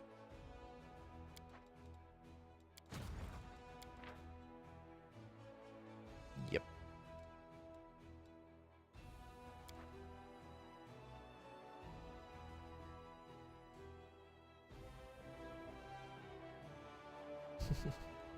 Your power spikes are at level 7 and 10.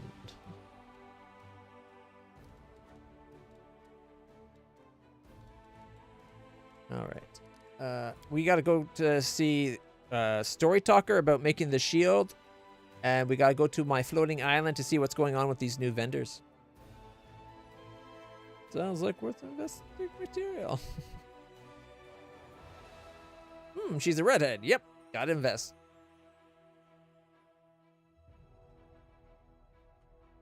Add a ponytail to the mix too. I'm a sucker for a ponytail.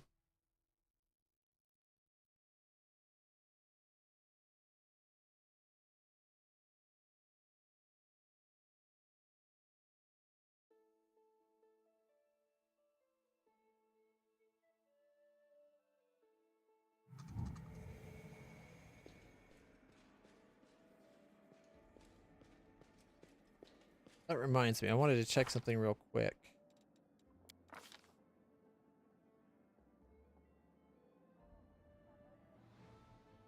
So many skills. I still don't see wings. Wait, we can summon tree ants? Cool.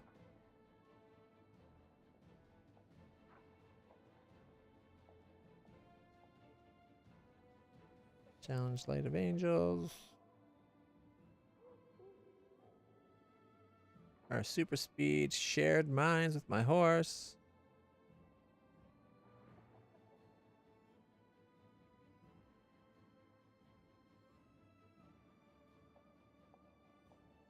So as much as we have wings, it doesn't list them here as wings.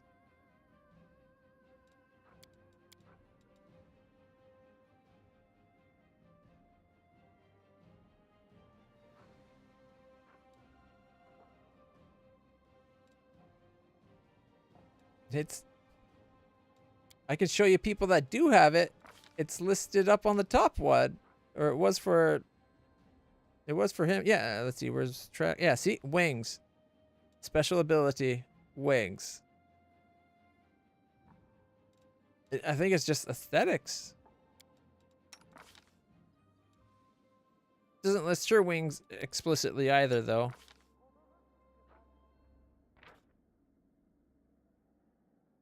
But wings aren't mentioned with our armor class, and usually, don't they normally affect armor class?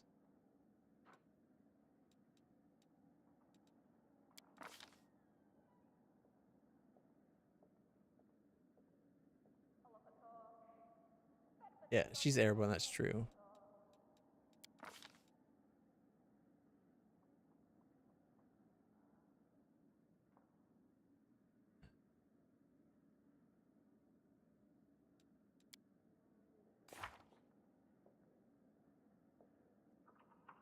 See, it doesn't mention it anywhere.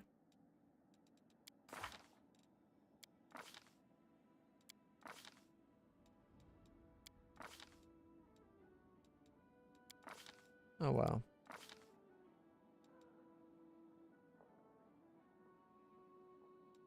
Maybe I'm missing something. Because, like you said, maybe it's airborne. But I think it's just decoration.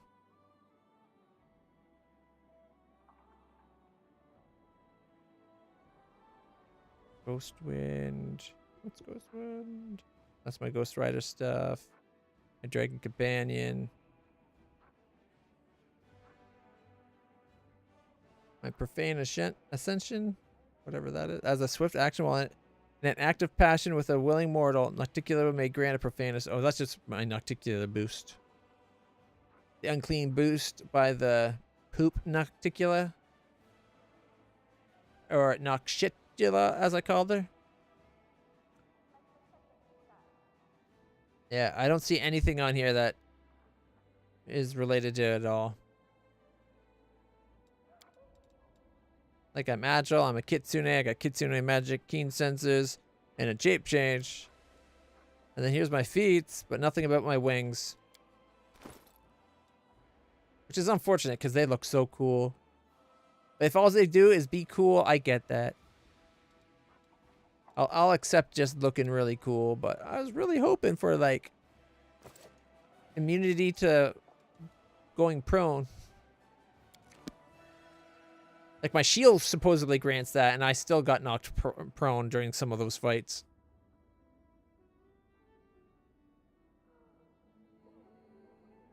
But it's nice to be able to ride a horse, and when it gets knocked out, you land on your feet.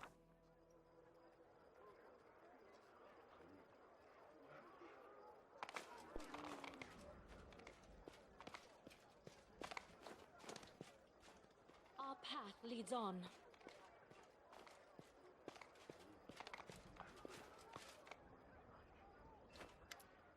The blind elf whispers something under his breath. Hearing your steps, he turns to you slowly.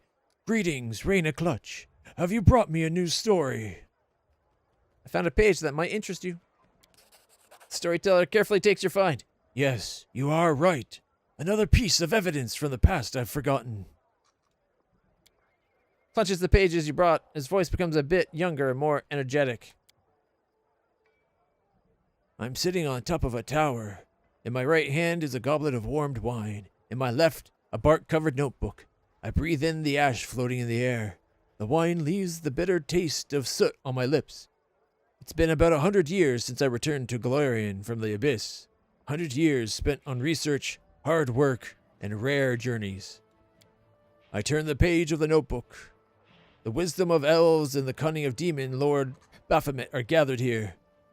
There is the description of how the purple crystal forum Illusionaire works, and my own observations about Rift Carver, Demon Lord Discari's scythe.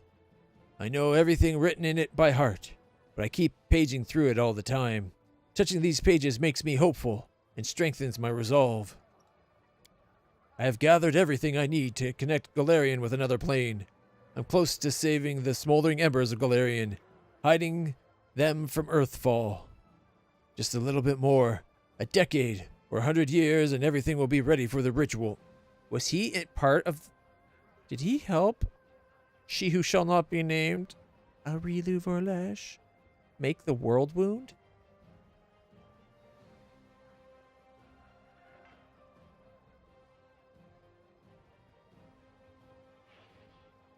I gotta say, I'm both kind of surprised and not surprised. I could see why he might be involved. He's super old and powerful and all that. Maybe the reason why he lost his memories was, like, Aurilu Vorlesh's shenanigans in doing it to make sure that he wouldn't undo it. A cold shiver runs down my spine, and I smile. Kinney's trying to get into my tower again. A world of ruin presents many opportunities for a thief. Forgotten ancient treasures left by their owners are there for their taking. These objects are not so precious nowadays, but they can fetch a good price on other planes. However, my friend stubbornly continues to try and evade the protective traps of my tower. He got caught. Predictable. The tree guards safely entangled Kinney in their branches. He got to the 3rd floor of the tower today. Nice try, I smile. Sip my wine and turn the page of the notebook. My friend will have to wait a little while before he's released. I'll finish my wine first. You know what? Your friend was trying to break into your tower.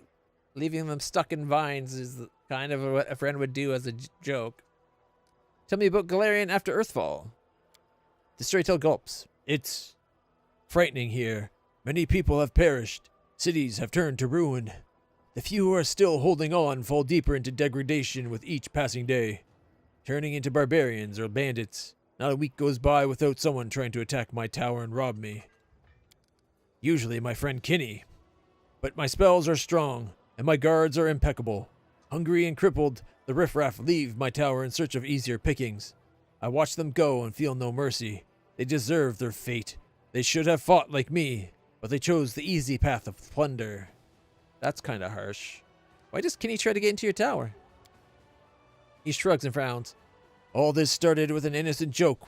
When I boasted to him that my tower was now the safest place on Galarian, he decided to prove me wrong. It's been 20 years since then, and it's become a very long-running joke.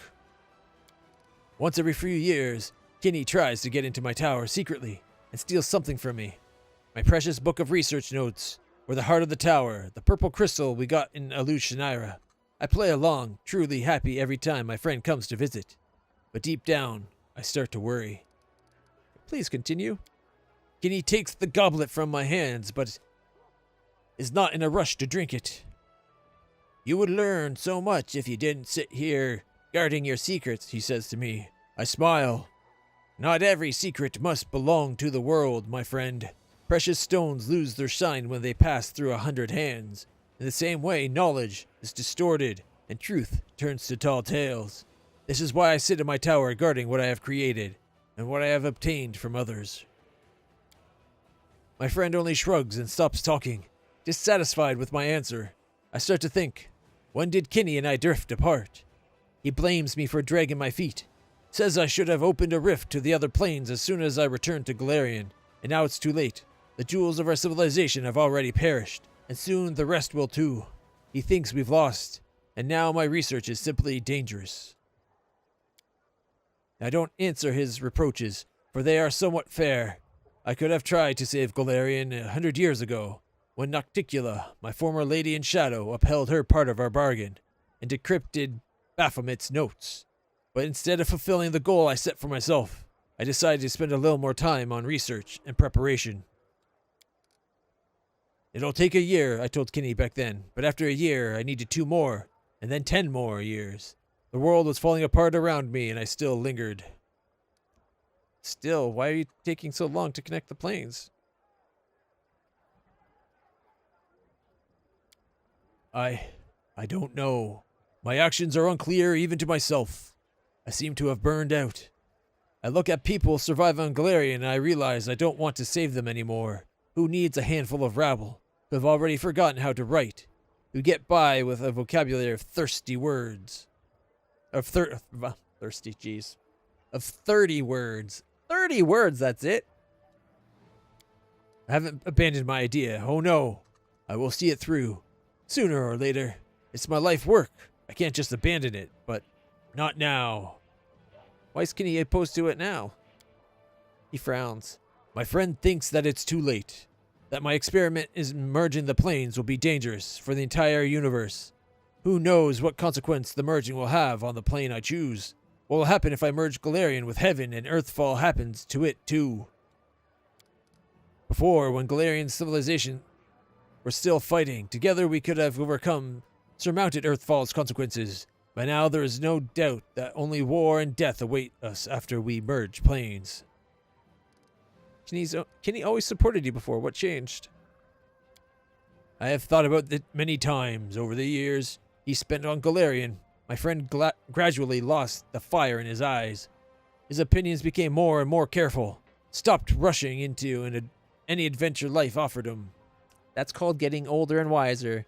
You take the stupid of youth and life smacks it right out of your head.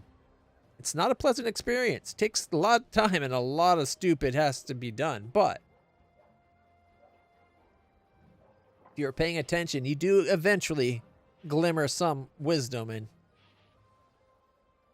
ease up on the headlong rush into stupid. Besides, he got old. We both understand that his life as a half-elf is almost over, and I still have several hundred years to live. We realize that soon we must part forever. This thought keeps us from talking like we used to, and making plans for the future. Kinney seems distant. The storyteller is silent for a long while, subdued in his thoughts. The terrible thing is, I don't feel sad. I accept our parting as a given. I condemn myself for this, but can do nothing about it. Kinney will leave me, and I'll drink a goblet of warmed wine to remember him, and then I'll return to the laboratory to continue my research. My friend has become a stranger to me. I'm sure you've become a stranger to him as well. Please continue. It happened. What I had been expecting for the last 10 years. What I was ready for. Kinney, my friend, took advantage of my hospitality and stole my research notes. They contained knowledge I gathered over the years from the most dangerous sources, and I've only partially deciphered them. Some of that knowledge will now be lost forever. He didn't even leave a goodbye note. He just left, never to return. So that's how Aurelu Vorlash figures shit out. His notes. Because Kinney stole it.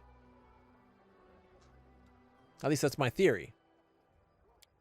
I'm standing at the top of the tower with a goblet in my hand. There is no anger, no sadness in my soul, just doomed emptiness and fatigue. I bring my lips to the wine, but taste nothing. We go our separate ways from here, my former friend. I used to adore our friendship, looking for approval in your eyes. But now it has become a burden. It dried out, like a shriveled orange peel. I inhale deeply, filling my lungs, and toss the wine from the goblet. Entering the laboratory, I open a secret door and take out the real notes. Not the skillfully crafted decoy I put for Kinney. I'll finish my life's work and merge the planes, even if there's no longer any point. I can't do otherwise. I was going to say can't do anything else. He runs a tired hand over his face and tries to smile. I feel exhausted suddenly, like I'm feeling the entire weight of all the years I've lived. But this is not the end of my story. I know there are secrets in my past that are yet to be uncovered. Tell me the story of a friend's betrayal. That's the one we just listened to. Yep.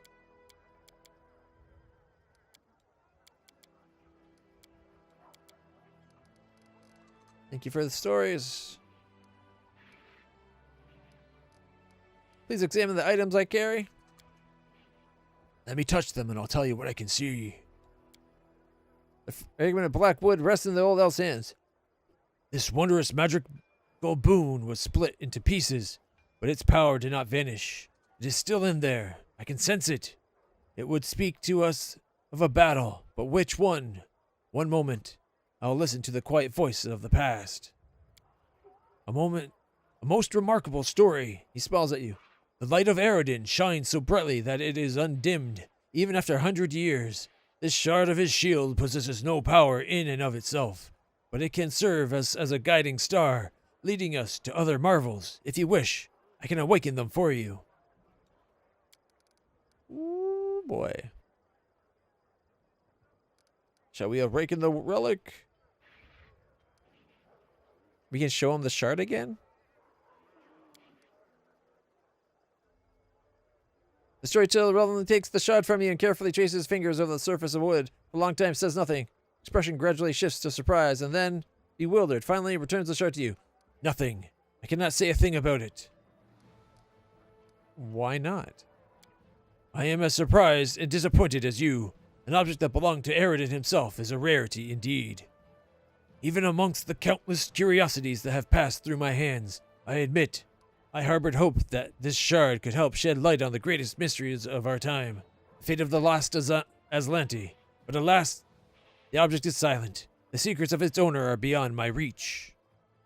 Try again. Thank you for trying. Can you awaken the shield piece? The storyteller lays his hands on the dark piece of wood and his unseeing eyes stare into the distance. Aridin is dead, his shield shattered into pieces. But this shard points to hidden possibilities. Like a guiding star, I see 3 paths. The first takes the form of a ring, the second a belt, the third an amulet. Each item will be imbued with the memory of Aridin's deeds, but which calls to your heart? Can you tell me about the amulet? The relic will be a monument to the fury that Aridin unleashed on all enemies of humanity. You'll feel the true rage that burned within the breast when he entered the abyss to do battle with the demon lord. The Lord of Red Tide was his name, a name now forgotten. But Aridin's feat is not forgotten, and it will be remembered forevermore. And the ring? This miraculous item will be the embodiment of 7 virtues of the Aslanti leader. Wealth, fertility, honest pride, abundance, eager ambition, righteous anger, and peace. As the last Aslanti, Aridin wanted only the best for the human race. And the belt? This relic will remind the world of the power and commitment of the immortal mage Aridin before his ascension, of the power that lay in those hands that raised the Starstone from the bottom of the sea. All right.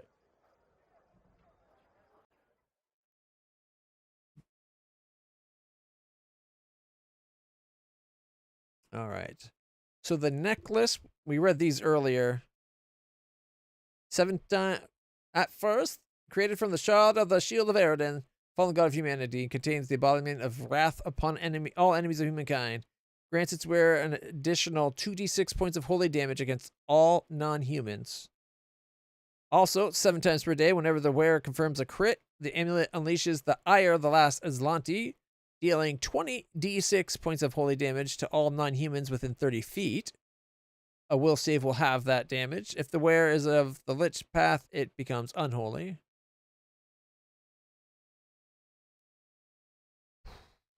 I think I want the damage. Thirdly, the amulet holds the memories of the time when Aridin was still a mortal archmage, and his memory guides the wearer. All their spells with elemental descriptors, acid, cold, electric, fire, or sound, deal 2 points additional damage per dice. That one won't actually affect me because I'll mostly be doing the other ways. But fourthly, whenever the wearer is hit by a melee attack for the first time in a round, the amulet prevents the damage. Finally, whenever the wearer rolls for initiative, they roll twice and take the better. It's pretty impressive.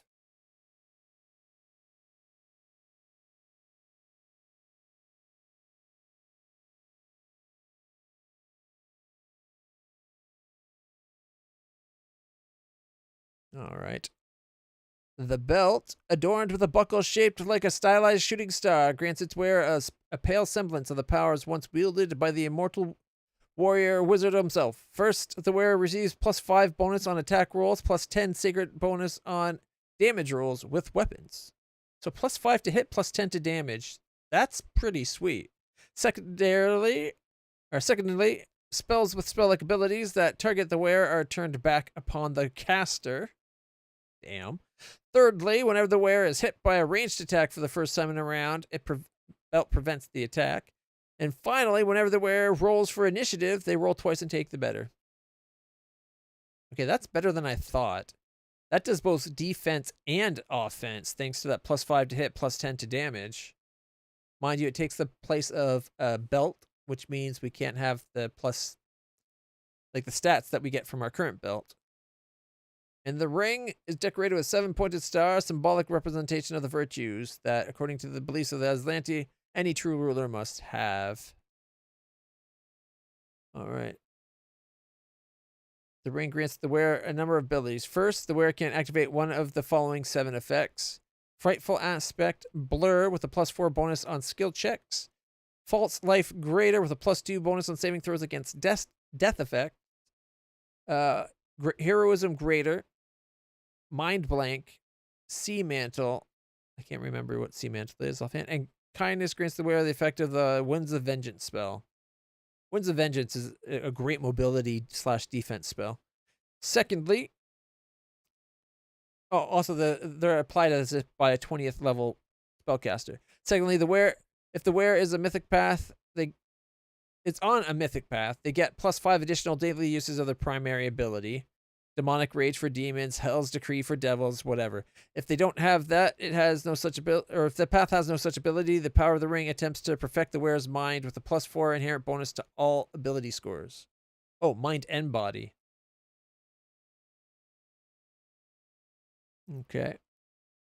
Thirdly, the ring grants the wearer the ability to heal all living creatures within 30 feet for 20d6 points of damage, 20d6, 7 times a day. All other creatures within range take as many points of positive energy damage. Creatures that take damage receive a will saving throw to have it. If the wearer is on a lich path, flip it so that the lich would be healed. And people would take negative energy, I guess.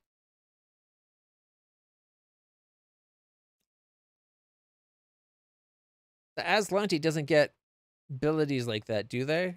Like, if as an Aslanti, would I get the +7? Or, sorry, +4 to all stats? It's an inherent bonus too. No, it's my bardic charges for my Azada. Wait a minute. No, it's not. It says down here, Azada, Golden Dragon, Legend, Lich, Swarm, Trickster, Aeon, Azada, and Companion get +4 to all stats.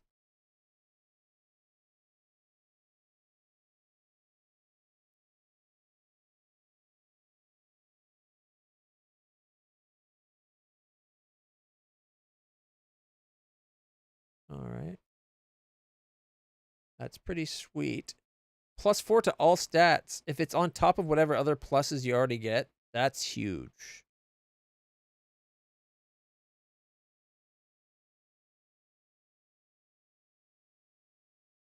I'm thinking the best option would be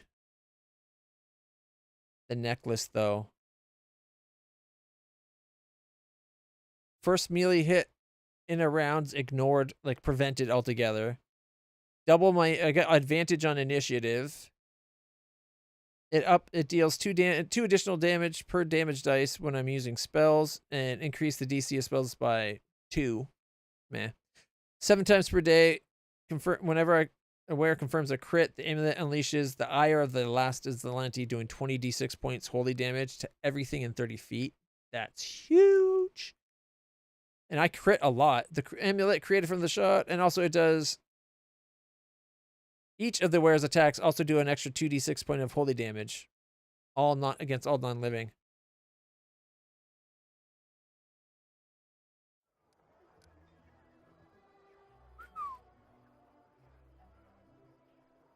I am ready to make my choice.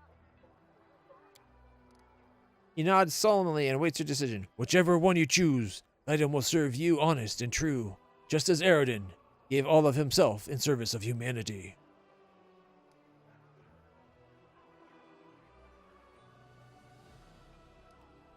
That +4 to all stats is kind of nice. I don't think we really need it, though.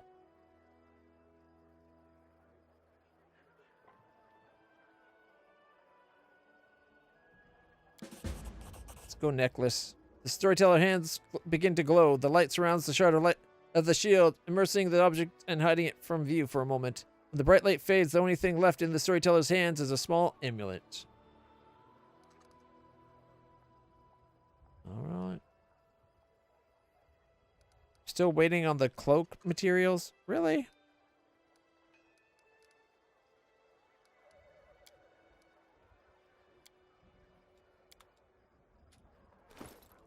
All right.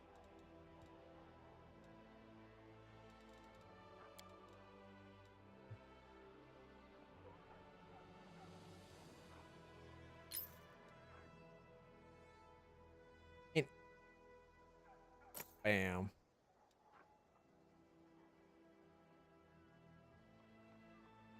An extra 2d6. It doesn't show it down here with the damage, but there's an extra 2d6 holy.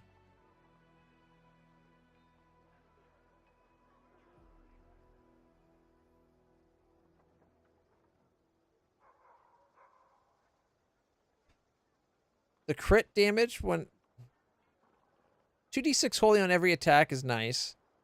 But if I had taken, was it the belt or the ring? I think it was the belt that did the plus 10 damage per attack.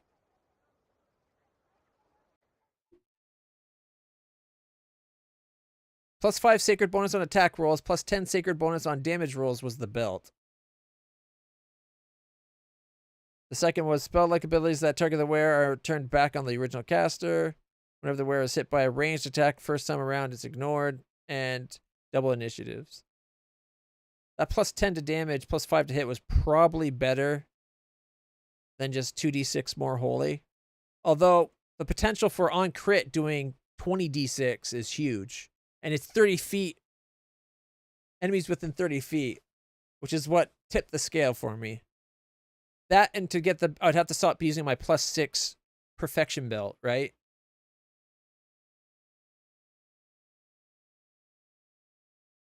Mind, if I went with the ring, I would have had plus 4 inherent bonus to all ability scores.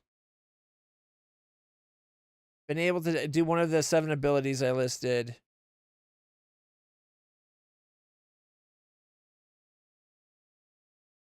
And then I could have healed all 11 creatures within 30 feet for 20d6 points 7 times a day.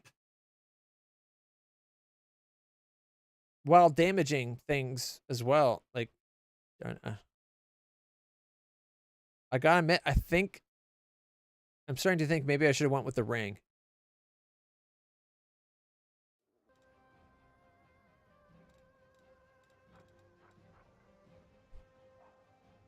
Mind you, 7 crits a day are going to be massive crits. I already have a really good plus.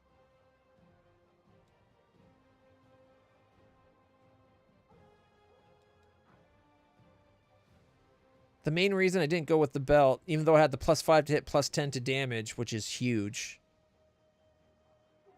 I already got plus 6 to all stats, which is probably pretty good. Legend Path, go for the ring? Alright. I'll expect you to remind... I'll try to remember that, but when I do it, I expect you to remind me, hey, dum-dum, don't forget. You wanted the ring this time.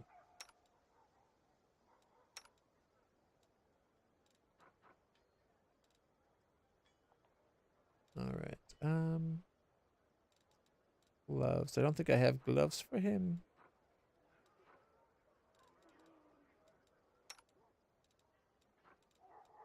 Lobotomy gloves. Surefire gloves. One of the wearer of these gloves lands a hit with a ranged weapon on an enemy within 30 feet, does an additional d6 piercing, and applies bleed for d3 rounds. I think his bow does bleed. He's got Deadeye. Yeah, plus 4 axiomatic composite longbow lands the first hit in a round against an enemy more than 30 feet away. The enemy suffers minus 2 penalty AC for 2 rounds. And the other one's just a plus 3 speed.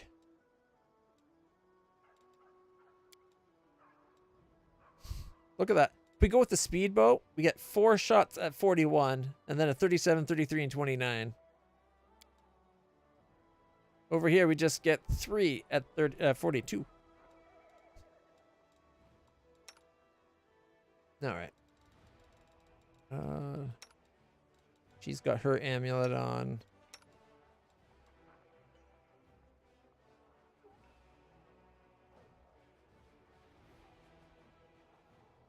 I don't know if that's actually worth putting on her. Plus 2 DC and poison spells. All ray spells deal an additional d6 plus 5 points of acid damage. Which would have been great if I had given her mythic, like ascendant acid damage as her thing. But she doesn't exactly have a lot of acid spells. In fact, she's got like none. So it's definitely not worth it.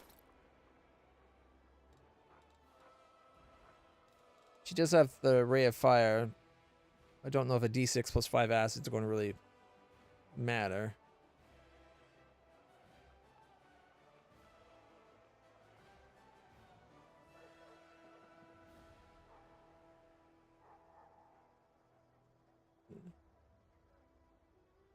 Because it's inherent, not because it's from a build. Yeah, the +4 to all stats is huge. Like it was super tempting. All right, she's got a 4 Dex Con. Do we have something better than Dex Con +4? That was the belt we put on Bismuth before. I don't think it makes a difference for her having that. If I had a 6 Dex Con, I'd give it to her. Just a 6 in one or the other is not enough. It's got mental perfection.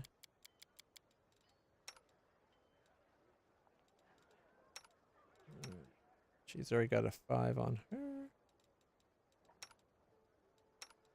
Oh, there's one that doesn't. And his ring. What about Darren? Darren needs one. What about her? She needs one too. I like her more than Darren, so she gets one first.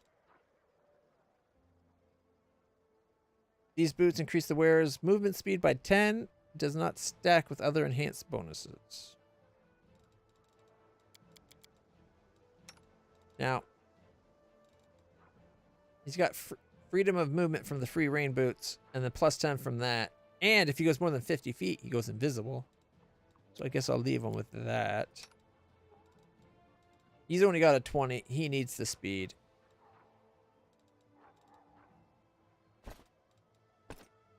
There we go.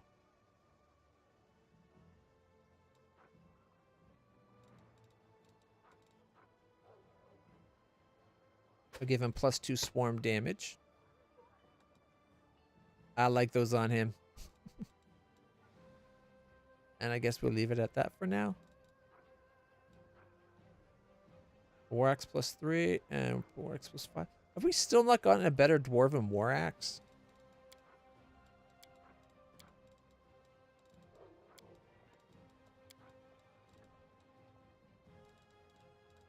All right.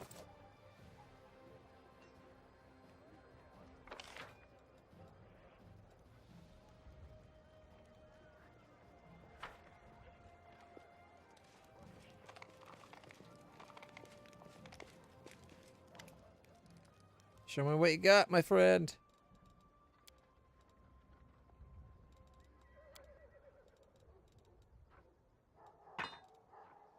+2 and +1 throwing axes, a +2 trident, flaming star knife +3, pocket lightning. Got 2 +2 sickles. Wait. Oh, cold iron masterwork. That's why I didn't automatically cold iron. Unholy long spear +1. +2 battle axes. Cups at longbow +1s.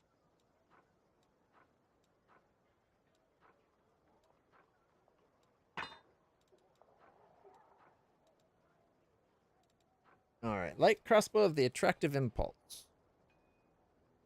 Probably a wrongly crafted weapon. I probably should have went with the other option. But it's only an intermediate step of the relic. It might get better.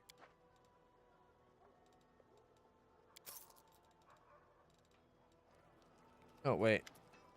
I forgot the armor. Got 3 apprentice robes now. Oh, there we go. +3 hide armors.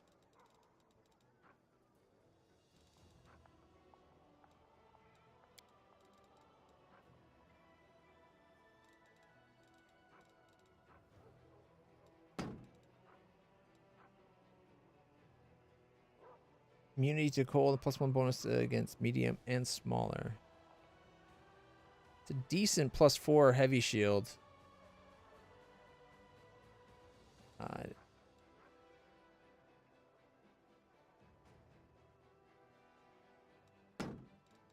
I've had this one for so long.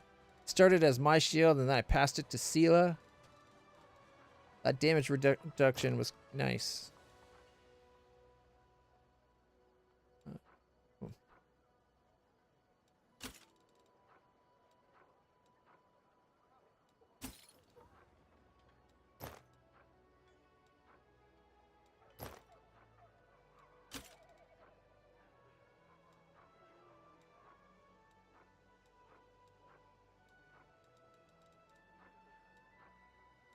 Source.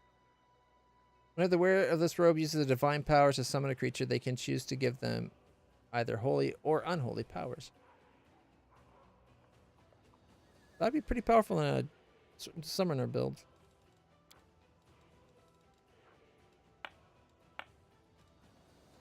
All right. I don't think a flat 6 is worth having, so we'll get rid of those.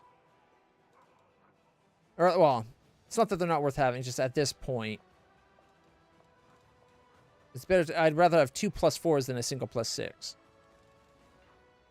Which is probably why they're worth 10,000, not 9,000.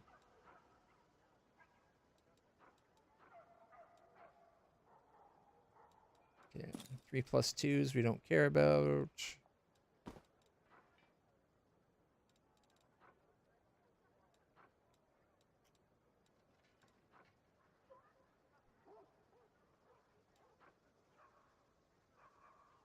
Alright, Braces of Animal Fury, +3 bonus on attack and damage whenever the wearer is polymorphed. I don't think we have anyone else that's always polymorphed.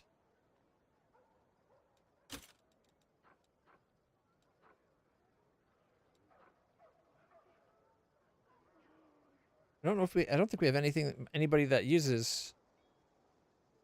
We have a dual wielder. We have Woljif, but Woljif and what's his name both dual wield. He's got the Bracers of Bravery, so he can have greater heroism. Mind you, that's less important now, just because the fact that we have there's the other Pearl level 3. I thought we had 2 of those.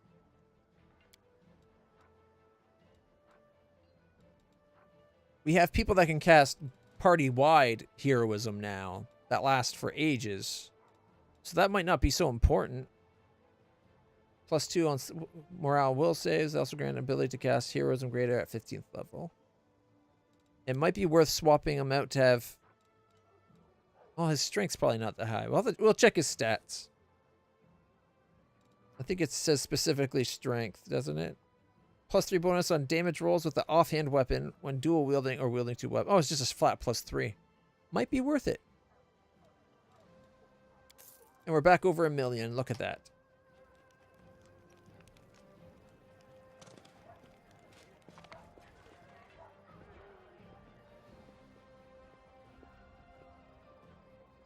Wish it would let me ride my horse in my town. Or that my wings let me move faster. I'll be honest, I just wish my wings would allow me to do death from above.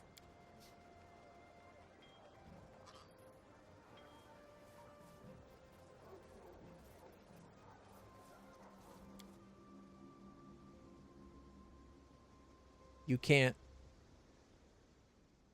They don't let you mount your horse in town.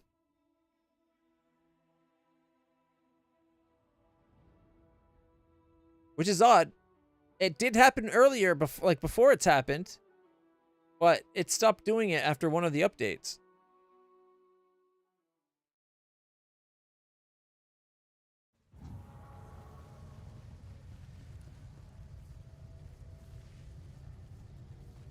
I stand ready. It should automatically assume you're on your horse if you're a cavalier. Also, look how big Ulbrig is. He's clearly large enough for me to ride. Without a doubt.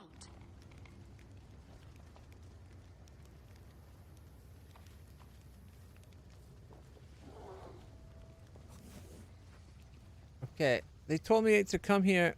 Is it these people over here? It's got to be these people. Here we go. Oh, hello there. Hello. May you have clear skies. They got the pretty white wings.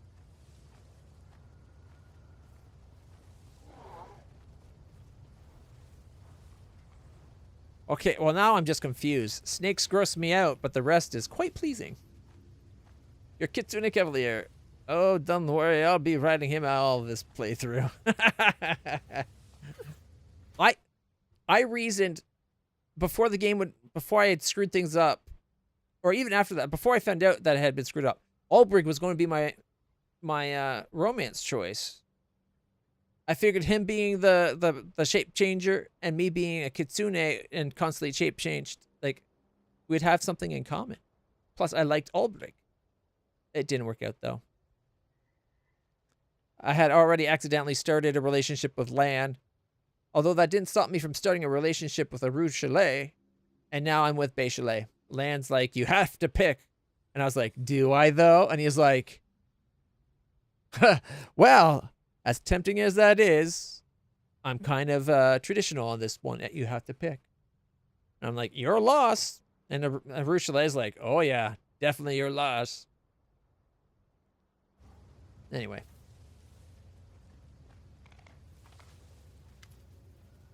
Spring Song. 2 golden scaled azadas that look like twins wave to you in unison and laugh with clear, ringing voices. Greetings to you and your koi.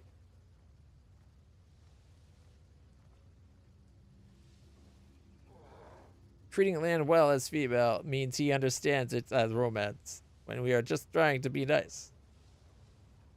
True, he might not have the emotional ninjutsu to understand that a lot of women being nice isn't actual interest. It's just the way they do things. But why should men have to be the ones to learn and learn that's not how the other one talks? Men are kind of stupid about a lot of things. The women are supposedly the smart ones should be figuring that maybe they shouldn't be treating men that way because it's always misinterpreted. Not that I have actual experience with this.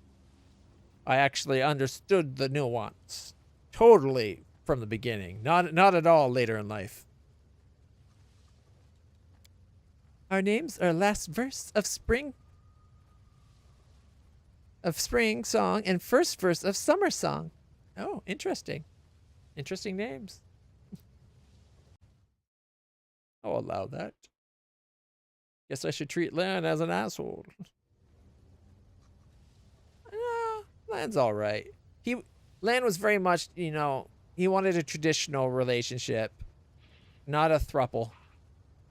He wasn't willing to share me with a super hot succubus. Clearly, he didn't realize that me being with a super hot succubus, she would know some techniques, right? And I'd be able to take that into my relationship with him. It would have been a win-win.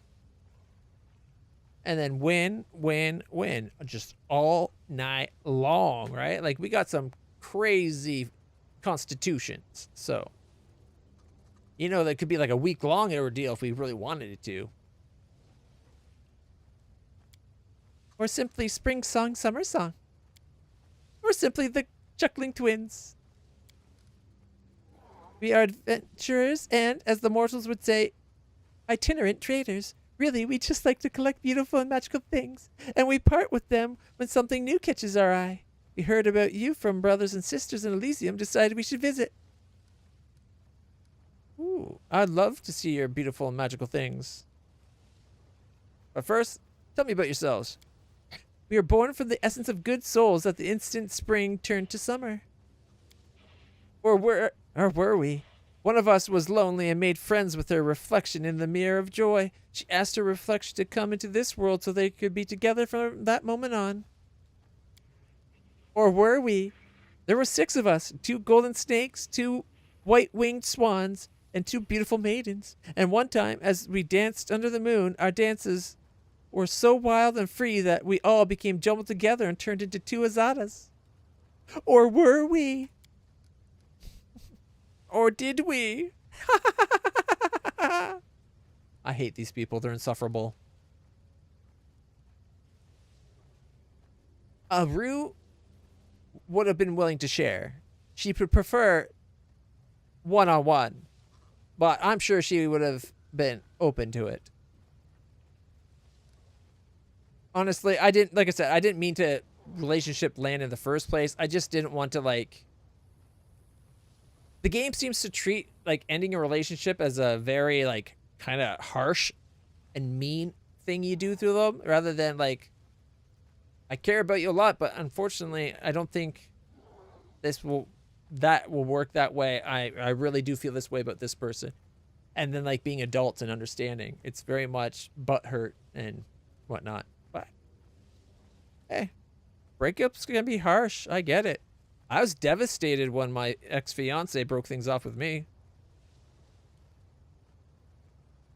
And not just because she handed me a letter with a bill, a receipt, no, a bill for $3,000 saying I owed her money from times that she helped me out versus with no consideration of the times I helped her out. But whatever. I'm certainly not sour about that now. Actually, I'm really not. I have nothing but well wishes for my ex. I would say that I am still a little hung up on her. Like, I still love her. I want the best for her. I just don't know if I want her in my proximity. Let's see what they got. All right. Let's go weapons. They got one weapon. It's 191,000 in price.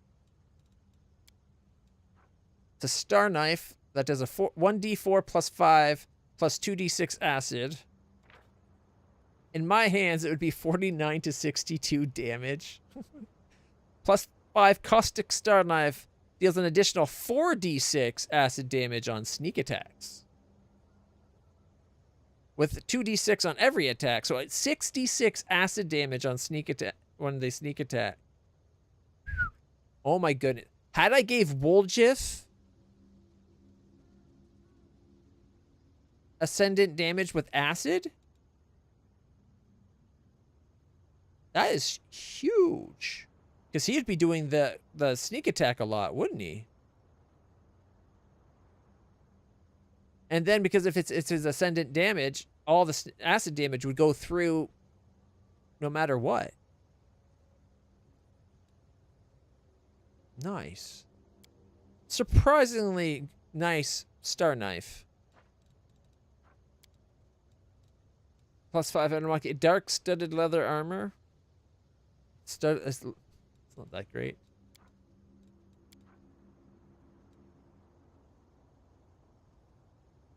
Some scrolls. Some wands. Chaos hammer, thundering drums, freedom of movement. Any spells that Woljif can learn. Weird. It's beyond his level. It's a level 9. Wave of XP level 7.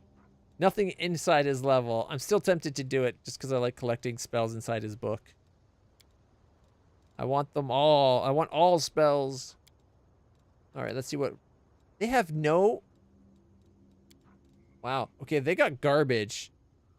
I came out all the way here just to see what they have, and this is all they got?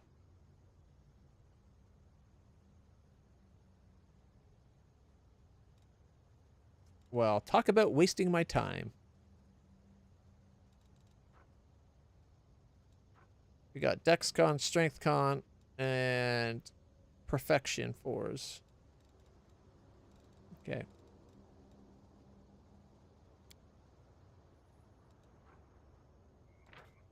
All creatures on a 20-foot burst centered on target creature within medium range. Chaotic power to smite enemies. The power takes on the form of multicolored explosion, leaping, ricocheting energy.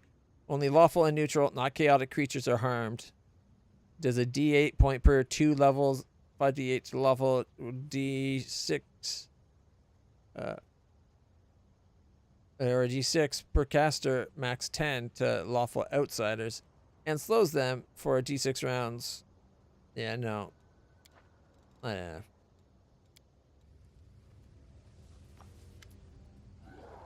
Under the sun and under the moon, in pouring rain and snow so white. In darkness and in fire, life is blooming everywhere. Thank you. I gotta go.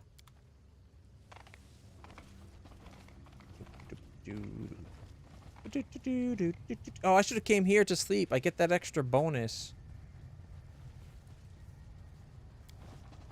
All right.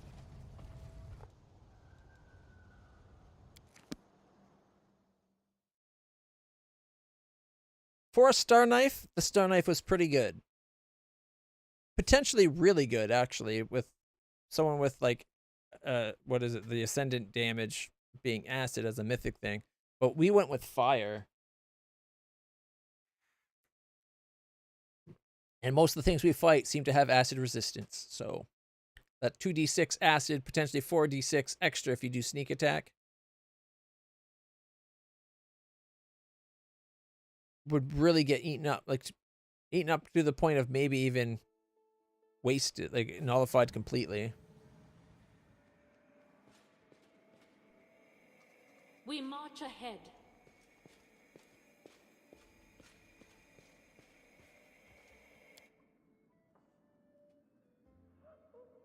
Check on this, and then I guess we head for Kenabras. We gotta go see about killing our friend's dad, I'm pretty sure. It's just a guess, but all signs point towards she wants to kill her dad. Even though, by her own report, he's a good father. Alright, got a day for that.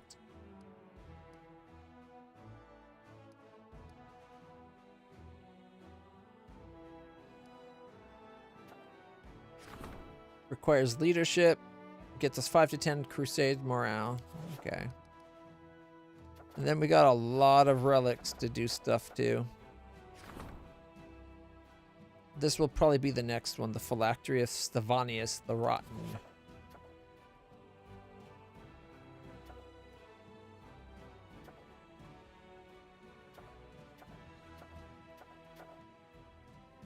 Or, actually, you know what? We'll enchant the Attractive Impulse to get that done. Alright. And the Booyah Boys. Now, they're up to 7s. Should I maybe come over here and start taking out some of these 7 armies?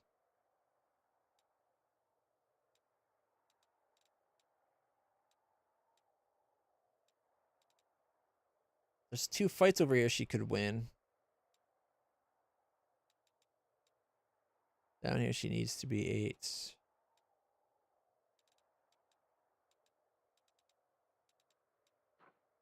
I wish I told you how many more days till the next recruitment.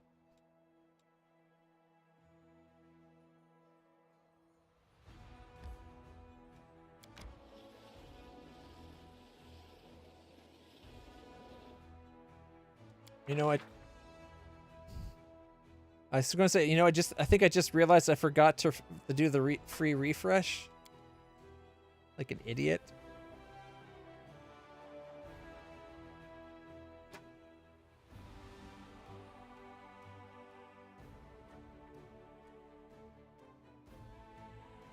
All right.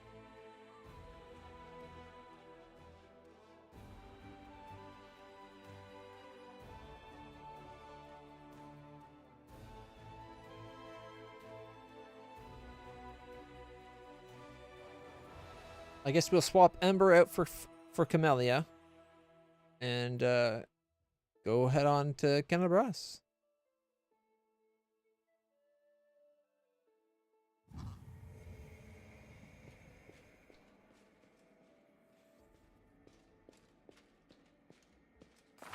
Okay, you know what's weird? I realize that I'm wearing heavy armor and stuff. But should not my super speed affect my actual movement? Like, I have actual super speed. It's not listed over here, really, but I do. Supersonic speed. That should affect how fast you move. The Izada is always under the effect of haste spell as long as the Izada is engaged in combat. All melee, only in combat. All melee and ranged weapon attacks against them have 20% miss chance. All targeted spells have a 10% miss chance. All damage from area effect spells is halved, even if previously reduced by saving throws. Whenever attacks have a miss chance against a character and that character has concealment at the same time, only take the best one.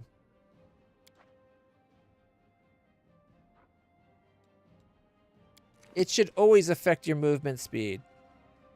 I think movement speed, I'd be fine if it only affects my movement speed all the time.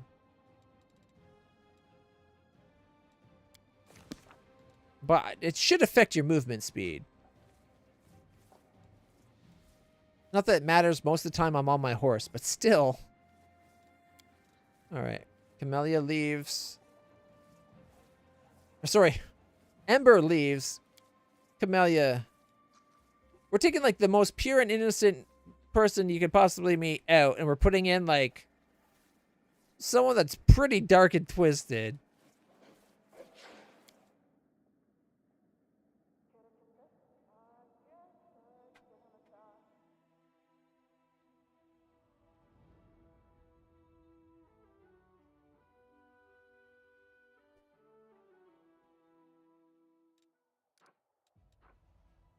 All right. Melia, I'll have you come up here.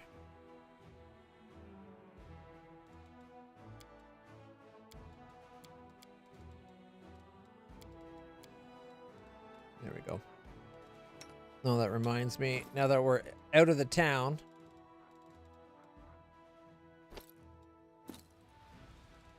Oh, she might need stuff. What she got? She's got Dex Con.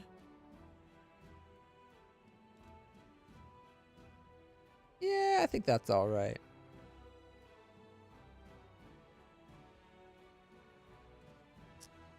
I was thinking about maybe having the other one. She's got Intelligence 6. Do I have another Perfection by chance? Nope. I got +6s for everything. Oh, she doesn't have... Oh, I don't have a ring to give her either. But we can give her a +5 cloak. And I probably forgot to check her spells. Nope. Okay, I did. Okay. At least there's nothing missing.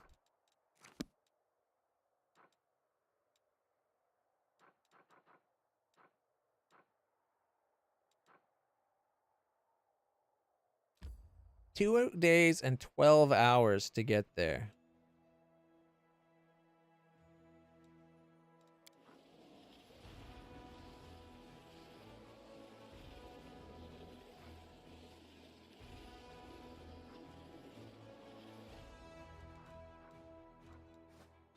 All right.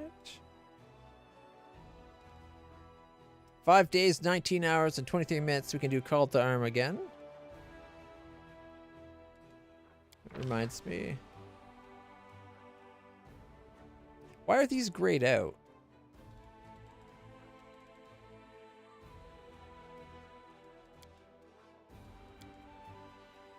Oh, we have 2 weeks where we can't do anything. Oh, man.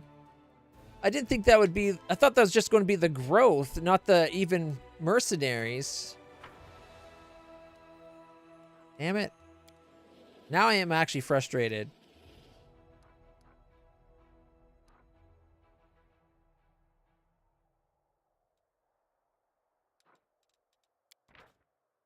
Takes a bit to level her up.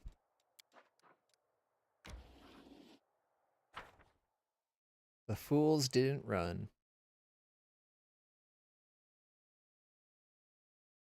Yeah. It's more that if I had just searched for some more, I could have.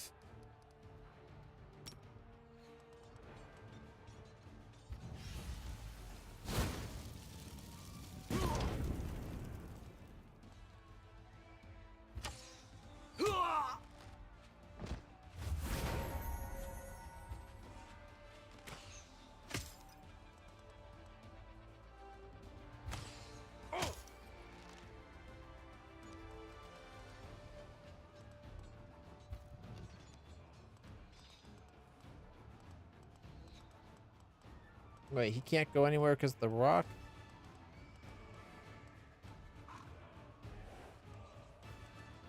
Can we move? You can't even reposition them?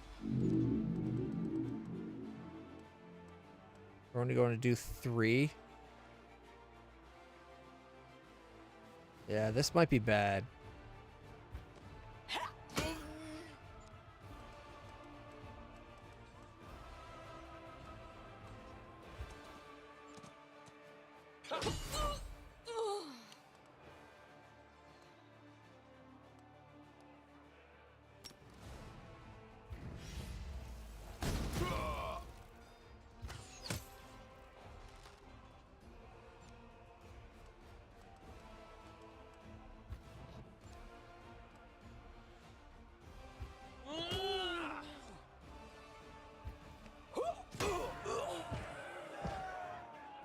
And we get them all back. We're all good. Whew, that could have been so much worse. This is why we got infirmaries, exactly. And I got hospitals everywhere to increase infirmaries as much as possible. Daily income increased by 200 points. Nice. A group of renegades who tossed away the Crusader oath and bent their knee before demons fought furiously until the very end. They knew that there would be no mercy for them. Nearby, the soldiers have found a rich gold mine packed with slaves. That's what demons used to buy the loyalty of former Iomade warriors. A hole in the ground full of shiny metal. Now ours.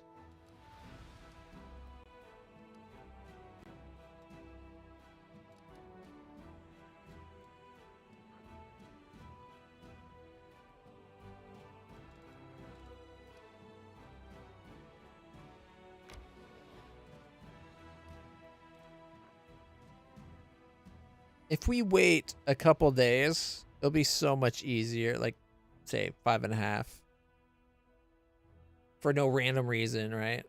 Because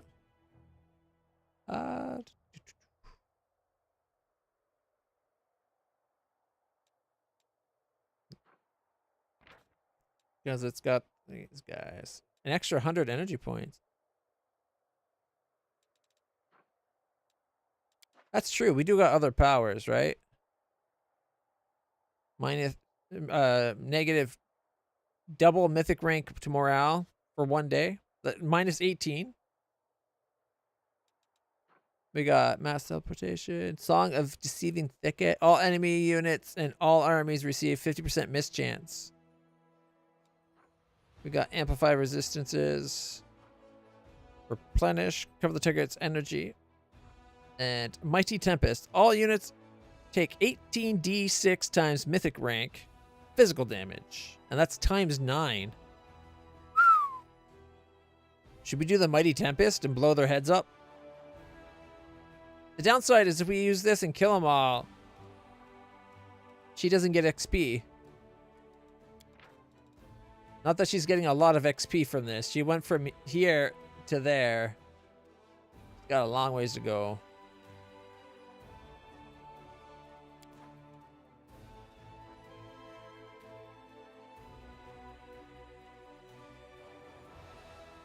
All right. 13-day recovery time.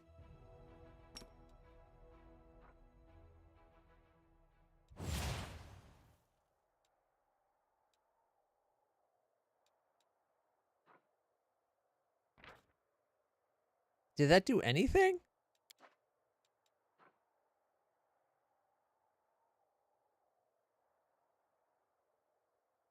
$18d6 times 9 didn't seem to do anything.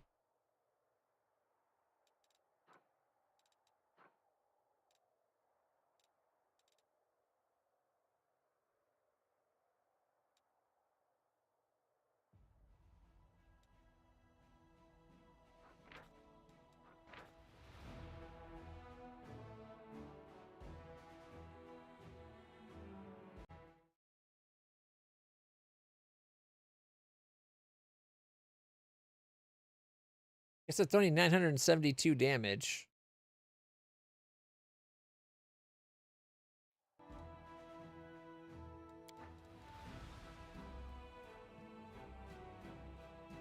At max.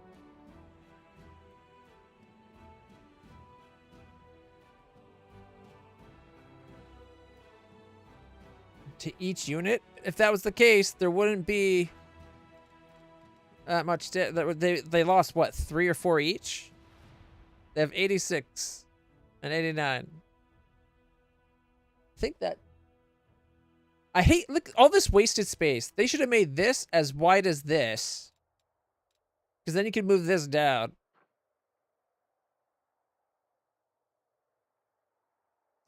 So if we're lucky, we would have done about 900 damage. At max. Because 18 times 9 is only like, we do like 100 to 900 damage, I think. Right?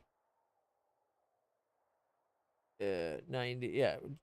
Just over, about 150 to 900 damage or something like that.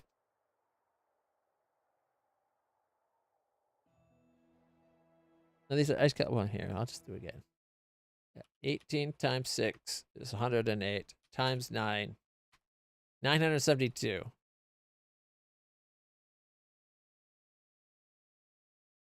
So 162 to 972 would have been the range.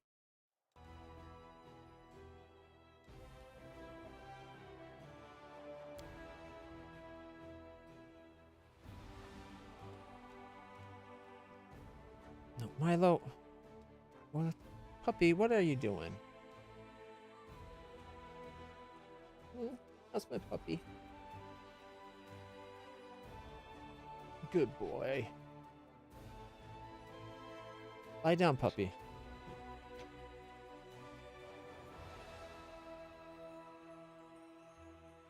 Lie down.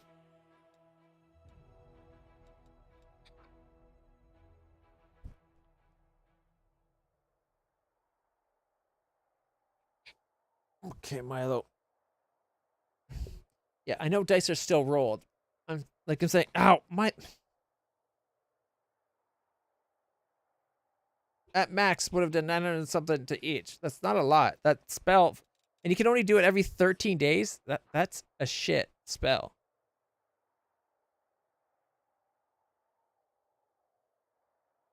So, and also it didn't tell me what it did, which is really shit.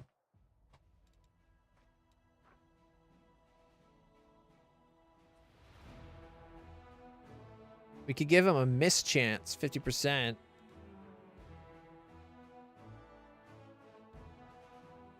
A day worth of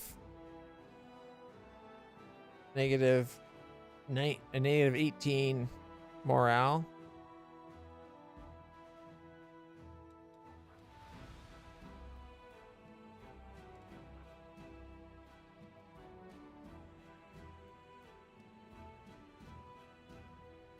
Like, this seems way better than the thing that... This takes so long to recover, and yet this seems way better. If you're dealing against elemental stuff, I guess. All attacks on enemy units in all armies receive a 50% mischance for 2 days.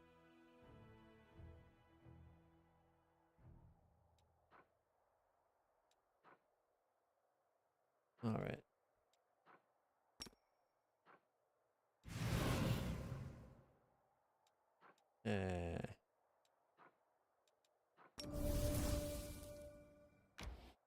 See how bad this goes.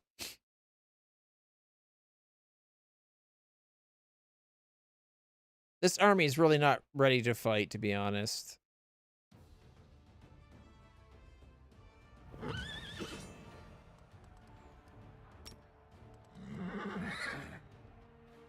But fireball.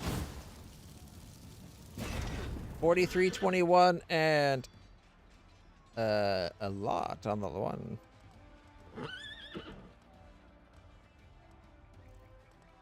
Seven to 9 more.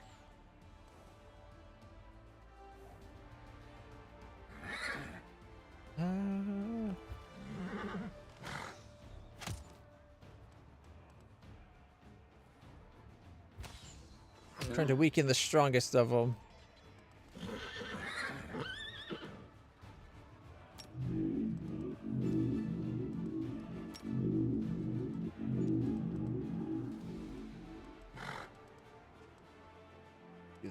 I don't know if it's worth me going out there.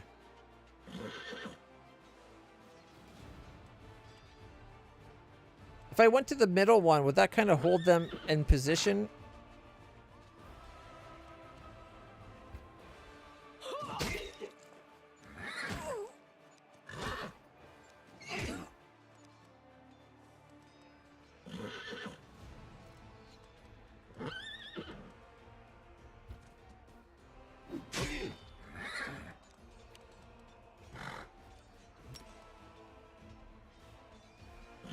I hope she has selective.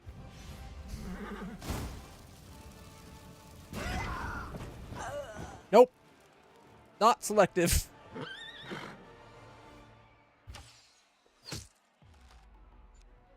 Their sacrifice will not be... have been invaded. Oh man. There's an opening to get to our archer.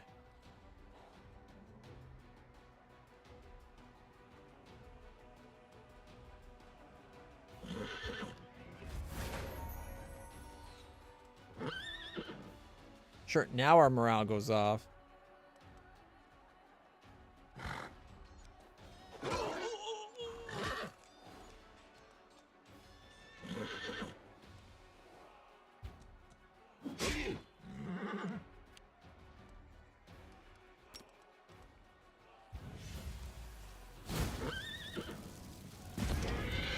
It's okay, we're still within the range of the infirmary.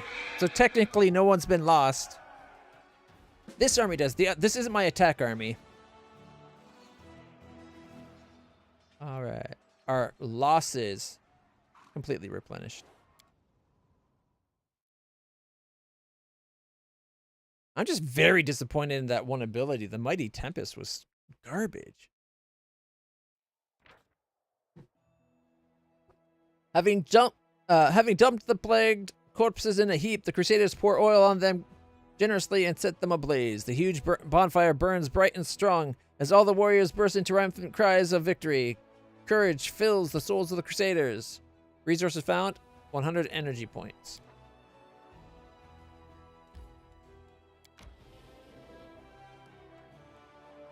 Alright. This is my main actual attack army. Setsuna.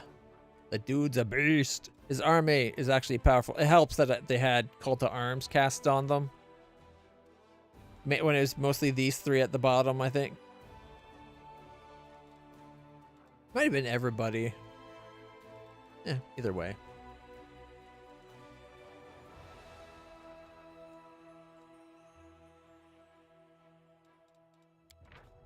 And he's already halfway through level 10.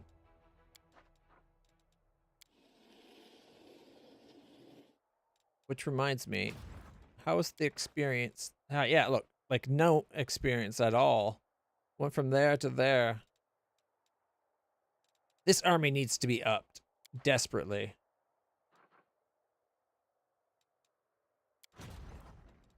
This army is even more pathetic, though. It's just 12 Calavacuses. 293 hit points, 20 armor class.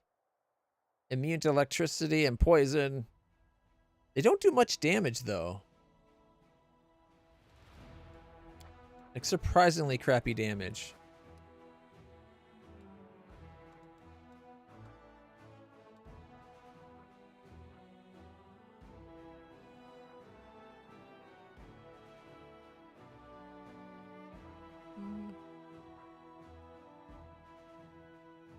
This basically got wasted because of this.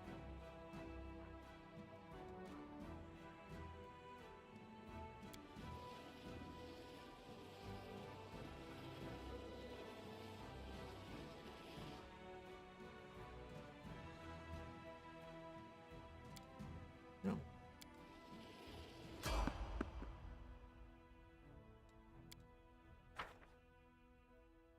We spotted an enemy. This is perfect. I can cast the spell to get rid of the fatigue and get us back traveling proper.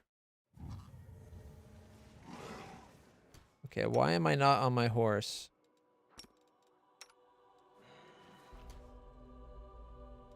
Our path leads on. All right, group up. I will not falter. Magritium Turinos.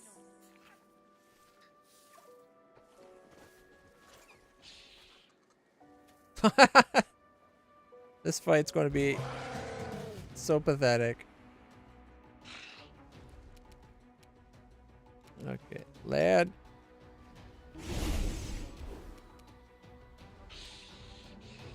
You've crossed the wrong mongrel.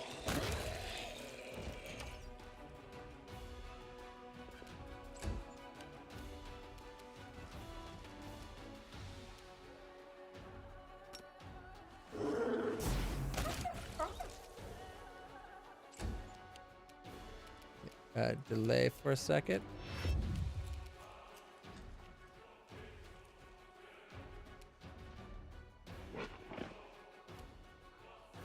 is.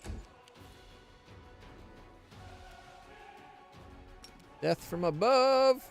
Caca!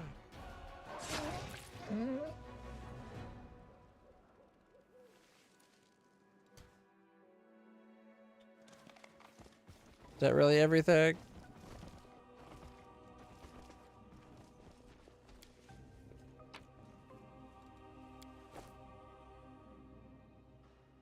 Why are we encountering level 5 ghouls?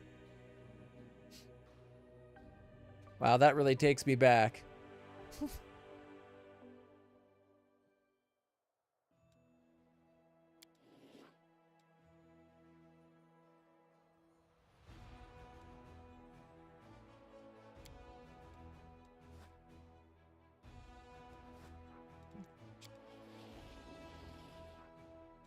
An array has reached you and now attacks. What?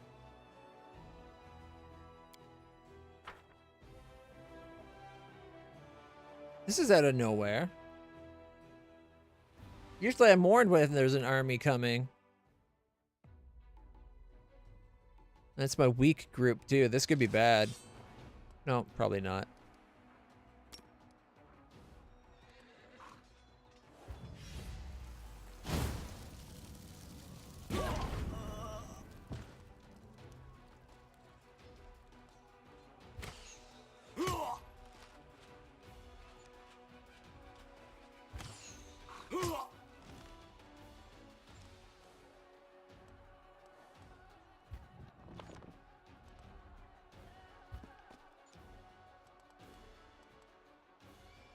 Hmm. 6 to 7.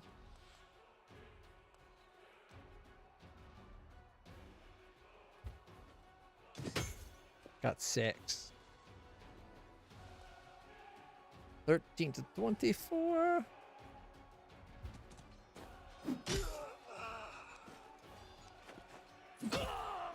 One. Oh, they spread out. So I could kill 93 of those. Got 58, that's it.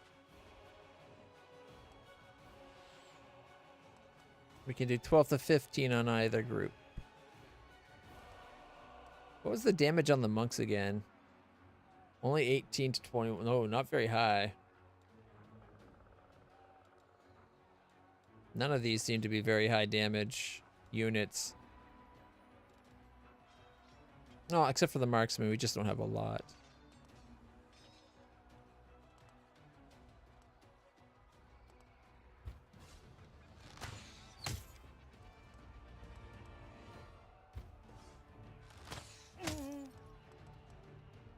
Won't kill anybody. 6 damage. 24 damage. We'll get 6. They got 4. 6 to 8.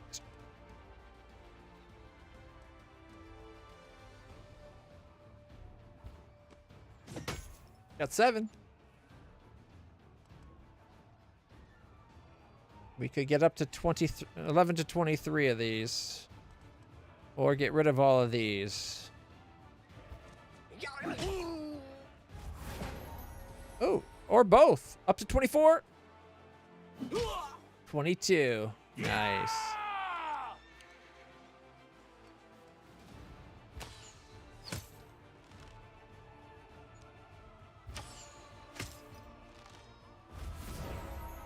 Ooh. Go morale.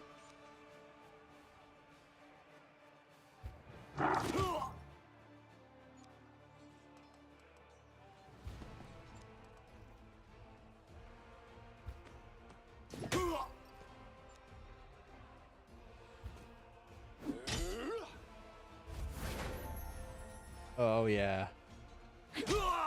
Oh, yeah. That's what I'm talking about. One that got back up because he was just pushed off his horse. He was fine. That was actually worth a fair bit of XP. Look at that. 11,000. Much better. That one fight was worth as much as the last two somehow.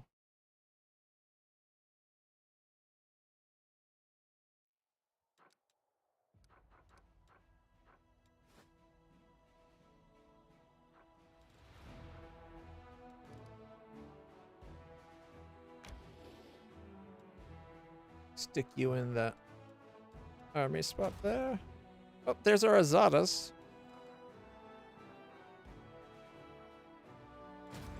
No,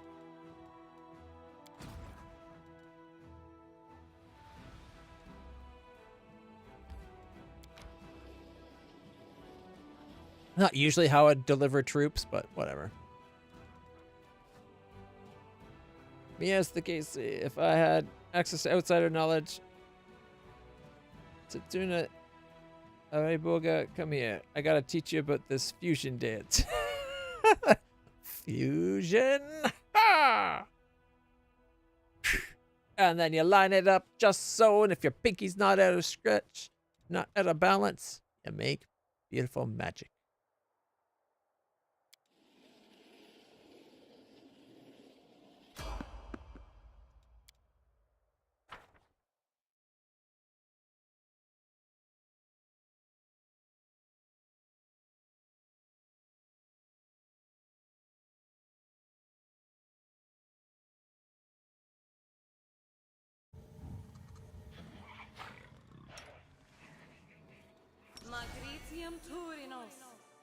I will guide us. Another ghoul. There's a surprising amount of undead near Kenabras still.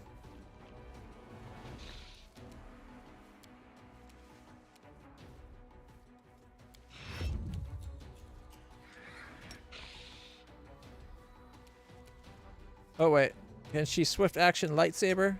There we go. Charge! Critical, only for 48 damage. That's enough. They have 47, she did 48.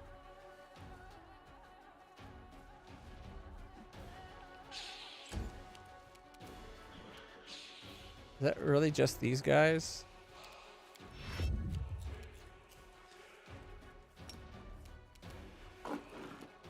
Five-foot step. Prepare yourself.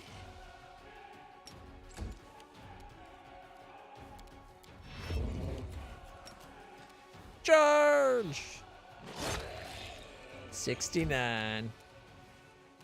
Okay, there's still something nearby.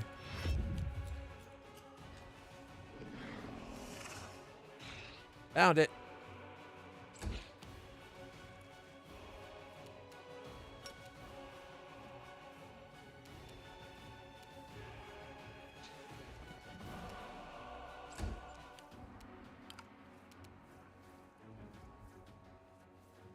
Do not hold back. 68.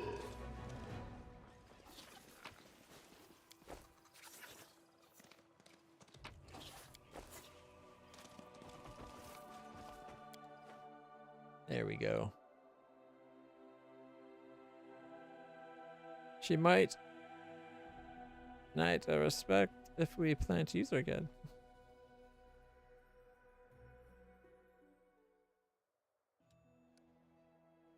All right.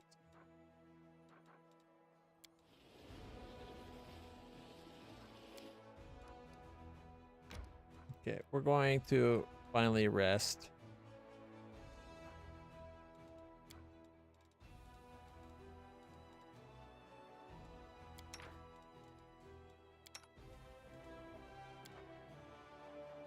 An hour.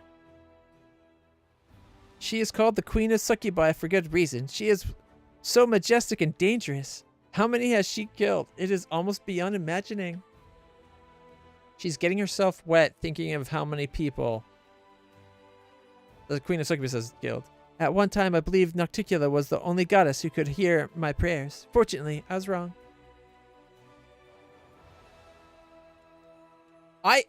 I knew she wasn't what she claimed long before the story started really dropping the hints because of the dialogues that she had from this stuff. Like, she has a whole lot of little sayings right from the beginning, I guess. But, like, it was like, that sounds a little kind of evil.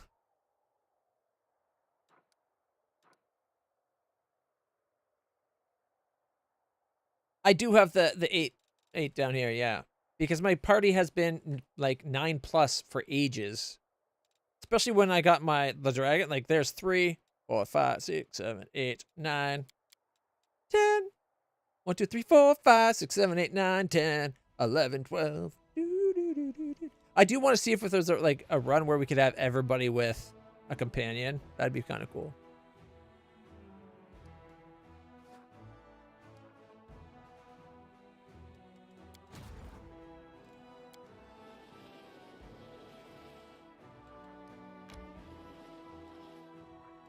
Hey, she made it.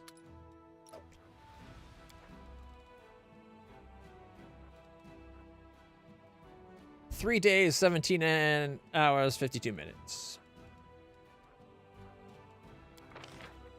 I can't believe that. I honestly thought it was just going to be the recruitment up here, like the top stuff. I didn't think it'd stop me from buying, like, mercenaries. Had I known that, I would have done the free search and then bought stuff and then done it. We could have had extra mercenaries. All right. We're here. Oh, will it affect the mythic reinforce? Oh, you want to mythic reinforce just the demons? 4,000 points worth of demons from 12 in skyrocket. That might be really fun, actually. Okay, we gotta come all the way down here.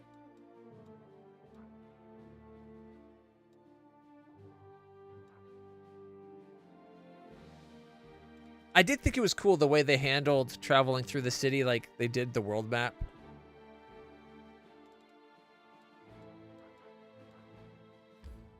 Five hours to get there. Oh my gosh. Is there any point in going to the market square? Apparently not. It's unavailable.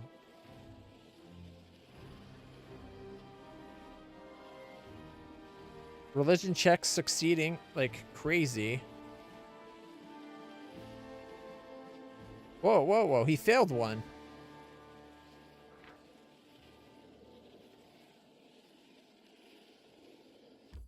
What was that about? Difficulty of 58.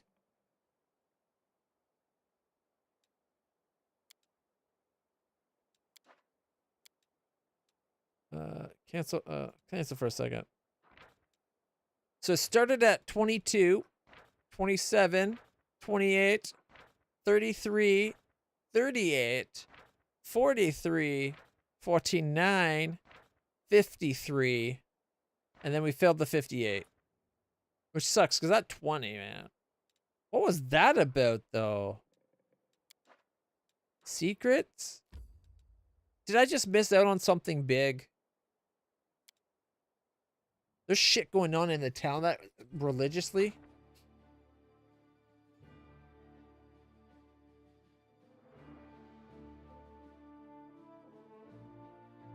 A DC 58 is like insanely hard.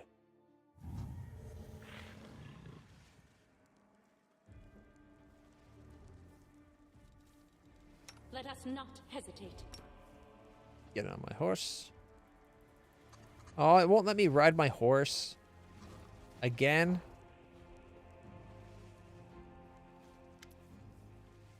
Servant, Lady Camellia, welcome home. We have been expecting you.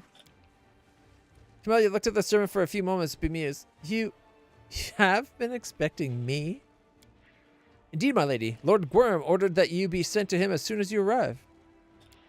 The commander is permitted to follow you, but I must ask your other companions to wait. Here, refreshments will be served.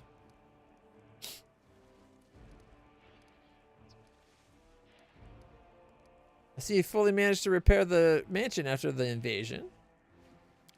Indeed, we have. Fortunately, the mansion was almost unharmed. Many items survived the attack, and Lord Gwyrm was able to find comparable replacements for those that didn't. Camellia, do you know this man? I have never set my eyes on him before. I took up my position here relatively recently. I was hired specifically to serve Lord Gwyrm at his mansion in Kenabras.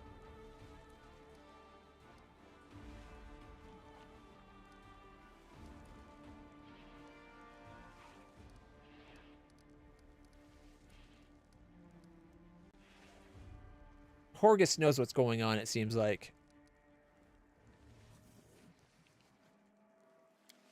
How curious. Horgus is here and waiting for me, but how'd he know? Forgive me for being unable to answer your question, my lady, but those were the precise instructions I received from Lord Gorham this morning. Oh, fine, so where should we look for Horgus? Lord Gorham must be somewhere upstairs. He bid me say that Lady Camellia will have no trouble finding him. Please, do come in. She strokes her chin pensively. I was not expecting this. I thought the mansion would be empty, picked to the bones by marauders, if it were standing at all. But seeing it fully restored and inhabited.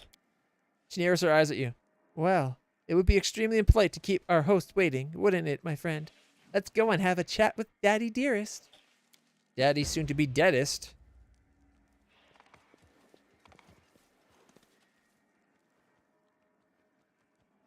Without a doubt.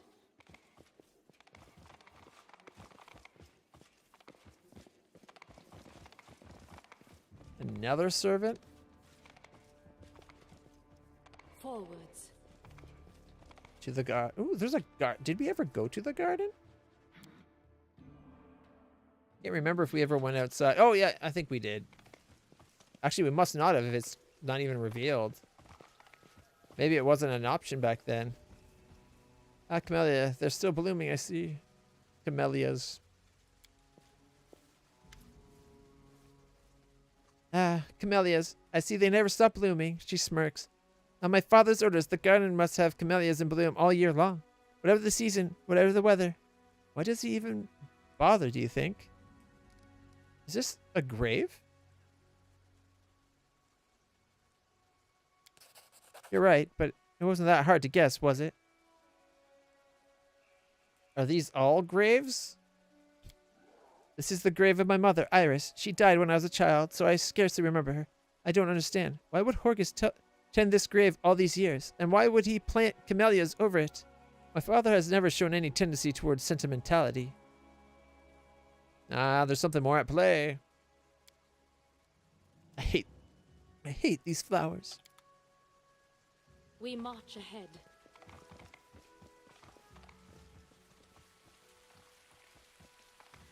I wonder if there's some kind of like... Oh, another servant. Some kind of deal Horgus made that explains why Camellia came out this way. Like a deal with the devil type thing. Actually, give me 1 second. Let's talk. Who has ever heard of camellias that bloom all year long? There must be magic involved. I'm telling you. Magic.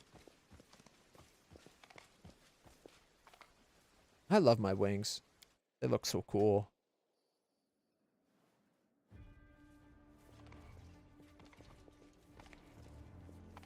Not that we have to go to the basement. Might as well, right?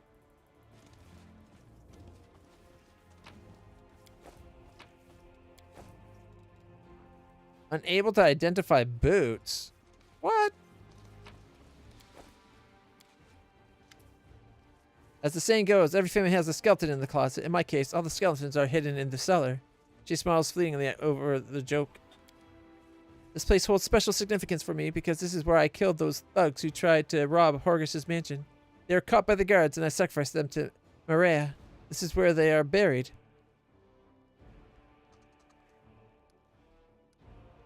How many skeletons are buried in this cellar? Oh, not as many as you may have assumed. Just the two, not counting the Verizian.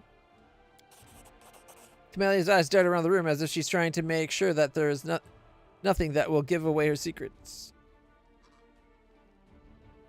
I don't believe you. I still find it hard Horgus allowed you to kill these people just like that.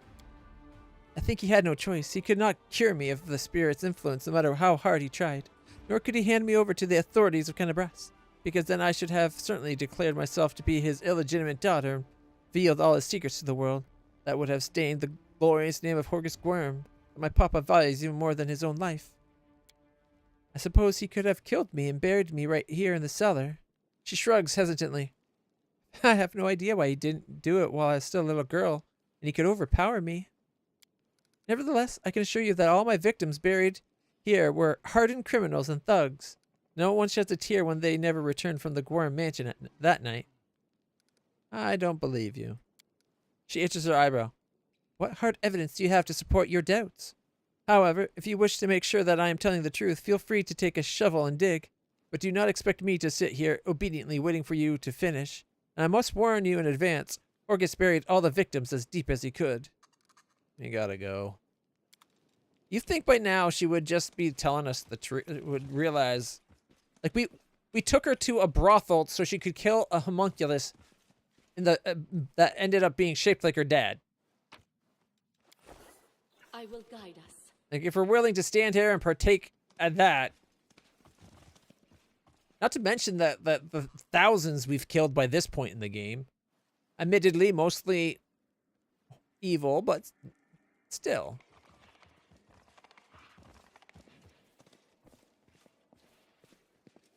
Welcome to the Gorham Mansion.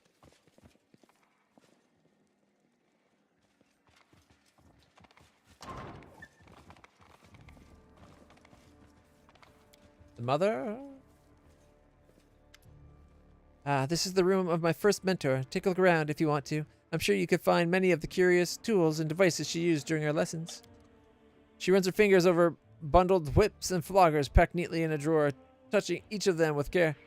I remember them all. This one makes thin wounds on the skin like a razor blade, while that one shreds skin to pieces. As for that one, the black one, it doesn't leave any marks on the skin at all, but deals so much pain your head spins.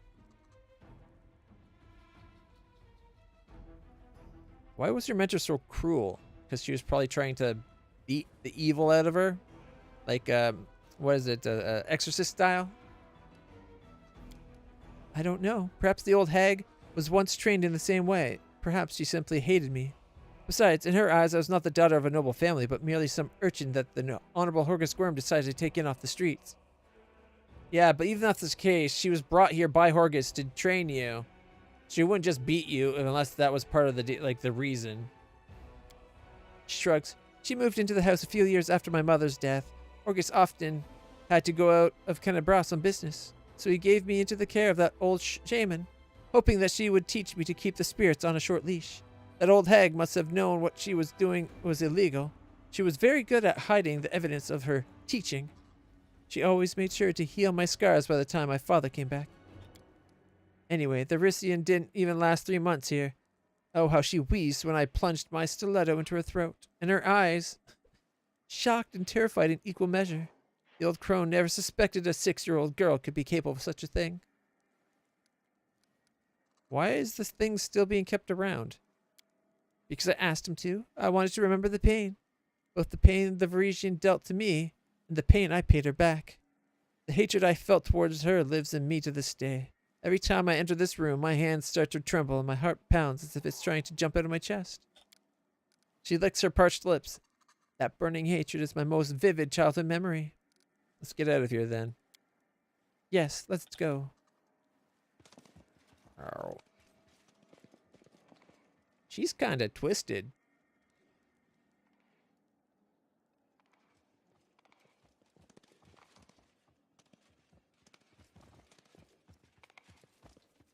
Visible looks of concern, indeed. A set of collars of various sizes. Sophisticated instruments of torture. The purchase of some can be only, or the purpose of some can only be guessed at. Chains, handcuffs, shackles, a collection of to rival prisons. We saw these when we came through the first time, and we're like, we've seen your collection of, shall we say, sex toys. I think is it was decided to be called.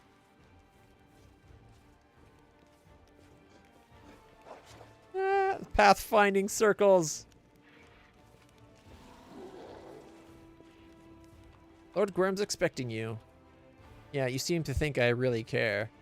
I'm trying to give the man a few extra minutes of life. Without a doubt.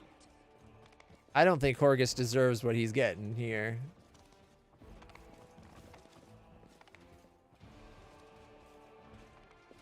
Alright, did we go into the master bedroom already?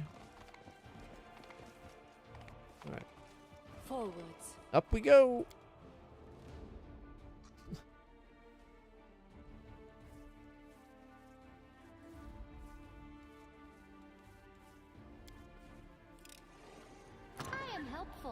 Why not?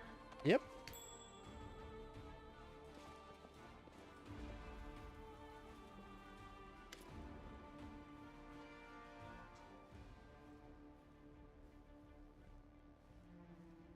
Nope, gotta take my meds. Welcome to my room, my friend. With an inscrutable smile, Camellia looks around. I was about to apologize for the mess, but it appears the servants were ordered to clean the room.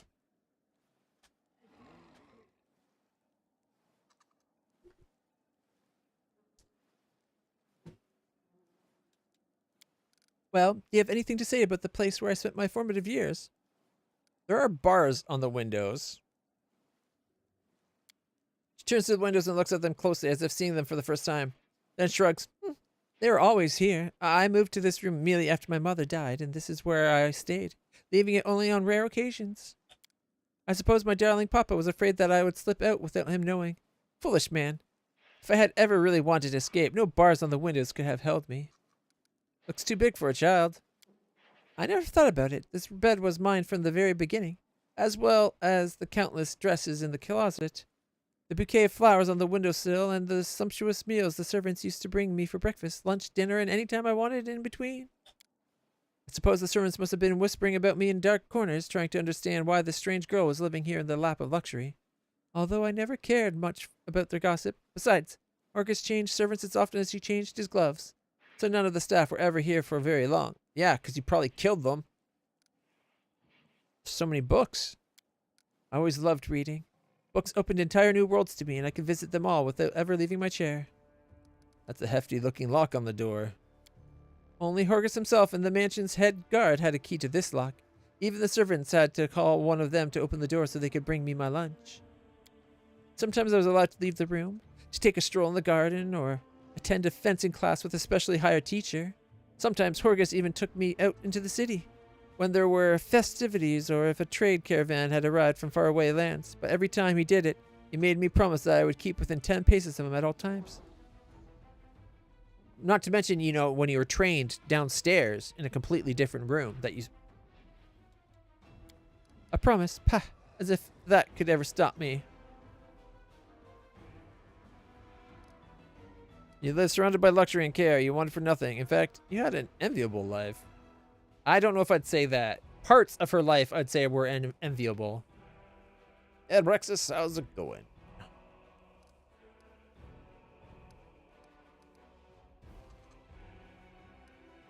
A gilded one, but still a cage. That's true, but this cage suited me perfectly. Freedom's always romanticized in books and songs. Artists love to glorify it, but most of them live in penury? I've never even heard that word before. They are beautiful ideals, to be sure, and I'd happily read about them after yet another delicious dinner ensconced in my soft, warm bed. Let's keep going. Loot. You know, it's a good thing she's one of the best lockpicks that we have. I assume he's down in one of the other rooms. She's almost as good at picking locks as Woljif. In fact, for a while, she was actually better. She's got plus 40 trickery.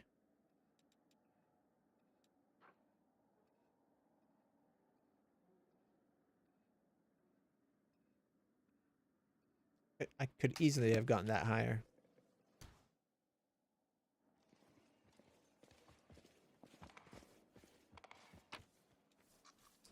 Okay. And an amulet, a scroll. I thought there was another spot over here. Was it just the one thing of loot? She's not explaining her secret room?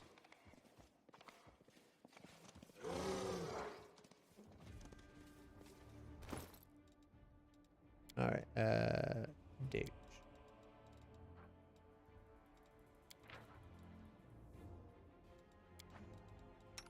Can an Ivu identify it?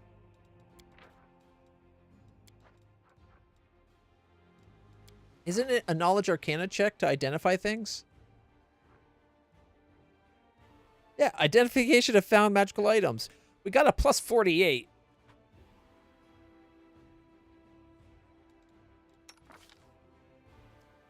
I got a plus 25. But I got 0 ranks in it, so it doesn't really count.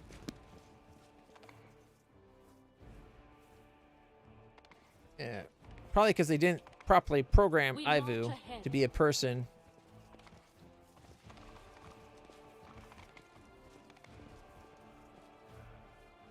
With that, so had I put 1 rank in, I might have had a chance.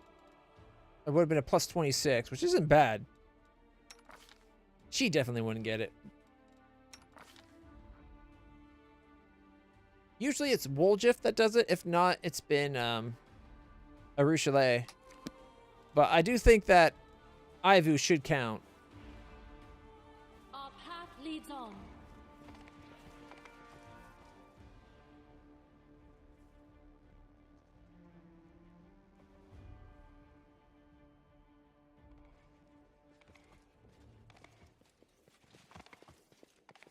I No, will guide us. no loot in there.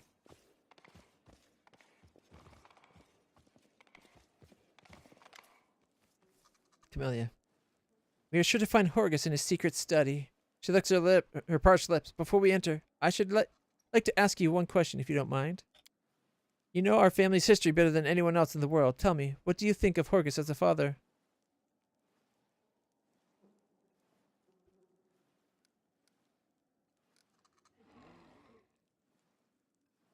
Whether or not he's a terrible father, you're certainly a terrible daughter.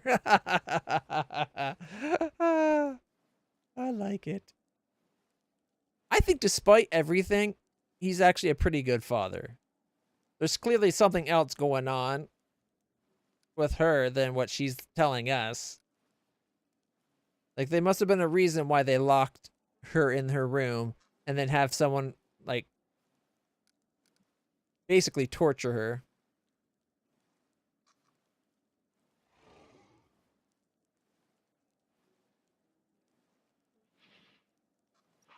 Yeah, I think 2 is probably the best. I think it's 2, but leaning towards 1. Right? He's definitely not the best father, but he's pretty good and he tried his best. Yeah, even if 4, yeah.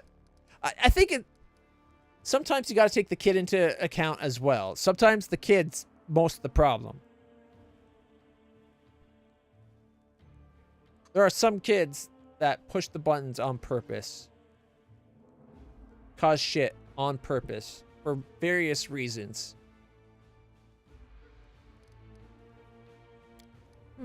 So that's what you think? Her gaze wanders the room, never resting on anything in particular. Why are you asking? No special reason. She turns her distracted gaze on you. Just wanted to know your opinion on my father before you meet him face to face and I kill him. I mean... Yeah, no, I'm not going to hide anymore. I'm clearly going to kill him. You know this. You're not an idiot. At least that should be her words by now.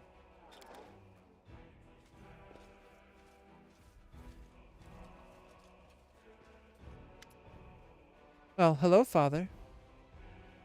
How funny it would be if, like, he planned ahead and this is a homunculus. No special reason equals excuse to stab him. Exactly. Horgus raises his hand and stares vacantly at his daughter for several moments. Then he nods and drains the goblet before him in a single huge gulp. You can smell the sour reek of stale alcohol in the air. Hello, Camellia. So, you've finally come. You even dragged the commander along. I suspected that you wouldn't come here alone. You know, I've been wondering when you would finally show your face here. Haven't I always taught you that it is extremely impolite to be late for an appointment? Commander wrinkles her nose in disgust. Papa, you stink. I believe you'll forgive me this weakness. Under the circumstances, if you don't, you can always leave. I won't stop you. The door's right over there. He chuckles bitterly and refills his goblet.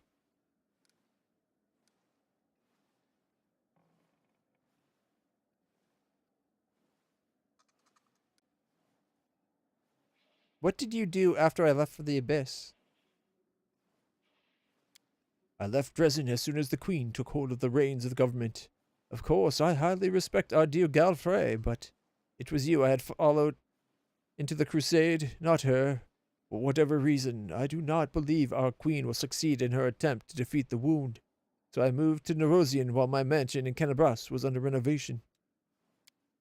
He turns his eye on Camellia. But none of that matters anymore, does it? Horgus, you're expecting us. This isn't a chance meeting? It was not you I was expecting, although I thought you might put in an appearance. No, I was waiting for Camellia. Some time ago, I received a letter from my beloved daughter, in which she invited me to meet her here at my mansion in Canabras. I came as quickly as I could. I've been here for several days now, waiting for my dearest daughter to arrive. He frowns at you, examining your face. Don't tell me you knew nothing about this meeting. Could it be that my sweet girl has you wrapped around her little finger? That she tricked you into coming here to watch the spectacle unfold? The little minx gesticulates wildly, spilling half of the contents of his goblet on the floor. I came here to help Camellia talk to the spirits. I didn't expect to meet you here. We'll get to 4. We gotta go through all the dialogue options. Surprised, were you? As for me, I knew the moment I received her letter why she wanted to meet with me. She wants to talk to the spirits, does she? How can you have spent so much time with my talented daughter without realizing that whenever Camellia wishes to talk to a spirit, it always involves murder? Orgris's gulp. Murder. I've no idea what kind of spirit she has in that bone trinket, but why would it want so much blood? Takes a huge gulp from his goblet, immediately refills it again. You do know that Camellia killed 5 people while she lived under this roof, don't you? First her mentor, an old Varisian woman, then 4 more. Well, they were thugs, bandits, and murderers. They had it coming, to tell the truth. They broke into our mansion seeking to rob us. That's Canabras for you. A border city with all kinds of riffraff looking about. My guards caught them, tied them up, tossed them in the cellar. They never reported to the authorities. Never reported the break-in to the authorities. Why bother? Those thugs would have been executed anyway. Halloran always made short shrift of such work. And he belches noisily. What the things Camellia did to them down in that cellar. I never saw it myself. I only heard. And then later, when I buried their corpses, I felt relieved that I was not in their place. She remains silent. Only the sound of her labored breathing indicates that she's still here. Why did you condone Camellia's inclinations? Why did you protect her secret? Why did you cover up the murders? Strains his back proudly. Camellia is the daughter of Horgus Gwyrm. A true daughter, my blood, though I may have concealed that fact from society. Yes, she is special, unusual, very sensitive to the world around her. Whose fault is it that the damned spirits drove her insane? I know nothing about spirits. I have never talked to them myself, but Camellia, she is naturally gifted. She understands them. Says we have a chance to learn how to close the world wound once and for all.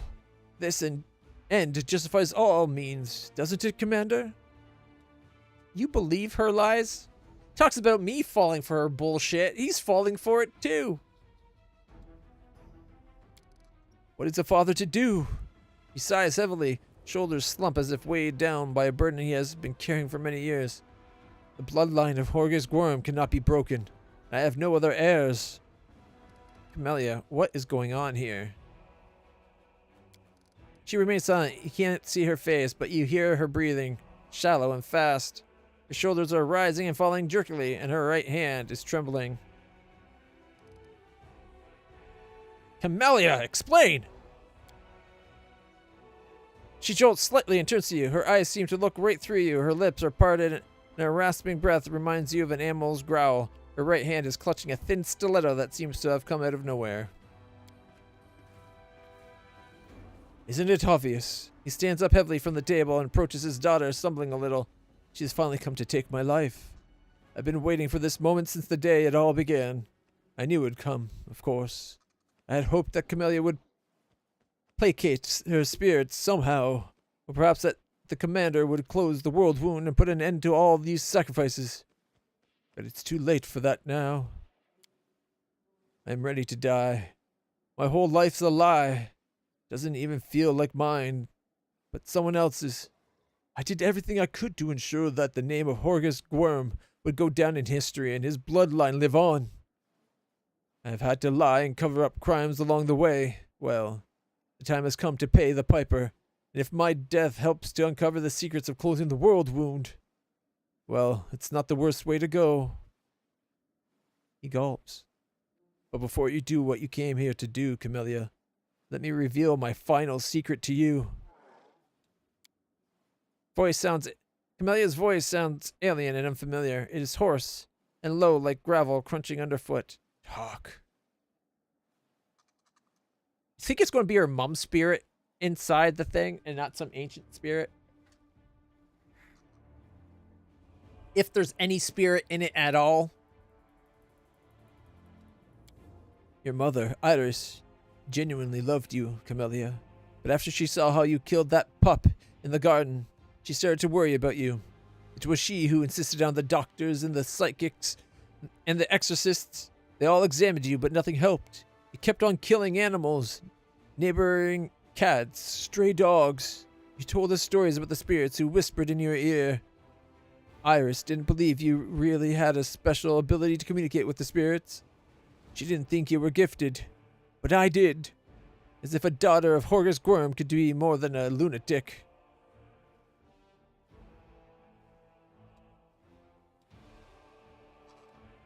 So he believed she was special just because he couldn't accept Horgus Worm's daughter being anything like that base, right? Like, he's not even the real Horgus Worm. Several years passed like that. Several very grueling years. For Iris more than myself. And then one night... He swallows the lump in his throat. I entered your room and saw Iris leaning over your bed with a pillow in her hands. I pushed her away from you. It was dark. Iris stumbled and she hit her head on the corner of a cabinet. I buried her in the garden. Planted a flower bed of camellias over her grave. I thank the gods that you remembered nothing of that horrible night. Now you know everything, Camellia. Your entire family, you're all murderers. You killed Camellia's mother? It was an accident, but yes. I was prepared to do it. I'd do the same again if I had to. The bloodline of Horgus Worm cannot be broken. Now, see, had he just said, I could not let my daughter die. Okay, but the fact that it's Horgus Worm's bloodline. Forgive me, Camellia. Forgive me for keeping you locked away. Forgive me for never acknowledging you as my daughter. Forgive me for depriving you of your mother, never being able to replace her. Now I've said everything. I'm ready. You killed my mother, and you decide to tell me that now? The whisper sounds like a hissing of a venomous snake. Why? To unburden your soul, to show me how you protected me back then? Maybe you're hoping I'll hesitate before I stab you in your disgusting heart? Or are you trying to make me weep for my mother, the innocent victim? Well, I don't give a damn about her. The bitch wanted me dead and she failed. Good riddance, I say. I don't give a damn about you either, Horgus Worm. I don't care about your bloodline or about any excuses you can come up with. Do you really think that I couldn't have escaped your mansion if I'd wanted to? You never acknowledged me as your daughter. There was no skin off my nose. You wanted to marry a noblewoman to continue the Worm line. Well, that was your own affair. You provided for me and didn't try to stop me from communing with the spirits. Never wanted anything more from you. But now I don't need you anymore. I have Reyna, who will protect me and hide me from justice if it comes for me. No, I won't. As for you, you're just garbage left over from my former life, and it's time to dispose of you. The stiletto trembles in her hand. She grips the handle so tight her knuckles turn white. Both of you deserve to die. What? That's not right either. I'm sorry. Camellia, stop.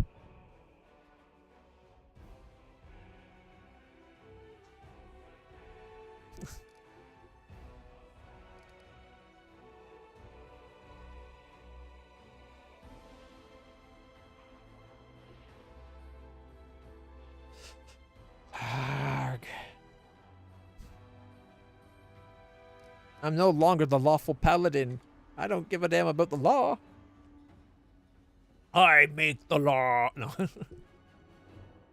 Oh, man.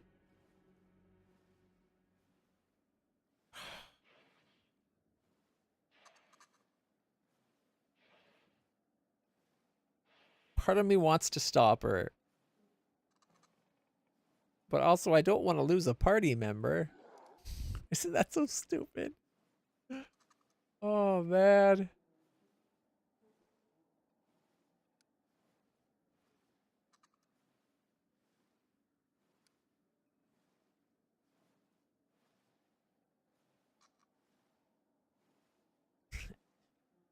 It just keeps escalating with her, right? Like the current new fix is getting her father. Like, what if when her father's not now that when her father's gone? What's going to be the next one she goes for? Follow your heart. You're an Azada. Yo, fuck it. I'm saying nothing. I've gone through so much with her already. You gotta be the loyal friend. Friendship seems very important to Azada. Yeah, it's totally the Azada side and not just me running along with what's already been going on. Oh, man. The stiletto freezes in front of Horgus's Gorm's heart. Camellia licks her parched lips. A secret for a secret, Horgus.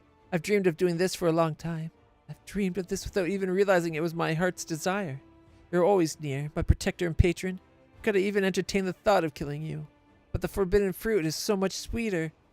The stiletto softly pierces his Gorm's chest. He flinches, an involuntary moan bursts from his lips. His full breath hits Camelia's face, but she doesn't even wince. Her eyes drink in every grimace of pain on her father's face. Can you feel that?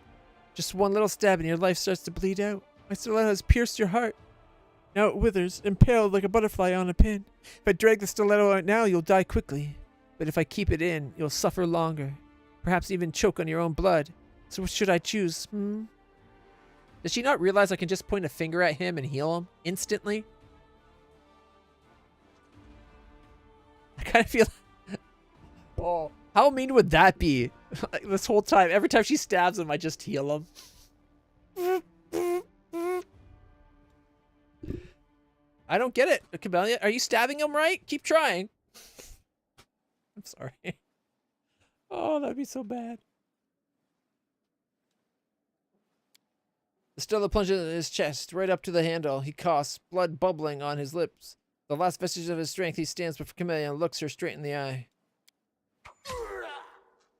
Don't you have anything to say? Or do you think you can maintain some dignity, even at the very end? You think you have it in you? She rips the stiletto out of Horgus's chest, only to stab him again. You're garbage. Get out of my life. Die. Die once and for all, Horgus Squirm. Again and again and again.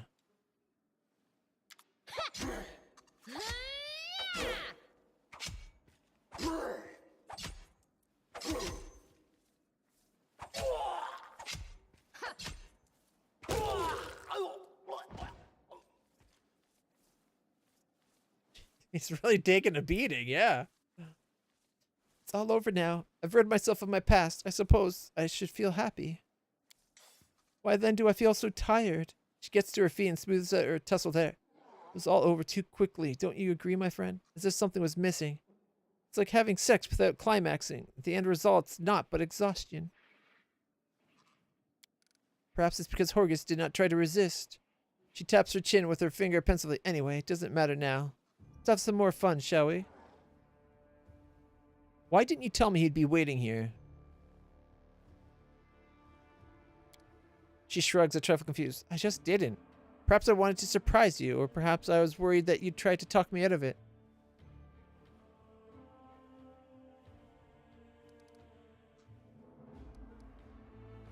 Did Maria really crave Horgus's blood, or is it just you that wanted it, She gaze sharpens for a moment, but she quickly relaxes. Yes and yes. Maria and I are one. Her desires are my desires. We've become quite inseparable at this point. So are you ready to talk to her now? Or I'm going to keep pushing this lie until she reveals that it's just a lie. No, not quite yet, but don't worry. I shall be ready soon. Just one last step, one final drop. What do you have in mind? Orgus did bring me some small amount of pleasure, of course, but it was not enough. Camelia's voice drops to a conspiratorial whisper. I want to make up for last time, to let loose like never before, to celebrate my ultimate liberation. There are an awful lot of servants in this mansion. Let's gather them all in the garden and feed Maria with their blood together. You and I, what do you say? We've never done this with another person before. Until now, you've only been an observer. I want my first time to be with you, my friend. What do you mean your first time?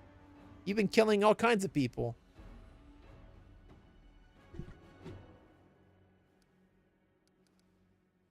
You're insane. I should have killed you long ago. She wants to kill all the servants.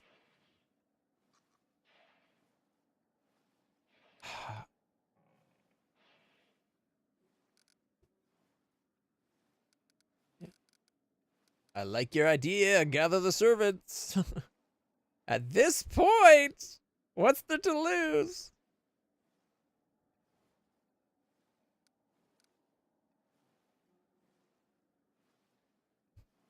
I don't think I've done a single evil act this entire game, though.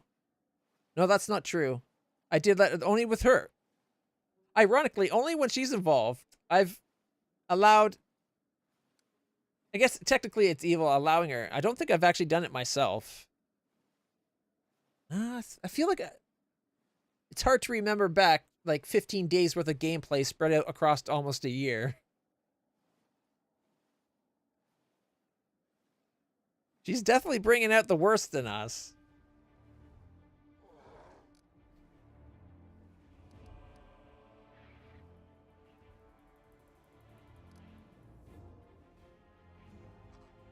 Okay. So the first time of killing somebody, doing this with somebody else, she wants it to be us. Not just the first time. No other firsts being referenced there. Just the first time killing with somebody. We've killed lots of evil people together. I don't know, like... the servants aren't evil.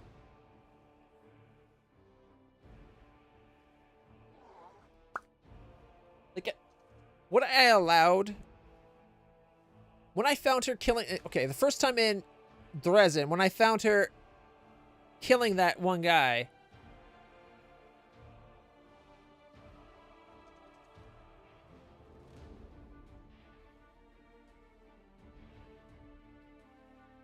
I'm pretty sure he was...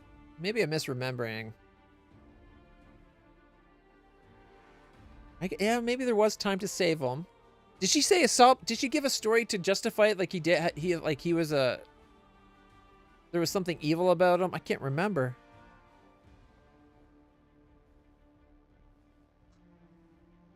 I know Anivia knows about her. And she knows that we know because she sent us in.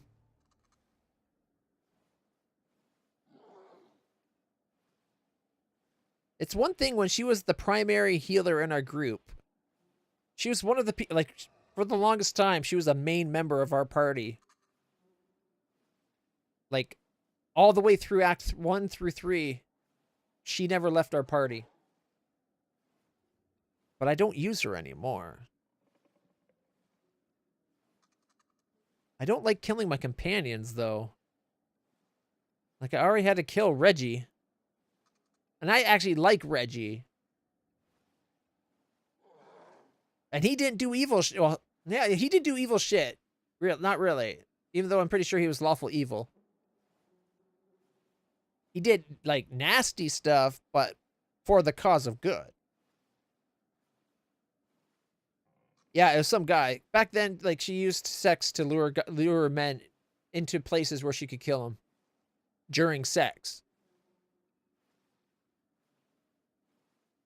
And she said it was far more exciting. She got off more having us watch her finish the guy off. Which is why she wanted to take us to the brothel to kill the homunculus or whatever.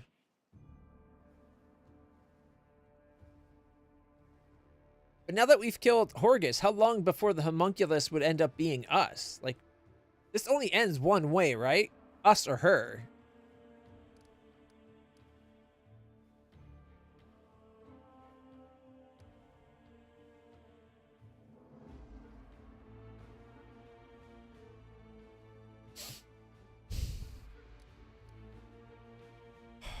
Man. You've killed enough. Stop. An arrogant expression emerges on her face. What right do you have to tell me what to do? I did not break free from Horgus's tyranny only to surrender to yours. I'm free now and I shall do as I please. I don't go down as easily as a guy that lets you kill him. Besides, it is Morea's will. A paltry 10 servants and we shall be able to get through to her at last. The price is reasonable.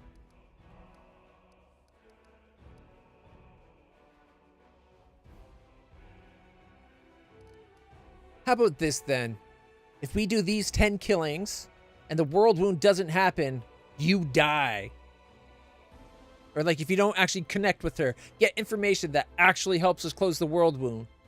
You meet your spirit to spirit.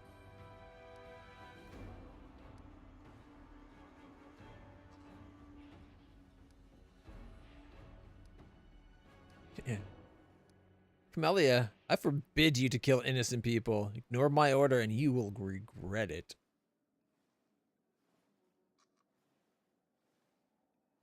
I find it interesting that 5 isn't considered evil. Should not 5 still be considered evil, killing 10 people? Sure, it's for a cause, and it's a lesser evil than, like, oh yeah, that sounds like fun, let's do it.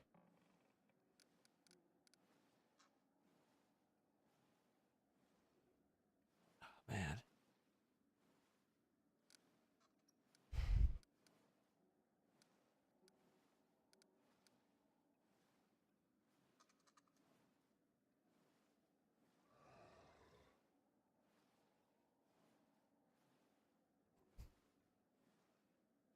Why is it on 5? 5's my favorite number. Man. This shouldn't be such a hard choice. It should be like a pretty cut and dry choice, shouldn't it?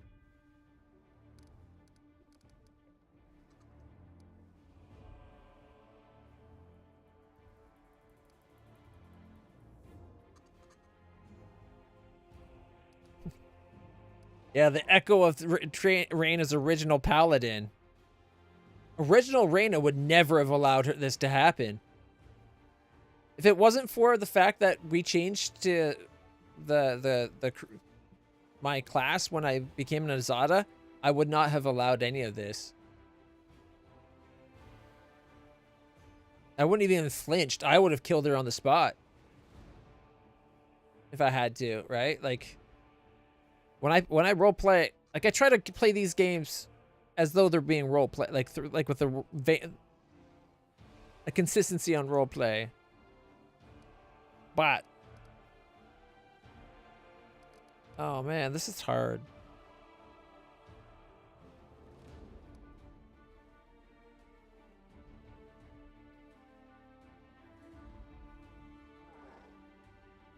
No, I think we gotta say 4. If you need to kill people, we can get you evil people to kill, but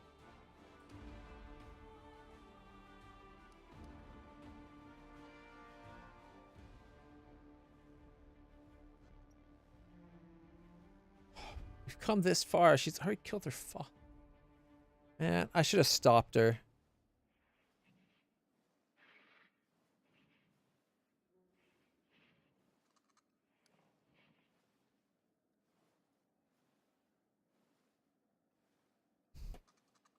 Ten people. Why did it have to be so many?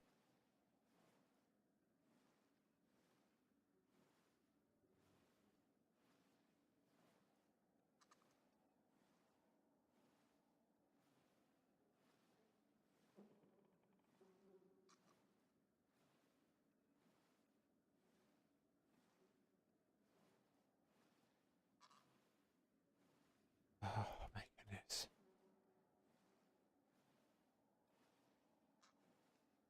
Yeah, it's going to be something to do for sure. I forbid you to kill innocent people. Ignore my orders and you'll regret it. Something tells me if I forbid her to do that, it's just going to culminate in us fighting right now.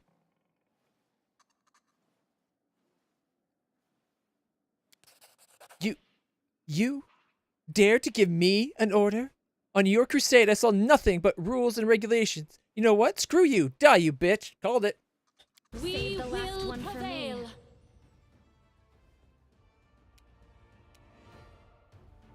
Oh, look. My horse.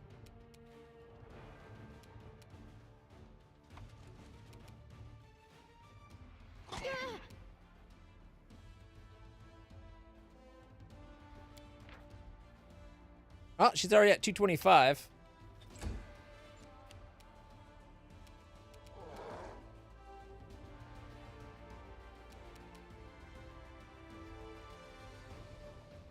Strike as one. 78, 75, 73, and 81. You thought you could kill me? Most of your power came from me, you idiot.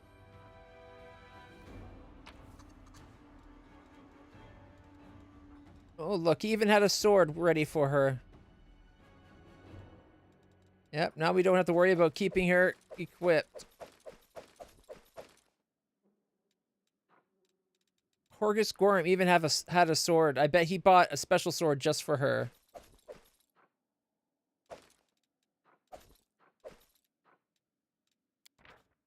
A neatly folded sheet of paper and printed with several seals. Inside is a short note written in a bold and clear hand. I bequeath all of my property to Camellia and acknowledge her as my daughter, Horgus Gorm. Knew it. Yeah, we can finally look at that medallion.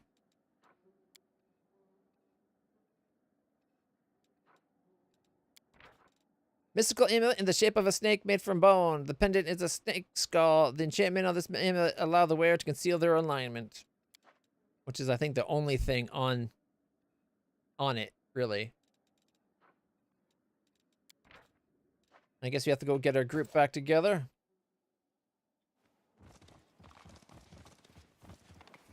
Without a doubt. Little disappointed there's no loot here. Our time has come. Still can't saddle up.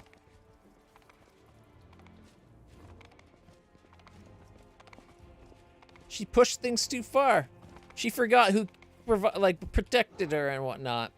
She followed my rule. I would have let her. As long as she didn't kill innocents, I would have allowed her to continue. Honestly. We fight evil all the time. We march ahead. What's a few more evil kill to keep her on target, right? We never did before. But I guess this time was finally I can't even talk to the guy. I was going to talk to him about what happened. I guess I got a new house in Kennebras.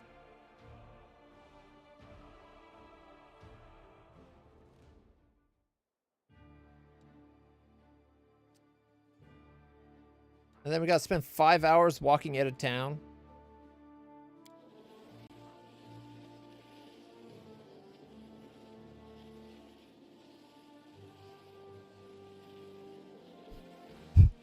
Man, big city.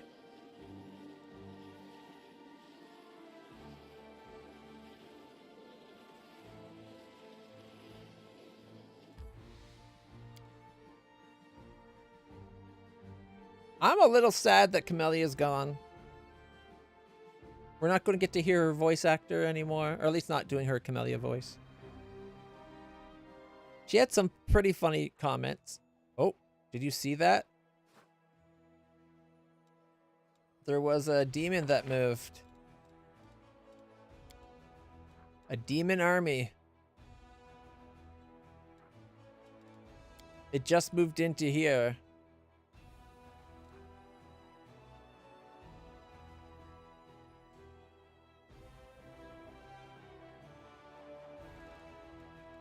Oh, that reminds reminds me.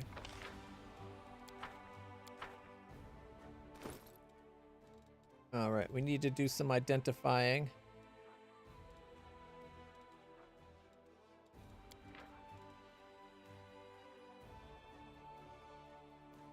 Shouldn't it be identified? Oh, cancel. Don't drop.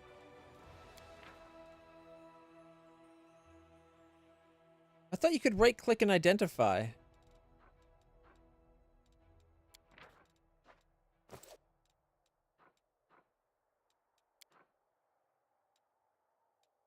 "5 days to change the group?"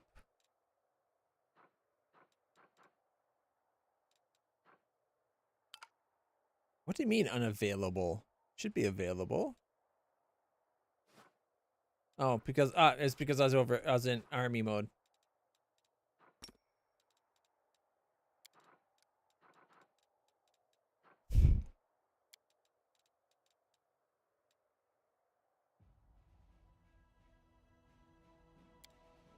Is it a spoiler or just something interesting that'll tidbit effect? If it's not a spoiler, by all means.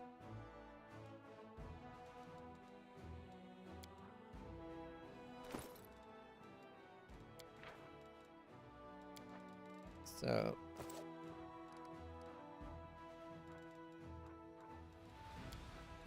hurry up, bring him in for a second. All right, we have Woljif in party now. Also, this party's like way out of order, but whatever. Still doesn't let me identify?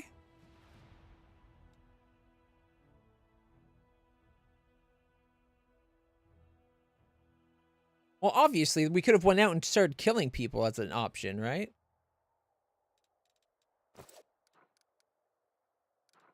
So there was definitely an option for more. Only a 6?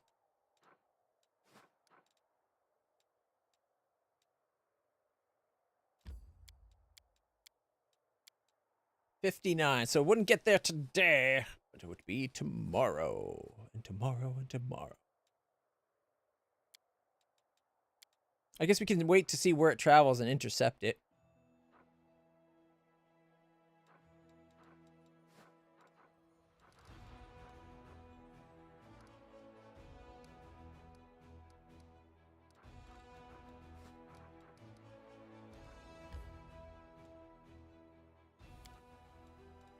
Yeah, let's go see if we can get things identified. Watch it be a better weapon than what she had for her. We would have got her an upgraded sword.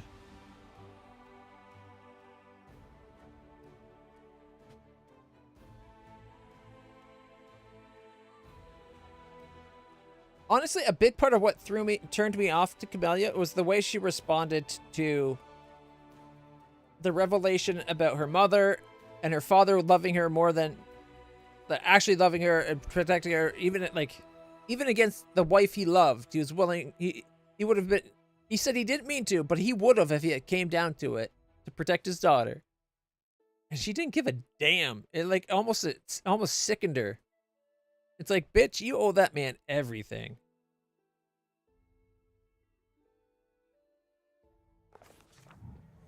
Like, I was kind of expecting it to be like one of the reasons she wanted to kill him so much was because she cared for him, not because she despised him. Kind of lessens it.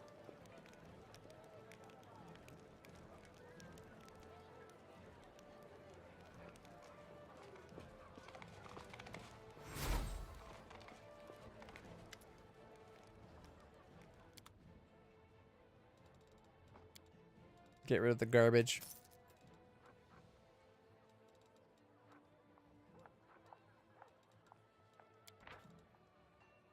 Speed, cold iron, rapier +3. It's actually not better. Unless this is his. You know what? I think this is his. Translucent Needle of Astonishment. Evil Outsider Bane with a +5. Are you fucking kidding me? Holy shit. This is an amazing weapon. He did get her an amazing new weapon. I told you. Whenever the wearer of this +5 Evil Outsider Bane Rapier lands a first hit against a new enemy, the enemy must pass a will save of 31 or become paralyzed for 2 rounds. On a successful save, the enemy becomes staggered for a round. Holy shit! On top of that, does a +2 to hit against outsiders, evil outsiders, and does 2d6 extra damage against them. And it's a +5. Oh my god. That definitely would have caught her up quite a bit. An extra +2, and then the paralyzing and staggering and the freaking extra damage to outsiders.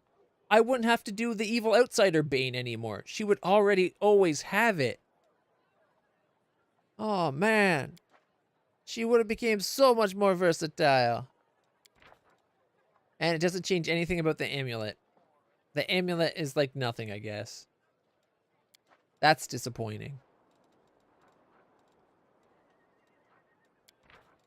Voracious Spirit. Whenever the wearer of this amulet lands a killing blow, gains one of the following stacking bonuses that last until the next rest. 10 temporary hit points up to 50, +1 armor class up to 5, +1 bonus fortitude saving throw up to 5, +1 bonus to will saving throws up to 5.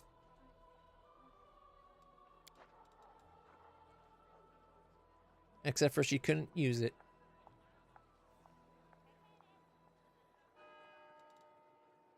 Yeah, we had other ways of concealing an alignment. We got goggle, like a face mask that does the same thing.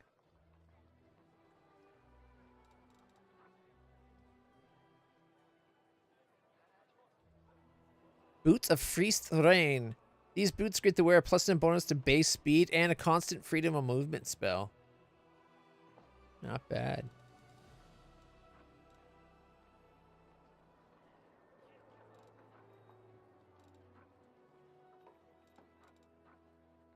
He only had a leather +1 armor on, though.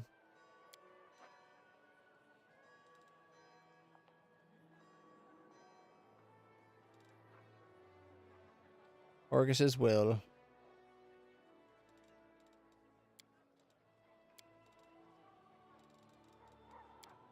And that's still that, or so the stiletto. That rapier is like, damn. $44,000 sell value compared to the $18,000 she was using.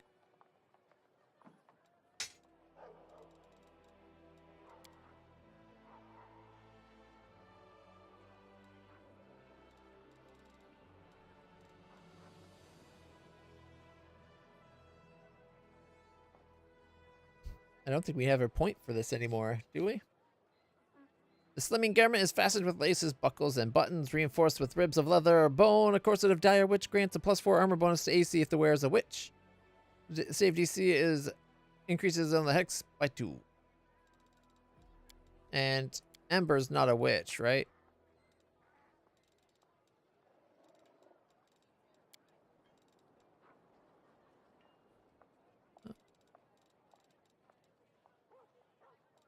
She is a witch? I thought she was like a shaman or something.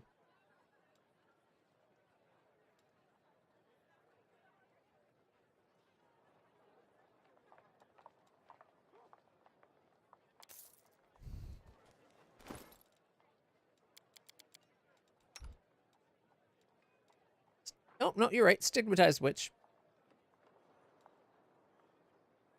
She's a good witch, whereas Camellia was an evil witch. Although she's got the blackened rags on, +10 bonus on knowledge arcana, also increases the DC of spells from witch spell list and hexes by 1. 11,000. Oh, maybe I was thinking opposite.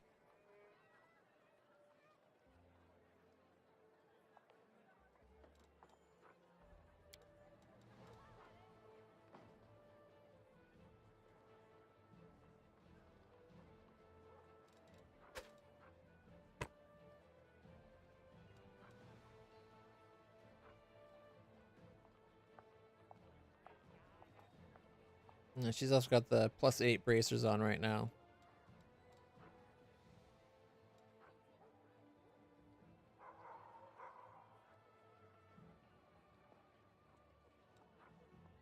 Wait, shouldn't that still do something at all?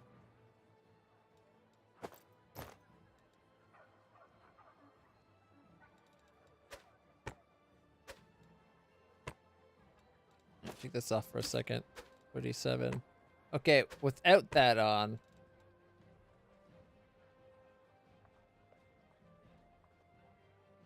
You mean her lie. Camelia's lie.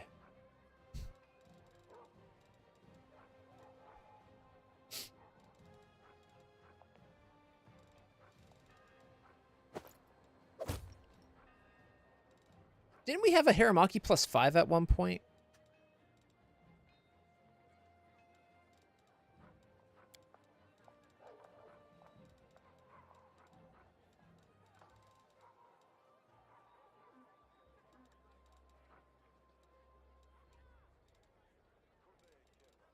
No, they're at the top.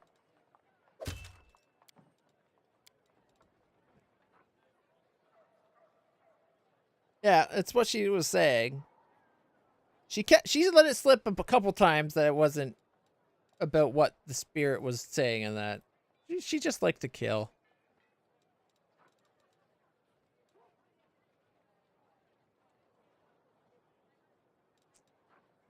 Oh, we can give her the boots, right? The boots of Freest Rain, +10 bonus to speed and constant freedom motion spell.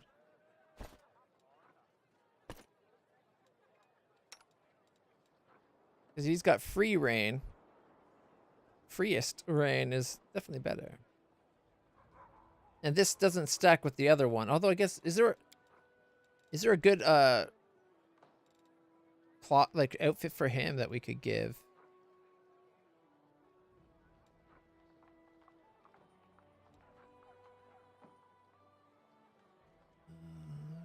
No.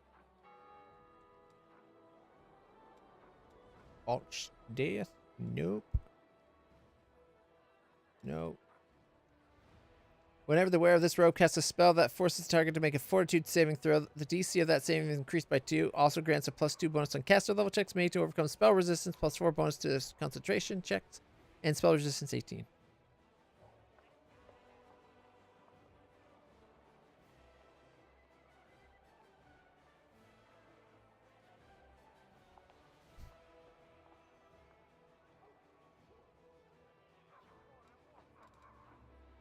I would assume so. I would assume with Demon, you're being much more blatantly evil about your actions.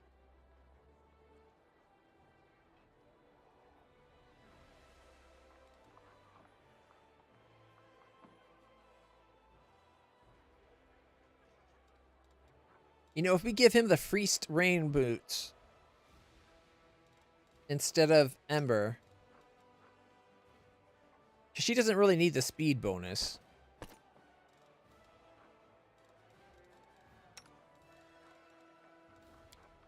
We could give him the Freest Rain.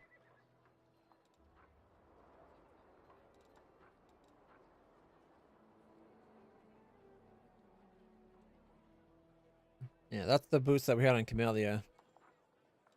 And she had the dueling. Alright, so if we give him Freest... Oh, wait, it actually stacked. But I thought the Happily Traveler said it doesn't. Sure increases the wearer's base speed by 10. In addition, whenever the wearer travels for 50 feet or more on ground, they are affected by great invisibility spell for 1 day. Why did I think the 10-foot bonus doesn't stack?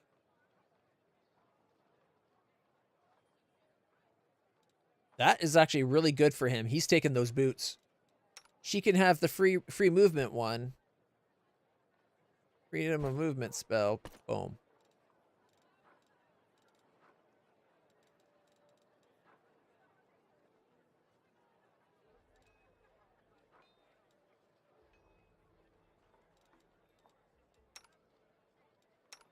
Okay, who doesn't have boots?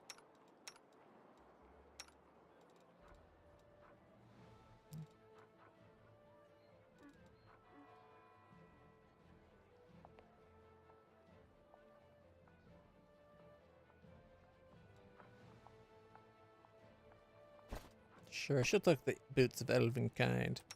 And then he He'll take the fluffy boots. 'Cause he's got swift foot boots. Those are the boots I was thinking of. Okay, these boots increase the wearer's movement speed by 10. This is an enhancement bonus, and it doesn't stack with other enhancement bonuses. I must have been thinking of that.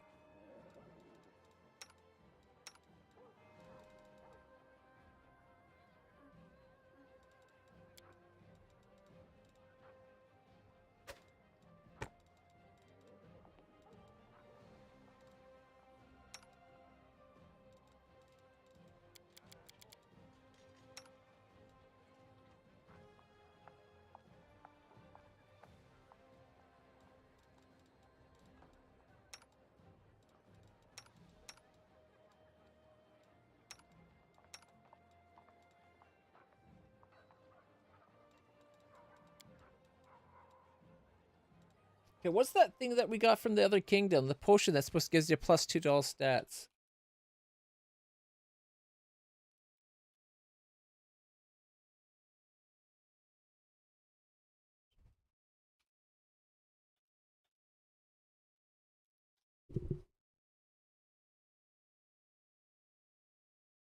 Elixir of inconceivable transmutations. Okay.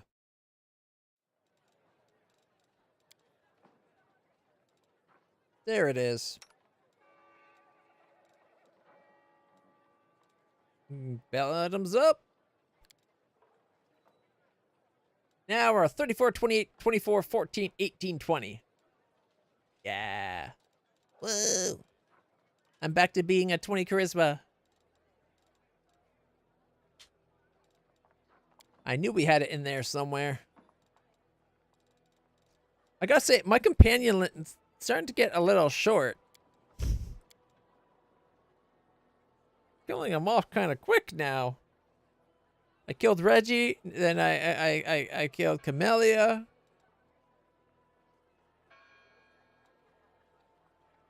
I think that's all I've killed off, but still, it feels like a lot.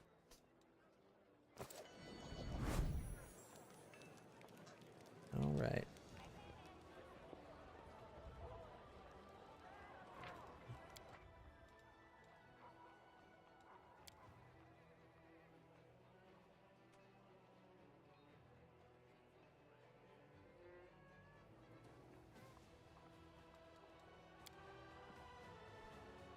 All right, guys, we're going to call it there for the day. I hope you've been enjoying this. We will be doing more.